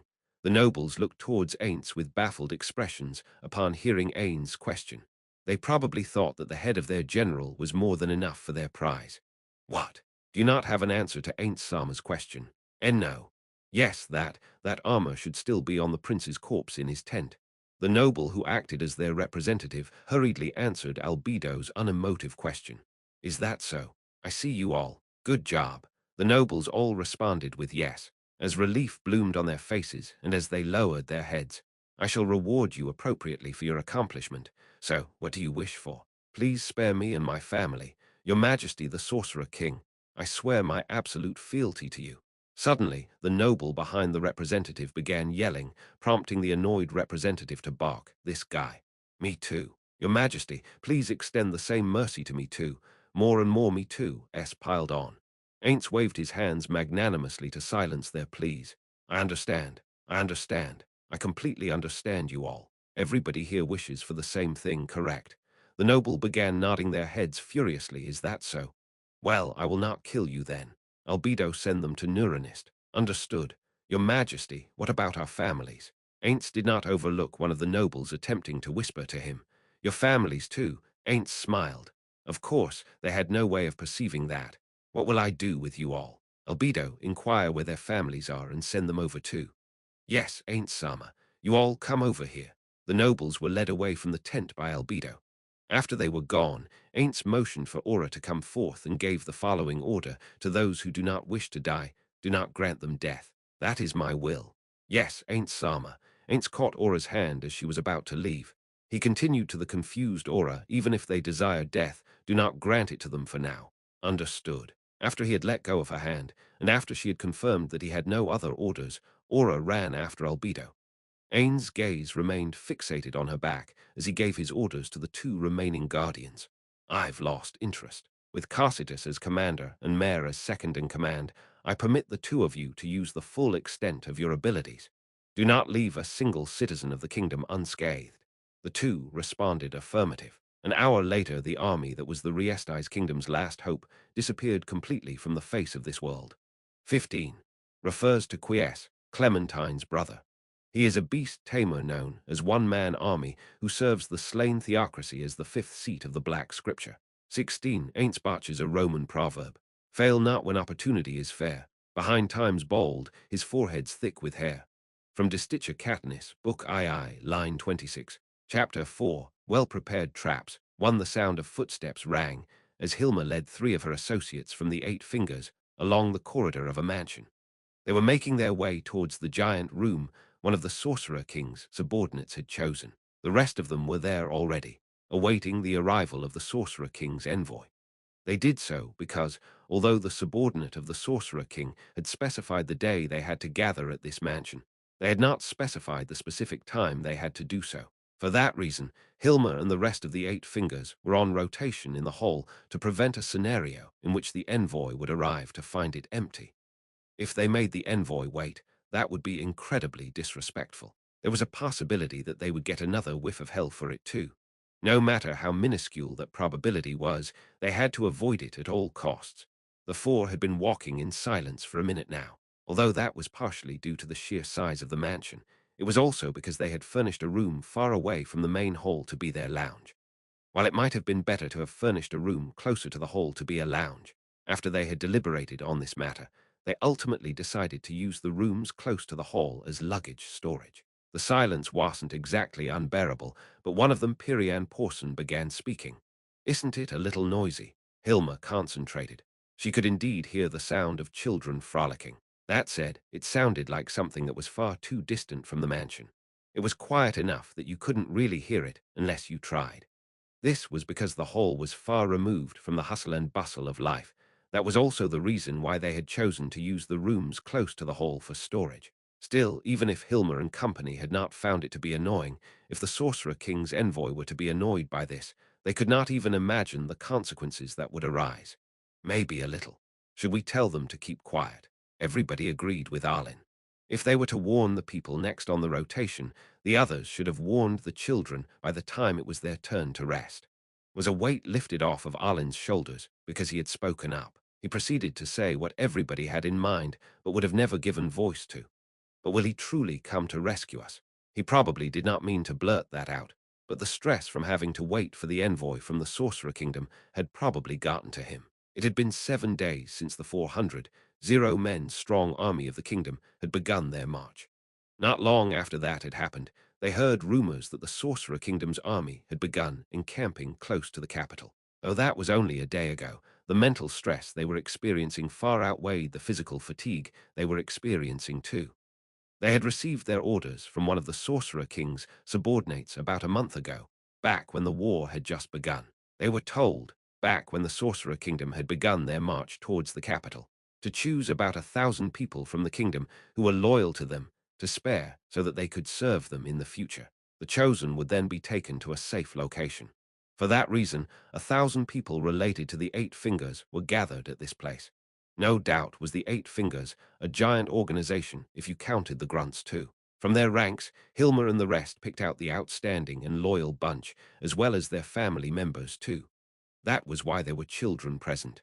What they were uncertain of was if they would really come to save them or not. The capos of the Syndicate of the Eight Fingers were all people who had promised others that they would be spared, yet would toss them away once they were no longer of use. Was it their turn this time? These thoughts lingered in their minds, doubts unshaken.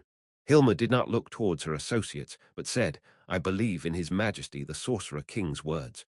Arlen panicked and began saying no. He was mortified. To Hilma, what Arlen had been spouting was his distrust of the Sorcerer King's sincerity. I think so too. What I just said was not meant to discredit His Majesty the Sorcerer King. The sound of Arlen's voice covered up any sounds the children could have made as it echoed through the corridor. Arlen realized what he had just done and immediately shut his mouth and lowered his head. No one else spoke the entire way to the hall. As the door opened, what greeted them was what they had expected, the tired smiles of their other associates. The envoy of the Sorcerer Kingdom had not come yet. The mixed emotion of relief and impatience arose within Hilma's heart. Surely her companions were feeling the same thing. "You're here. Now then, well, go rest up." If the envoy comes, a magic item in the form of a handbell rested where Noah Zweden was gazing at. If one of the two was rung, the other would also ring. However, if the distance between them were too great, it would not have an effect at all.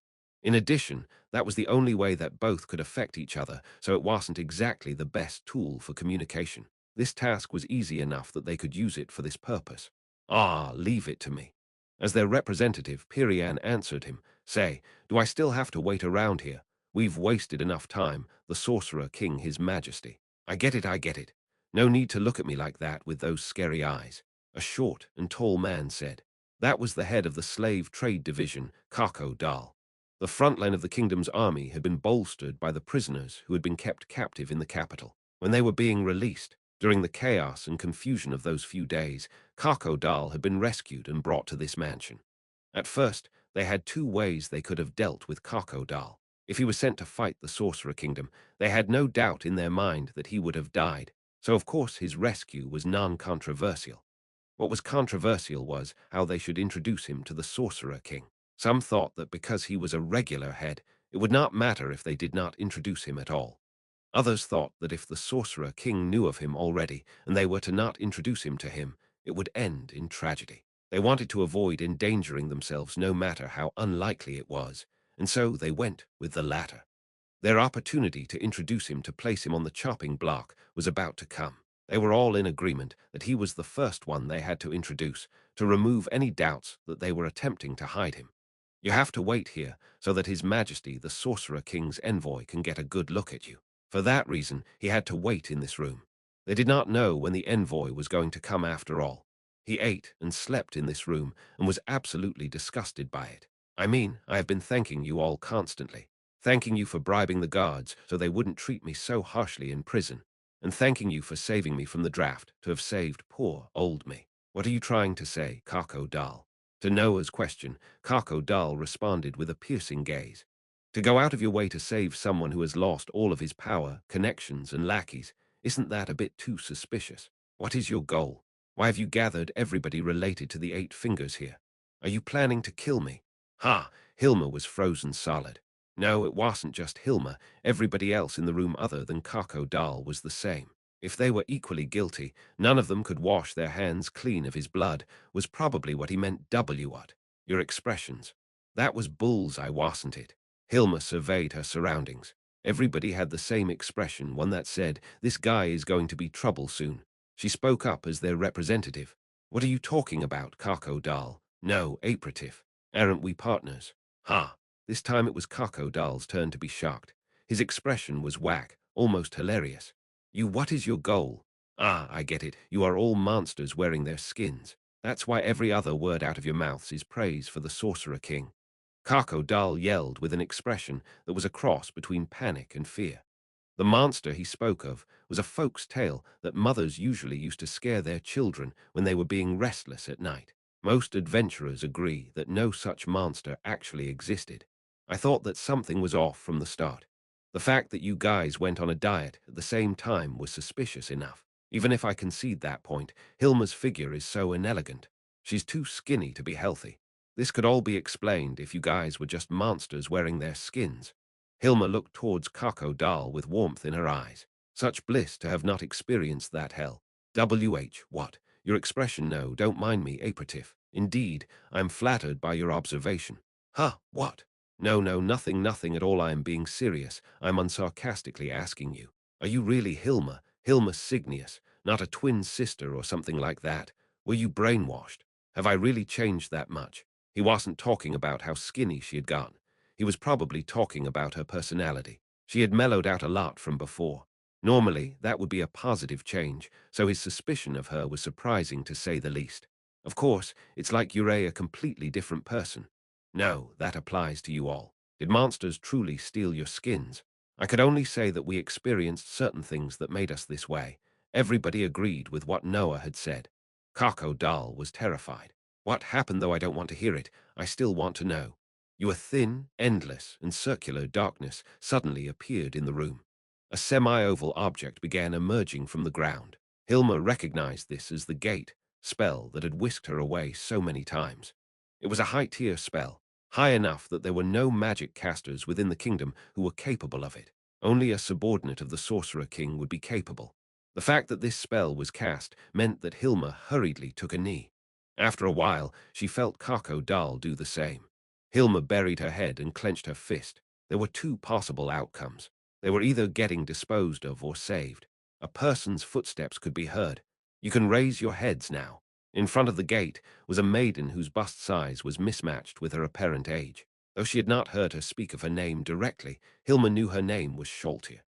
No one here was brave enough to refer to her by name. Even someone as clueless as Kako Dal could tell from the atmosphere of the room alone. "I am here to retrieve you all. Although I heard there would be 1,000 or so of you, Ainz, could you bring them over immediately, Ainz?" "Understood. Please wait a moment." Alin ran out of the room in a full sprint. He had the best stamina of them all after all. Shadow Demon. Answering Sholtir's call, a demon soon materialized from the shadows. When had it entered the room? Perhaps it had been monitoring them for a long time. This was not surprising to them at all. Instead, they all thought so. That shadow demon began whispering into Sholtir's ear. They then heard her respond with murmurs. After their conversation ended, Noah began speaking with a trembling voice. "You Alin will need some time to bring everyone over. Before that happens, there is someone we wish to introduce to you. Do you find that to be agreeable? Unnecessary, Ainz? Rather than doing that, I heard you had luggage to bring along, Ainz. Move those first. I heard there were quite a lot of it. Perhaps it would be faster if my servants did it for you. How about that, Ainz? See, could we trouble you then?" Sholtir responded with a curt, "Of course," before casting a spell. That was probably summoning magic. A few strong undead began appearing around them. Following their orders, they exited the room and returned with a sizable quantity of luggage, which they moved through the gate. The luggage was moved at an unbelievable speed. Just as they were done moving, they could hear the sound of many footsteps. While this might be the largest room in the mansion, it could not contain 1,000 people. Now then, enter that door in your predetermined orders. Inside is a village within a forest, Ainz. You will exit what looks like a town square. Wait there. They followed her orders and entered the door in order.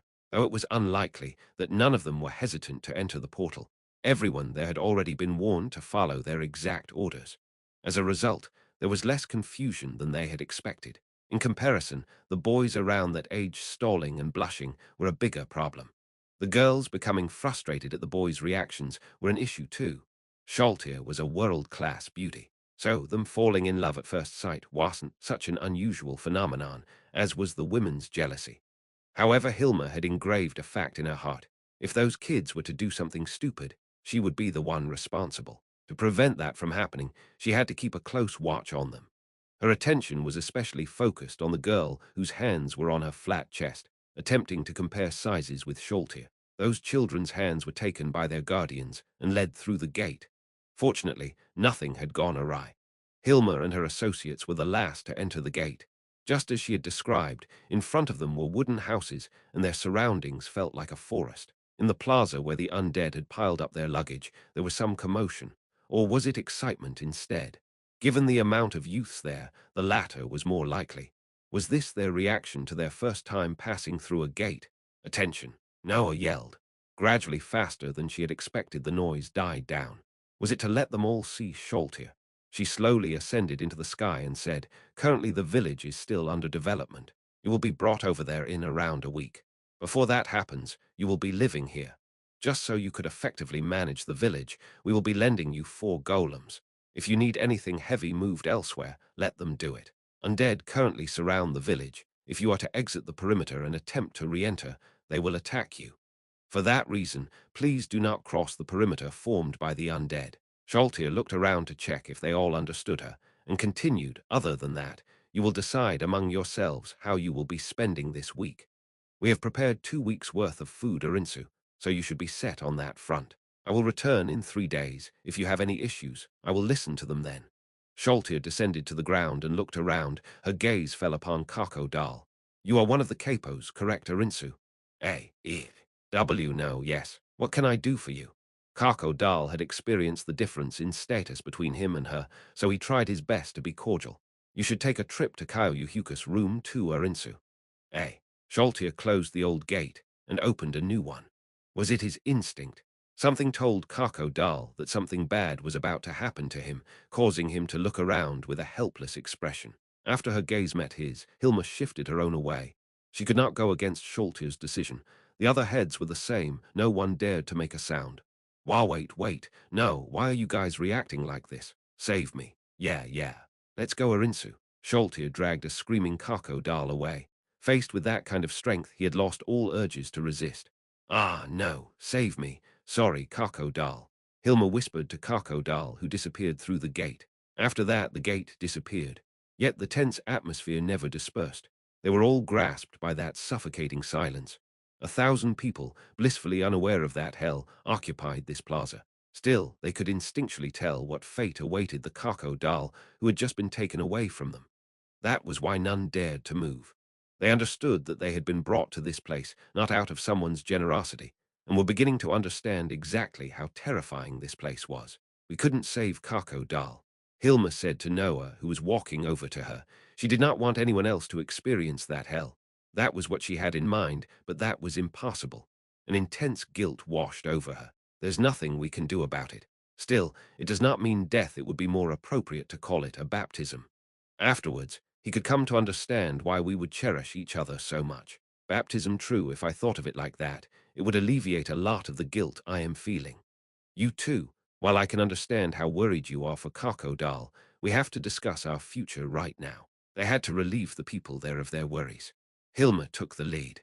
If their goal was to kill them all, they would have done so already and not bring them all the way over here or take Kako Dal away. That meant that the Sorcerer King was holding up his side of the deal, given Sholtir's actions.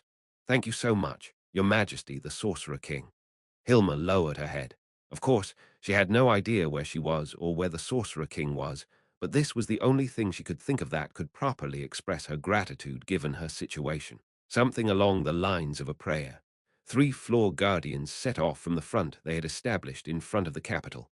The one in charge of the capital's siege, Carcitus. The one in charge of crucial facilities, Aura. and finally, the one in charge of casting offensive area of attack spells to render the entire capital into a mountain of ash, Mare. The three each had their subordinates. Mare had Hanzos under him, Carcitus had Frost Virgins, and Aura had her magic beasts. The place they were looking towards, the capital, was awfully silent. Were they mourning? Or perhaps were they cowering in fear from the sight of the Sorcerer Kingdom's forces? Only a few days had passed since their previous battle, yet the capital's forces were already cracking at the seams. From the vantage point of the encampment Ainz had set up near the capital, not many soldiers could be seen manning the outer walls of the city, nor did they appear to intend to put up a fight. While it was true that they were few in numbers, Ainz's camp was equally unmanned. High-tier mercenaries were nowhere to be found. Not even Nazaric's master guarders could be seen. The camp was occupied by Ainz, Albedo, and around 10 of Ainz's Death Knights. Albedo wore her full-body armor and held a halberd in her hands. Her world-class item should also be on her person, just as a precaution. Is it about time? Ainz asked Albedo after the Guardians had left the camp. They were spread out to surround the capital. It should be. The Guardians have moved quite a bit of distance away. If they really wanted to take action, this would be their last chance to. Given the lack of movement from their side, while it is unfortunate, it appears that there were none here this time too. Is that so? Ainz replied, and shifted his gaze towards the capital. He saw a silhouette flying towards them from the capital. After he took a look around, it appeared that this was the only entity coming towards them. Someone who had the courage to challenge the Sorcerer King, the one who dismantled an army of 200, with a single spell. From the intel they had collected, only one person matched that description. The powered suit probably Red Drop. Ainz squinted his eyes to focus on the rapidly approaching entity and muttered, "Now then." If that were the case, they could move on to the second stage of the plan. However, Ainz was a bit uneasy. This was an important plan after all. It had to be handled carefully, like a thin sheet of ice. Was he truly capable of pulling off such a plan? Sigh, he could not have handed something this important to someone else either. The silhouette got ever so closer.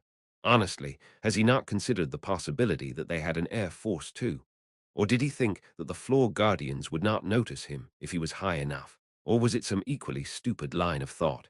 Ainz was stunned by his opponent's faulty strategy. No, perhaps he knew that was the case, but had no other choice.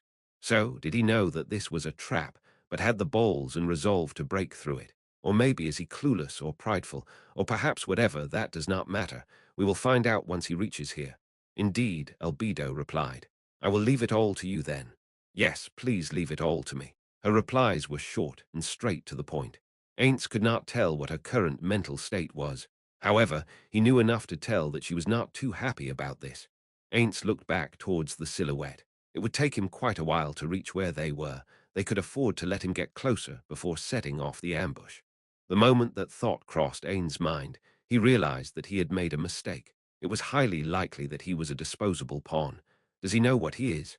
Or does he have no clue at all? Who knows? It does not matter if he does. The plan has entered its third stage. Are we good to go? We are all set. I will accomplish my duties to the best of my abilities. You should do the same. Yes, no. Please leave it all to me, Ain't Sama. Albedo replied just as that silhouette reached the Sorcerer Kingdom's front, hovering 100 meters up in the air and about 100 meters away from them. He could clearly make out his opponent's appearance now. That said, it was unnecessary at this point to confirm his appearance. The bright red-powered suit came to a sudden halt midair and remained there. Though he could not see his face, Ainz could tell that he was being observed. Albedo raised her arm, and the Death Knights around her began moving to form a shield wall in front of her. The hovering powered suit's right shoulder began to draw light into a box-shaped object. The light was converted into lightning and subsequently released. Chain Dragon Lightning. Just as Ainz mumbled the name of the spell, the lightning had already formed into the shape of a dragon and struck one of the Death Knights. The lightning dealt significant elemental damage to the Death Knight before leaping onto the Death Knights next to it. After the blinding light of the lightning subsided, the undead were nowhere to be seen. They were all taken out in a single attack, which did not reach Ainz and Albedo. That was probably a coincidence rather than a calculated move from their opponent. Insolent fool. Identify yourself. Albedo roared with an infuriated tone. The volume of her voice was high enough that Ainz wanted to cover up his ears. Given how far away their opponent was, he should still be able to hear it, but he did not respond at all. Well, no, he did respond. That just depended on one's definition of a response. The next thing they knew, the weapon rack on his left shoulder activated. Light was drawn in again as another spell was cast. A whirlwind of fire encompassed Ainz and Albedo. The turbulent wind sounded like a wolf's howl. This was the divine area of attack spell, Firestorm. Fire was a weakness of Ainz, but because the spell had not been enhanced through any special abilities, nor was the caster on the same level as Ainz, it did not do too much damage. Still, he could not just tank hits like that all day long. Ainz gave out his order. Go, Albedo, do not let him escape. Yes, Albedo took flight as she gripped tightly onto her halberd. Her wings of pure black flapped once, and it was more than enough for her to close the gap between them. She was not sure if it was because the gap between them had been closed so fast, but the powered suit turned around in a stiff motion. Albedo almost sunk her halberd into his unprotected back before the powered suit flew away. He did not fly towards the capital, but moved northwards instead. Albedo recalled the geography of their surroundings. She could not remember anything special about the direction he was heading towards. There were not any features that could facilitate an ambush. Under her helmet, Albedo was fuming. Seriously, do you think that we're blind? You really thought that we couldn't see through what you're trying to do? Or perhaps if he's this confident knowing that his plans have been revealed, I have to be on alert for this. Albedo turned her head around, shifting her gaze over her shoulder towards the Sorcerer Kingdom's encampment, where she had just been at. She could see a lone silhouette. It was Ainz by himself. Even if she was following her orders, she should have been the one to guard him, especially given that he was her last remaining master. Yet she had left her protectee behind that deeply unsettled her. What was more displeasing was the fact that she was not allowed to make their enemy pay for his insolence with his life.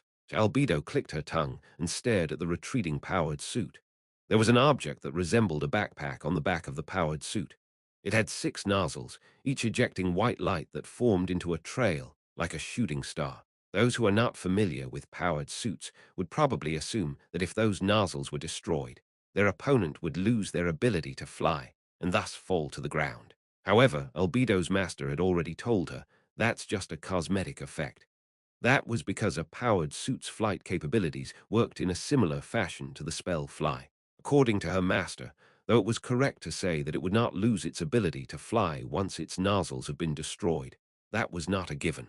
Her master had added, at least that was the case back then, implying that he had not tested out this theory himself. Still, how long will he be flying for? We're already so far away from the encampment. Was I his true target then? Gradually, the gap between them was being drawn out. If this continued on, her opponent would escape successfully. Albedo did not have any abilities that could boost her own flight speed. Normally, when she was engaged in a chase, she would be riding her war bicorn, but that was no longer an option. That was why she was flying with her own wings, which were only capable of these speeds. Still, Albedo had prepared for this. She had borrowed items from her master that could boost her flight speed. As long as she equipped those, she could easily close the gap between them. So why hasn't she done so already? The answer was because she was waiting to see what her opponent's next move would be. If he were just trying to escape, Albedo could deal with that easily. Just as she was calmly analyzing his silhouette, her opponent turned around.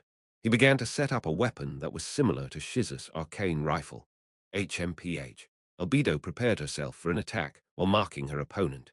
Compared to Shiz's assault rifle type arcane rifle, this enemy's arcane rifle was more of a heavy machine gun type, according to Carcitus. Its destructive capabilities were a tier above Shiz's weapon. A low rumbling sound accompanied the large number of bullets being fired from the weapon. Those bullets were larger than an acorn and were shot out at blazing speeds. It was difficult for her to dodge them all. However, Albedo could at the very least redirect a few of the bullets back at him. Not only would this damage the opponent's weapon, the damage of Albedo's halberd was added onto it as well. Combined with the damage she could deal with her skills, this should deal a considerable amount of damage to the enemy. Yet Albedo did not activate any special abilities. She tightened her grip on her halberd and closed the distance between her and the enemy, nothing more. She intended to take the full brunt of the attack with her own body. The bullets fired by the enemy were about to connect with Albedo's armor. Oops, that was a big miscalculation. She had thought that her armor would mitigate most of the damage, but there wasn't even a need for that. None of the bullets struck her, they all curved away. It seemed likely that none of the bullets were enchanted. At the Floor Guardian's level, one would have complete immunity to unenchanted projectiles. If his weapon had not been enchanted, he should not have equipped it at all. I wanted to test the destructive capabilities of his weapon, but ended up exposing one of my abilities. Given that, he would surely use an enchanted attack next. From his body language, Albedo's keen sight could tell that he was quite shaken. Still, things progressed the way she had expected it to. Her opponent let go of his arcane rifle and extended something forwards. His next attack appeared to be magic-based. Good, now what? As she pondered. Albedo did not use any special ability of hers as she shortened the distance between them. If she had, even give the current distance between them, he would still be in her strike range. However, Albedo did not wish to expose her hand yet. From the enemy's right hand, a brilliant green light shot out, flew towards Albedo and struck her. Suddenly, Albedo's body and armor began glowing with the same light. However, the light did not have any effects and soon disappeared. She was not hurt. In fact, she did not feel anything at all. This was not because she was actively defending against that spell, but because that spell could not even get through Albedo's passive magic resistance. It was likely that this was one of her master's specialties, necromancy, specifically an instant death spell. Those types of spells were not only affected by ability scores, passive skills, special skills, and equipment abilities, but were also affected by resistances gained through levels, penalties, and so on. If they were cast on an opponent of similar level, it would be hard for those spells to have any effects at all if they were not enhanced through any means. Not only was Albedo created as a level 100 NPC, she had equipped multiple items that strengthened herself. Spells of that powered suit's level could not affect her at all. Perhaps he was trying to gauge the difference in strength between them, and that was why he took the gambit of an instant death spell. But the fact that her opponent had even thought that this lowly spell could serve as an equalizer between them pissed Albedo off. She had to show him what she was made of. As she rapidly approached her enemy, Albedo raised her fist for a punch.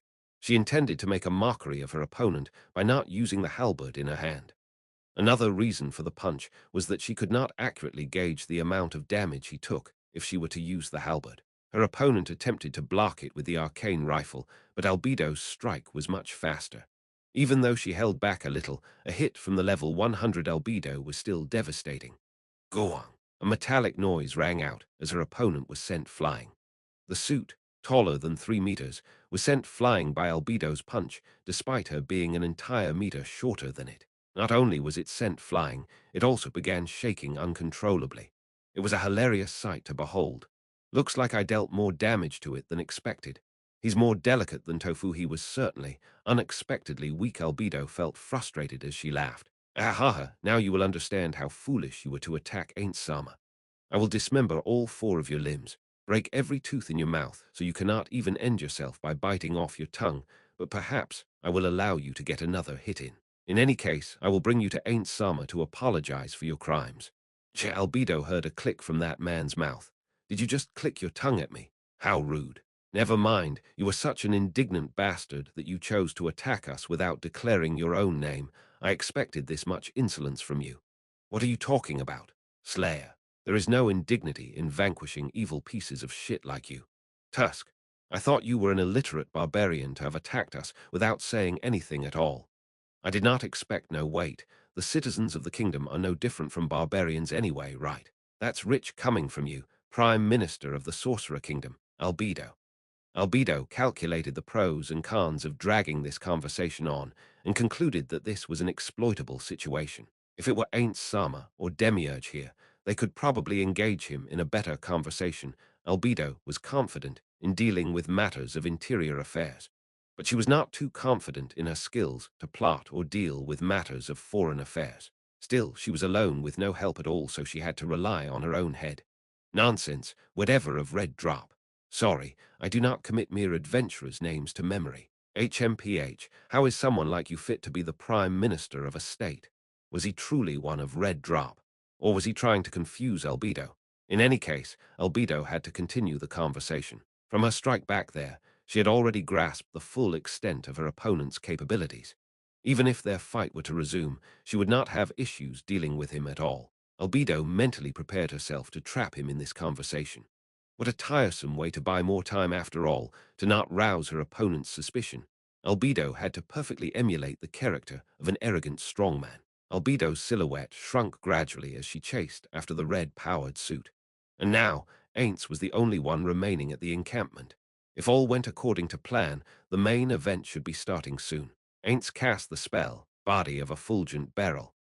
Those who wished to destroy Ainz, even if they knew little of the weaknesses of skeletal-type monsters, would know to use weapons that dealt bludgeoning damage. If Ainz was to lose a significant chunk of HP due to his weaknesses before he achieved his goal, that would be somewhat troubling.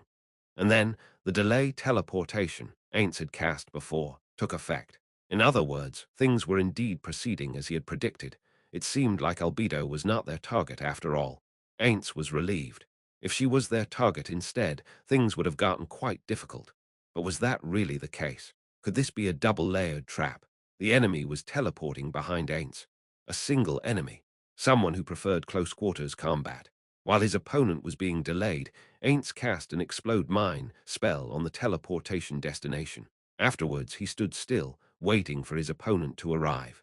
At first, he had planned to use Life Essence to confirm if they had lost health, but ultimately decided against that. He heard the sound of the explosion the moment his opponent arrived. Ainz immediately began moving forwards, away from his enemy, and turned around. Silver, no, wait, the luster is different. Is that platinum, or a metal I do not know of? The explosion kicked up quite a bit of dust, and at its center stood a set of platinum-colored full-body armor. 4 weapons hovered around them, following their every move. A spear, a katana, a hammer, and a greatsword. All of them were oversized for humans. Their appearance screamed form-over function. Nazarik's treasury held many more weapons similar to these. The weapons had a similar luster as the armor. It was then highly likely that they were not silver, but platinum instead. Given that was the case, however, it created more questions than it answered.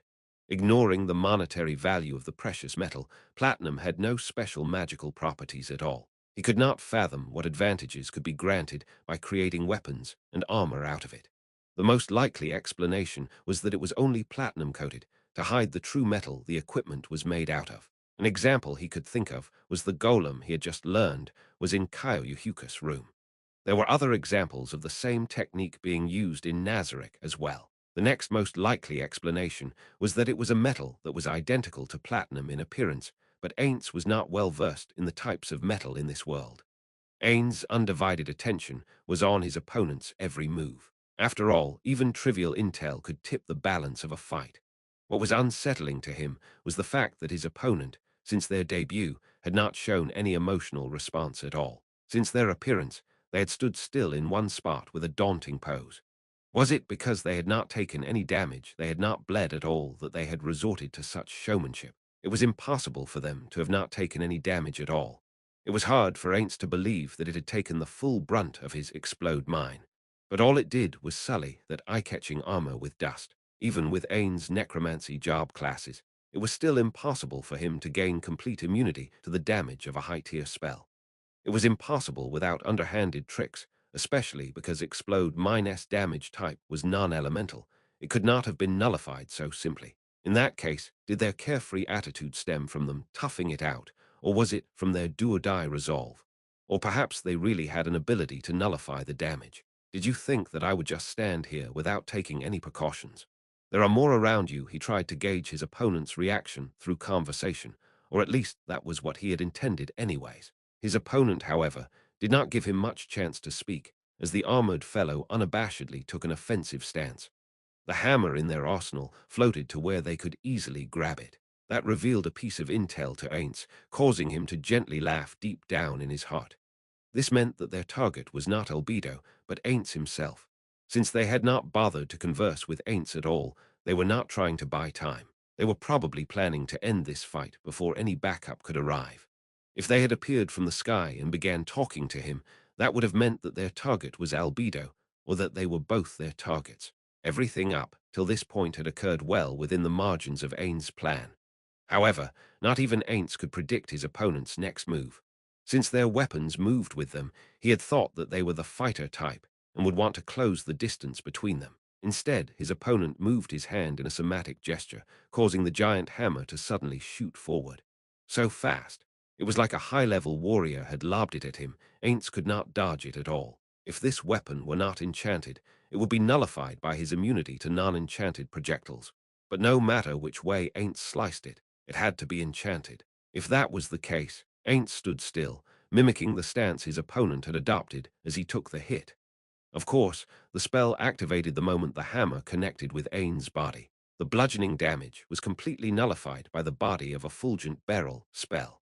His gaze had remained on his opponent this entire time, observing his every move. In that moment, his opponent stopped moving, probably out of shock that he had taken 0 damage. The hammer returned to its original position as fast as it had been launched, floating around the enemy. Muahaha Ainz laughed loudly with his arms extended outwards to show that he was unscathed. Do you understand now? As I am sure you are aware, skeletons are weak to bludgeoning attacks. That is true for me as well. So did you really believe that I would not take precautions to mend this vulnerability? That I would be so foolish? That's right, Ainz patted his own body. I am immune to all bludgeoning damage. While he was sneering, his opponent did not seize the opportunity to attack. What does that mean? Ainz contemplated. If he made a mistake here, he might not be able to salvage the situation. The enemy landed, raised a hand, and spoke. Their voice was that of a male's, world-isolating barrier. With his foe as the origin, a space-warping shockwave passed by Ainz. If it continued to expand in its initial form, this place would be encompassed in a dome. Its size was immense, at least a kilometer wide. Albedo and the other guardians should all be outside of its range. Ainz's mind spooled up as he deliberated. This was one of the oldest tricks in the book, to cut off an enemy's connection to the outside world. Then, how hard would it be to break in? Would it be able to prevent someone from running in? Would teleportation still work? Its effect and area of effect also had to be considered. Since it was a dome, could someone enter it through the ground? And most important of all, could he destroy it through any means? He was severely lacking in intel, and thus could not be certain of anything, but he could at the very least make some rudimentary inferences. First of all, his opponent knew that Ainz was a magic caster for sure, so this should at the very least be able block teleportation spells. Unless he had a reason to not use the world-class item that could dominate minds, this person was not the one who brainwashed Scholtier. What if there was a specific reason why he did not use it? Questions continued to pile on, but one thing he was certain of was that he should not underestimate this enemy. That was because Ainz had mastery over a wide range of spells and special abilities. From the experience he had gathered through experimentation, he knew their full capabilities. This placed Ainz at the top of Nazarick in terms of battle tactics. However, the ability this enemy had just used, Ainz could not recall. An ability that would cover this much ground had to be from a super-tier spell or a world-class item. This meant that his opponent had easy access to and immediate use of skills that could rival the heights of those abilities. He was undoubtedly a strong enemy, someone who could remove Ainz and the other level 100 floor guardians from the picture. However, faced with this enemy, Ainz did not emote at all. Of course, Ainz's face could not emote anyways, but his uncertainty could still be observed through his attitude and tone. Ainz Ooal Gown would never do something so unsightly. At the same time, he could not allow the enemy to perceive Ainz's joy and relief. The thought of it was wise for me to have been the one to face him came to mind. Ainz squinted his eyes and continued to observe him. Though this was an unknown ability, he could still pick up on certain aspects of it. First, this was an ability that expended HP and quite a lot of it. Given that, this barrier could not be cosmetic only. If he could not figure out its exact effects, he would be in deep trouble. Ainz had seen his opponent's immediate loss of HP when he had activated that ability through his Life Essence spell. Mana Essence picked up nothing in contrast, meaning that his foe was of a pure warrior build with no mana at all. If the mysterious enclosure was an inescapable prison, it would not be hard for his opponent, who had effectively imprisoned Ainz in this dome, to relax a little. Ainz began to calmly ask a question with that in mind. He used an uncharacteristically gentle tone, given he had just been smacked with a hammer. I will pardon your prior ambush. I do believe that you already know my name, but do allow me to reintroduce myself. I am the Sorcerer King Ainz Ooal Gown. Now then, it is your turn. Could you tell me your name? After a few seconds of silence, he received a reply. Riku Agnia. 17. Ainz immediately began to analyze the information he had just gained. The likelihood that this barrier not only prevented his escape, but also prevented reinforcements from making their way and just increased drastically. The fact that he would risk exposing intel meant that he was trying to tell him, you can't escape, and also, your reinforcements won't make it in. In the documents compiled by Sebas and Demiurge, there were no mentions of the name Riku. Someone this strong would not have slipped through their information-gathering network. Even if he was a hermit, there were still things that could not be explained. In any case, someone this strong would have surely ended up in the kingdom's history books. For there to be no records of him at all was absurd. The most likely explanation was that he had been given an alias. But why would he give him an alias? If he was from the kingdom, he should have proudly declared his name and his intention to destroy the root of all evil that had started this war. Was it because he was someone who wished to remain anonymous of his own volition? Another possibility was that he was trying to draw Ainz's aggression towards the real Riku Agnia, or perhaps the knowledge of his true name gave Ainz power over him or something. Although it was essentially pure wilderness when those lands came under his rule, they had still gathered quite a bit of intel from the demi-human residents of that land. Of the intel they gained, one was about the connection some had between their true name and soul, and how one could become more susceptible to curses should their true name become known. However, after much investigation by Nazarick, they could not find conclusive proof of such a phenomenon. They had relegated this intel as plain folk legend. So was it possible that Riku was of a tribe that held similar beliefs? He had little to no intel. This was not the most ideal situation for him to make deductions here and there. As far as he could remember, there were only two powerful beings with connections to platinum, one of which was not a humanoid. The other was I have heard through the bard's songs, the heroic tale of the 13 heroes. Quite a few of their names have been lost, though I do recall one of them wearing a suit of armor forged in platinum, if I remember correctly. His name was Riku Agnia. Will those bards not be elated to find out that their tales were true? Would they? I did not know that I was renowned enough for bards to sing of my name. His foe did not shrug, nor did he make any movements as he answered calmly. Was he truly one of the 13 heroes, or was he an impostor? There might be details that he was missing. Good grief, Ainz thought. What was true and what was false, it was hard for him to tell. But given how his opponent was confident enough in himself to face off against the Ainz Ooal Gown, who could handily defeat an army of 200, with a single spell, the full extent of his capabilities must be explored in this battle. Riku, do you mind me addressing you by this name? Denied. An immediate answer, one filled with palatable disgust in tone. That was rude of me. Perhaps that was too familiar of an address. Shall I refer to you as Agnia then? Would you still mind? That is fine. Oh, well then, I have a proposal for you. Become my subordinate, how about it? The air around Riku froze a bit. He did not take a stance, nor did he move at all. Riku just stood there completely unfazed. Ainz could not figure him out. If Riku viewed him as an inferior, it would make sense why he did not take a stance at all. After all, Carcitus was the same during his battle with the lizard men. So was Riku looking down on him or not? He felt different compared to Carcitus back then. So, perhaps that already was the stance he intended to take for this battle. He might have planned to stand in one place and have his floating weapons do all of the work for him, which was why he had adopted such a battle stance. Looks like I've been rejected. How regretful. Could I implore you once more? I am currently trying to recruit powerful individuals into my ranks. Even that Marmon of Darkness has been serving happily under my employ. If you are willing to become my subordinate, I would even end my conquest of the kingdom right here. You alone are worth more than this entire country. Denied. If words could kill, Ainz would have been slain instantly. There was not a single shred of hesitation in his voice. Without showing any emotion, Ainz began to ponder the hidden meanings behind their little back and forth just now. Even if he had the confidence that he could defeat Ainz and save the kingdom, did he truly have no doubts or hesitations?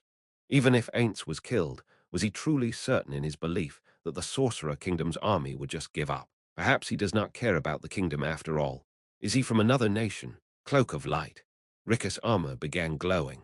For a brief moment, Ainz thought that it was the sun reflecting off of his armor until he noticed that Rickus' HP had just decreased. That was undoubtedly the activation of some sort of ability. Now he had concrete proof. Rickus' abilities were powered by his own health pool.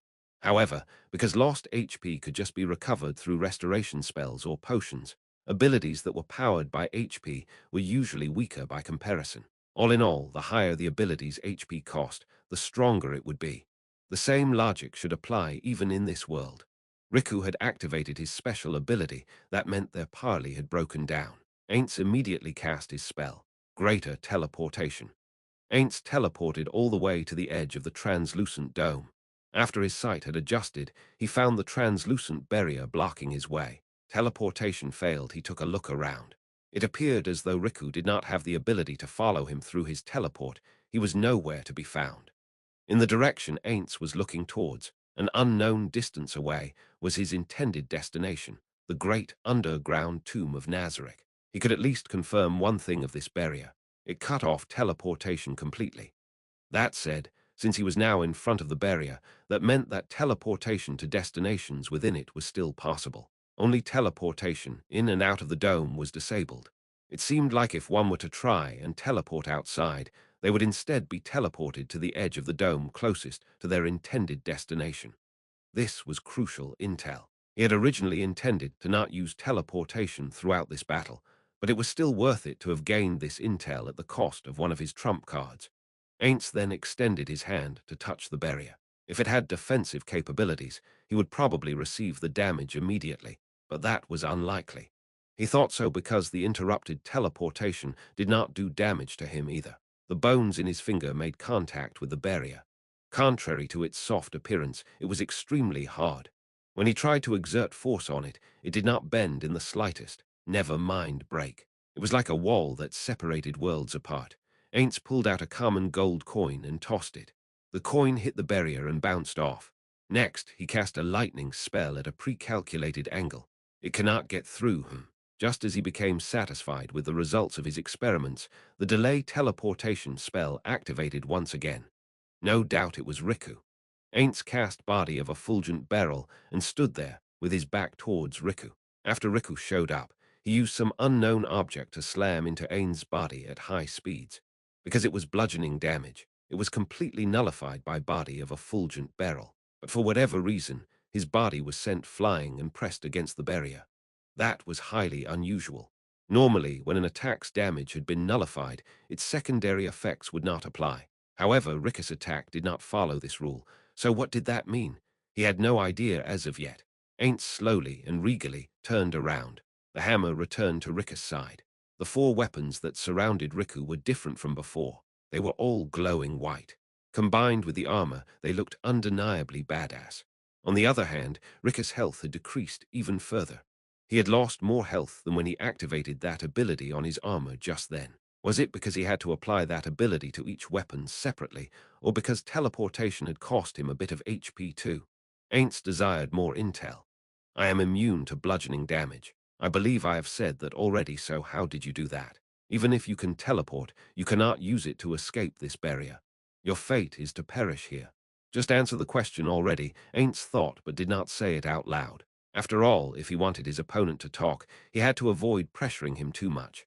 I see. I'm impressed that you could create such an inescapable barrier.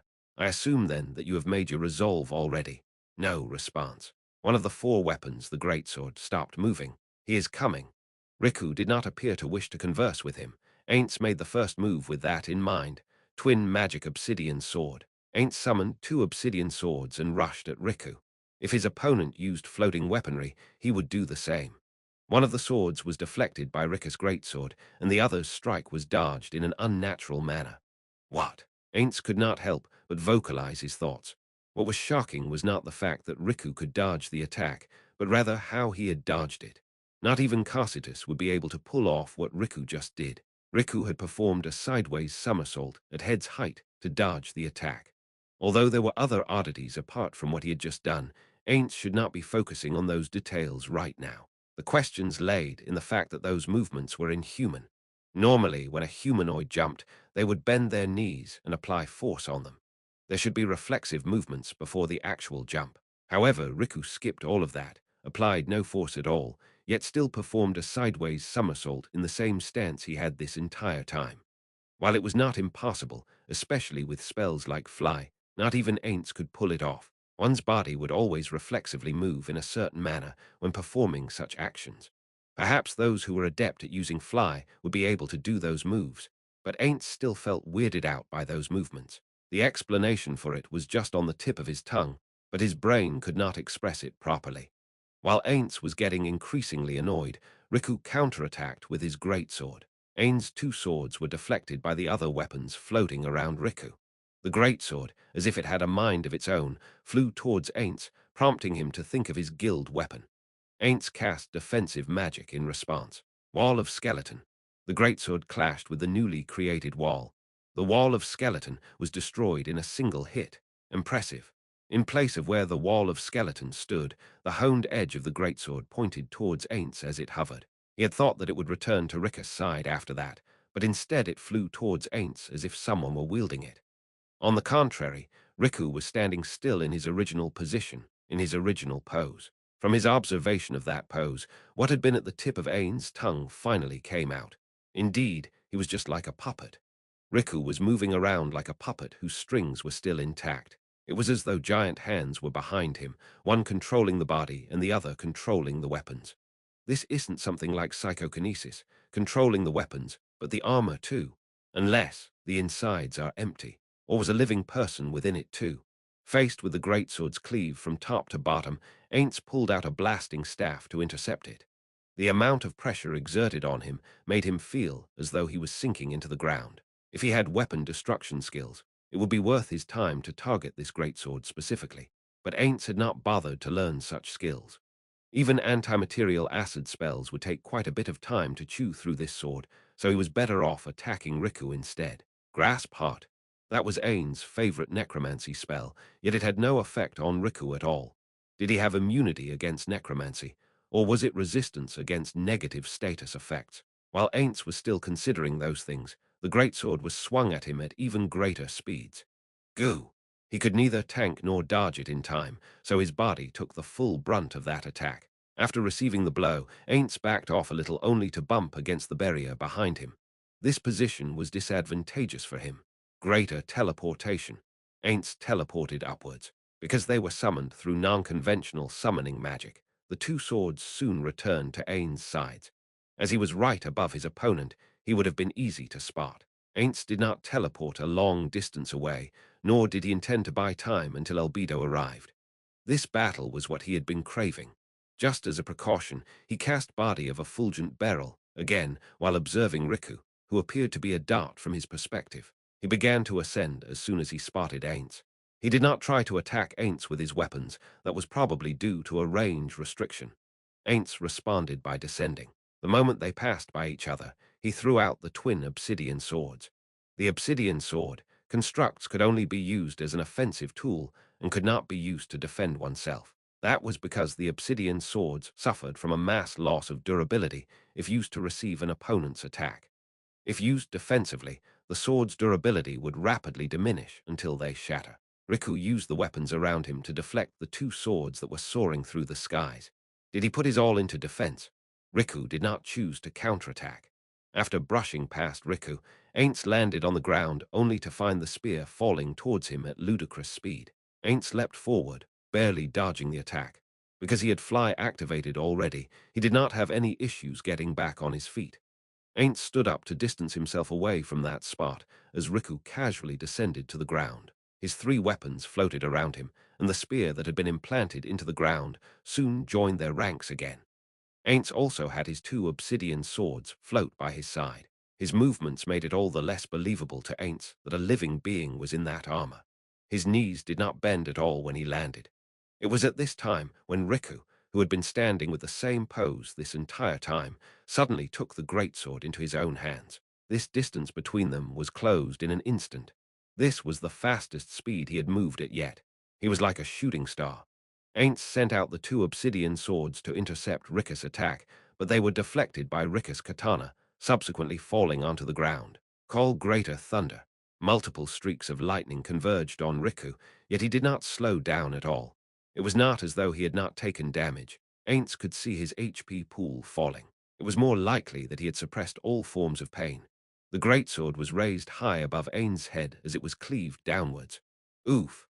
The moment Ainz took damage, he saw from the corner of his eye Rika's katana swinging in from the side. Ainz began swinging his blasting staff. Riku tanked that attack with his own body.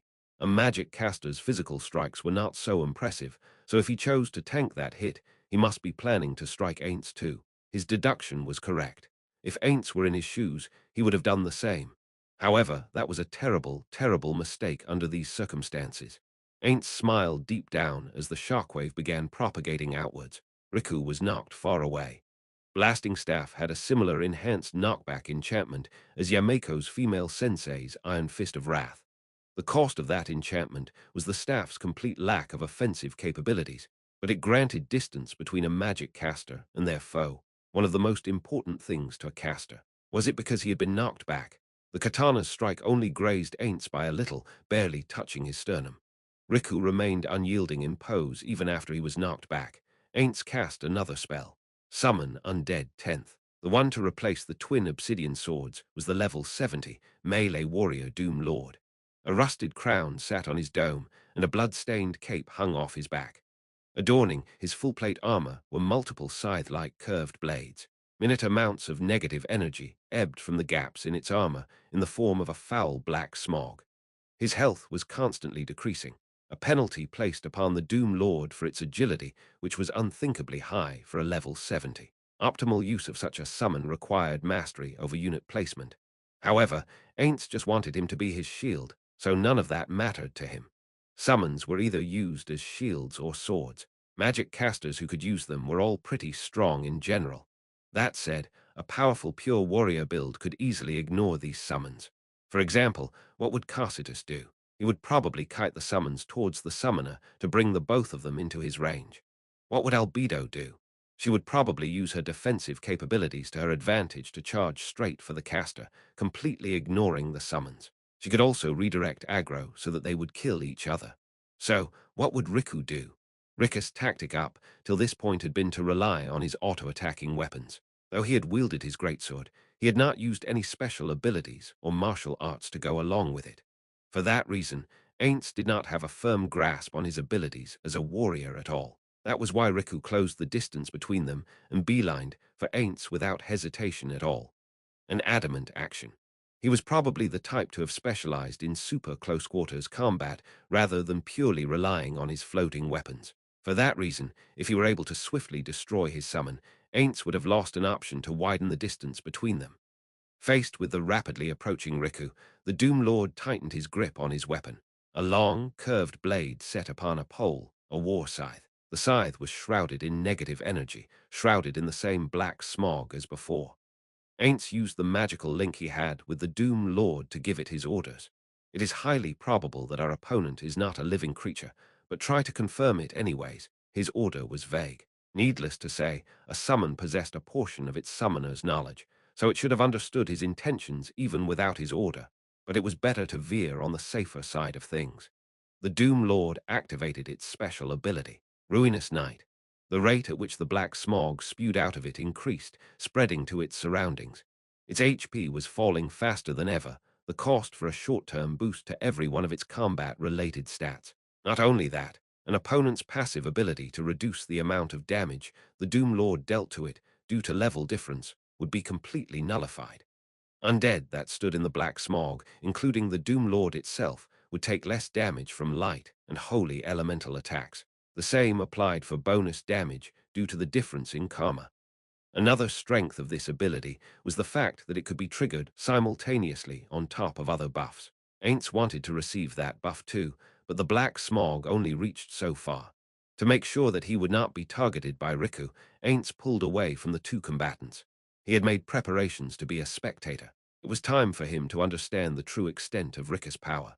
The Doom Lord's scythe clashed with the floating greatsword, and an ear-piercing noise echoed around. Neither backed off a single step, nor were they knocked back. They must have had similar levels of strength for that to happen. After that, the scythe continued to clash against the katana at high speeds. Their metallic rings droned on.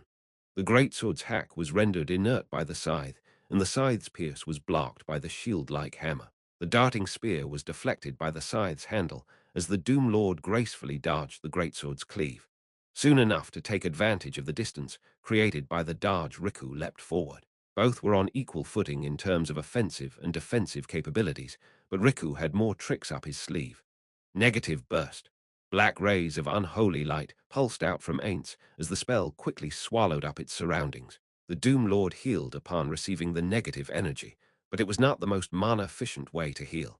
On the other hand, Riku did not take damage from the spell at all. For him to have taken 0 damage, was it because he had immunity to negative energy? Was it a racial trait? Or was it a job trait? Or perhaps, the most likely explanation was that it had something to do with his equipment. To have planned to fight against the undead Ainz meant that by common sense, he must have prepared against negative energy attacks, a staple of the undead. Even Ainz would equip items that bestowed fire resistance if he were to fight against a fire-breathing dragon. While the sounds of their weapons colliding with each other rang out non-stop, Ainz cast his next spell, Perfect Unknowable. Ainz, now an unknown, came out of the shadow of his tank, the Doom Lord, to circle around them. Suddenly, the katana flew towards him at a speed he could not dodge. It pierced through his robe at the abdomen region. He did not take any damage due to his immunity to piercing damage, but Ainz still scuttled behind the Doom Lord's figure. The katana suspended midair, then began to slash towards the Doom Lord instead. He could see through Perfect Unknowable. Ha! This was not surprising. One would not need to reach Ainz' level to gain a couple of countermeasures against that strategy. The problem laid in what method he had used to detect him. Ainz had no answers. There were just too many countermeasures, too many for him to narrow it down with the intel he had. So, what should his next move be? Riku seemed to want to target Ainz directly given how the levitating weapons were all pointed at him. But with the Doom Lord's presence, they could not reach him at all. After rough calculations of his available options, given the current status of the battle, he arrived at the conclusion that he should be spamming offensive spells. If the Doom Lord fell, he could just summon another. The likelihood of this strategy to win was quite high. However, this was not the way Ainz wanted to end this. Riku was a powerful foe, something of a rarity in this world, and with myriad abilities foreign to Ainz. Given that was the case, it was better for him to witness the full extent of Riku's power over the course of this battle, so that he would be better prepared should a similar foe show up in the future. Ainz cancelled the cast of an attack spell. While he knew that his priority right now should be on his own defense, he had a specific reason to not do so.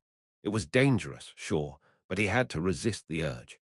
Ainz observed the two's attacks and defenses. The Doom Lord was being suppressed ever so slightly, but neither were taking significant damage. One could call the blows that they were exchanging a back and forth, but the simplicity in Riku's fighting style was quite worrying. Ainz knew exactly why the Doom Lord could not gain the upper hand. None of its skills, negative energy attacks, or spiritual attacks had any effects against Riku. At this point, it was all but confirmed that Riku was of a race that had similar properties as golems or other constructs. Perhaps it was some item ability or skill that gave him said properties, or perhaps he was just a plain construct. In terms of which option was most likely, it had to be the first one given that Riku was able to talk. Half-golems, or similar races, had the same resistances as other constructs, so he might be a member of one of those races. Although, why would someone of those races be helping out the kingdom? What mattered the most in the moment were Riku's abilities, and not his motivations. Why was he using such simple attacks? He appeared to have neither used skills nor martial arts the entire time. One of the supreme beings was a golem user. Riku's movements were nearly identical to the golems controlled by that person. Riku would be easy to deal with if he was a half-golem. But if he was a pure golem with speakers attached or made through secret techniques, things would be much more difficult. As far as Ainz knew, a golem's strength scaled with the value of metal used to construct them, the creator's abilities, and the data crystals added.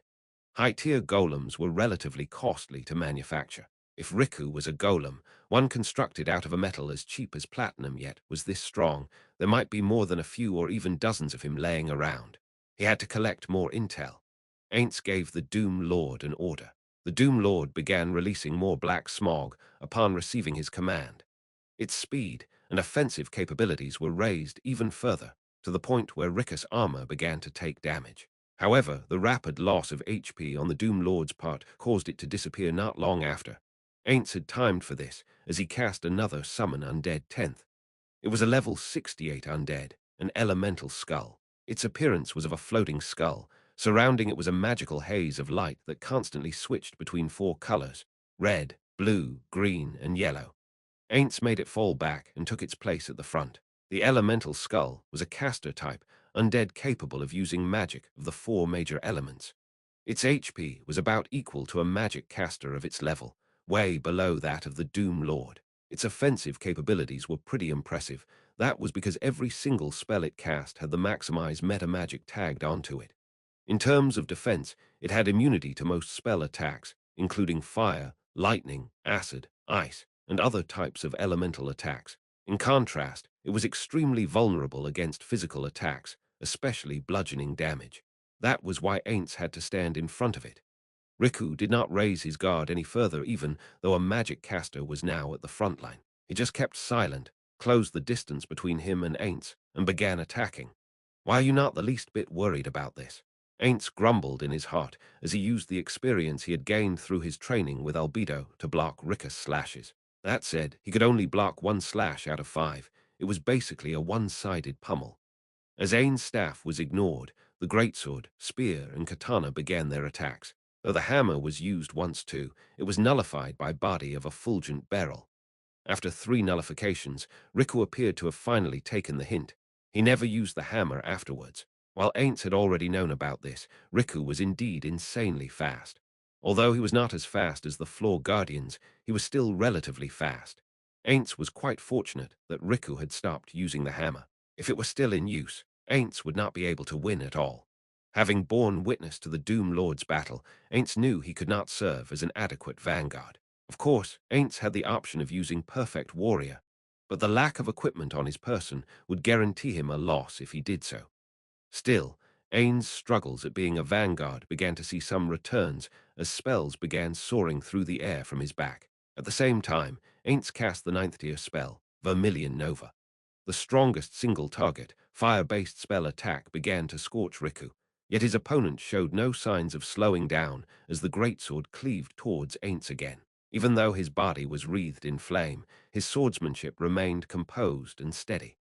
If he had made his resolve as a warrior, this would not be too surprising, but the complete lack of response from him was suspicious to say the least. The elemental skull cast a 9th tier spell, Polar Claw, a claw that emitted air as chilled as the poles tore into Riku. This was a spell that Ainz had not learnt. It had no secondary effects, but could deal a lot of damage, the highest damage per second of any ice-based spell, in fact. Ainz memorized the amount of damage Riku took from the 2 spells. This was while he was receiving a simultaneous strike from the spear and the katana. He cast another 9th tier spell, Call Greater Thunder. The elemental skull, on the other hand, cast a 10th tier spell, Mist of Super Acid. This was also a spell that Ainz had not learnt. That was the reason why he had summoned the elemental skull. Riku was instantly surrounded by a mist of strong acid, and so were his weapons. Mist of Super Acid not only damaged an opponent, but also their equipment and weapons, albeit only a small amount of damage to those. Surely the floating armaments around Riku counted as his equipment, right? Even the weapons around Riku were damaged, yet Ainz, who was well within the area of attack, was unscathed. This was because of a special condition applied to the spell. Riku's HP loss from the acid was notable. Of the 4 elements, he was damaged the most by acid. That said, the actual percentage of HP loss was still low. Through the analysis of every bit of intel he had, Riku must have had defense-focused job classes. He was probably around level 90. In any case, the best strategy is to use acid attack. That hurt. Nuisance. His anger flared up as his thoughts were interrupted. But then a miracle occurred. He managed to perfectly bat the katana flying towards him away with his staff, causing Ainz's non-existent eyes to widen. The spear was also blown away, as if the knockback effect had activated. How? This staff's knockback effect had all kinds of activation conditions placed upon it. First of all, blocking a warrior's strike with the staff would not trigger the effect. The effect would not trigger at all if the staff was not used offensively. If an opponent blocked the attacker's blow with a sword or shield, its effect would not trigger. It would only trigger if one were to land a blow on their opponent's body with it. A sword or shield would obviously not count as an opponent's body. That was why the effect would still trigger if one were to strike an opponent's gauntlet. So what happened to Riku's katana? Given the aforementioned conditions, it could be deduced that the floating weapons counted as a part of the wielder's body. But that would not make much sense. Sebas had retrieved weapons from the capital in the past. They were floating weapons used by a dancer. The weapons were analyzed in detail when they were sent to the treasury, and judged to be simple floating weaponry that obeyed commands to attack in a semi-autonomous way. It should only count as equipment, which meant that if this staff were to strike the dancer's weapon, the knockback effect should not trigger. If the knockback were to be applied on equipment, only weapons like female sensei's Iron Fist of Wrath would be able to pull it off. That was a weapon that had the sole purpose of creating shockwaves when the wielder punched the air. As a weapon that applied knockback to everything, it could also apply knockback on equipment. But this staff was nowhere near as powerful as that weapon, so why was it able to do such a thing? From these series of tautologies, he deduced the answer. Rick's weapons counted as a part of his body. I see Ainz had two hypotheses around the mechanics behind this. First was that Rick's weapons were creatures like Entoma's blade bugs. If he were like that sword Saint Golem, it would make sense why the knockback effect was triggered. The other hypothesis, the more likely one, was that the weapons were not equipment at all, but were actual parts of Rick's body. This would be a similar situation to how the knockback effect would still apply if the staff strike was to be met with a dragon's claw attack. He had felt that the weapons had HP too, but thought that it was because they counted as Rick's equipment. It was a mistaken assumption based on the fact that they took damage when Riku took damage. It appeared as though those were separate health bars, so that moment felt like an eternity to Ainz in his confusion. What if he used those methods, but would that be the correct decision? No, wrong. That would be a mistake. Ainz felt the elemental skull cast the 10th tier divine spell, 7 Trumpeters, and immediately cancelled the cast. He had to reaffirm his role in all of this. Ainz silently cast a message, as Riku retreated as if he was chasing after the knocked-back katana. The katana then returned to its original position. So if the weapons were to be separated from Riku by a certain distance, they could no longer move. Or was his opponent trying to make him think that? Or was he just shocked that it was knocked back? We more or less understand each other's powers. That's good. Inu Riku slashed towards Ainz as he glided along the ground. He did not intend to speak. Ainz grumbled deep down at that fact. It made sense for his opponent to wish to make the most of his time. To answer one's opponent in battle would be a foolish action. So while he respected Rick's commitment to his strategy, he was still annoyed that his opponent was ignoring him. Wait, wait. I haven't finished. Ainz, in the midst of Rick's attacks, threw his staff behind himself. He could see that Riku was slightly confused. Ainz kneeled down immediately. Wait, please wait. Listen to me. The greatsword in Rick's hand stopped on its way to Ainz's head. Because he was immune to critical strikes, he was not worried about lowering his defenseless head. He gave an order to the elemental skull at the same time. I did not mean to clash with your excellency. This whole thing started because the kingdom stole the grain that was meant as food aid to the Holy Kingdom. Between them and us, the greater evil should be obvious. What does your excellency think? That we were the greater evil. You went too far. There had to be better ways to deal with that. Ainz raised his head. Rick's greatsword remained suspended. It seemed like he had no intention to strike him at the moment. That is because your excellency was not the victim. How would your excellency have dealt with this, when the grain that your countrymen toiled to produce was stolen away? If you did not have the power that you have, things would not have turned out this way. People with power have to be careful about how they use their power and take responsibility for their actions. I, for one, protect the world. Indeed, this world is under my protection. Upon hearing his opponent's rhetoric, Ainz thought, this idiot is finally talking. He was being a silent listener. Some people preferred audience response during their speeches, while others did not. From his self-righteous tone, Ainz could tell it was best that he kept quiet. Ainz took mental notes of everything he said. The deeds of those who gathered around my loving mother were wrong. They were wrong in the same way that father was. In the end, absolute power corrupts absolutely. It is the source of all faults. Ainz observed Riku in silence, calming his breath as much as he could. Riku was being impassioned. Ainz should not be as rude to interrupt him. To be honest, Ainz could not understand what Riku was talking about at all, but at the same time, he did not sound like he was just rambling nonsense. He should have at least spoken in a way that a layman like Ainz could understand. Although the root of every wrong could be traced back to us, I will not seek forgiveness for that. I cannot allow you to continue on your current path of destruction. That is why perish. Whoosh, the greatsword swung down. Perhaps he felt guilty for executing the defenseless Ainz. The sword was swung at a much slower speed than before. Hold up, please reveal some more intel while you're in a good mood, Ainz almost said out loud. His opponent did not intend to speak anymore, so there was no need to keep up this boring act. The battle continued. The elemental skull, which he had commanded to be on standby, rushed into the greatsword's trajectory and took the hit.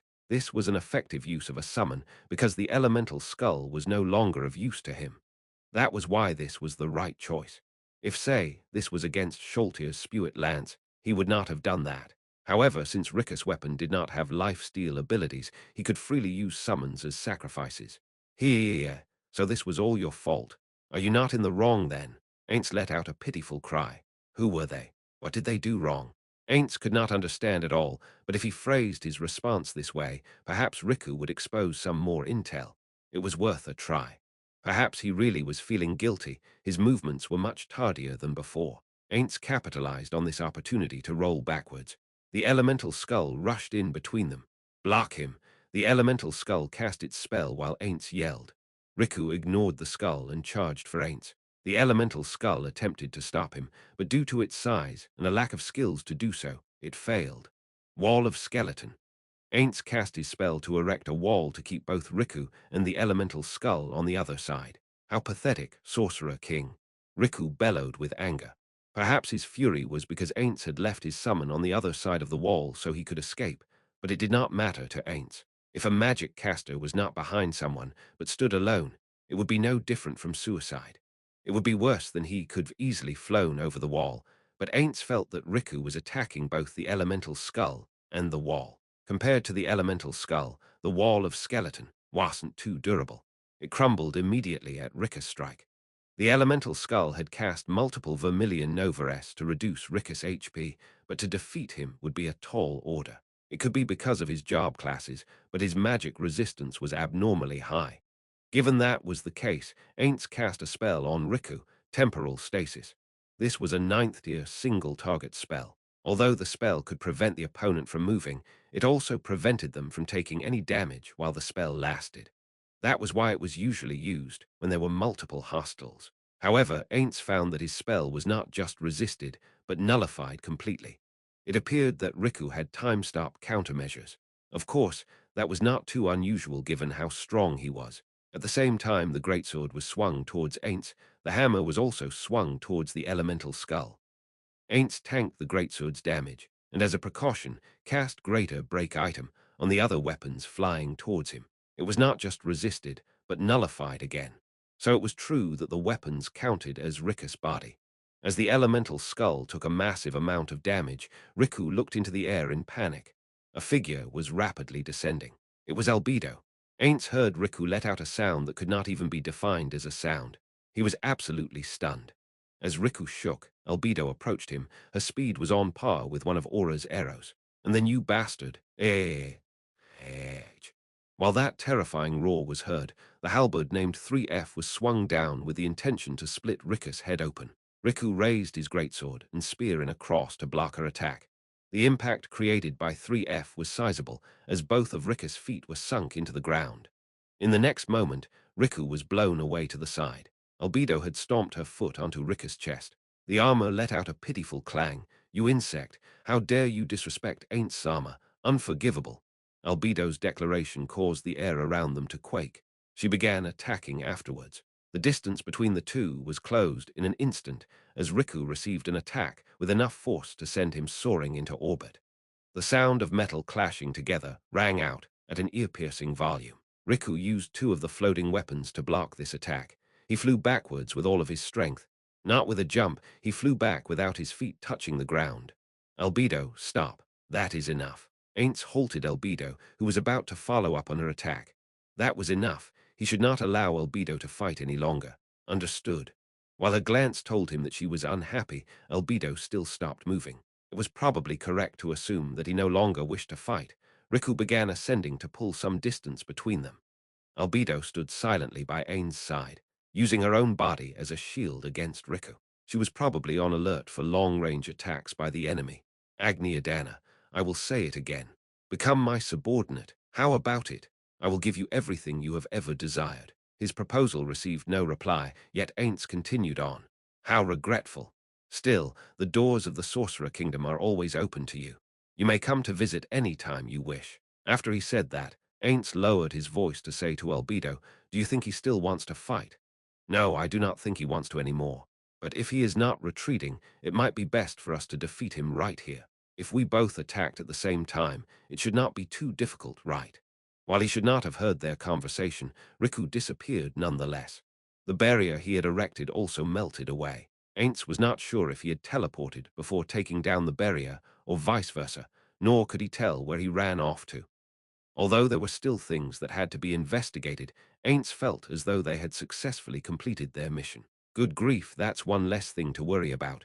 Good work. I'm not worthy of such praise. There still might be people surveilling us. It is best for us to return to Nazarick first. Ah, let us do that then. After recalling the elemental skull, Ainz cast greater teleportation to retreat with Albedo.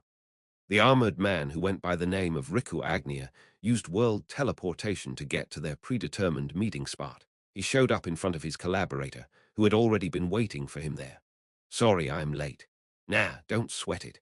I just arrived too." The respondent was none other than the leader of the Adamantite-tranked adventurer group Red Drop, Azoth. Because he was wearing his familiar powered suit, Riku had to look upwards when speaking to him. He was not being honest, however. Azoth had been waiting there for 5 minutes already, and as to the reason why Riku knew this, he had been observing this place from afar for a while now. The reason for which should be obvious. He was worried that Azoth was serving as bait. If the Sorcerer King's subordinates were indeed surveilling Azoth, Riku would abandon him immediately to return to his own country.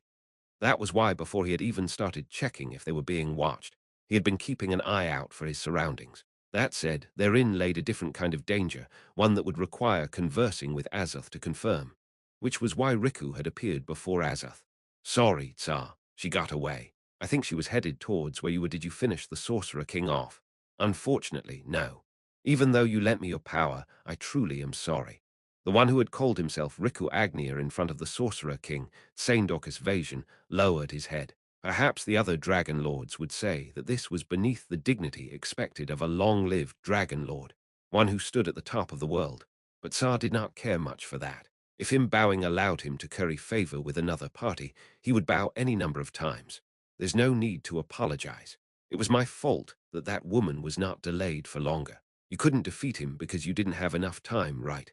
Tsar thought long and hard about what kind of response would paint him in the best light, and ended up just gently saying to Azoth, "Not at all." "No, Azoth. While it was unfortunate that the Prime Minister of the Sorcerer Kingdom, Albedo, was not someone that you could handle, you were still able to hold her up for such a long time. That was honestly a great help. I couldn't vanquish the Sorcerer King simply because he was much stronger than I had anticipated. In truth, that was indeed the case. During their previous meetings, Azoth had been assigned the mission to draw Albedo away from the barrier. If he were being honest, he thought that it wouldn't be too surprising if Azoth was slain by Albedo, but had he said this out loud, it was easy for him to imagine that Azoth would no longer offer his help. For that reason, he had not explained the full details of the plan to him. Given the above, it was truly impressive how Azoth managed to survive a scuffle with Albedo. To Tsar, his most important duty was to stay vigilant of players who held malicious intent towards this world, which was why he did not want to just blindly expend his strength. Still, he had a question in mind, or rather something he could not figure out. That was, of course, why Azoth had survived. The powered suit he wore could indeed raise the wearer's offensive and defensive capabilities while also providing the user with a variety of abilities. It did not, however, raise the wearer's HP or MP at all. It was like a sturdy chitin exoskeleton covering an insect's soft innards. While his combat interactions with Albedo were short, he still understood one thing: she was much stronger than the Sorcerer King.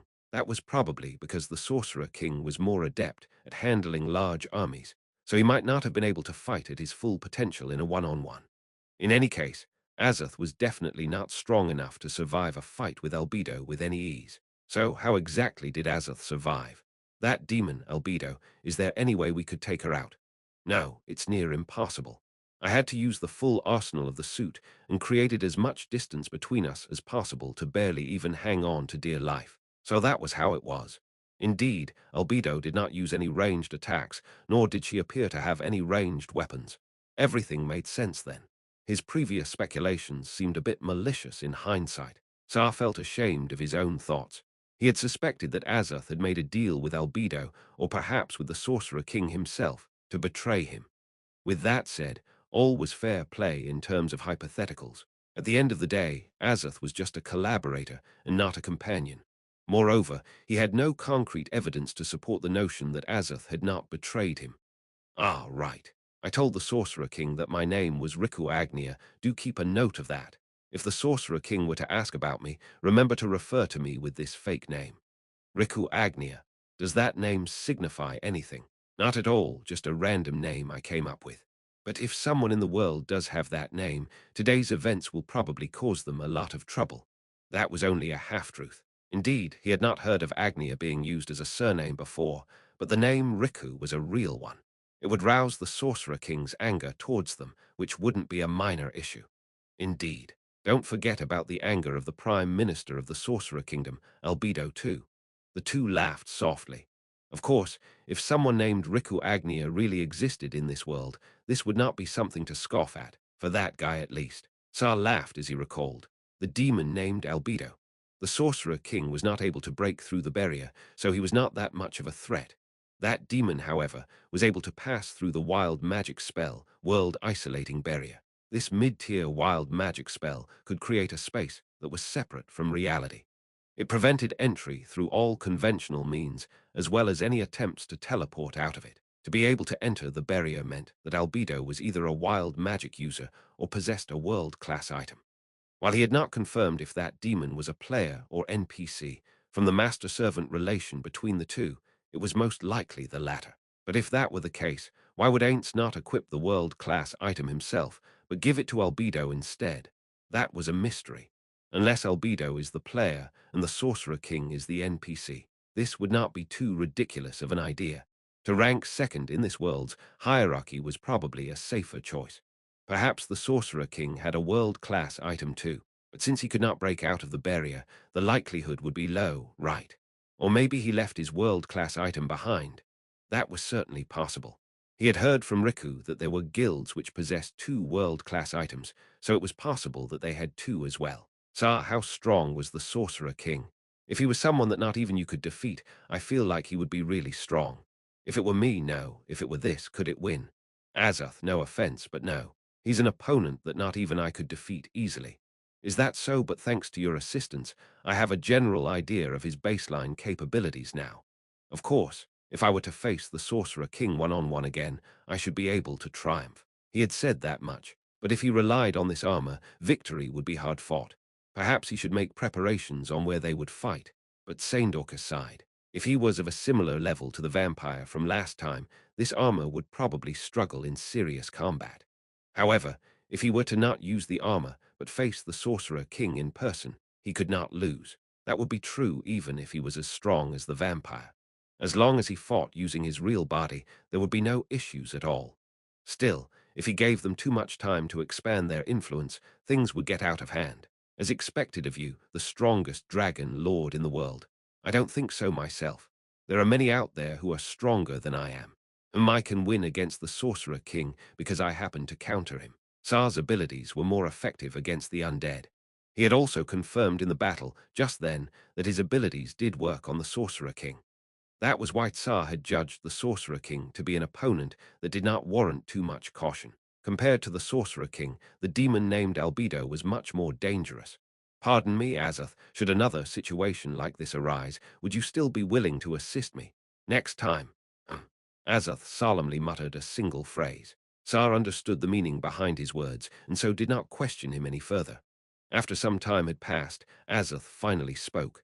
Will the kingdom perish? It probably will. There is not much I could do to help even if I wanted to. Is that so? So next time I'll also have to buy time with that demoness. I could, but you do know that there's a chance that I won't be able to buy any time at all the next time around, right? Indeed, they might not split up next time. That is why, if that demoness left the Sorcerer King's side for any reason at all, would you be willing to fight the Sorcerer King alongside me? If Azoth handled the summons, Tsar could definitely defeat the Sorcerer King. He had not been assaulted by the Sorcerer King's subordinates during their little conversation here. There was nothing left for him to do here. Tsar shifted his gaze towards the capital far, far away. Tsar had already witnessed the fall of many nations. This one will soon be facing its own destruction. Tsar felt somewhat lonesome, but compared to that, he was more anxious of the fact that these lands would soon fall under the Sorcerer Kingdom's rule. Although he had not received any grace from this kingdom, he will still miss it dearly. While he had already notified his companions, perhaps there was also a need to call upon the other dragon lords too. Almost forgot, I met with the people from the theocracy and mentioned the name you told me. Really? Now they'll know that you have someone backing you up. If that was the case, Azoth's safety was more or less guaranteed. Azoth himself held no value at all, but the powered suit in his possession was an item of great importance, important enough that the theocracy might plot against him for it. For that reason, he had to make them think that Azoth had protection to fall back on so that they would not make any moves against him. This also strengthened the relationship he had with Azoth. It was a move that had nothing but upsides. I have a question. Why not tell them that I heard it from you directly? Simple. If they had no clue on where the information source was, they would try to investigate it. There is a chance that it could cause some friction among the upper echelons of the theocracy. Other than that, there was another reason. Should an emergency arise, he could kill off Azoth without leaving any loose ends. This is no place to talk. Let us head back. Your companions must be waiting for you, correct? Yes, they're waiting for me. I'll leave it to you then, Tsar. Just as Tsar was about to cast world teleportation, he thought about Azoth. It was only for a single reason, the question of whether it was still beneficial to assist him or not. Sure, Azoth's powered suit was highly valuable, but without it, he was nothing. To put it bluntly, if the powered suit were in more capable hands, they would surely be able to utilize it to its full potential. Plus, Tsar had no confidence that he could rein him in. Azoth, as he stood, was more of an aid to Tsar than a companion. If he were to go off script like last time, it would most likely lead to catastrophic losses.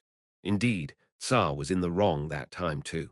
To give unto Azoth the appropriate level of alertness against the Sorcerer King's invasion, he had discussed the likely outcomes of the invasion with him in detail. Azoth had requested Tsar's aid in defeating the Sorcerer King to save the kingdom. He should have predicted back then that he would use the powered suit to rescue that city. If he had not taken independent action back then, surely Tsar would have been able to defeat the Sorcerer King during his siege of the capital. Should he just kill Azoth and take the powered suit? This was not too bad of an idea to Tsar. If he gave the powered suit to someone who was powerful enough to bend it to their will, it would definitely be more useful than letting Azoth keep it. He could also gain a stronger card for his hand then. Personally, Tsar felt no disdain for Azoth, nor did he want to kill him himself. But of what worth were emotions in this world? Riku, what was I reminiscing for, now that things have turned out that way? Tsar laughed at himself internally. These two hands of his were already besmirched with filth. It was better to do it now than later. Plus, he could blame it on the Sorcerer King if he did it now. Azoth fought until he lost consciousness with Albedo and later handed the powered suit to Tsar. That would be a good cover story. But should he really allow history to repeat itself again? Oi, what's wrong, Tsar? Ha! Tsar finally noticed that he had been deep in his own thoughts. What's wrong? Did you notice something suspicious? Nothing.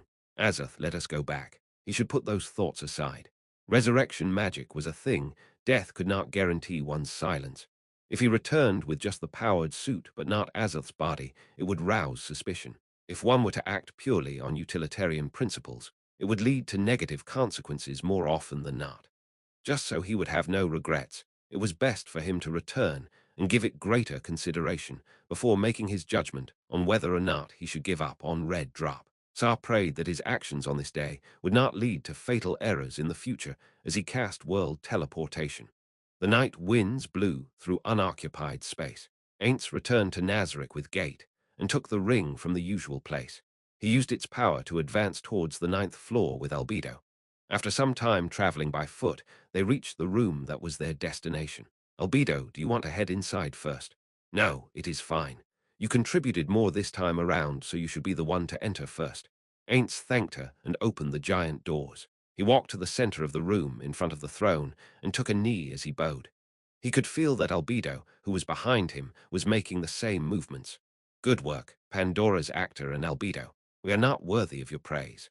Upon raising his head, he saw his master nodding regally.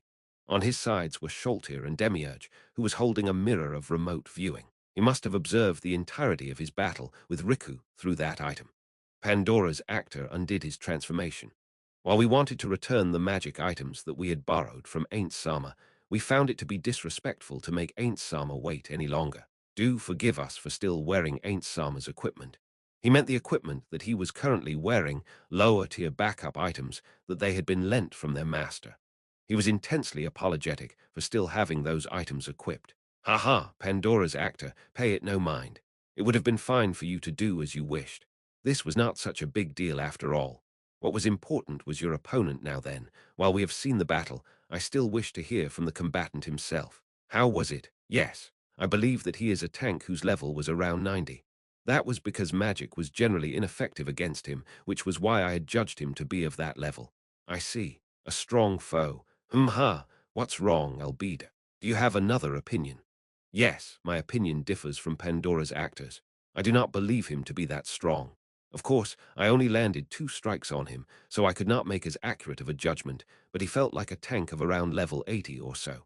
Given that they were sure that he was a tank, then Albedo's opinion as a tank should be much more accurate than his own. I see. Although I was of the opinion that Pandora's actor, who was locked in combat with him for longer, would be able to make the more accurate judgment.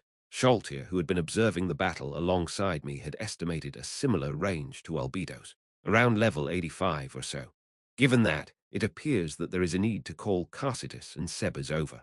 While Sholtier's combat prowess was high, her build was not focused on pure physical damage output. It was unfortunate that Sebas was on standby in Irantal, and Carcitus was overseeing the siege of the capital, so they could not be summoned over at the current moment. If the two, now, if we combined all 3 of your estimates, so, are the 3 of you in agreement that the opponent was a tank that specialized in magic resistance? The 3 fell into deep contemplation. Sholtier, why do you seem troubled? If something is wrong, do speak your mind. I may have just gotten the wrong impression, Arinsu, that is fine too.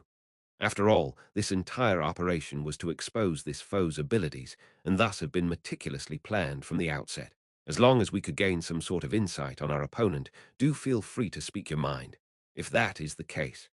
Ain't Sama, because I can also summon Doom Lords. Perhaps Ain't Sama had already noticed Arinsu. It felt like its combat abilities were weakened significantly. Was it because Pandora's actor was the summoner Arinsu? That would not be the case. While Pandora's actor's transformations are weaker than the original, his summons should not be any weaker. In addition, he had been instructed to not use any special abilities of mine to strengthen the summons in any case. Shall we both summon Doom Lords for you all to observe after this? Perhaps you could figure out what had been bothering you. Understood. Now then, Pandora's actor, you spoke with him, correct? What did you talk about? What attitude did he adopt? And what emotions could you feel from him? Do tell us in detail. After all, this mirror cannot transmit sound. Understood. Pandora's actor began reenacting his conversations with Riku. Their conversations weren't long, so it was pretty easy to act out.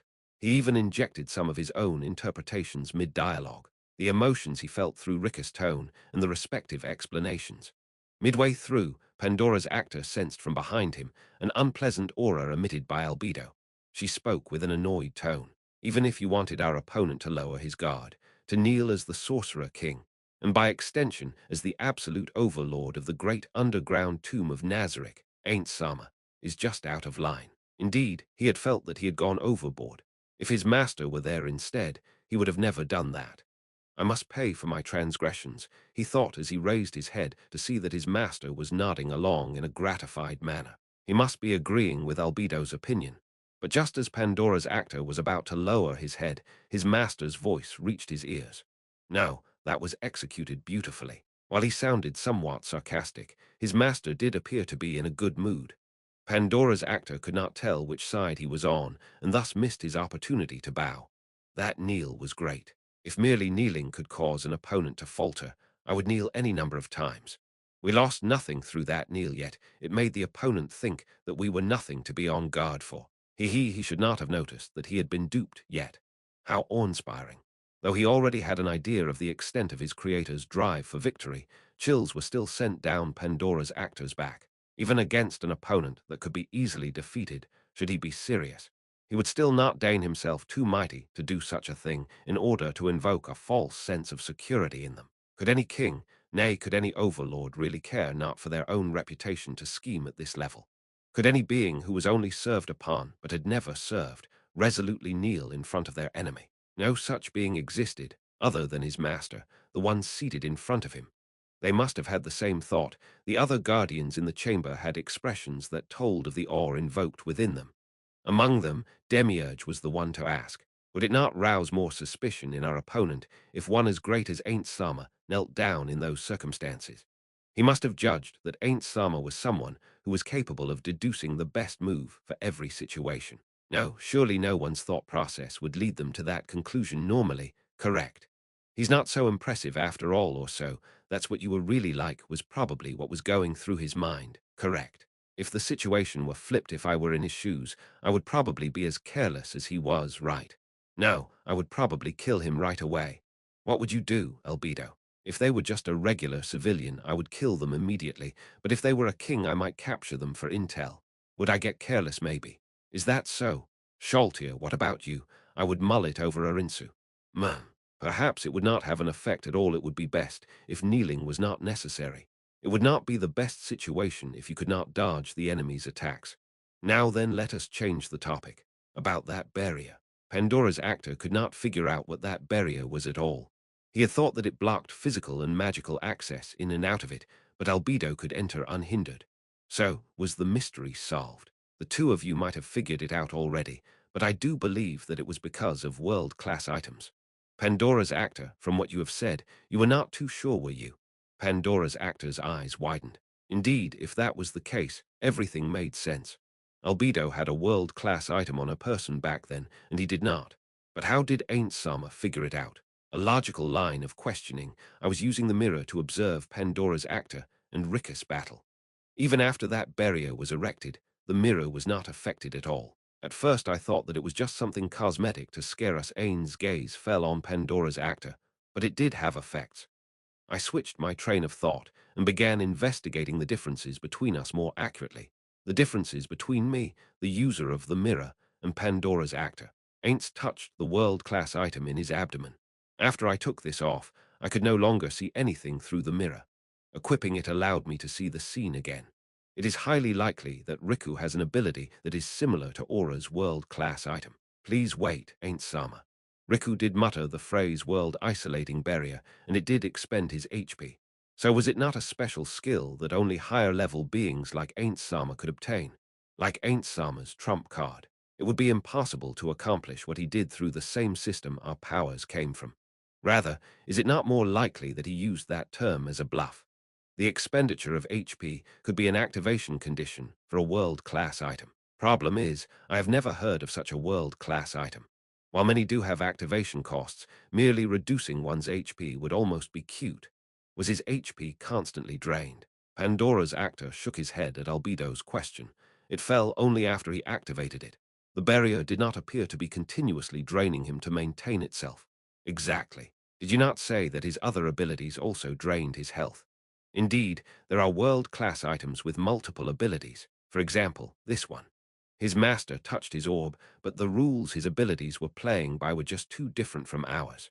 The abilities he used were probably weapon enhancement, armor enhancement, teleportation, and barrier. I talked about ability systems before because if his powers were unique to this world, then everything would be explained. Assuming the worst-case scenario, it is some unusual ability that could rival world-class items. If that is the case, we cannot even be sure if what brainwashed Sholtir was a world-class item or not. We would have to reevaluate that. How annoying. Ain't Sama, as it stands, we do not have enough information. Exactly, Demiurge, perhaps there is a need to lose to Riku again. The two guardians next to the throne had displeased expressions on their faces. It was easy to imagine that the albedo behind him must have been the same. Even if it was intentional, nobody present would feel happy that their master was to lose. Wipe those expressions off of your faces. I am not losing because I desire to lose, but because it is a necessity to understand our opponent's deck. That is how we guarantee victory. It cannot be helped. If this were a simple training exercise, losing would not mean death, neither would we have to put up such an act. However, this is actual combat.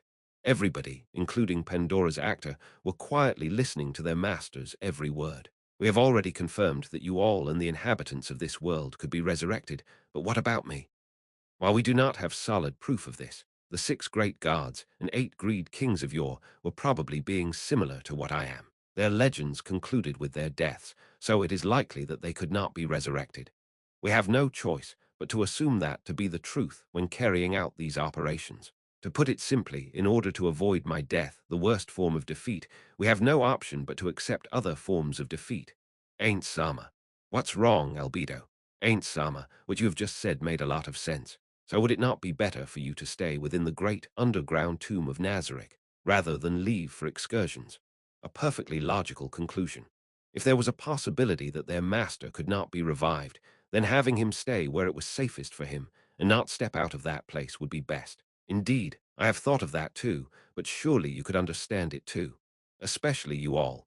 His brain went into overdrive in an attempt to understand what his master was talking about, but nothing came to mind. Ooh, how depressing was that.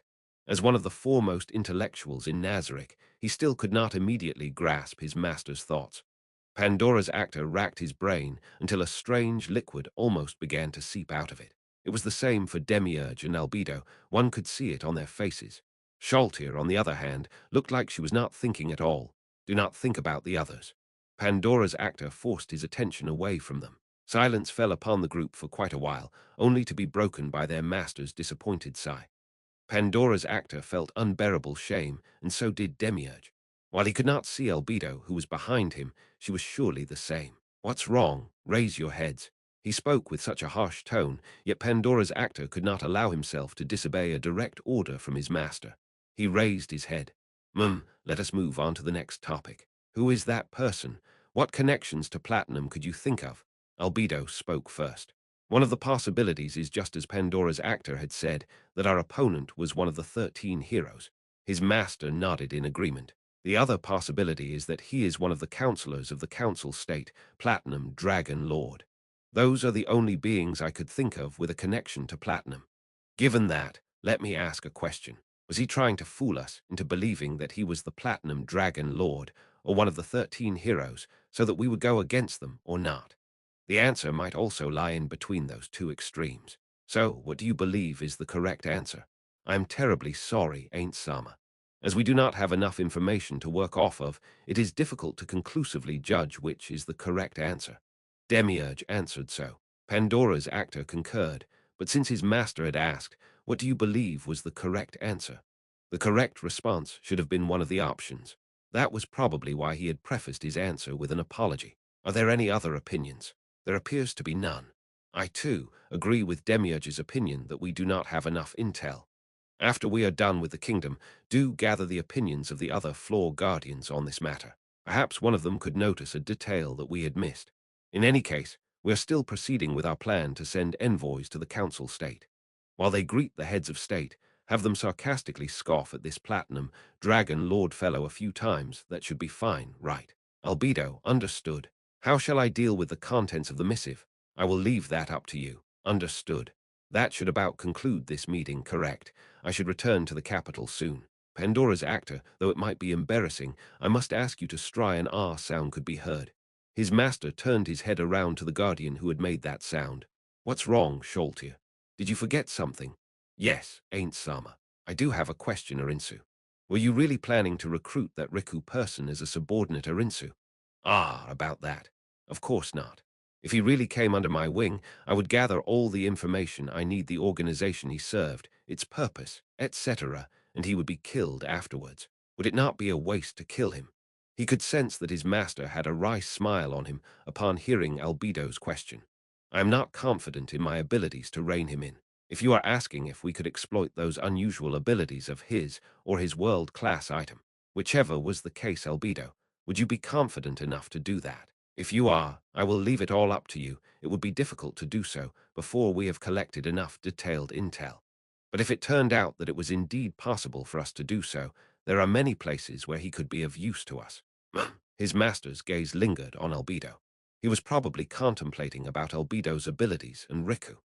If his creator was one to even include what could happen a millennium down the line into his grand scheme, he was probably analyzing how Riku could factor into his plans.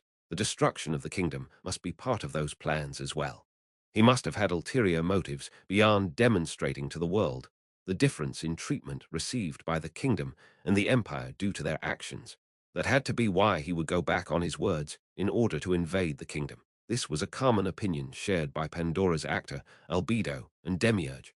One would not have to think too hard to connect the undead creation experiments to this.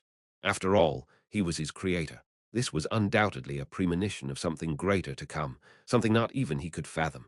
His creator, a supreme being whose intellect held such depths, how awesome was he? To be honest, Pandora's actor felt sorry for the others. It pained him how he had to restrain himself from boasting of his dear creator. I see. Indeed, he would be of no use to us dead. I will hear Demiurge's opinion on this too, and depending on the situation, Albedo will be placed in charge of this. Of course, that is assuming that Riku would be willing to serve under me. If he is not willing, killing him is permissible. It was impossible for anyone to object to that. If their master willed it so, it must be correct. Good. Now other opinions appears to be none. It is about time for me to return to the capital. I still have to close the curtains on that show. Such petty theatrics would not require Ainz Sama to personally participate, correct? I believe that I can handle it on my own, no, Albedo. Pay it no mind, I will go. Though I may not be on the same level as Ulbertsan and the rest, I still have my own standards to enforce against forms of resistance. I see, was that why? Albedo replied in a manner that implied that she had seen through the hidden meaning behind his words, prompting his master to glance at her. He must have been checking how much of his words she understood. After some time had passed, his master seemed satisfied as he declared in a manner expected of an esteemed ruler. Exactly, Albedo. It is exactly as you have surmised. Climb, Renner, and Brain were informed by the few remaining knights that there were guests expecting them after they had returned to the palace. Blue Rose had requested an audience. Under normal circumstances, they would have been brought to this room immediately, but the trio's current outfits were hardly appropriate, especially Renner, whose clothes said handmaiden more than princess. They were absolutely soaked with sweat. The knights were instructed to bring them in after an hour to give the three enough time to fix their appearances. The Sorcerer Kingdom's army was in formation outside of the capital and could attack at any time. For the capital and the castle's defense, knights were being moved back and forth. That was why they had to take care of the menial tasks, because none of the maids were there. Most of the maids who attended to the palace were the daughters of noblemen. They had run away from the palace to their family's mansion. Whether that was the safer option remained to be seen. He had heard from his master, Renner, that the atrocities the Sorcerer Kingdom's army had committed along their way towards the capital will most likely be committed here too. That was a logical deduction. Nowhere within the capital was safe now. So what could one do to guarantee their safety? Renner had responded to this question with the gambit of leaving the capital. Because of that, Climb and Brain had discussed in secret about arranging a carriage outside of the palace. If Renner decided to run away, it could prove useful.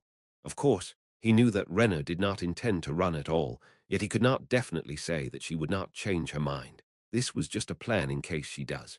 Climb prepared water and a towel for Renner to wipe away her sweat. Normally, he would have prepared a bath for her, but they only had an hour so that was off the table. Since the maids were not there, Climb had no choice but to help groom Renner. The duty to prepare tea then fell on Brain. The scene of the swordsman flipping through cabinets trying to find tea was honestly hilarious, even though he felt sorry for him. After Renner had wiped off her sweat and applied perfume to herself, while she picked out her gown, the two men took a shower. Unlike women, unlike the princess, the two men readied themselves through much simpler processes. They undressed, let water take its course down from the top of their heads, and wiped themselves off. A secondary rinse later, and they were all done.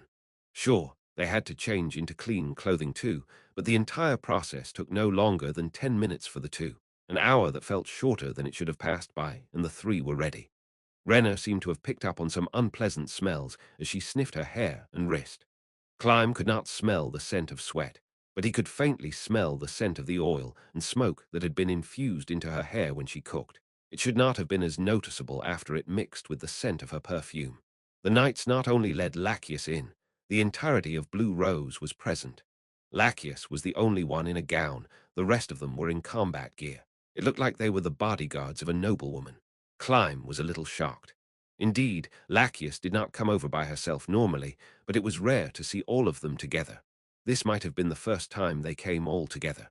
You have taken time out of what little you had, yet I still made you wait. I am terribly sorry for that. No, it is fine.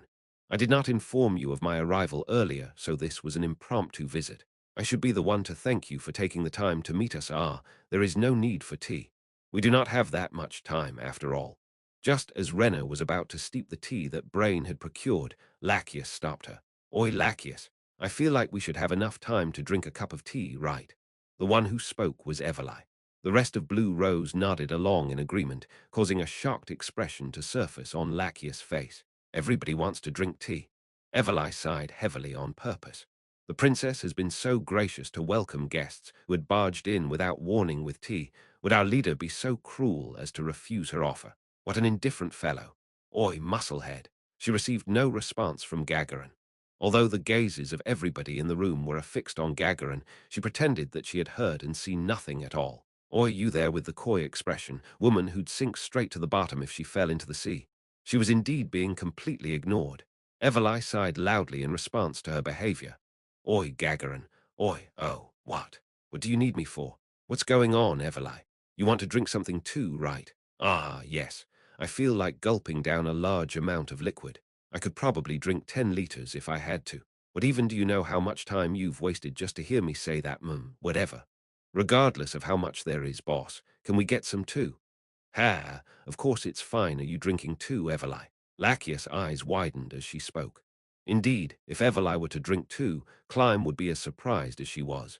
To drink the tea, she would have to take off her mask, but as far as Climb knew, this magic caster did not take off her mask under any circumstances. Everly did not reply to her question, but only shrugged as if to say no.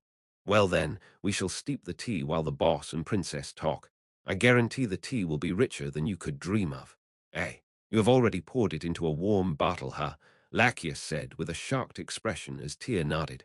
We might not have enough considering the amount of people here. Well, see. Tyr began pouring the tea, but her movements were so unrefined that most of the tea split onto the saucer.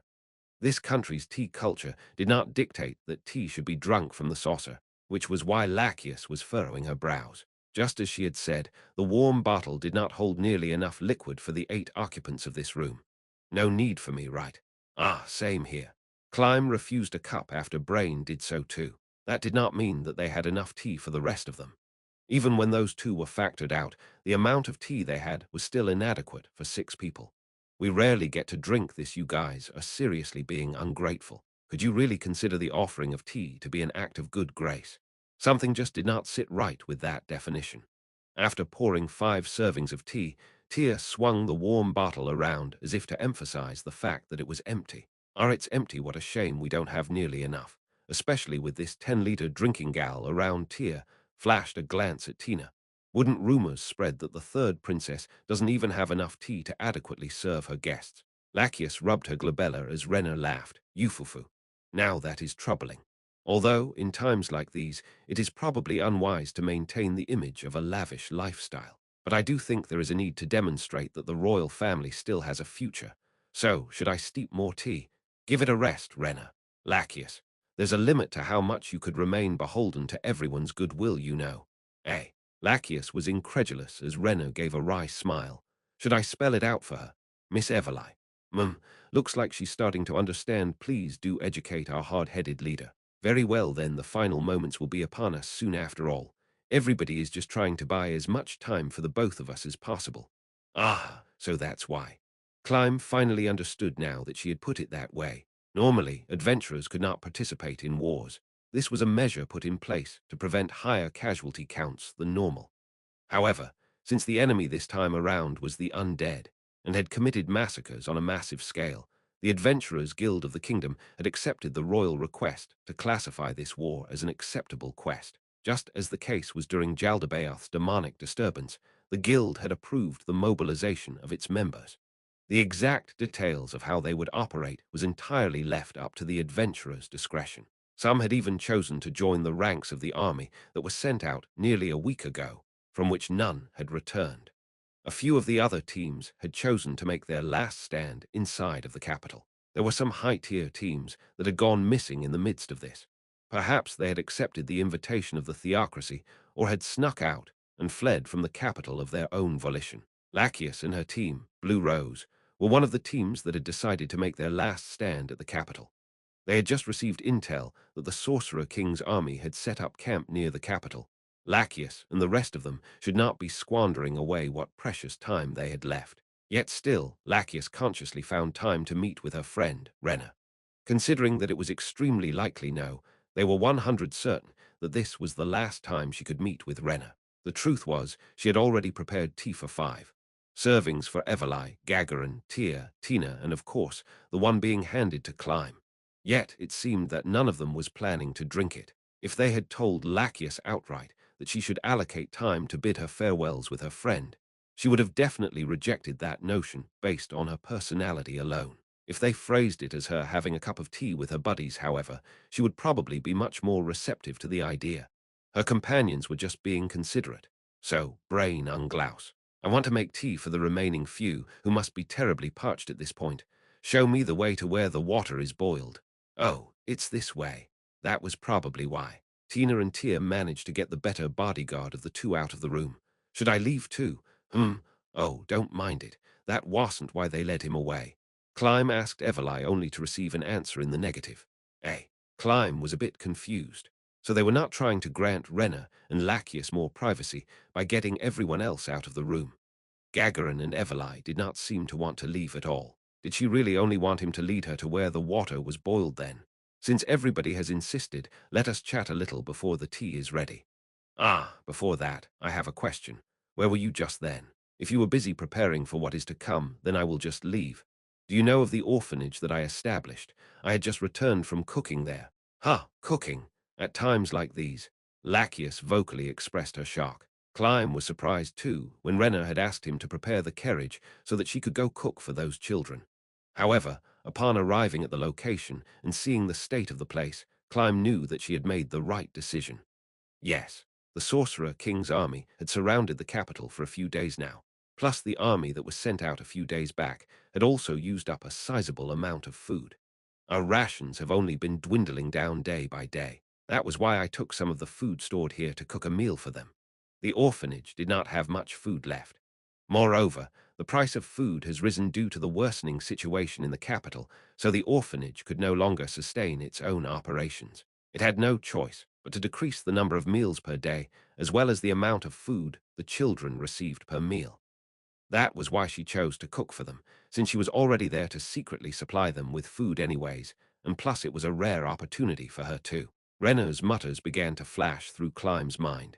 Rena, as she cooked for the children with her well-learned culinary skills, had said, I wanted to distribute grain to everybody, but we don't have much left. I'm such a hypocrite. Faced with the Sorcerer Kingdom's army, which had already defeated the kingdom's 400, men strong army, they had no hope to stand against them. The capital was fated to fall, and so was the royalty. Yet, no matter how hard he tried to convince the gentle Rena to run away, she would not budge at all. Stuck between his loyalty and his own feelings, Climb felt a suffocating pain in his heart. However, he could not allow the two in front of him to sense that under any circumstances. Climb forcefully suppressed the pain that felt like it could tear him apart. You might be the only royal in history to know how to cook. I do not think so. There must have been others, just not recorded in the history books, was all those children must be enjoying their meals right now. It was worth it. Originally, Rena's cooking was meant to be everybody's lunch, but in order to prevent the children from fighting over the food or the employees choosing to go without for them, she had even cooked side dishes to go along with the entree. Everybody there must be satiating themselves right now. She had cooked so much that dinner should have also been taken care of for them. Speaking of which, Rena, who could not even peel a potato before, had seamlessly improved her cooking abilities by quite a margin. The thinness of peelings she could achieve nowadays was honestly amazing. This woman, who glistened in radiant light in his eyes, appeared to be naturally talented for the culinary arts. Rena seemed to have noticed Climb's reverent gaze and smiled in response. It was such a warm and welcoming smile. Those two's conversation was filled with optimistic topics. Perhaps they were subconsciously avoiding the discussion of their inevitable fate. Or rather, was it precisely because they knew what fate awaited them that they avoided talking about it? Not long later, Tia returned alone with the warm bottle. Where's Mr. Unglaus and Tina? Those two went looking for desserts to pair with the tea, so I came back first. Desserts? Lachius half squinted at Tyr. That would have been appropriate if we were the one to bring some along. I do not mind, so it is fine. I should have baked plenty of pastries back then to serve as backup food. Since I added a lot of sugar in them, they could be used as desserts. See, even the princess agrees. Only 18, boss is just being extra. Also, this is the first time I have tried steeping tea. The tea that flowed out of the warm bottle was excessively thick. Hey, Oni boss. It feels nice to down it in one gulp. It's got a clean texture. Thank you. The taste is honestly excellent. I suppose your highness the princess would not need my recommendation. Please have my share too. It cooled down already. Tyr placed her filled cup of tea in front of Renna. Such a breach of etiquette angered Lachius somewhat, but Tina kept silent anyways. Climb felt that he should also keep his mouth shut. Lachius picked up her cup and breathed in the fragrant smell. Her expression became twisted. The taste was too strong, don't mind it. Of course I would mind. This is the first time I have drank such a strong tea. How many leaves did you add? Hey. I know you said this was your first time, but there's no need to quiver with such excitement, so that was why they were looking for desserts, to balance the flavor. Understandable, Renna. You were right to not drink it. How rude. Not even the term Oni could do you justice, Oni boss. Just try to make something more edible next time. Lachius picked up her cup and slipped from the corner of her lips. Her expression twisted into something resembling the character. Just how thick was the tea? Tyr, who stood next to Lachius, stole glances at her and asked in a matter-of-fact tone, "Is it tasty?" If I am being honest, it is too bitter. I would not call it good hue. Lachius' expression began to contort. She pushed Tyr aside and held on to her stomach.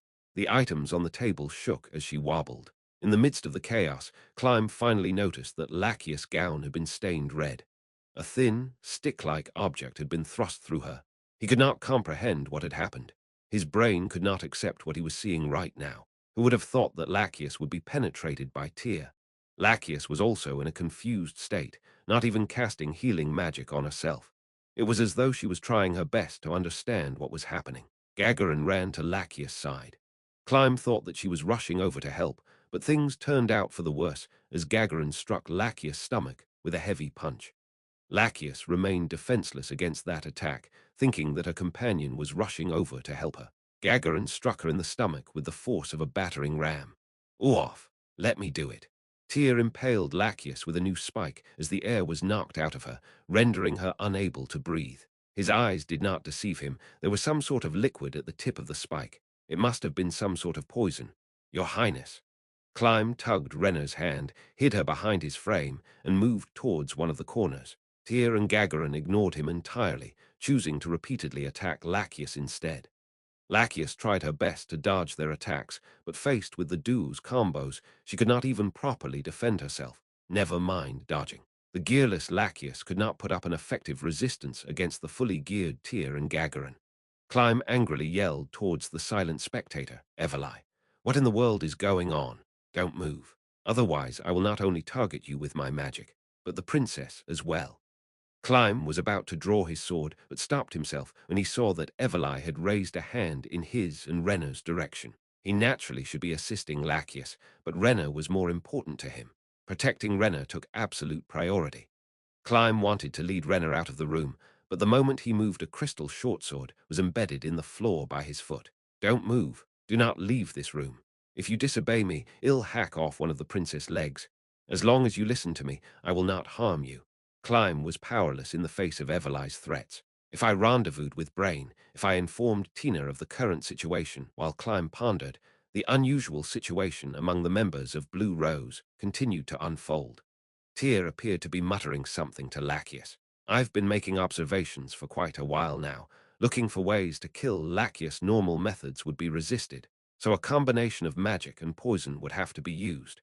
That is the only way to do it. Surely not even you could resist the effect of multiple poisons simultaneously, right? Everlai, it's your turn.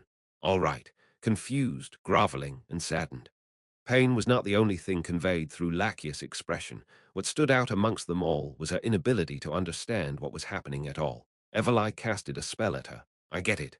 Resist weakening, no use. She resisted it. What even? Gagarin landed yet another hit on Lachius' belly, the part of her body that she had minimized her own stature to protect, like a turtle retreating into its shell. Tia took out a new needle and stabbed it into Lachius without any hesitation. Resist weakening, all right. Now then, charm person. Done. Good job, you two. We did it. Gagarin and Tia pulled away from Lachius. Lachius, quick, heal yourself. Yes, understood. Tia, could you help me pull these out? Lachius spoke as if nothing had happened. The terror of mind control made Climb tremble with fear. Just as Tia was about to do it, Everly raised her voice to stop her in her tracks. Don't. If you inflict pain on her now, Yow'll be treated as a hostile and the magic may be dispelled. Lachius, sorry, but pull them out yourself. Those shouldn't have pierced too deeply. Its purpose was only to inject the poison, so the needle itself isn't too thick. It's the type that would be rendered ineffective if you were wearing armor. I know, but pulling it out myself will still require a bit of resolve. Lachius bit down on her lower lip and pulled the needle out. She then began to cast healing magic on the hole. Gagarin, open the window and let some air in. What should we do about the blood on the floor? Most of it was absorbed by her dress, so not much made it onto the floor. No need to worry about it. Renner replied calmly. Everybody other than him was speaking in such a tranquil manner that Climb felt like what he was witnessing was an illusion. It was as if he had been transported to an unfamiliar world. Whoa, completely unshaken. I knew from the start that you had guts. I do not think so, Renner said with a puzzled expression. I just felt that everyone would not just harm each other for no reason at all, but mind control is really scary though. Climb. What did you think about this? Yes, I had the same thought. So could you tell us why you did this? What if I told you that I want? Are you not the least bit apologetic that you have soiled this room? Everly appeared to be laughing behind her mask. All right, nothing I could say about that. The reason is simple. Compared to the kingdom or whatever else, we believe our companions' lives to be far more important. That's about it. Defending the capital was only boss decision anyways. We were against it deep down from the start. But if we told her that, this dumbass would definitely say, then I will defend it on my own or something. So, we decided that our only option was to forcefully take her away, but daylight kidnappings aren't so easy. Neither did we have confidence in our ability to trick her into leaving too. So, though we must apologize to Your Highness the Princess for what we've done, we had to exploit this opportunity. Tia and Gagarin shrugged in agreement. This must have been a collective decision made by Blue Rose, barring Lachius, of course. Brains still had not returned yet, so Tina must be keeping him busy. But no matter what, this was far too excessive. That's what I said as well. But these guys, it would be bad if she got on high alert after rejecting our suggestion to catch an Oni to catch Lachius out for sure, required her to be completely off her guard. This is me speaking from experience. So there is a whole system around this.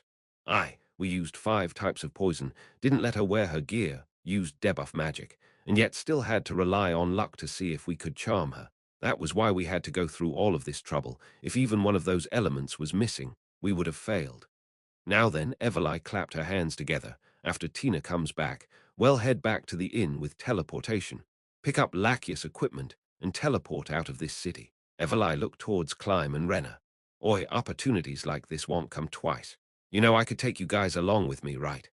I'll be frank with you, this country is doomed, and the fate that awaits the princess of a doomed nation won't be a pretty one.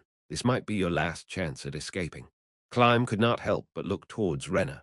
Wasn't this exactly what he had hoped for? If it was teleportation, they could escape even if the city were surrounded. Plus, what Everly had said was the truth. Whatever fate awaited Renner would not be kind at all, nor was there any other way he could foresee this situation playing out.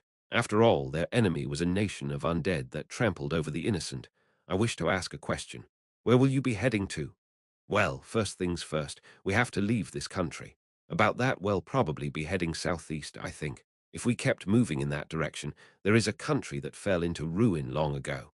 The capital there will be heading to the ruins cleansed by fire. Since that place is quite a ways away, we will have to teleport multiple times. In any case, it's a faraway land, one that none of you have heard of.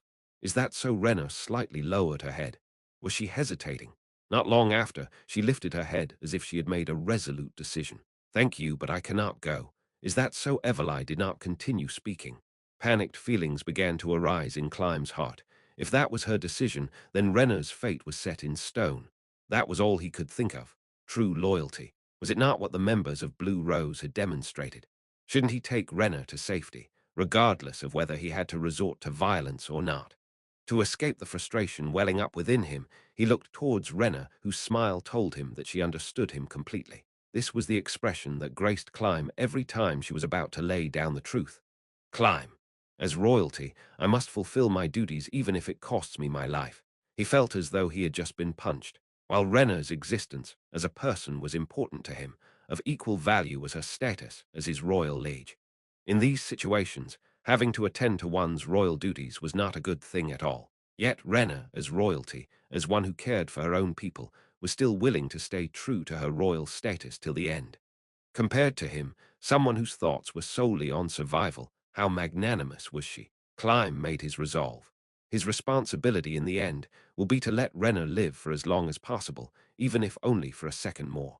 He will die at the hands of the Sorcerer Kingdom's army, serving as Renna's shield till the very end. At the same time Climb steeled himself, he heard Everly quietly say, "How rowdy." Knocks came ringing from the door as it opened. Stood outside were Brain and Tina, holding filled trays. We found and brought some desserts over. Because the guy next to us had a bone to pick with me, it took a while. Were we able to make it what? What the hell happened here? Although the windows were open, Brain was still able to pick up on the faint smell of blood that lingered. He shifted his center of mass downwards as he carefully looked around the room. "Lady over there. There's blood on your clothes. Did someone suspicious show up?" "No, don't mind it. Just ask Her Highness about it after we leave," Gagarin interrupted Lachius to say. Perhaps he still felt uneasy. Brain shot a glance at Renna. One could sense the question, "Is everything all right?" from his eyes alone. If Renna had responded in the negative, he would have probably unsheathed his sword. "Everything is fine. There is nothing to be on guard for." Brain's gaze turned to Climb. Climb replied in the same manner as Renna. "Is that so? That's good to hear then." "Ah, right. Brain Unglaus, I have a question for you. Want to get away from this place?" "What?" Upon hearing Everly's question, Brain began to survey the room once more. "What are those two planning to do?" Brain answered with his own question as his gaze swung towards Climb and Renna. His lips curved into a smile after Everly shook her head. "Is that so? If that's the case, no matter what, I would not have chosen to run away. There is no point in it. Anyway, honestly, I said back then that I'd choose the path of least resistance. But now it looks like I'll have to revise that statement." "Really? I thought you'd respond this way. Guess I was right." The members of Blue Rose gathered around Everly and suddenly vanished as if they had already bid farewell. All that was left behind of them was the smell of blood and black tea. This was supposed to be their final farewell, yet it ended so abruptly. But considering the pain those two must feel when they have no choice but to separate, perhaps there was no better alternative to this farewell. However, those were Climb's thoughts, not Renner's. She must have been dealt a mental blow, so how should he comfort her? Climb stole a glance at Renner and saw that she was listless. The gentle smile that usually hung on her face was nowhere to be seen. It was like she had put on a mask. It must have had an extreme impact on her. Climb stood beside Renner. "Princess, I can imagine the shock you must be going through right now," but he could not finish his sentence. It was more accurate to say that he did not want to finish that sentence. While he wanted to say that he would stay with her till the end, how could he ever compare to that adamantite-ranked adventurer, who was both a noblewoman and Renner's friend? Still, he had to comfort the princess somehow, so he racked his brain. Maybe his intentions were conveyed well enough, because Renner's expression suddenly changed. It was back to her normal, gentle smile. "I am fine, Climb, never mind that. Brainson has important matters to attend to, does he not?" "Ah, then, your highness, Climb. The timing is about right. It's time for me to say goodbye. I apologize, but I will have to leave now." What was this sudden development? Climb could not understand what Brain was thinking, so he asked a question. "Where are you going?" "I plan to challenge the Sorcerer King in single combat." "I'd most likely lose, but I should be able at the very least cut down one of his subordinates." Brain took off the sword he kept by his waist side, threw it towards Climb, and said, "I am returning this." "Wah, what are you talking about? The only one fit to wield this sword is the one who inherited Stranoff Sama's will." "Brain-son. Oi, oi, I told you back then, didn't I? I'm not inheriting his will. First of all, this is one of the national treasures, right? It's not befitting someone as lowly as me. Princess-san, sorry, but please do return this to His Majesty. I understand." "Princess Sama." "Climb, Brain-san has already made his decision. As expected of Princess-san, you're a good woman. That said, I don't really understand women anyway." How do I put this?" Brain stood upright. This is probably my last farewell. Princess, I have thoroughly enjoyed my time here. Climb back then. I was lucky to have met you and Sebasen. It resuscitated me, and I am grateful for that. Brain turned his back on them and began to march forward. You and Gazef, it was my honor to have met the both of you. As those words fell, Brain's silhouette disappeared behind the other side of the door. How did it end up this way, Sorcerer King? If only you didn't exist, everything around Climb was being destroyed. Everything other than what was most important to him had been taken away, and even that might not be long for this world. Her time was running out. Climb, I want to hand this sword off to my dear father first. The depressive mood had gotten a hold on him, and those words managed to pull him back. Indeed, until that moment came, he had sworn to give his all to her, to save the woman who had saved him, to serve the person most important to him. Say that the sounds coming out of Renner's mouth did not match the atmosphere of the room just then at all. Can I hold the sword for a moment? Okay, yes. After he handed over the sword, Renner drew it out. It is quite heavy. Renner handed the sheath to Climb. The blade of the razor edge was honed and could cut through armor like paper. Before Climb could say it's dangerous, Renner began to wave the sword around in the air. Climb was a little shocked. Indeed, because of the weight, her movements were wobbly, causing the tip of the blade to nick the floorboard. That was purely because she did not have enough strength to wield it, because her training still shone through her stance and movements. He could feel the sharpness of the blade from afar. If a man without experience were to swing this sword around, he would not have been able to make the sword gleam the way it did in her hands. I'm not too suited for this. And no, not at all. I believe that if you trained more, you should be able to win against me in a duel. You jest. Plus, it is unlikely that I will ever hold a sword again. Renner sheathed the sword after Climb passed it to her and handed it back to Climb. Now then, let us head to my father's side. But before then, Renner looked at herself. I need to make some preparations. Brain Unglaus walked through the empty streets of the capital. Usually these streets would be bustling with life, yet today not another soul could be seen. Everyone was hiding in their homes out of fear for the Sorcerer King, but Brain knew that would not bring them salvation. Brain was around Renner for long enough to know that the Sorcerer King had no reason to not destroy the capital. However, if someone were to ask him, how can we be saved? He would not know how to respond. If everybody coordinated and ran from the capital in all directions, surely some of them would make it out alive. That was the only answer he had. Brain looked towards the buildings along the street. Every door and window was shut tight. They must have been nailed shut from the inside, so there was no easy way in. Now behind those doors, there must be quite a few suicides, or even entire families dead. It was impossible for that to not be the case. Rumors had already conveyed the terror inflicted by the Sorcerer King's army. He thought about how this situation could be turned around if the guards were willing. If every citizen in the capital could rise up for vengeance, though it would be useless, it would probably give the enemy a good scare. But for that to happen, someone had to unite the people under one banner. If it were the princess, she could probably achieve it, but she did not seem like she wanted to make such a move. If it were not me here, but him instead, would things have turned out differently? Perhaps. He knew very well that they did not have any chance at victory in a battle. Brain saw it in his eyes when he led the army of 400, 0 away. Yet he could not look past the 0. The 0, 1 or even 0, one chance that they could win. Zanuck may have led them on a suicidal mission, but it was not for a pipe dream. He had just acted according to their best bet in that scenario, just like what Brain was about to do. Brain laughed in his lonesome and felt something. Has the air changed?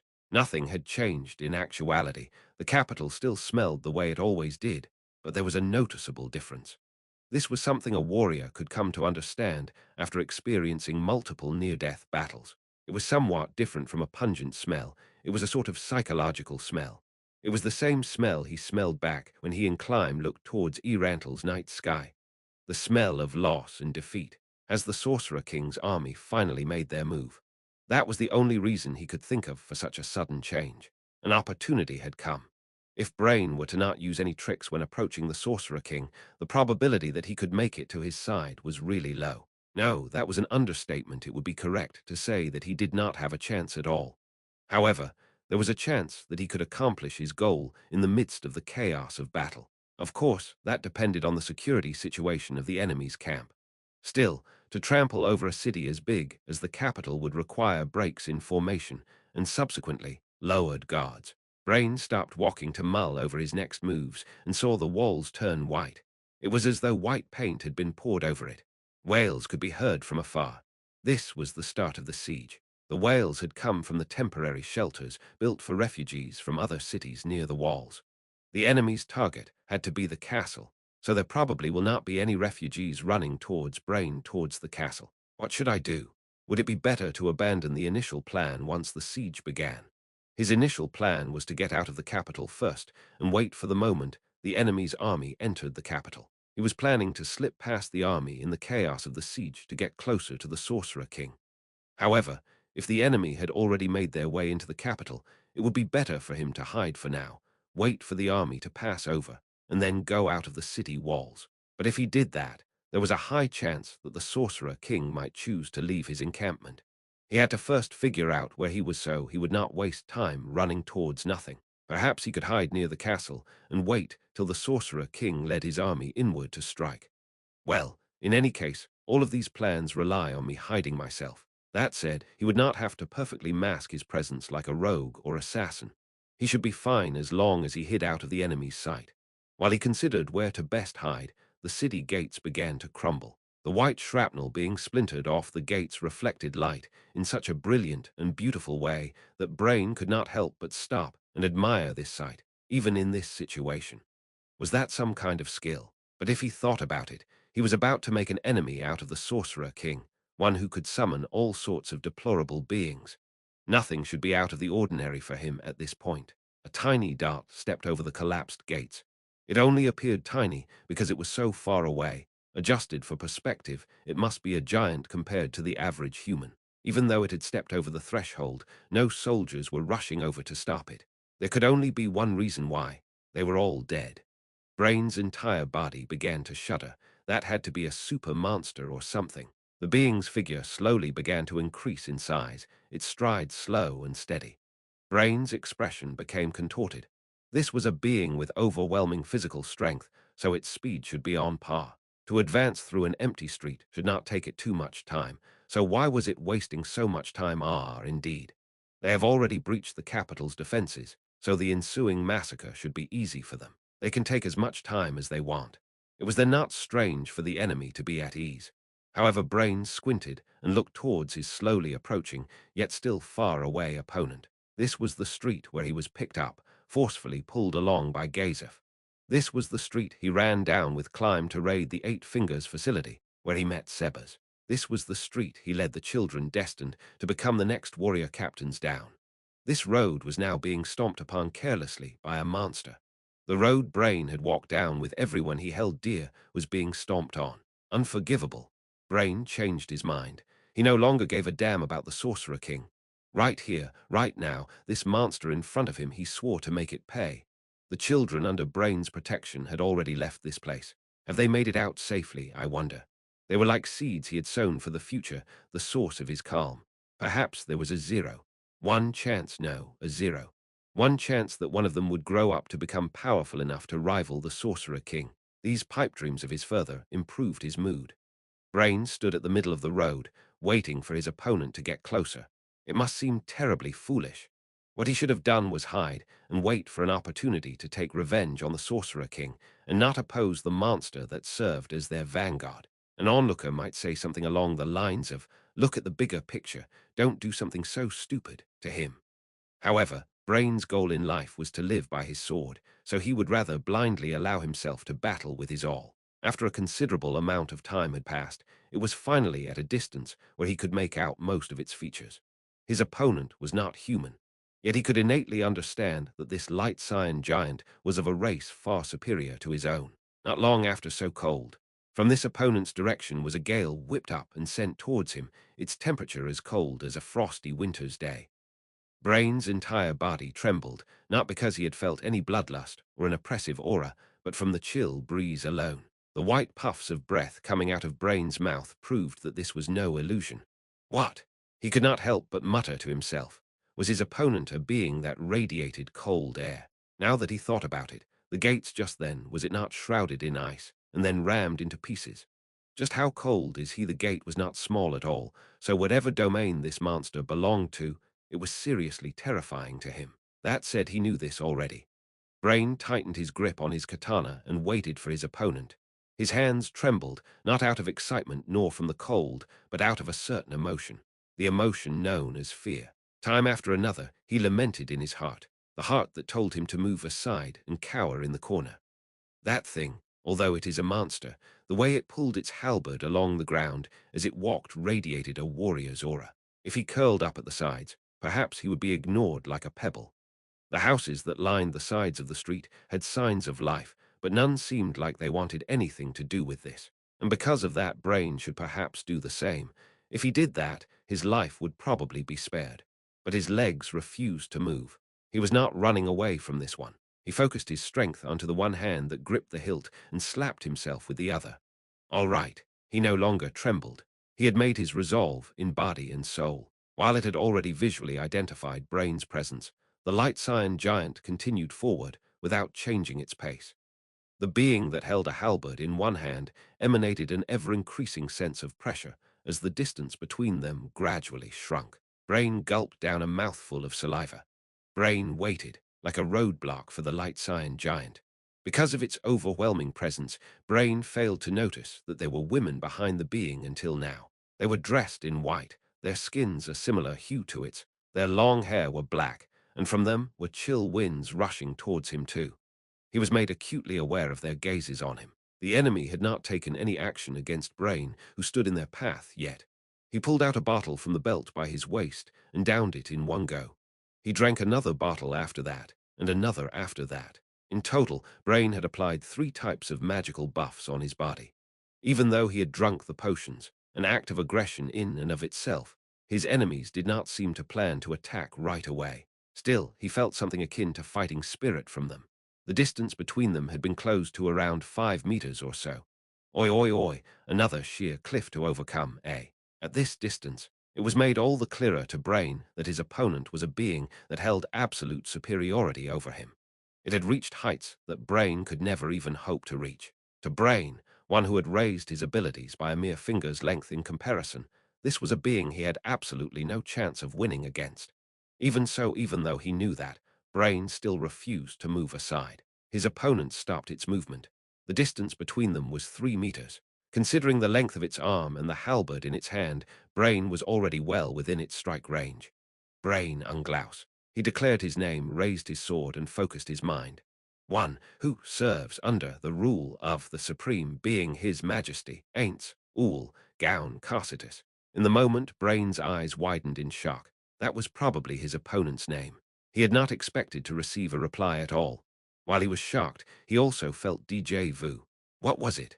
He felt like he had heard this name before, but he could not remember from where. Perhaps he was just overthinking it. And then, Brain felt unbearable shame at how rude he had been. The opponent in front of him was willing to respond to him, yet he was so rude to be lost in his own muddy memories. The reason why his thoughts went in that direction was because his opponent was a monster he could never hope to match. It was probably on the same level as Sebas or Sholtir Bloodfallen. That meant that to his opponent, he was nothing more than an ant in his way. Despite all of that, his opponent did not treat him like an inferior being. If their roles had been reversed, what would Brain do? He would have probably just cut him down without much consideration and continued on his way. Brain was so insignificant in comparison to his opponent, he probably could not even leave an impression of himself in his mind. Brain straightened his back and gently lowered his head, like what a student would do for his instructor. Thank you very much. No need. Brain gripped onto the hilt of his katana tightly, stronger, stronger, to raise his weapons against a being who possessed overwhelming power. Without a plan, felt like he was betraying the goodwill of those who had saved him. What he was doing right now was no different than suicide. Also, if he thought about it, what use would stopping the enemy here be? None at all. Yet still I am such an idiot, this Carcitus couldn't be the only one attacking this city. I have failed those two now. I'm no longer a child. My future is what I make it out to be. That's right, it's in my hands and my hands only. Carcitus, who was looking at Brain, stuck his halberd into the ground.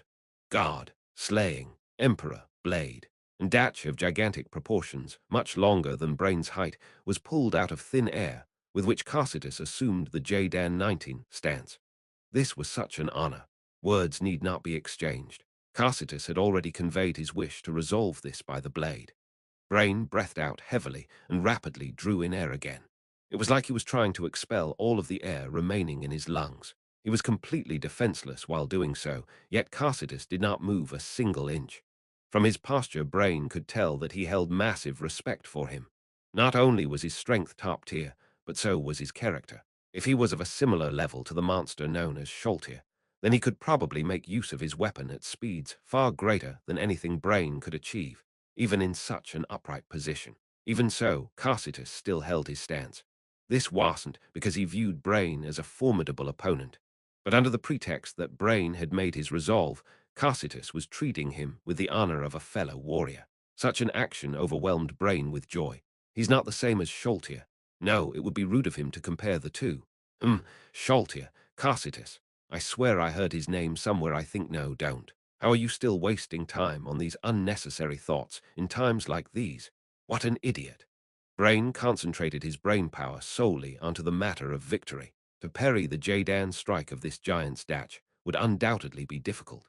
If his opponent had similar physical attributes as Sholtir, receiving the blow with his katana on its own would not be able to stop it in its tracks. Brain's head would probably be cleaved in half. His katana would probably break too.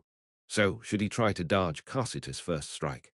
No, even if he got lucky and dodged the first attack, it's not like his opponent would just stop there. The second and third strikes were sure to be continuous after that point. The common strategy would be to deflect your opponent's first strike and counterattack while they're correcting their stance. However, against this extraordinary foe, to even disrupt his balance and stance would require Brain's full strength. That meant that even if he achieved this, he would not have enough strength left over to counterattack. Because of that, Carcitus would probably end the fight by slashing upwards as a follow-up, which meant that this is a do-or-die situation, isn't it? He remembered something Vesture had said to him. If he wanted to win against Carcitus, he had no options other than to strike a few milliseconds faster than him. That said, even if he managed to pierce Carcitus' body or head, it would not change the path of his blade. The battle would end with both of them striking each other. So he had to aim for Carcitus' wrist, the one holding onto his blade. To wish to move faster than a monster on Sholtir's level and cut down his wrist was an absolute joke. But this is my only option. I have no choice but to use that move. Brain lowered his waist. He adopted the posture for the technique capable of cutting down Sholtir Bloodfallen's hidden blade nail clipper. No, this was no longer merely hidden blade nail clipper. Originally, nail clipper was a move that incorporated the martial art that guaranteed a hit, field, the lightning-fast guard flash, and fourfold slash of light. The crystallization of every skill under Brain's employ still took all of his strength to chip off Sholtir's nail.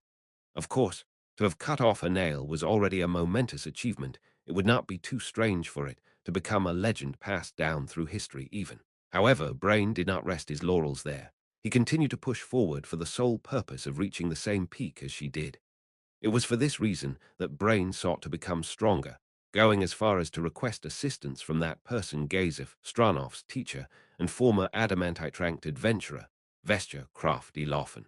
Under his assistance, and through non-stop training, he was finally able to use sixfold slash of light. Unfortunately, he was unable to reach the level of understanding that Gazef had of that art. So while the use of field and guard flash remained the same, the use of sixfold slash of light over fourfold slash of light made it a new technique. Martial arts used something akin to focus. The stronger the martial art was, the more of it was required. Exceptional warriors, higher-level warriors, while they had a greater capacity for it, would also find it difficult to use multiple martial arts at the same time. Indeed, Brain had greater reserves of focus than your average warrior, but he had already reached his limit back when he used Nail Clipper against Sholtir. So it should have been impossible for him to use sixfold slash of light, a much more focus-intensive art than fourfold slash of light with his other martial arts. There was only one reason why he could despite all of that. The Brain Unglaus who stood there had already surpassed Gaze of Stranov. He had entered the realm of heroes. All of this culminated in Brain's new technique, True Nail Clipper. Carcitus moved his foot slightly forward to close the distance between them, a really short distance that was. Considering the difference in their strength, it would not be strange for Carcitus to easily close the gap between them and hack straight down with his dash. So why did he do such a thing? The answer was simple. He wished to grant Brain a death that was befitting of a warrior. Brain's appreciation for Carsitus as a warrior deepened once more as he assumed the stance of true nail clipper. Not in range, the magical buffs granted to Brain by his potions meant that he was much stronger than he was when he faced Sholtir. Even so, the human named Brain Unglaus could not hope to reach the domain of the monsters like Carsitus. There was nothing he could do about it. After all, it was impossible for an ant to prevail against a dragon, a fact that was hard to swallow, but he had to nonetheless. Still, he did not wish to lose. What should he do? It would be good to reduce the overwhelming gap in strength between them, even if by a little. But how should he go about accomplishing that? I am a warrior, so I must do as a warrior would. Ability boost. Brain activated a martial art. He had expended all his reserves for true nail clipper. There should not have been anything left for other martial arts. However, Brain's eyes began to fill with blood, and blood began to stream down his nostrils. His capillaries had just burst. A sheeing sound rang out as if to signify a transition. His physical capabilities were boosted to the next level. He activated another martial art. His physical capabilities were boosted once more, but not yet he was still unable to do it. So what should he do? There was only one answer. Brain activated yet another martial art. Greater ability boost. Brain Unglaus had yet again achieved something impossible. He did not know this himself. The true nature of his talent was an increase in his focus capacity. Only with this, and the addition of his higher levels, was he able to activate the martial arts required by true nail clipper. But even so, Brain had his limits. He could not use any more martial arts than that, a limit imposed upon him by the world. But in that moment Brain broke the rules of this world once more. A second miracle of this kind. The first was when he cut Sholtir's nail. The second was made in this moment. The consequence of breaking the rules was that his body began to deteriorate. His body probably couldn't last for even one more minute. However, to those who were strong, a minute was a long time. Carsitus entered into Brain's range, the god-slaying Emperor blade in Jadan. Brain pulled out his own katana to receive the attack from Carsitus Datch, and then the sound of blood and flesh being rended could be heard. After swinging the god-slaying Emperor blade, Carsitus shook off the blood and fat from the katana and returned it to its space. He pulled his halberd from the ground and looked down at the corpse of the man he had just slain. Was a fine warrior. Carsitus was unscathed. The blade did not manage to reach him, yet his skills as a warrior was commendable. I have never heard of such an excellent warrior. It was such a shame that he had to kill him. If it was possible, he wanted to save his life and have him become loyal to his master. He could have easily broken his opponent's sword, tanked his hit, or broke all four of his limbs, but that is not the way of a warrior. Carsitus had already sensed it when he saw this man standing on his own from afar. He knew it all the better when he stood face to face with him. This was a warrior who had made his resolve. Carsitus could not dishonor such a man. He knew exactly how beneficial it would be to bring him under their rule, but still killed him.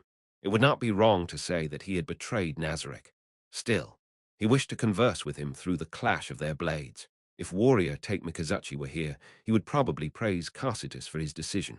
By levels, he was probably around level 40. However, he felt that other than that single strike, there was not much else power in him. Perhaps it was something like Carsitus' Vidyaja strike, or perhaps he had used special abilities to strengthen himself. He was insignificant in comparison to Carsitus, but in this world's terms he was strong. Carsitus picked up the katana. Brain dropped.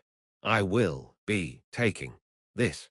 Among the weapons in Carsitus' possession, this was exceptionally weak, something that was practically useless to him. Perhaps it would be better to lay this sword by his side to mark his grave, but Carsitus decided to take the sword. He was not too keen to leave his body as it is. You all freeze this man. After he gave his command to the Frost Virgins, the body of the man named Brain began to slowly freeze over. Just as Carsitus was about to step over Brain, he stopped himself again. He looked towards the castle behind Brain. Carsitus turned his head around while deep in thought. He turned right and walked into a path that was narrower than the one before. He walked down the path until he emerged onto the main street again, after which he took another right turn. He walked along while confirming the castle's position, taking every right turn detour that he saw which brought him back to the main street. Carsitus looked towards his right. Brain's remains were now quite a distance away. Carsitus then silently walked towards his left towards the castle. Hello, don't get in my way, Aura called out to the cowering soldiers on top of the city walls. She made use of the imperfections along the wall to make her way up in a single breath. While the soldiers at the top wanted to use their spears to attack, what they witnessed next were inhuman movements. She jumped over the soldiers, spun around midair high up, and landed perfectly on the other side of the battlements. V. Her hands formed into a V-shaped gesture for the lined-up soldiers to see. The eyes pointed towards Aura, whose appearance was that of a child's, were all filled with fear. Having seen her unusually light body in action, surely none of them still believed her to be a normal child. Plus, there was also the matter of the magical beast down below, waiting for her. Aura ignored the humans and pulled out a piece of paper from the pocket by her waist casually. The soldiers advanced towards Aura step by step to surround her. Their spears were pointed towards her, yet she continued to ignore them. Okay, everybody. I'll say this again, do not get in my way. Aura unrolled the paper to compare the capital in front of her with what was drawn on the map. If all of the landmarks matched up, it would be much easier to read. She easily found the Magician's Guild, her first intended destination. Aura, now satisfied, turned around to see the soldiers surrounding her. The tips of a few spears were positioned right in front of her eyes at a distance where a slight movement would cause her to touch them. Say, even if I was the only one to have climbed up here, was it really a smart idea to focus your attention on me? You know they'll come up here as well, right? The soldiers looked at each other and sprung like springs to the outer edge of the walls, but it was already too late. Aura's magical beasts climbed up the wall one after the other. Their surroundings echoed with the pitiful wails of other soldiers. Aura had greater combat prowess than them, and while it was true that appearances could be deceiving, this was still too much to bear for them. The soldiers, who had completely lost their will to fight, began to stampede over each other to get out of her vicinity first.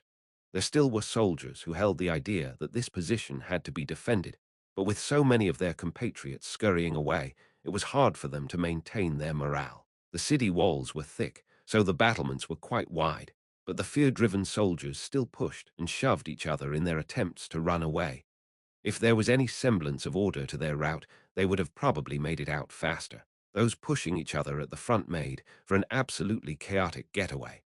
Although it would be trivial for the magical beasts to chase after them and exterminate them all, they were not interested in doing that at all. They had not received orders from their master yet, which was why they were letting them go. That was true for all of the magical beasts except one.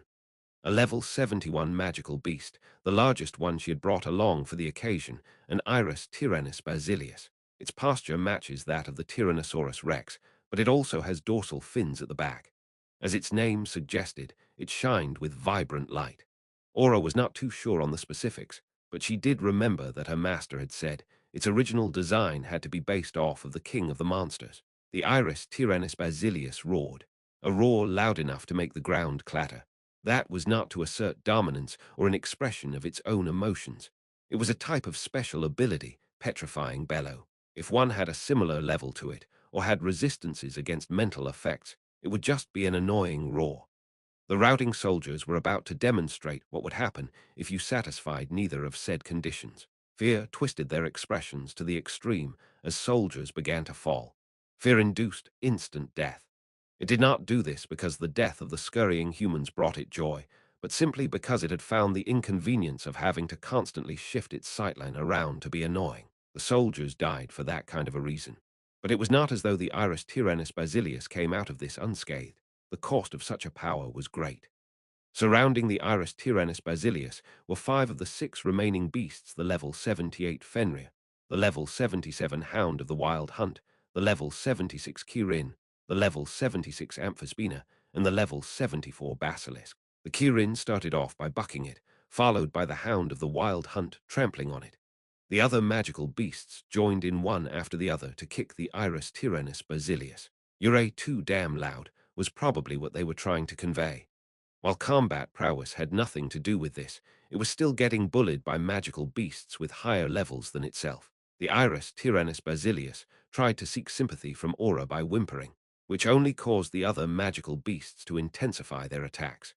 If their previous attacks were comparable to that of the seniors of a club disciplining their junior, what was happening now was more like a beating brought on by its own faults. As a side note, the only monster that did not participate in the beatings was the level 58 avaricious frog named Gagapur. It was a magical beast that looked like something straight out of somebody's nightmare, like a giant frog, but wrong. In its mouth were rows upon rows of dirty yellow teeth, and its eyes looked like that of a lecherous middle-aged man. That's it. Guys, I'm not angry. Stop bullying Iris Jan right now. Aura crossed her arms and looked at the magical beasts with half an eye open. The magical beasts began to cry. All right, I'm not angry at you either. After she said that, the magical beasts other than the Iris Tyrannus Basilius gathered around Aura and used their giant bodies to nuzzle against hers. New Aura let out an adorable cry. While her physical strength was no less than any of theirs, getting pushed around by their giant bodies still made her let out that sound. Hey, gimme some space. In front of Aura, who was clapping her hands together, the magical beasts began to line up. That said, their bodies were huge, so lining up single file was quite difficult. Each of them found a spot to stand in and switched to uptight expressions. The playful attitudes they had when they rubbed against Aura was nowhere to be seen. Now, we'll begin invading into the capital to take over a few of those buildings. It's just sad that a few of you children might not be able to shine is all. The largest of the bunch, the Iris Tyrannus Basilius, began to look indifferent. Then I'll give you a special mission. Walk along the city walls and squish any humans you see. Bwo, the Iris Tyrannus Basilius roar shook the air around them, its voice gradually trailing. It lowered its head and cautiously looked towards the other magical beasts in Aura.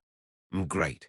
Now then, everyone, the operation has begun. Quick, Aura jumped down from the city walls and successfully entered the capital's perimeter. She landed on top of some random roof and ran along the rooftops. The magical beasts followed along and jumped. Each of them moved in a weightless manner as they trailed behind Aura. While turning around to check on the magical beasts, Aura noticed that the Iris Tyrannus Basilius was swinging its thick and girthy tail around. Aura waved to it, causing it to wave its tail around with even more fervor. Incidentally, it managed to destroy a portion of the battlements. You need to get moving too. The Iris Tyrannus Basilius jumped up for a second after she gave her orders telepathically and began to ponderously walk along the walls. Aura's first destination was the Magician's Guild. Because it was home to numerous magic items, it should be on high alert.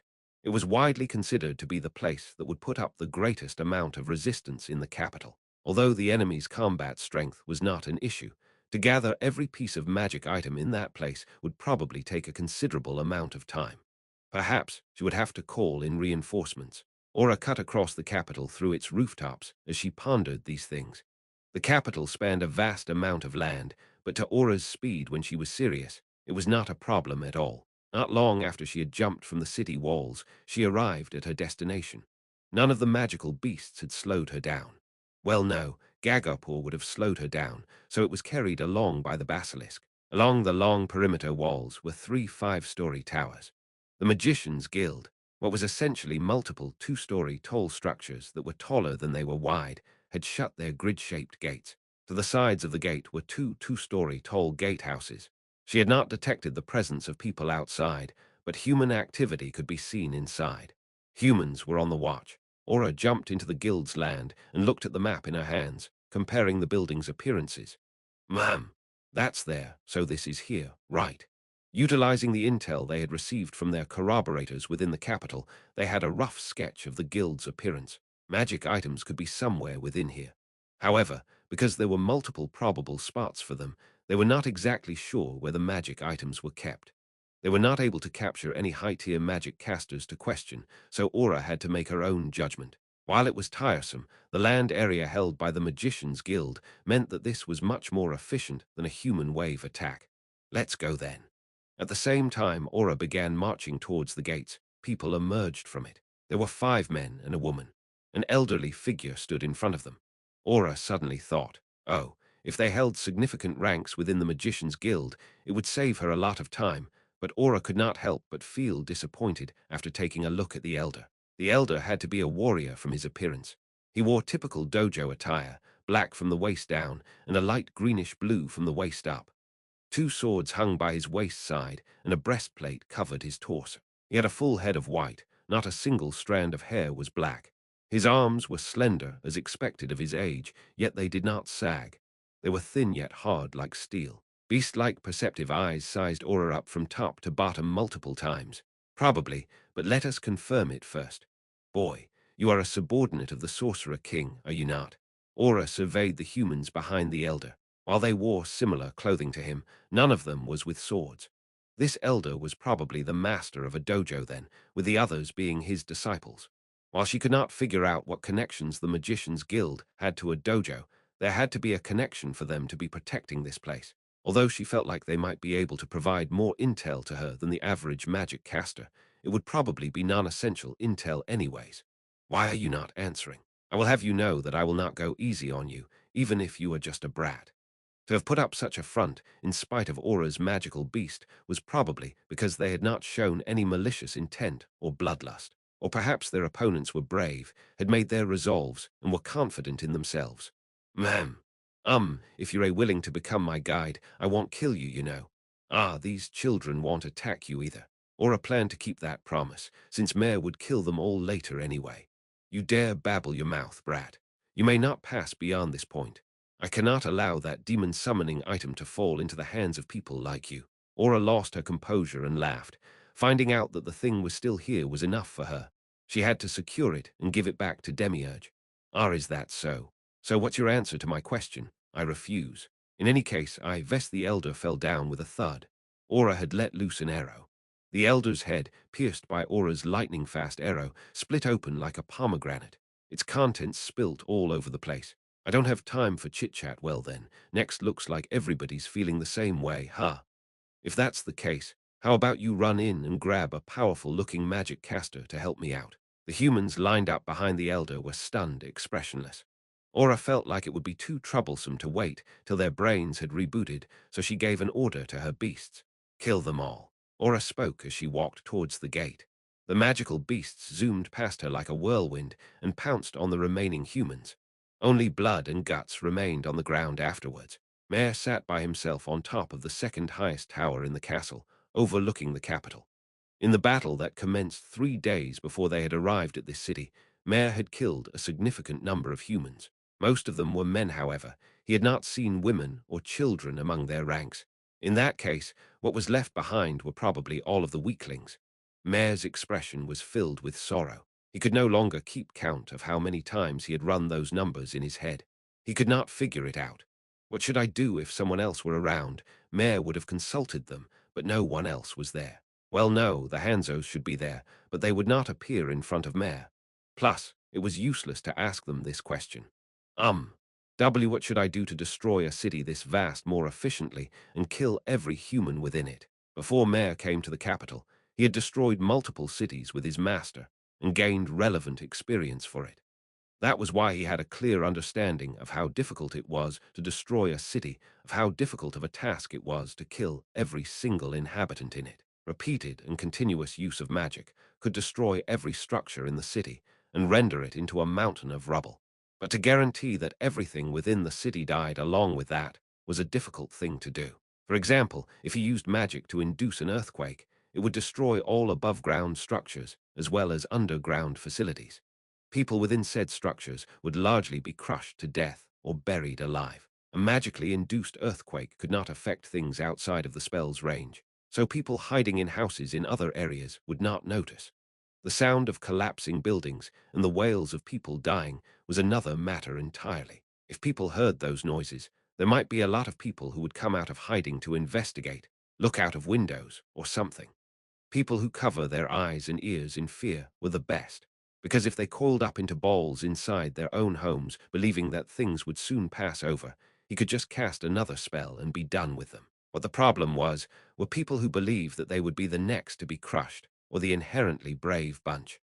What was even more troublesome were the weaklings who would become suicidal under stress, causing them to run in unpredictable directions. Their moods were infectious. Once an inhabitant noticed those who were running away, they would abandon their homes to run away too. If they chose to run to still-standing structures, things would still be easy. However, terrified people tend to make irrational decisions, such as choosing paths through collapsed areas, or even try to save others trapped under the debris. They made the situation much more difficult to handle. I really wish they wouldn't run away if it turned into that kind of a situation. He would have to use another area of attack spell to kill them, effectively doing twice the work for the same result. If not for the time constraints, doing things twice over would not be such a big deal. But this was an operation carried out alongside his master. There was no way he could allow such a thing to happen, reason being that he would be wasting his master's precious time, but also because he would feel ashamed from having to admit that he was not good enough to end it in one go. If it were an earthquake-related solution, he could not guarantee that it would kill everybody. There would be more survivors than he would have expected. While he could start a fire just in case to kill those who remain, a fire would be highly visible to people far away. It could also trigger primal flight responses, causing even more people to run away. What a dilemma. I have to practice more and become more natural at this. Bukibuku Chagama had gifted Mare the ability to destroy large quantities of enemies. In terms of how wide of an area he could affect, Mare was confident that no other Floor Guardian could rival his abilities. That was why if he could not successfully destroy the city and kill all of its inhabitants, it would make him question his own worth and existence. Perhaps Bukibuku Chagama would be angry to see Mare like this. NNNNG. NNNNG Mare could not help but imagine Bukibuku Chagama disciplining him, causing his eyes to water. Before the tears could fall, Mare wiped them away. I have to try my best. Ainz Sama said that too. Mare was deeply respectful and grateful towards Ainz. If Ainz had not let Mare to practice demolishing cities and to accrue experience over multiple tries, he would not have been able to grow as much as he did now. Now that he thought about it, back when the war first started, Mare was asked to destroy a small town. The results of that event were honestly terrible. Those were results that would bring shame upon Bukibuku Chagama. But while Mare took a gigantic hit to his ego, Ainz's gentle words made him so happy that he could cry.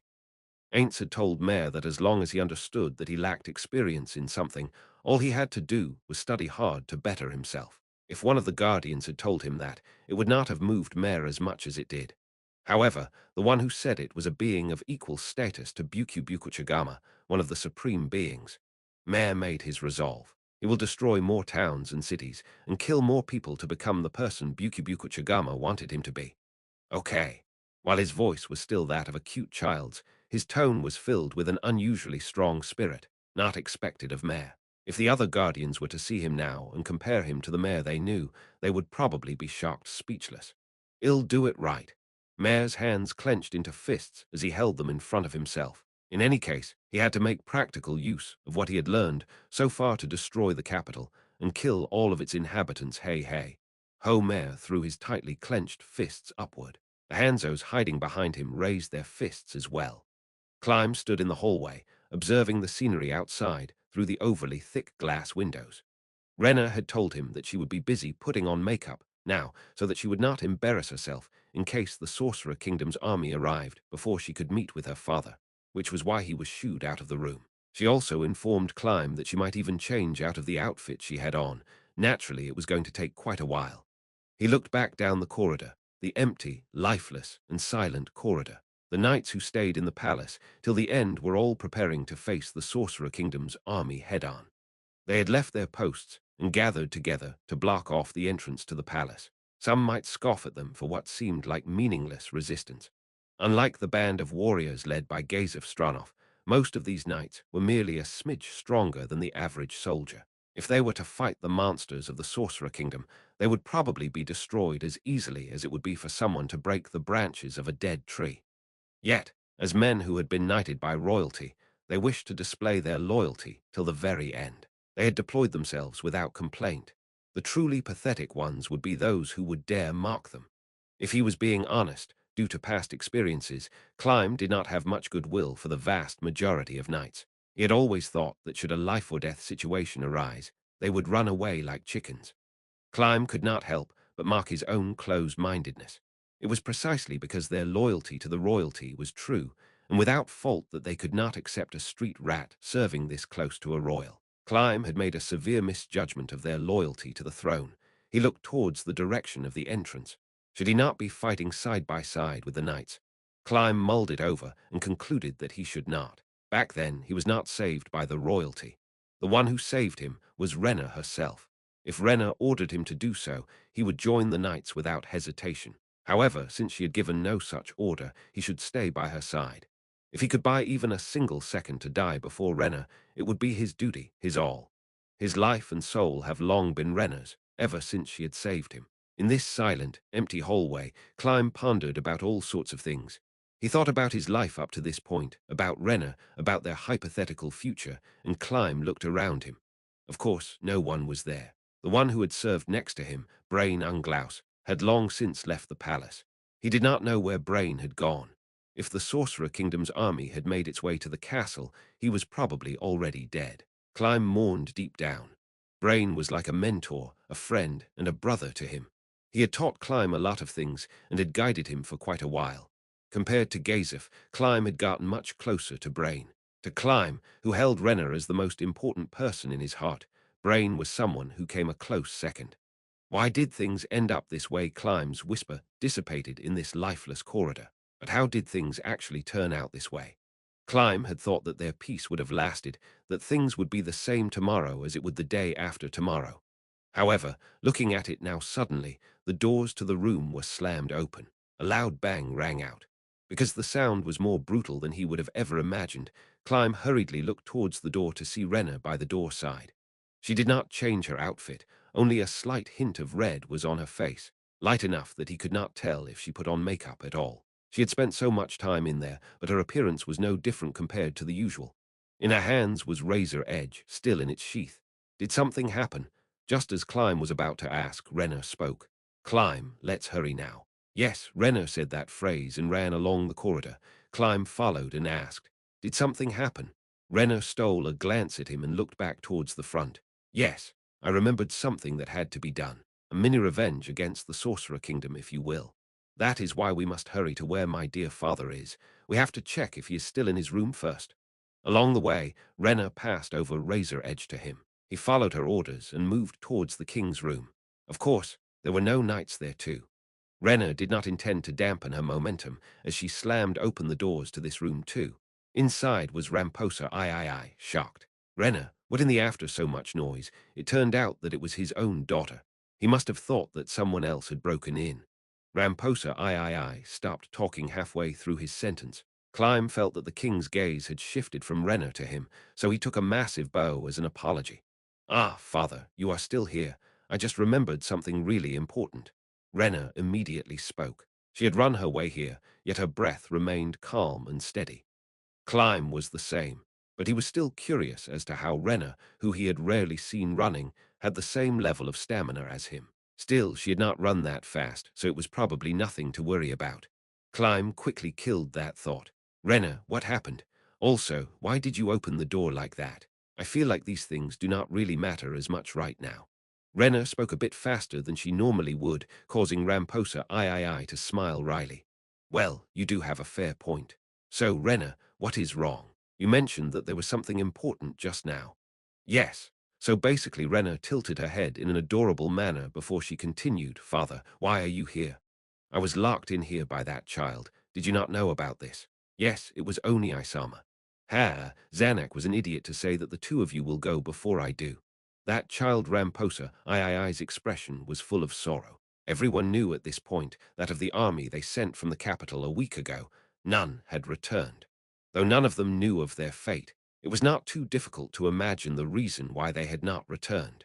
And then yesterday, when I was finally released, I thought that we must make preparations before the Sorcerer King arrived. That is why I am still preparing here in my lonesome. The knights offered to help, but I sent them all away. I wonder where they have escaped to Climb, could not bring himself to tell him that the knights were at the entrance, preparing for a last stand. Renner appeared to be the same. Speaking of preparations, you meant those. Indeed, those. In the direction those two looked towards were treasures such as the crown and many books. So why, Renner, why are you still here? Did that child not let you escape? That is it not the same for father? I will not run. That child was just a prince. I was meant to be the one to shoulder that responsibility. Yet, that child, is that sword not Ramposa? I noticed the sword by Climb's waist. He looked towards Climb's back, and then back towards Renner. The one who served you, the warrior who could rival Gazef. What happened to him?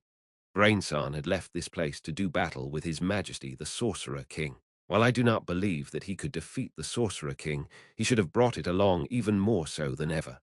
Why? Why did he not take that sword with him?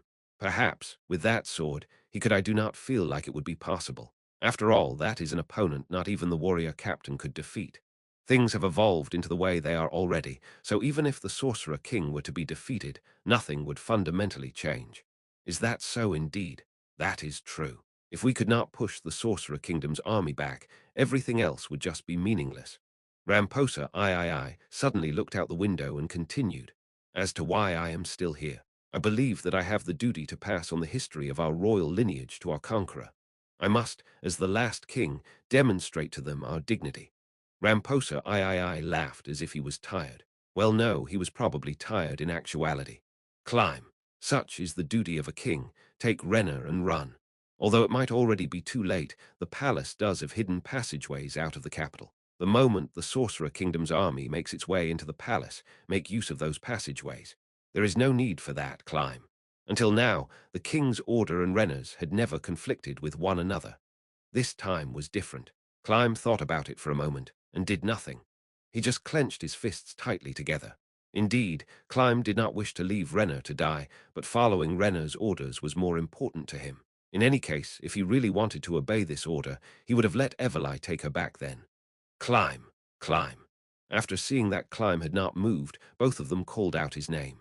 The emotions imbued within their voices, however, were completely different. Father, Climb is mine. He will not listen to your orders. Indeed, it appears to be so, but Climb, if you truly are loyal, I believe that you should escape with this child. Do it, even if it only allows for the Vaself bloodline to be passed on for longer. If you escape with this child, as your reward, you may have her hand in marriage. Climb's eyes widened. This suggestion was really alluring to him, causing his heart to falter. To say that he had not fantasized about doing this would be a lie. He had even frequently thought about Renner while comforting himself, but he decided that his fate would be to die as Renner's shield. While the reward is certainly tantalizing, but it is far too valuable for me to accept, so do allow me to refuse your offer. As Climb spoke, he felt like he was throwing up blood. He stole a glance at Renner to see an incredible smile on her face. Surely it was out of praise for his loyalty. Now then, it is my turn to say why I had rushed here, father. Please leave the crown to me. Why? I believe that we should not just hand over the crown, a treasure that carries with it our family's history, to His Majesty, the Sorcerer King, directly. He is the man who destroyed this country, so the symbolic gesture of passing on the crown must be done. Also, if things such as the crown continue to be passed down, the history of our family will be preserved. That was my line of thought, which was why I had retrieved these from the treasury.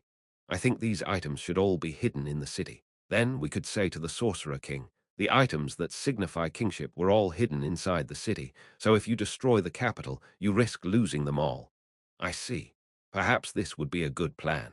Perhaps the acquisition of the crown and the destruction of the capital will become a dilemma for him. Although my life will not be spared, if this could help the people, even if by a little, it shall be done. Ramposa III took the crown off his head. Father, not only that one, but the other one too. I believe that the crown used for the coronation ceremony warrants priority in hiding. Ah, indeed, that is true. Also, the other items father had brought over. The staff, the jewels used for coronation, and the national seal. Could you leave everything that is symbolic of the throne and the kingdom to me? After all, the more cards we could play from our hand, the better. Of course that is fine. Then, Climb, could I trouble you to hide these items? Of course, Renner-sama, but where should I hide them? Yes, I had discussed this with Oni-sama way back then. What? With Zanak? Yes, father, I actually got this idea from Oni-sama. The procedure for hiding these items had been planned out already. However, because he might have gotten the idea from Marquis Reven, I felt uneasy about it, really. That child had thought this far ahead. Ramposa III's voice trailed as he muttered to himself. His eyes appeared to have moistened a little. So, Climb. There was this warehouse district that had been abandoned because of Jaldabaoth's attack. There is a small warehouse there. While Renner had explained in detail, her instructions were complicated enough that Climb did not trust himself to find it. Renner walked around Ramposa III to use the table to draw an easy-to-understand map on a piece of paper. It was a simple one, but now he would not have to worry about getting lost. Here is a hidden basement here. Please hide the items inside there. Yes, I will abide by your order. After you are done with this, Climb stared intently at Renner's face, hoping that she would not say something like, "Do not come back. Please let me stay by your side until the very end." Had his thoughts reached her? Renner spoke after a prolonged moment of hesitation. Please do return safely. While they were not certain where the Sorcerer Kingdom's army had reached, it was highly likely that they had already broken into the capital and were crawling all over the place. In that case, to leave this place was extremely risky. However, Climb would not hesitate. Since his master had ordered it, he must do as he was told. Yes, you must return unharmed. Do not try to fight. If you see an enemy, run with all of your might. Do you understand? It felt like she understood his resolve but could not place much faith in his capabilities. Renner repeated herself again. Yes, Climb nodded his head heavily. At that point, it looked like Renner was finally relieved. Good. Now then, father. Given the current situation, it would be hard for him to make it out of the palace, so could you tell Climb? You wish for me to reveal the hidden passageways from the palace to the capital, correct? Yes, I understand. Let me tell him. After hearing the king's explanation, Climb was truly shocked. He had walked through that tunnel multiple times, yet had never detected the presence of those hidden pathways. Climb, it is fine even if you return a bit late. Could you remain cautious and not let these items fall into enemy hands? Of course, Renner-sama. I will complete my mission even if it is the last thing I do.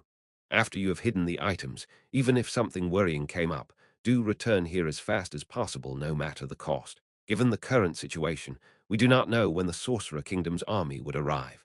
While that sentence's structure was a bit different, she was probably just repeating herself to drill that idea into him. That showed how much she cared for him. So Climb, one to do anything to even ease her mind a little bit, straightened himself and positively responded. Of course, I will run back with all my might. Good, I will leave that to you then. Renner smiled just as she normally would. Before Climb stepped out of the room, he noticed that Ramposa III had passed a few potions to Renner. One could imagine what those were. Climb lowered his head and exited the room. He ran towards the hidden passageways. Afterwards, he used those passageways to enter the capital. It felt surreal. It was as though every inhabitant of the capital had disappeared. That was how silent it was. It was then when he heard the roar of some giant beast, but from his current position, he could not figure out what that was. The capital was vast. If he did not have the vantage point of the castle or the city walls, it would be difficult for him to figure out what was going on.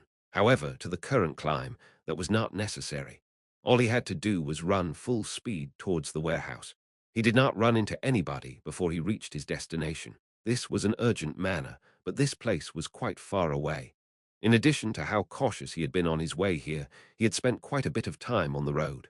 The warehouse was not as big as he had imagined. Climb got near the door and noticed that it was not locked. He returned the bell he had prepared back into his bag and snuck in. Nothing was stored in this warehouse. It was empty. The smell of dust carpeted his face. There were no light fixtures and the windows were shut, so it was terribly dark inside. There were, however, rays of light that fell through some cracks, so it was not entirely dark. Climb walked through the entrance and held his breath. He concentrated on the sounds that came from the outside. He confirmed that there were not any sounds coming towards the warehouse and walked towards the wall opposite to him as he had been instructed to. There were many empty shelves there. He found the third shelf from the right and forcefully pushed it. At first, nothing happened, but after he applied more force gradually, a click could be heard. The shelf no longer resisted his push and swung open like a door. It was totally dark inside, a room without windows. Climb put on his helmet. With its power, he could make out his surroundings. In the empty room, on the floor, was a handle-like protrusion. Upon raising that handle, a spiral staircase downwards was revealed. At the bottom of the short staircase was a small room with a single shelf. It was equally empty as the rest. Nothing of substance was on it. The dust that had built up in the room formed a thick layer that covered everything. He placed the royal treasures there. After that, his mission was complete. Climb returned to the surface and exited the warehouse. He had to run back at full speed now. He looked back towards the castle and could not help but mutter, "Heh." The castle was snow-white. Thick walls surrounded the castle, but they were painted white too. Light shone on it, reflected off brilliantly. To a third party, it must have been a beautiful sight. But as one of its residents, this was an urgent situation. Gee, great. You weren't squished. It would be dangerous for you to stay here, you know. He heard a child's voice next to him. He looked towards where the voice came from. Atop the warehouse was a girl who was looking down at him. In her hands was a black staff. Her skin tone was dark. She was probably of the race known as Dark Elves. You are. Hey, This place is scheduled for demolition, so, because you might get caught up in it, it would be better for you to leave here quickly, okay? Now that she had said that, he understood. This girl was undoubtedly from the Sorcerer Kingdom. His hands, reaching to unsheath his sword, stopped itself. While she did not appear to be strong, it would not be possible for her to have made her way here alone. It would be dangerous to treat her as a simple girl. Although he might win this fight, if he were to cause a disturbance here and cause the Sorcerer Kingdom's undead to gather around, he would not be able to return to Renner's side. His duty was not to defeat the enemy, but to serve by her side. Plus, had Renner not repeatedly warned him about this? He wanted to look back at the warehouse, but managed to quell the urge. Since he could not kill her to silence her, he should try his best not to rouse her suspicion. Climb turned his back on the girl and ran. Compared to his fear of receiving an attack from the rear, his desire to return to Renner as soon as possible was much stronger. Climb began to run. The moment he turned a corner, he heard the sound of buildings collapsing. He had to kill the urge to check what was going on. The attack he was watching out for never happened. Climb arrived safely at the entrance to the passageways. While he checked if he was being followed, Climb noticed the plumes of smoke rising up to the skies. The capital is on fire. Because of the houses blocking his line of sight, he could not confirm where the smoke was coming from, but he was certain that it was from more than a couple of sources. So that girl was not part of the vanguard, but a sizable contingent of the Sorcerer Kingdom's army had already made their way in and were pillaging the city. So why could he not hear any screams? Climb ignored the questions that arose in him. He did not have time to waste on these questions. He had to return to Renner's side and report that he had completed his mission. After that, he could remain by her side until the end. Climb ran through the passageway and returned to the palace. Inside the palace, it was quiet and calm. He could not understand why. Previously, the castle appeared to have frozen over. That was undeniably the result of some form of attack by the Sorcerer Kingdom. If that was the case, while there might not be many left, there should still be a few knights remaining to defend the place. Even though this place was far away from the knights' defensive lines, he should still be able to hear some sort of noise, even if it was just the sound of a sword clashing against something. Speaking of which, it's even quieter than before. Compared to before, the silence became even more uncomfortable. Never mind the palace, the loneliness he felt right now was like if he was the last man in this world. Climb intentionally ran with heavier steps to make more noise as he made his way to the king's room. Perhaps he should have followed protocol in how he opened the door, but Climb did not care anymore. He opened the door with all his might. No one was there. He looked around. He could neither find Renner nor Ramposa. The king's room was connected to another room. Perhaps they were there. Just as Climb was about to cross the threshold, he noticed that there was a piece of paper on the table. It was the same type of paper Renner had used to draw the map. He picked it up and looked at it.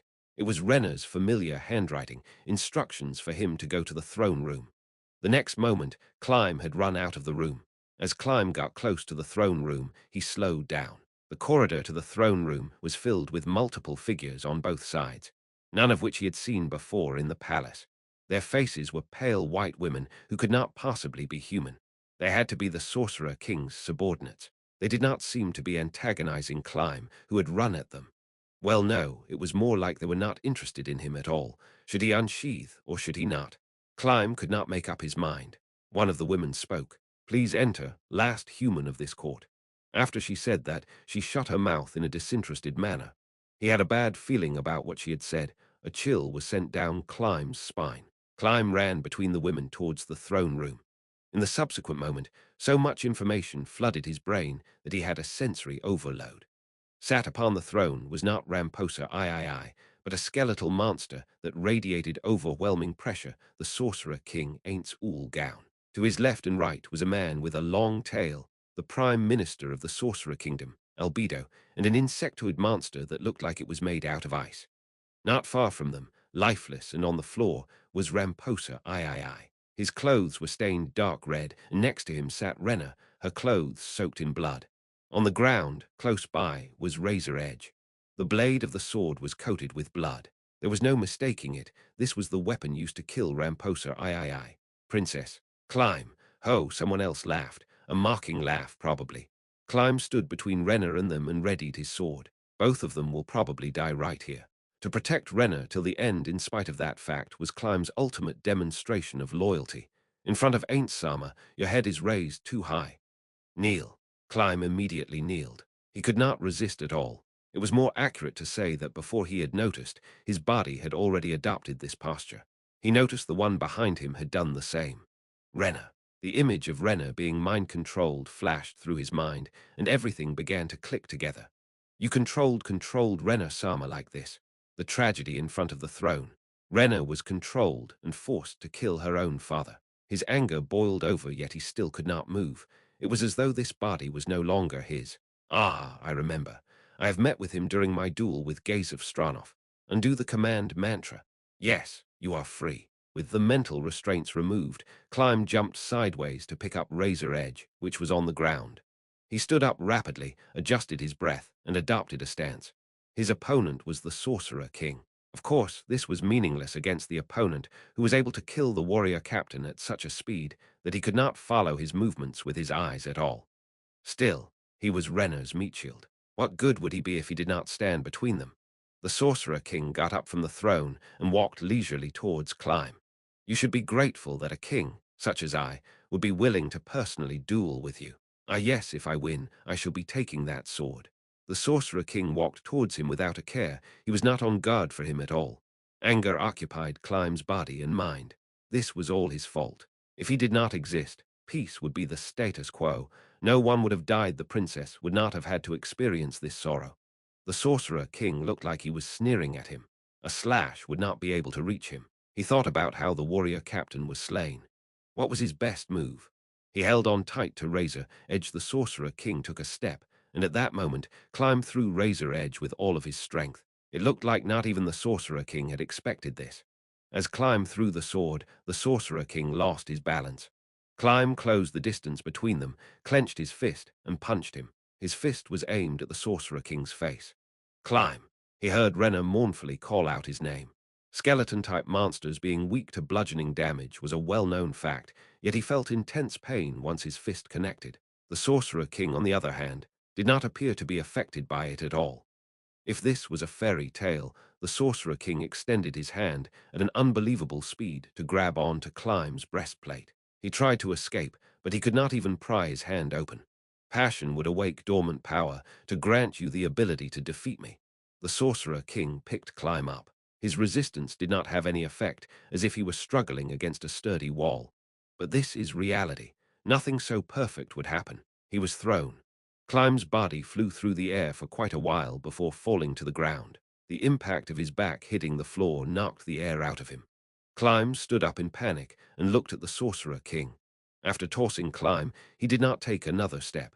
He did not seem to have considered making a follow-up attack. This was the arrogance afforded to him by his overwhelming strength. You will die here. You are not worth saving. You, who are without talent or ability, do not deserve salvation. However, do not despair. The Sorcerer King appeared to be looking at Climb, but also not at the same time. His eyes appeared to be looking somewhere far away. This world is unequal. The inequality you experience started the moment you were born.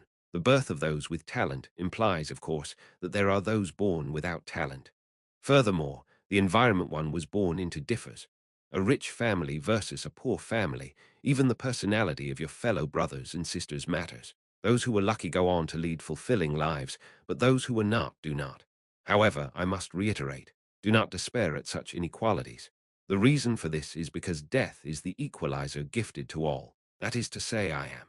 Only the mercy bestowed upon all by me, the ruler of death, can be regarded as absolute equality in this world, so riddled with inequalities. Climb could not understand what he was talking about at all. He was probably telling him to rest in peace the long way round. He could not help but be overwhelmed by his presence. He is death, a being no living thing could oppose. It was as though Climb was about to be swallowed up by the Sorcerer King's pride alone. The difference between them, on a biological level, was too great. Of course, the Sorcerer King, head of a state, and one who wielded magic that could easily destroy an army, was entirely different compared to the talentless warrior that was Climb. However, the difference between them was not just so. It was like that of an ant yearning for the skies. That was the difference between their domains. Even so, even though he knew full well that he could not win, He had made his resolve to give his all, to be Renna's meat shield till the end of the very end. Courage surged through him. His languished heart burned once more. Yes, all of this was for Renna, for the woman who had saved him on that rainy day, for her who saw him as human. I see. Those are the eyes. The Sorcerer King said something strange. He must have sensed Climb's intent to battle. The Sorcerer King exposed his defenseless back towards Climb, picked up Razor Edge which laid on the ground, and tossed it towards him. Rise up. The Sorcerer King extended one hand, and in an instant a jet-black sword appeared. The length of the blade was around that of a longsword. Climb stared at the Sorcerer King without raising his guard while he picked up Razor Edge. To have left openings in this moment could not have been helped. He thought about Gazef's duel. Right before the fight began, the Sorcerer King had said himself that weapons without adequate enchantments could not damage him, but also that this sword could kill him. Even this set of armor granted to him by Renna, which had multiple enchantments imbued on it, could not break his defense. This was a depressing fact, one he had confirmed in that strike. Climb to Renna, who leaned towards him with worry in her eyes. Climb smiled and whispered, "Princess, I will buy you some time. If you wish, please do it sooner than later." His thoughts were conveyed as Renna nodded her head. Climb created some distance between him and Renna before he raised Razor Edge. "Have you bid your farewells? I wish to ask. After you kill me, will you kill the princess too?" The Sorcerer King remained silent. Climb could not help but find that odd. This was not an occasion to be silent. What answered his question was a hee-hee from the Sorcerer King, a soft laughter. "How shall I torment you? The best way would be to not answer your question. Sorcerer King." He swung Razor Edge, which was easily caught by the Sorcerer King's sword. After multiple strikes, the Sorcerer King remained standing where he stood. The Sorcerer King did not attack him. He was playing with him instead, like someone would do to entertain a child. However, this was fine by him. He raised Razor Edge up high and bet everything in this single strike. As before, the Sorcerer King parried his attack with that sword of pure black. This was the moment, to bet everything he had. Climb activated his martial arts. Not only that, but he had also activated the ring's ability too. At that moment, Climb's combat prowess surged significantly. In that case, because the Sorcerer King had gotten used to his usual movements, this strike was more like an ambush. He pretended to use all of his strength to swing the sword down, relaxed his muscles, and pulled the sword back with all his might the moment it was blocked. In a single stroke, he thrust it towards the red orb in the Sorcerer King's stomach. He had been thinking for a while now, that was probably the Sorcerer King's weak spot. Even if it was not, if he managed to break it, would that not also count as a form of revenge? Oof. I see, an impressive attack. The attack he had put all of his strength into was caught dead in its tracks by the Sorcerer King with a single hand. Climb felt his shoulder burn. A moist sensation began expanding from it, and in the next moment, the heat turned into intense pain. He jumped back immediately, knowing that his shoulder had been slashed. The armor given to him by Renna was cleaved through this easily by the Sorcerer King's blade. That said, it did not appear to have weapon destruction abilities, because the armor itself did not break. He could still move his arm, but the problem was that he could no longer do the same attack he just did. The thought that he could avenge those who had fallen was but a mere dream. Could Razor Edge break a world-class item? I'm very interested in the results of such an experiment. If it could damage one, that sword's value would skyrocket. That said, the Sorcerer King threw his sword, and it disappeared midair. I can afford to wait until after I kill you to run those experiments. It looked like the Sorcerer King was about to cast magic. Climb laughed. The Sorcerer King chose to use magic against someone like him, so he could not allow his opponent enough time to cast. Climb leapt. As he heard the words grasp heart, he felt intense pain, as if his body was being ripped apart from the inside. Outstanding. And then his vision really meant, "I shall excuse myself then, Wolf." He heard an unfamiliar voice by his side, followed by the sound of doors being shut. It woke him right up, like a trigger being activated. Something should have happened, but everything felt like it had withered away. He felt something akin to the feeling of forgetting a dream in the morning. Climb felt like his muscles and bones had melted, as he could not summon any strength at all. Even the simple act of twisting his neck was a struggle. He tried his best to survey his surroundings. The most luxurious room Climb had seen so far in his life had been Renna's, but this far surpassed hers in opulence. He had something of a photographic memory, yet he could not recall ever seeing this room in the palace. What had happened to him? Why was he still alive? Also, what happened to his master? Although he could not move his body well, he could feel the presence of someone else in the room. He tried to call out to them, but the sounds that came out of him could not constitute speech. Still, the person in the room had understood him as they hurriedly rushed over. Climb, you woke up. He still could not vocalize, but that was to be expected. His entire body was without strength, so not even his vocal cords could move. Yet that was not the reason why he did not speak. It was because of the flurry of emotions that occupied his mind. His eyes were filled with tears. That was right. This was all a nightmare. The kingdom being attacked by the Sorcerer Kingdom, and how Renna had been forced to make a resolve to die had all just been a nightmare. Yes, I am Renna. Climb, the same smile as usual. No, she was at the edge of his sightline, yet he could still clearly tell that this was different from her usual smile. Did something happen? Climb moved his eyes to discover something bizarre on her back. Black wings, like that of a bat's. It flapped around, making whap, whap noises as it went along. Even if it was man-made, it was way too realistic. In any case, he should stop making up lies to comfort himself. Perhaps she had realized the source of his confusion. Renner's expression became neutral. This thing I was changed by the Sorcerer King's power. I'm no longer a human, but a demon. Climb's eyes widened. Sarah, what a tragedy, for me to have been the only one to have survived. He wanted to tell her that what she said was not true, but he could not muster the strength to speak. He could only groan with ah and ooh sounds. Droplets of tears began to fall. Renner gently wiped his tears away. Climb trembled with emotions as he groaned. No matter how much she had changed on the outside, she was still Renner on the inside. So you must be curious about why you are still alive, correct? Before I answer that question, Climb, are you willing to listen to something selfish that I have to say? I have been turned into a demon, so I will remain in this world forever. Living alone would be a terribly painful thing to do. Renner looked towards him. Climb, are you willing to become a demon as well? He did not hesitate. He had decided long ago to give his all for Renner. Climb struggled against his immobile body to nod his head. Thank you, then allow me to answer your question.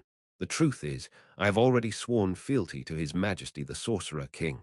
That was the cost of your resurrection. Climb widened his eyes once more. Do not let it weigh on your heart. I did not believe that this was a bad deal. After all, I would not have to live on my own. Climb. Are you willing to swear fealty to His Majesty the Sorcerer King too? Yes, while he was still a bit confused, if Renner was willing to swear fealty for his sake, he should choose to serve too. No, it was more accurate to say that this was the only option he had. Thank you, Climb. After you swear fealty to His Majesty the Sorcerer King, he would most definitely force some tasks onto you to test your loyalty. It will probably be painful for you, and that saddens me a lot. That won't be the case. Thank you, Climb. That is all I have to say for now. Take a rest. I will take good care of you. She maintained her smile and disappeared from his view. From the direction where she went, he could hear the sound of doors opening followed by doors closing. Climb relaxed. Immediately afterwards, his desire to sleep took hold of him. Climb, whose face was covered in tears, lost his consciousness as though he had just sunk into mud. The emotions behind those tears were too complicated for him to explain. Not even Climb himself knew why he cried. Renner left the bedroom and walked towards the neighboring room. Upon noticing the person on the sofa, she knelt down in panic. Albedo-sama, Renner took a deep bow. I could not thank our master in time, so I am terribly sorry for that. The preparation of the poison and the theatrics in the throne room, to have even troubled His Majesty the Sorcerer King to personally go there to help, I am deeply grateful for that. Fufu. That is enough. There is no need to worry over these things. If it was for outstanding individuals, such trivialities are well worth the time. Thank you very much, Albedo-sama. The if part of that sentence was somewhat stressed more than the others, causing Renner to shudder. She did not know if they had seen through her even in this aspect. Albedo did not continue, but she felt her gaze on the back of her head. Fufu, there is no need to be this tense around me. Demiurge and I have a full grasp on your capabilities through this event with the kingdom.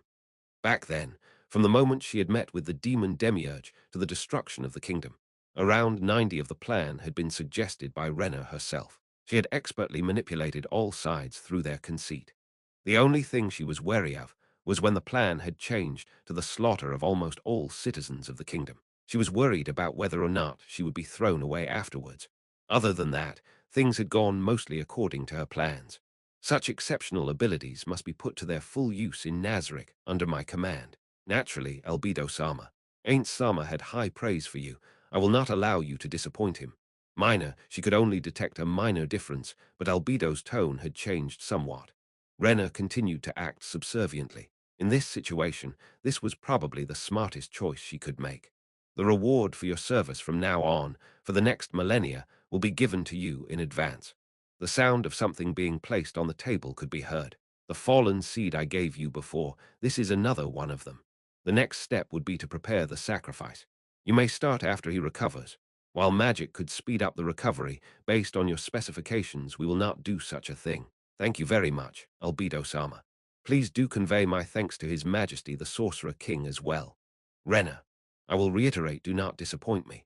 This was not given to you because you have inherent value as a hostage, but something you had earned through your actions and the trust that had been built up between us. Do you understand? Upon hearing her gentle yet frigid voice, Rena bowed her head even lower than before. Yes, Albedo-sama. To repay your generosity, your servant I will maintain. No, I will strive to serve you better than I have. Her superior left behind a soft laugh as she stood up and left. Rena kept her head down until she heard the sound of the door being closed. She breathed a huge sigh of relief. Mixed in her breath were lingering sensations of fear. She had overcome the final hurdle. The other party was a ruthless demon after all. It would not have been strange for her to have said that all of this was to raise her hopes up only to dash it at the last moment. Yet nothing of that sort happened. The weight on her shoulders was finally lifted, but she could not allow herself to believe for a single moment that her position was absolutely safe and secure. For her to have gained their trust was impossible. The best-case scenario was that they believed her to be valuable as a pawn, one worthy of their favor. That was why Rena had to contribute as much as she could. If she could not prove herself worthy of their grace, things would go south fast. This was the home of those monsters after all. They knew full well that she was absolutely powerless here, no matter how hard she tried. Yet not even that was enough for them. For that reason, Rena had to expose her weaknesses to them, the more the better.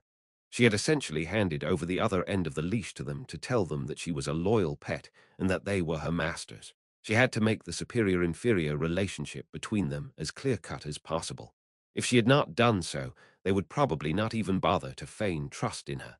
That was why they had put on such a show in the throne room. Climb was Rena's biggest weakness to show how important he was to her. She had spoken of him in the first conversation she had with Albedo. Only when this truth was presented in front of these monsters would she have truly put on the collar. Climb's value as their hostage had to be realized, but she had a separate reason for it too.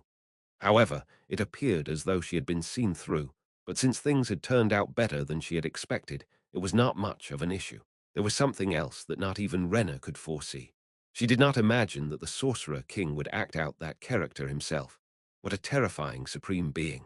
Every time Rena thought about the being named Ainz Ooal Gown, she could not help but shudder all over. It would have been more than enough for the Prime Minister, Albedo, to have acted that scene out, but the Sorcerer King would deign to essentially act the role of jester himself. This must have meant that he held quite a high opinion of her. That is to say, the sovereign of a nation had gone out of his way to cooperate with your boring play. Surely you understand what that means, was probably what Albedo was implying through her statements. Albedo must have been against that decision. If someone she admired had to stoop to act upon a stage, it would displease her too, which meant that her goodwill for Rena, the person responsible for him being on that stage, had probably dried up. If His Majesty, the Sorcerer King, had intentionally gone against Albedo-sama to act out that scene, that would make things even worse for me. If they were to believe, even for a split second, that I was no longer of use to them, I would surely be disposed if she had planned to only demonstrate a portion of her abilities and hide her true capabilities for now. But now that the Sorcerer King had personally come to cooperate with her, she had been forced into a corner. His Majesty, the Sorcerer King, had probably already foreseen all of this. It appears that an exceptional superior would not necessarily be good news for their subordinates. Despite all of that, Rena still smiled. Her dream of the past was minuscule. It only grew to how wondrous it was now because she had met them. How lucky was she that she could realize such a dream through the simple betrayal and sacrifice of the kingdom. She wanted to dance. She wanted to sing. The joy in her heart was overflowing. She was truly, truly overjoyed. Her brain felt like it could break from all of this happiness. Demons were immortal. Being locked up in here meant that she had just found shelter in the safest place in the world. If that was the case, Renner looked towards the door behind her. No, towards the young man sleeping on the bed inside. Climb. Stay here with me, forever let us exchange our first times today. Renner almost melted as she spoke. Or should I treasure it more and stop myself short of that today? This is the first time I have been met with such a dilemma, such bliss. 17. Riku means land and Agnia means purity. PDL's alias translates to Land of the Pure, which complements his self-appointed role as World Protector. 18. A Japanese pun. Oni, meaning demon, versus Aki, meaning evil. 19. Jaidan no Kami, one of the 5 stances of Kendo. Epilogue. Elias Brant Dale Reven stepped off his carriage, only to find himself dumbfounded, frightfully staring at the scene in front of him. Spread out in front of his eyes was a mountain of rubble. It was hard for him to believe that this was the capital.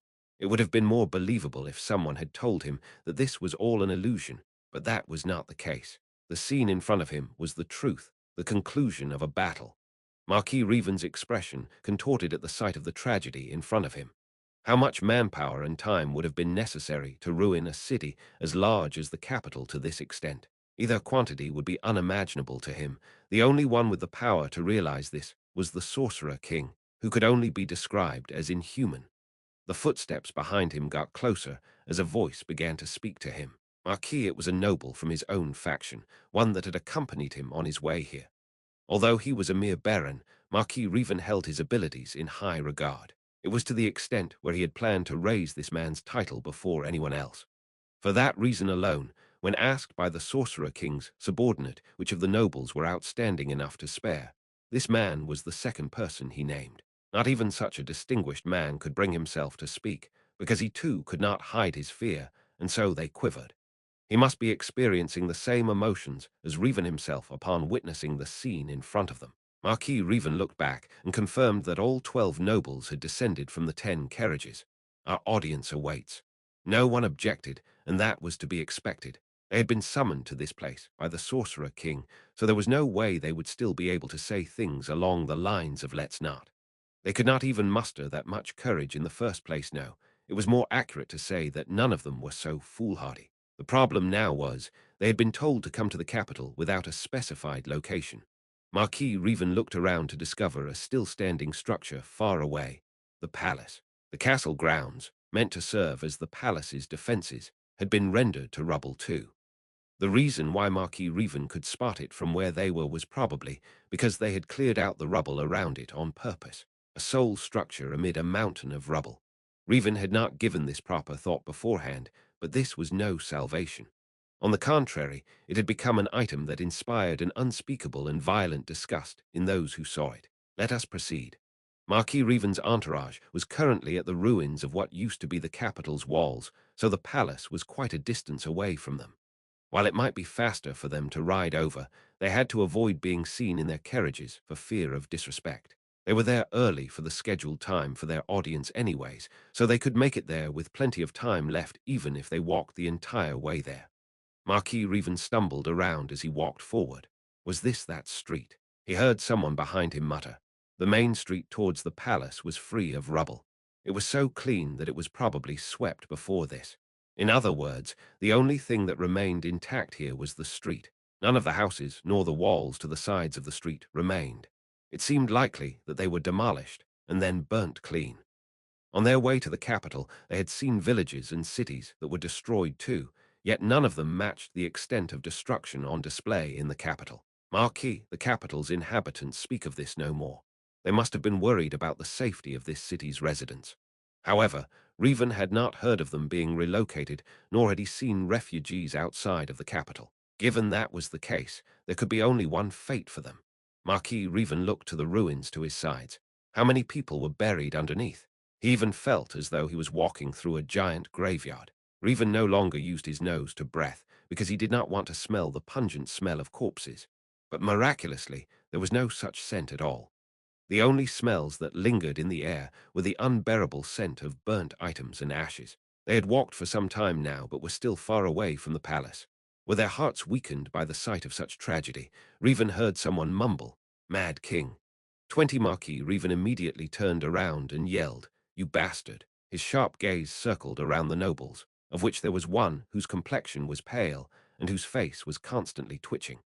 Those who had lived long enough as nobility would have learned to subdue their emotions just to hide their expressions. Yet the sight in front of him still made him yield internally. He could empathize with them, but even if he concurred with that thought, they were here. It would not be advised to make an enemy out of them, so he had to vocally rebuke them. "You all are phenomenal talents. That was why I chose to save you, so try to avoid squandering my efforts through such gaffes. There is no need to apologize to or thank me. Just please try to understand where I am coming from." No responses, but he had faith that his intentions were well conveyed. Marquis Sama. If we just walk without talking, our minds will naturally become occupied by depressing thoughts. How about we speak of some positive topics as we walk along? That is a good suggestion. Then shall we talk about the birth of my second child? The nobles congratulated him in unison. In these past few miserable months, to Marquis Revan, this was the only good news that triumphed over all. That was why he had spoken to them of this topic multiple times already. He would praise his child for hours on end, but what he talked about was mostly without substance. However, considering the fact that it could alleviate the mood a little, he still spoke of his child. When he snapped back to reality, they had already walked halfway on the long road to the palace. Perhaps he might have said a bit indeed, only a bit too much. Though he still had so much more to say, he knew it was time for him to stop. Revan purposefully faked a cough. Everyone who had tuned him out already tensed up at this. "Well then, we shall speak more of my child when we return. What should we propose to the Sorcerer King so that our children may live happily in the future?" They had discussed this topic many times before arriving here, but it was about time that they reached a conclusion. Marquis Revan surveyed their surroundings to confirm that there were no soldiers from the Sorcerer Kingdom around. "While this is a question we must face straight on, His Majesty the Sorcerer King is undead after all. Unlike living beings like us, his rule will be everlasting. Will our grandchildren and great-grandchildren forget this scene and do something to enrage His Majesty? That is highly likely. Though our grandchildren may do fine, those that come after them worry me. After all, idiots could inherit the role of family head. Honestly, we do not have to take that much responsibility. If push comes to shove, why don't we just allow them to perish? Grant them a quick death." A speech that would shock anyone who took pride in their noble bloodline was made by a female lord whose family had only ascended to landed nobility during her father's generation. She was here as a representative of her sick father. Because it had come from someone whose roots in nobility did not run that deep, many had put on displeased expressions. Look at what is in front of you. Things would not end with just one's family being slaughtered. Revan's words made her cast her gaze to the ground, so that is why these are the only things we could do.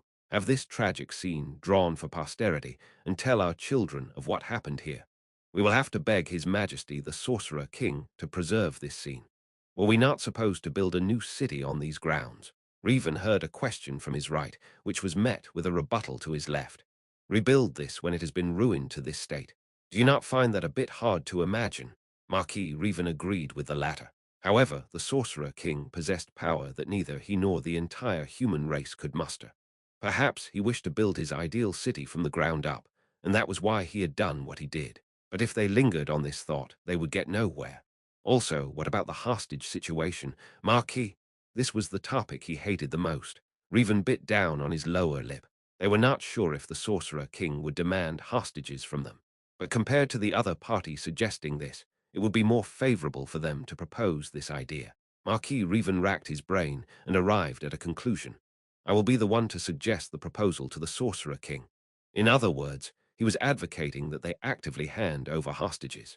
Many of the nobles probably disagreed with his decision in their hearts, but none of them spoke up nor changed expressions. After they had made their final decisions on a number of subjects, the palace finally came into view. What Revan and the rest saw was a mountain of rubble that appeared to be blocking the entrance. Perched atop, it was an undead being. The undead was conversing with the Prime Minister of the Sorcerer Kingdom, Albedo. Perhaps they had detected their presence because they turned to face them. There was still a bit of distance between them, but Revan and his entourage began to sprint. Once they got closer, they finally figured out the true form of the mountain of rubble the Sorcerer King sat on. Well, it would be incorrect to call it a true form because it was indeed a mountain of rubble, yet from a different point of view it was not. Placed on top of it was something radiant, the crown of the kingdom. That was a throne made of rubble, an art piece symbolizing the end of the kingdom. It was hard for them to imagine that the rubble that constituted this throne was from this city. Perhaps it had been transported over from some enviable place. Terrifying. A monster who was capable of conceiving such an idea and could also execute it as is was terrifying. They ran with all of their might and took a knee in front of him, almost as if they had tripped over. Hoo, hoo. They heaved, terribly out of breath. We are here to pay our respects to your majesty, the Sorcerer King. Marquis Revan bowed and felt the Sorcerer King glance at the back of his head. Revan, correct. You made it here just in time. That said, how should I put this? Regulate your breath first. You have worked up quite a lot of sweat after all. To have shown such a disgraceful sight to you, I must profusely apologize. His voice was laced with so much familiarity that it shocked him. That was exactly why he was terrifying. His brain screamed the word trap to him. Their situation would only worsen if they kept up their unkemptness. Revan pulled out a handkerchief to wipe the sweat from his forehead. I summoned you all here after all. Etiquette would dictate that I greet you first. However, I dislike meaningless chatter, so let us be prompt. Understood. Was he about to speak to Revan and the others about something they had not discussed before? The Sorcerer Kingdom's army has destroyed the land of the nobles to the west and to the south of this city. They will be returning soon. You all should administer to your lands as usual. Although we might alter territorial designations in the future, we have not planned to do so yet. Am I correct, Albedo? Yes, it is just as Ainz Sama had surmised.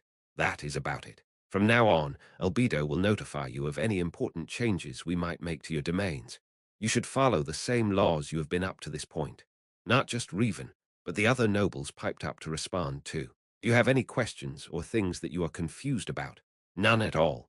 It is just that, to prove mine and my fellow nobles' loyalty, your servant, I would like to make a few proposals. Marquis Revan spoke, as though he was coughing up blood.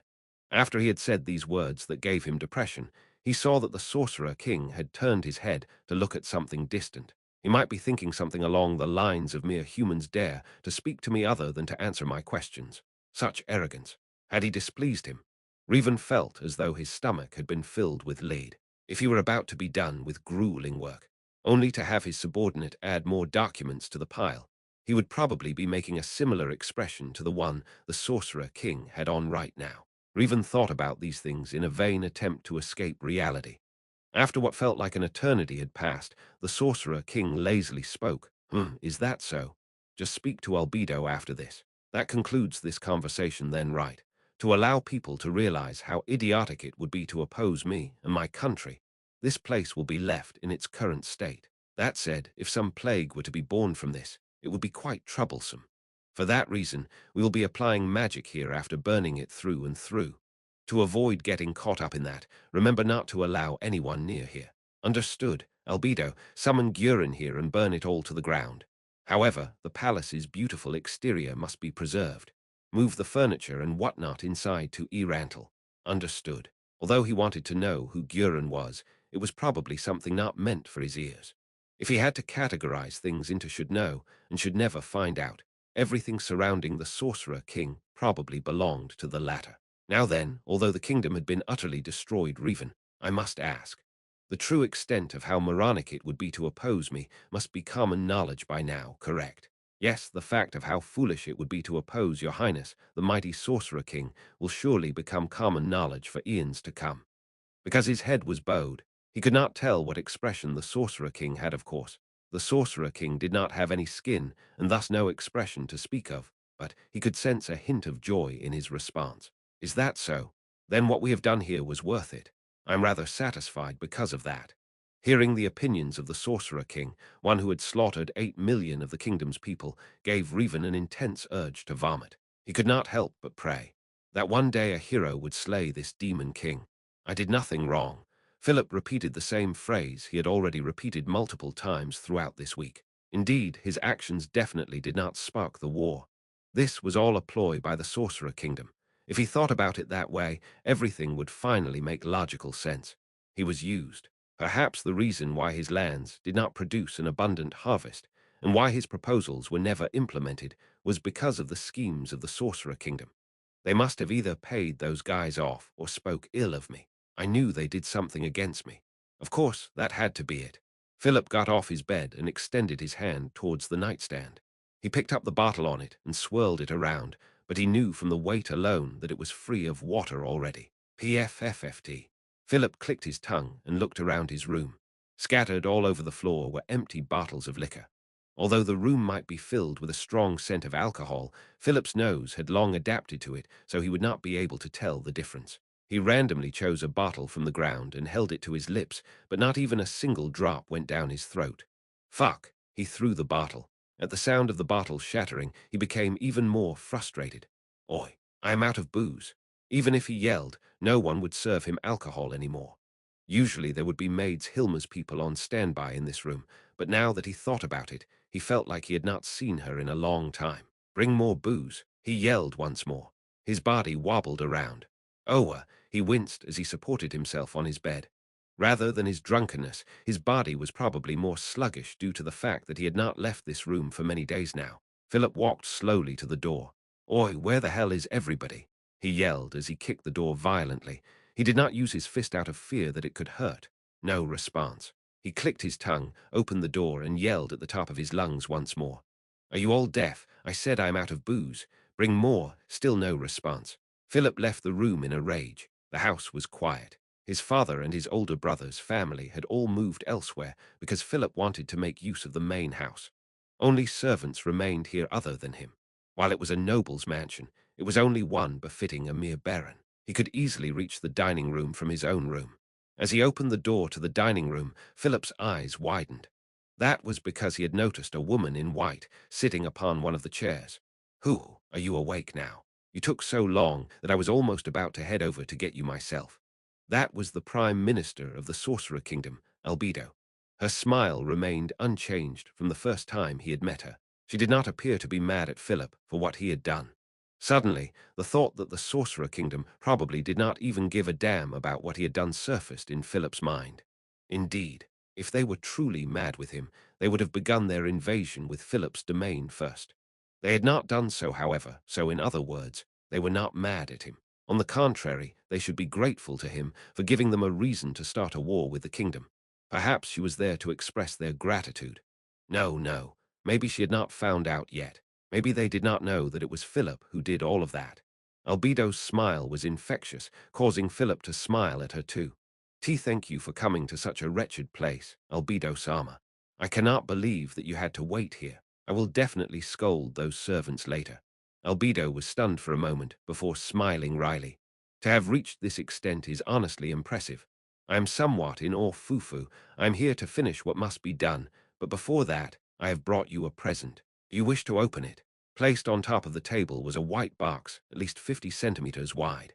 Philip regretted that he had stayed in bed for so long as he lifted the top of the box. A wonderful floral fragrance made his nose itch. With bated breath of what valuable item could be in this box, Philip opened it up and peeked inside. It was Baron Delvin and Baron Rokerson's heads. Had they experienced unbearable pain before they died? Their contorted expressions made him feel intense revulsion. Eek! Albedo calmly spoke to Philip, whose body stiffened. To have the gall to besmirch me. We had planned to prepare an idiot, but never in my mind would I believe that someone as stupid as you could exist. Whoosh! That was the sound of Albedo standing up.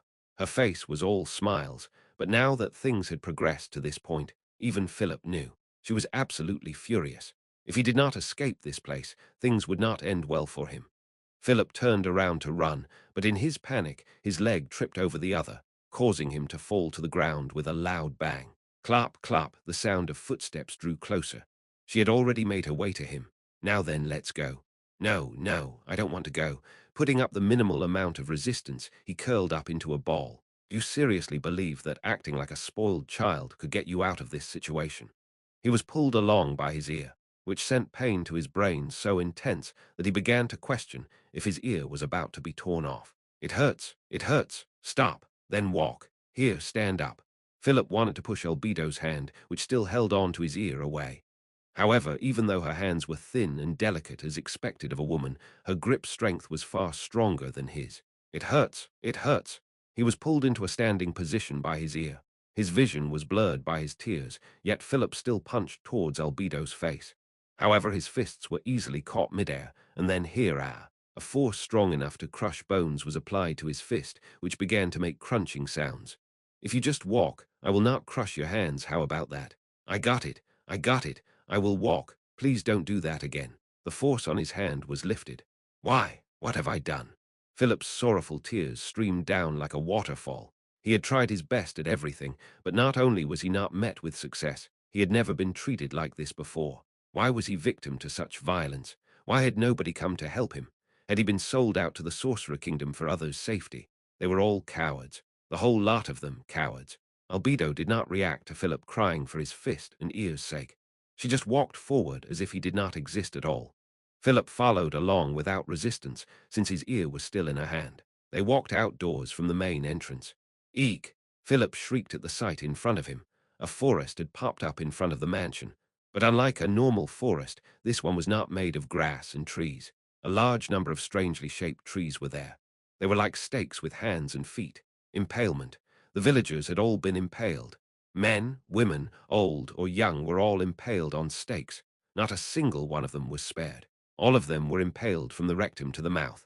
All of them told of their sufferings through their expressions, no exceptions. Blood spilt out from every orifice, and puddles of blood formed at the base of the stakes. When had they done something like this? It was impossible for Philip to not have noticed this going on. This is not a dream. I used magic to soundproof your room. It must have been really silent, was it not? If you were even a smidge smarter, you might have noticed something wrong, but from what I have seen, you were completely clueless up till now. Philip tried to put all of his strength in his hands to release his ear from Albedo's grip again. Albedo reacted by punching his face as she said to him, I had considered letting the villagers execute you themselves, but that would be boring. That which I admire, Ainz Sama, had placed heavy emphasis on practical experience and training. That is why I wanted to test out some intel-gathering torture methods on you. You should be of some use to me. Upon seeing Albedo's expression, which was a smile that looked like it could tear her own face off, Philip lost consciousness. This man, really. Fine. After all, your father had requested me to let that idiot taste everybody's pain. I shall keep my promise to him. Philip could no longer hear what she had said. Since Albedo said she had to put an end to some matters, he was separated from her halfway back to this place. Ainz returned to his room alone and said in a solemn tone to the maid in charge of taking care of him today, I will be reviewing the strategies the Sorcerer Kingdom should employ in the future. Stay here and do not allow anyone else past this point.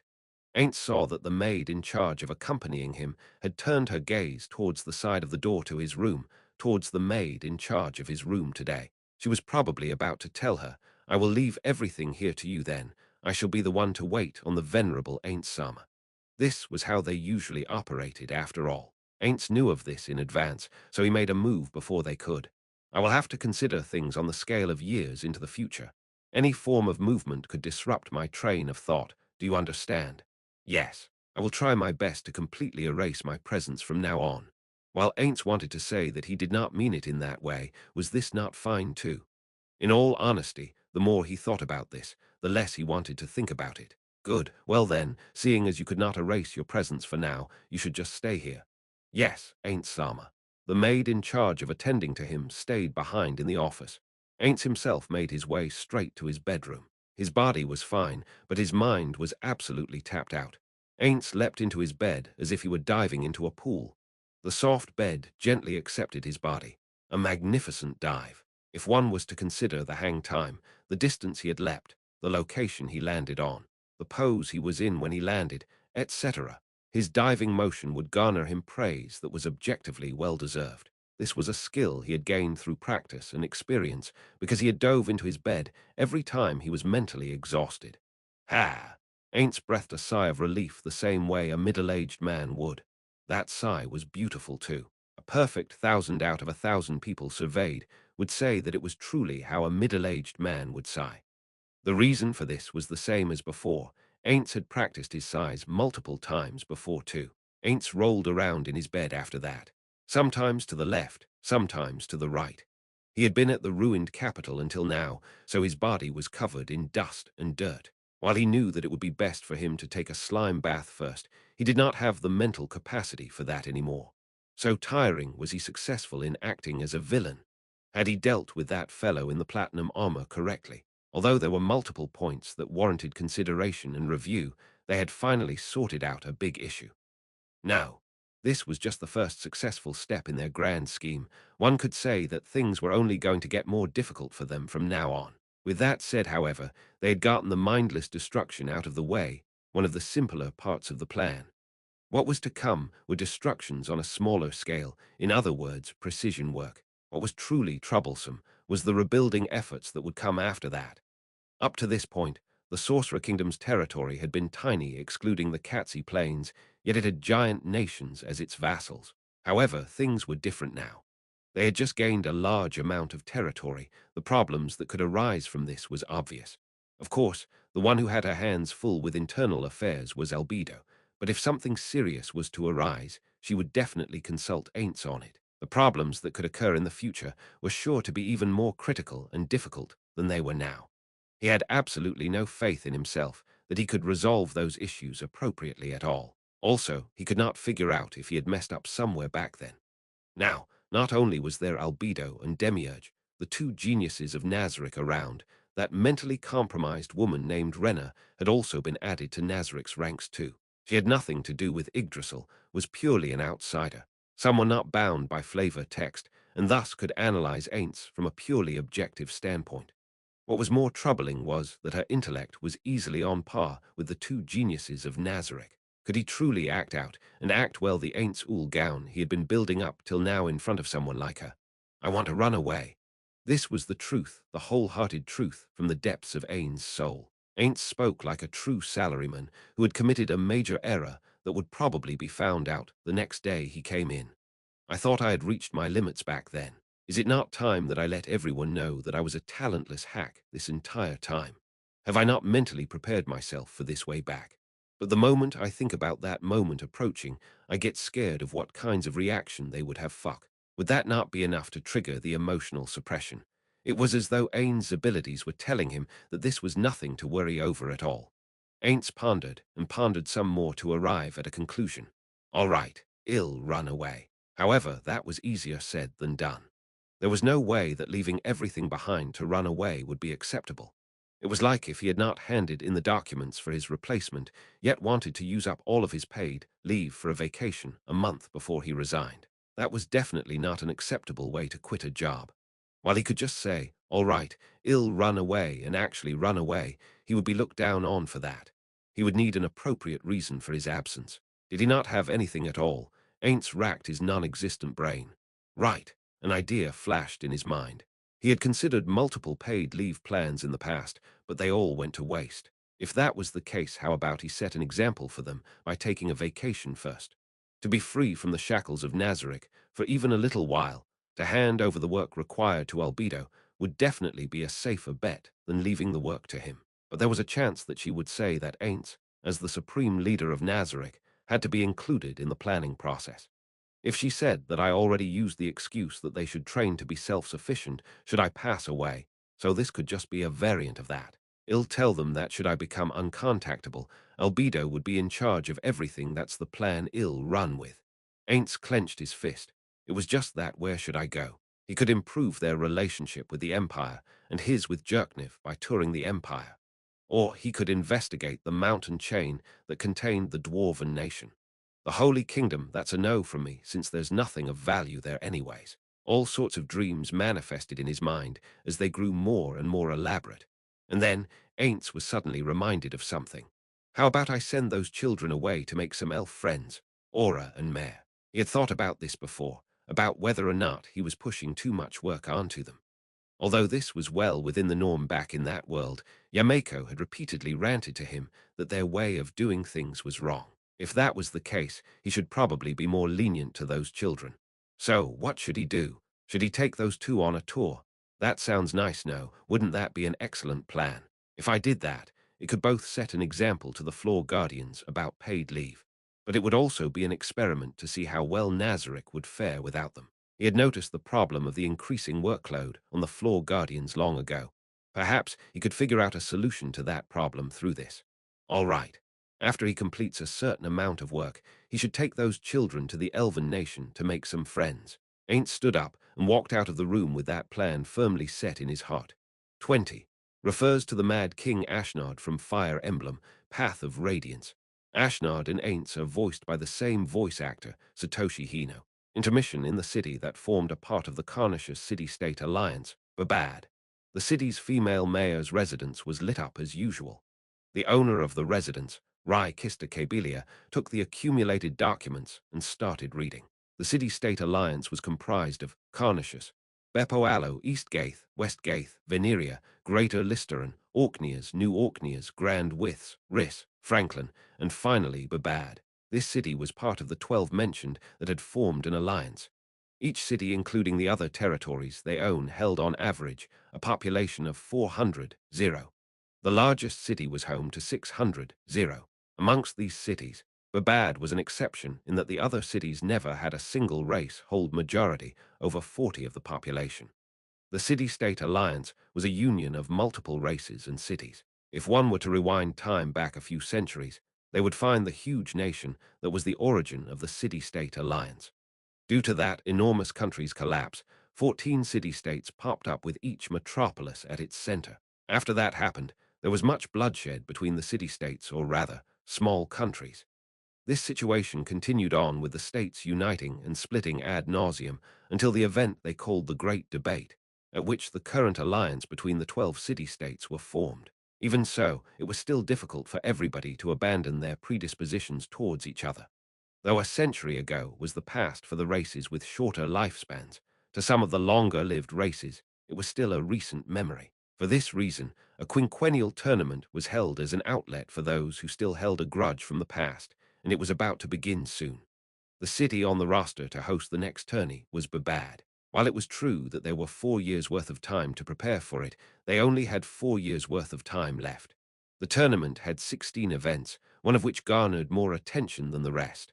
The Canelia, or mock combat. It was also known colloquially as the Mutual Wallop. Every city-state sent 10 of its strongest fighters, who would then fight the other combatants under the protection of the magic item known as the Standard of Peace. This was the most entertaining and flashy of the events and was quite popular among the populace. It had come to the point where the majority of the people felt that it was fine to miss out on all of the events except for this one. That was why they could not allow even the slightest of errors to occur during this event. That was not a metaphor. A riot with massive casualties had been incited in the past when the city-state of Orkneys had not been fully prepared for the event. Even though 40 years had passed from then to now, the phrase the organizer of Orkneys remained a derogatory title for an incompetent person. Though a screw-up on any of the events could incite anger, the Canelia was the single event where not even half a mistake was permitted. However, the top-level government of each city knew that the Orkneys organizer was not that incompetent. Their problem laid in their lacks of alertness against vanquished specters. There was not any direct evidence to support the existence of vanquished specters. Even if that was the first time they had appeared, the mistake they caused was fatal. Kista rubbed her eye ridges after she had finished reading the documents. The last time Babad had hosted the tournament was about 50 years ago. The members of the core team in charge of organizing the affair had long since passed away. Though she had steeled herself to learn the ropes from scratch, she still felt as though she could collapse from the stress and pressure of this entire ordeal. She had lost sleep every time the thought that the tournament could end in failure came to mind. Kista could not help but titter. She still had 4 years to go, yet was already in this state. What would she be like when it was close to the opening ceremony? She was already annoyed by it. But as she read through the documents left behind by her predecessors and wrote down all of her thoughts and ideas, there was a brief moment of solace. Just as Kista was about to grab another handful of documents, someone knocked on her door. She stood up from her chair and walked towards the door. On the other side of it was the familiar face she was expecting. It was her grandfather, the former mayor of the city, Rai Barun Kabelia. Not only was he the great person responsible for Babad's lasting peace, he was also the mayor when the tournament was last held in Babad.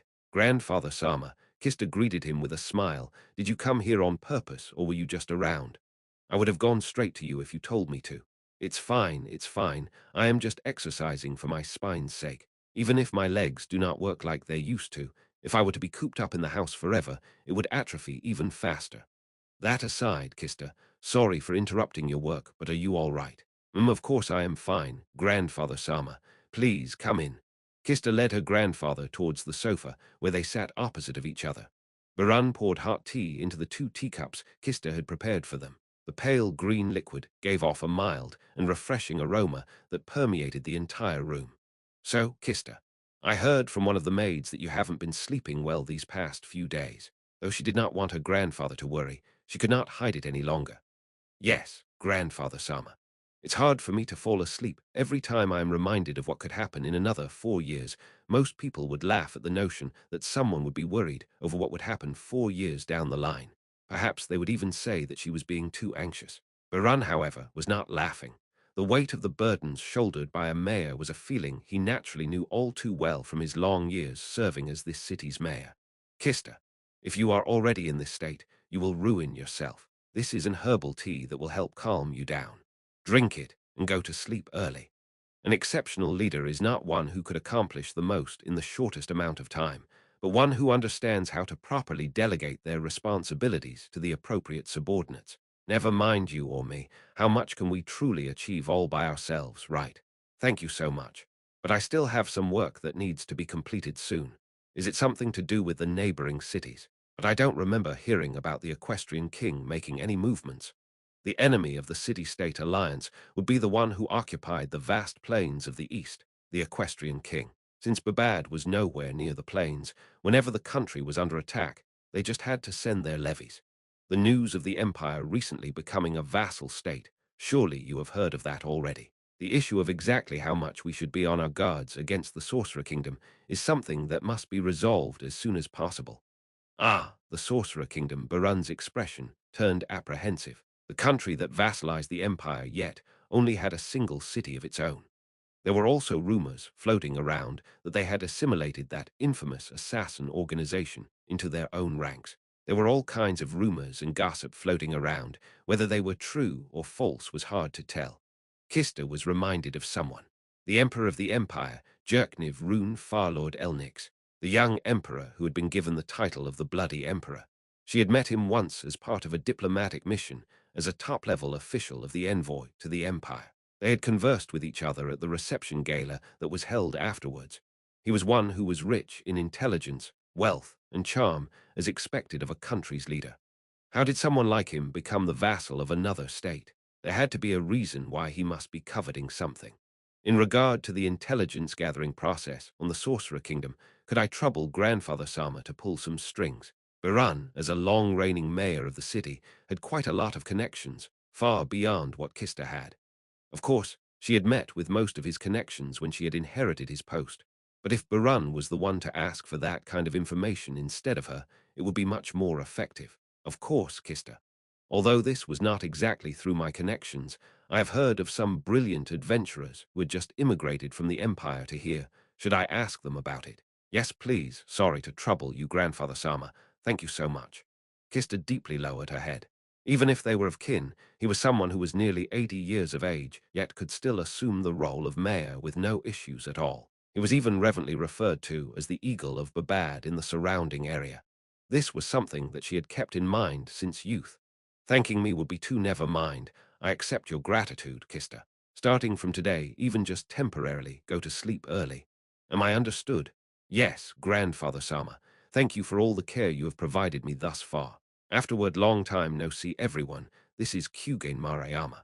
The following text contains a few spoilers, so consider this a warning for those of you who have not read the volume yet. Let us begin then. I checked and saw that volume 13 went on sale on the 27th of April 2018, and this volume should be on sale in March. It is not 2020 yet, as I write this afterward. But since the book will be on sale March of 2020, around 2 years' worth of time will have passed since the last volume. With that in mind, I felt like I had to greet everyone with a long time no see. Can everybody feel the effort I had put in over the course of nearly 2 years? You can't. You can't, Hasai, putting Marayama's efforts aside. 2 years is quite a long period of time. A lot must have happened for everybody during these 2 years. The same was true for me. We are in a new era too, from Heise to Reiwa. Personally, I have been busy with all kinds of work during this period. so it did not feel like a long time had passed since the last volume for me. If everybody felt like they have waited for a long time, then on a certain level, it would bring me the greatest amount of joy, because that proves to me how much my readers were anticipating the next installment of Overlord. So let us talk about Volume 14. The kingdom had been set up as a stage for the story multiple times since the first volume. Many of its characters have had their arcs come to an end here. Some of them lived, and others died. I believe their ends were predictable to most readers, but in the process of writing this volume, some characters did manage to avoid the tragic fate of death. Yes, those characters. While writing this volume, I repeated ask myself, would they die such moronic deaths? Which was why things ended up going the way they did. Initially, I had planned for them to all die due to no fault of their own. How unfortunate. Setting aside Marayama's thoughts, if everybody thought those were good ends to their arcs, it would make Marayama unbelievably happy. After all, to have sent them off the way I did, I have had to fill up quite a lot of pages. Well then, we are in the endgame now. To all my readers, and to everyone who had supported Marayama, thank you. 3 more volumes to go. If everybody could continue to show your support, Marayama would be overjoyed. Hyugen Marayama, July 2012. Overlord character. Profiles the 41 Supreme Beings compilation inserts.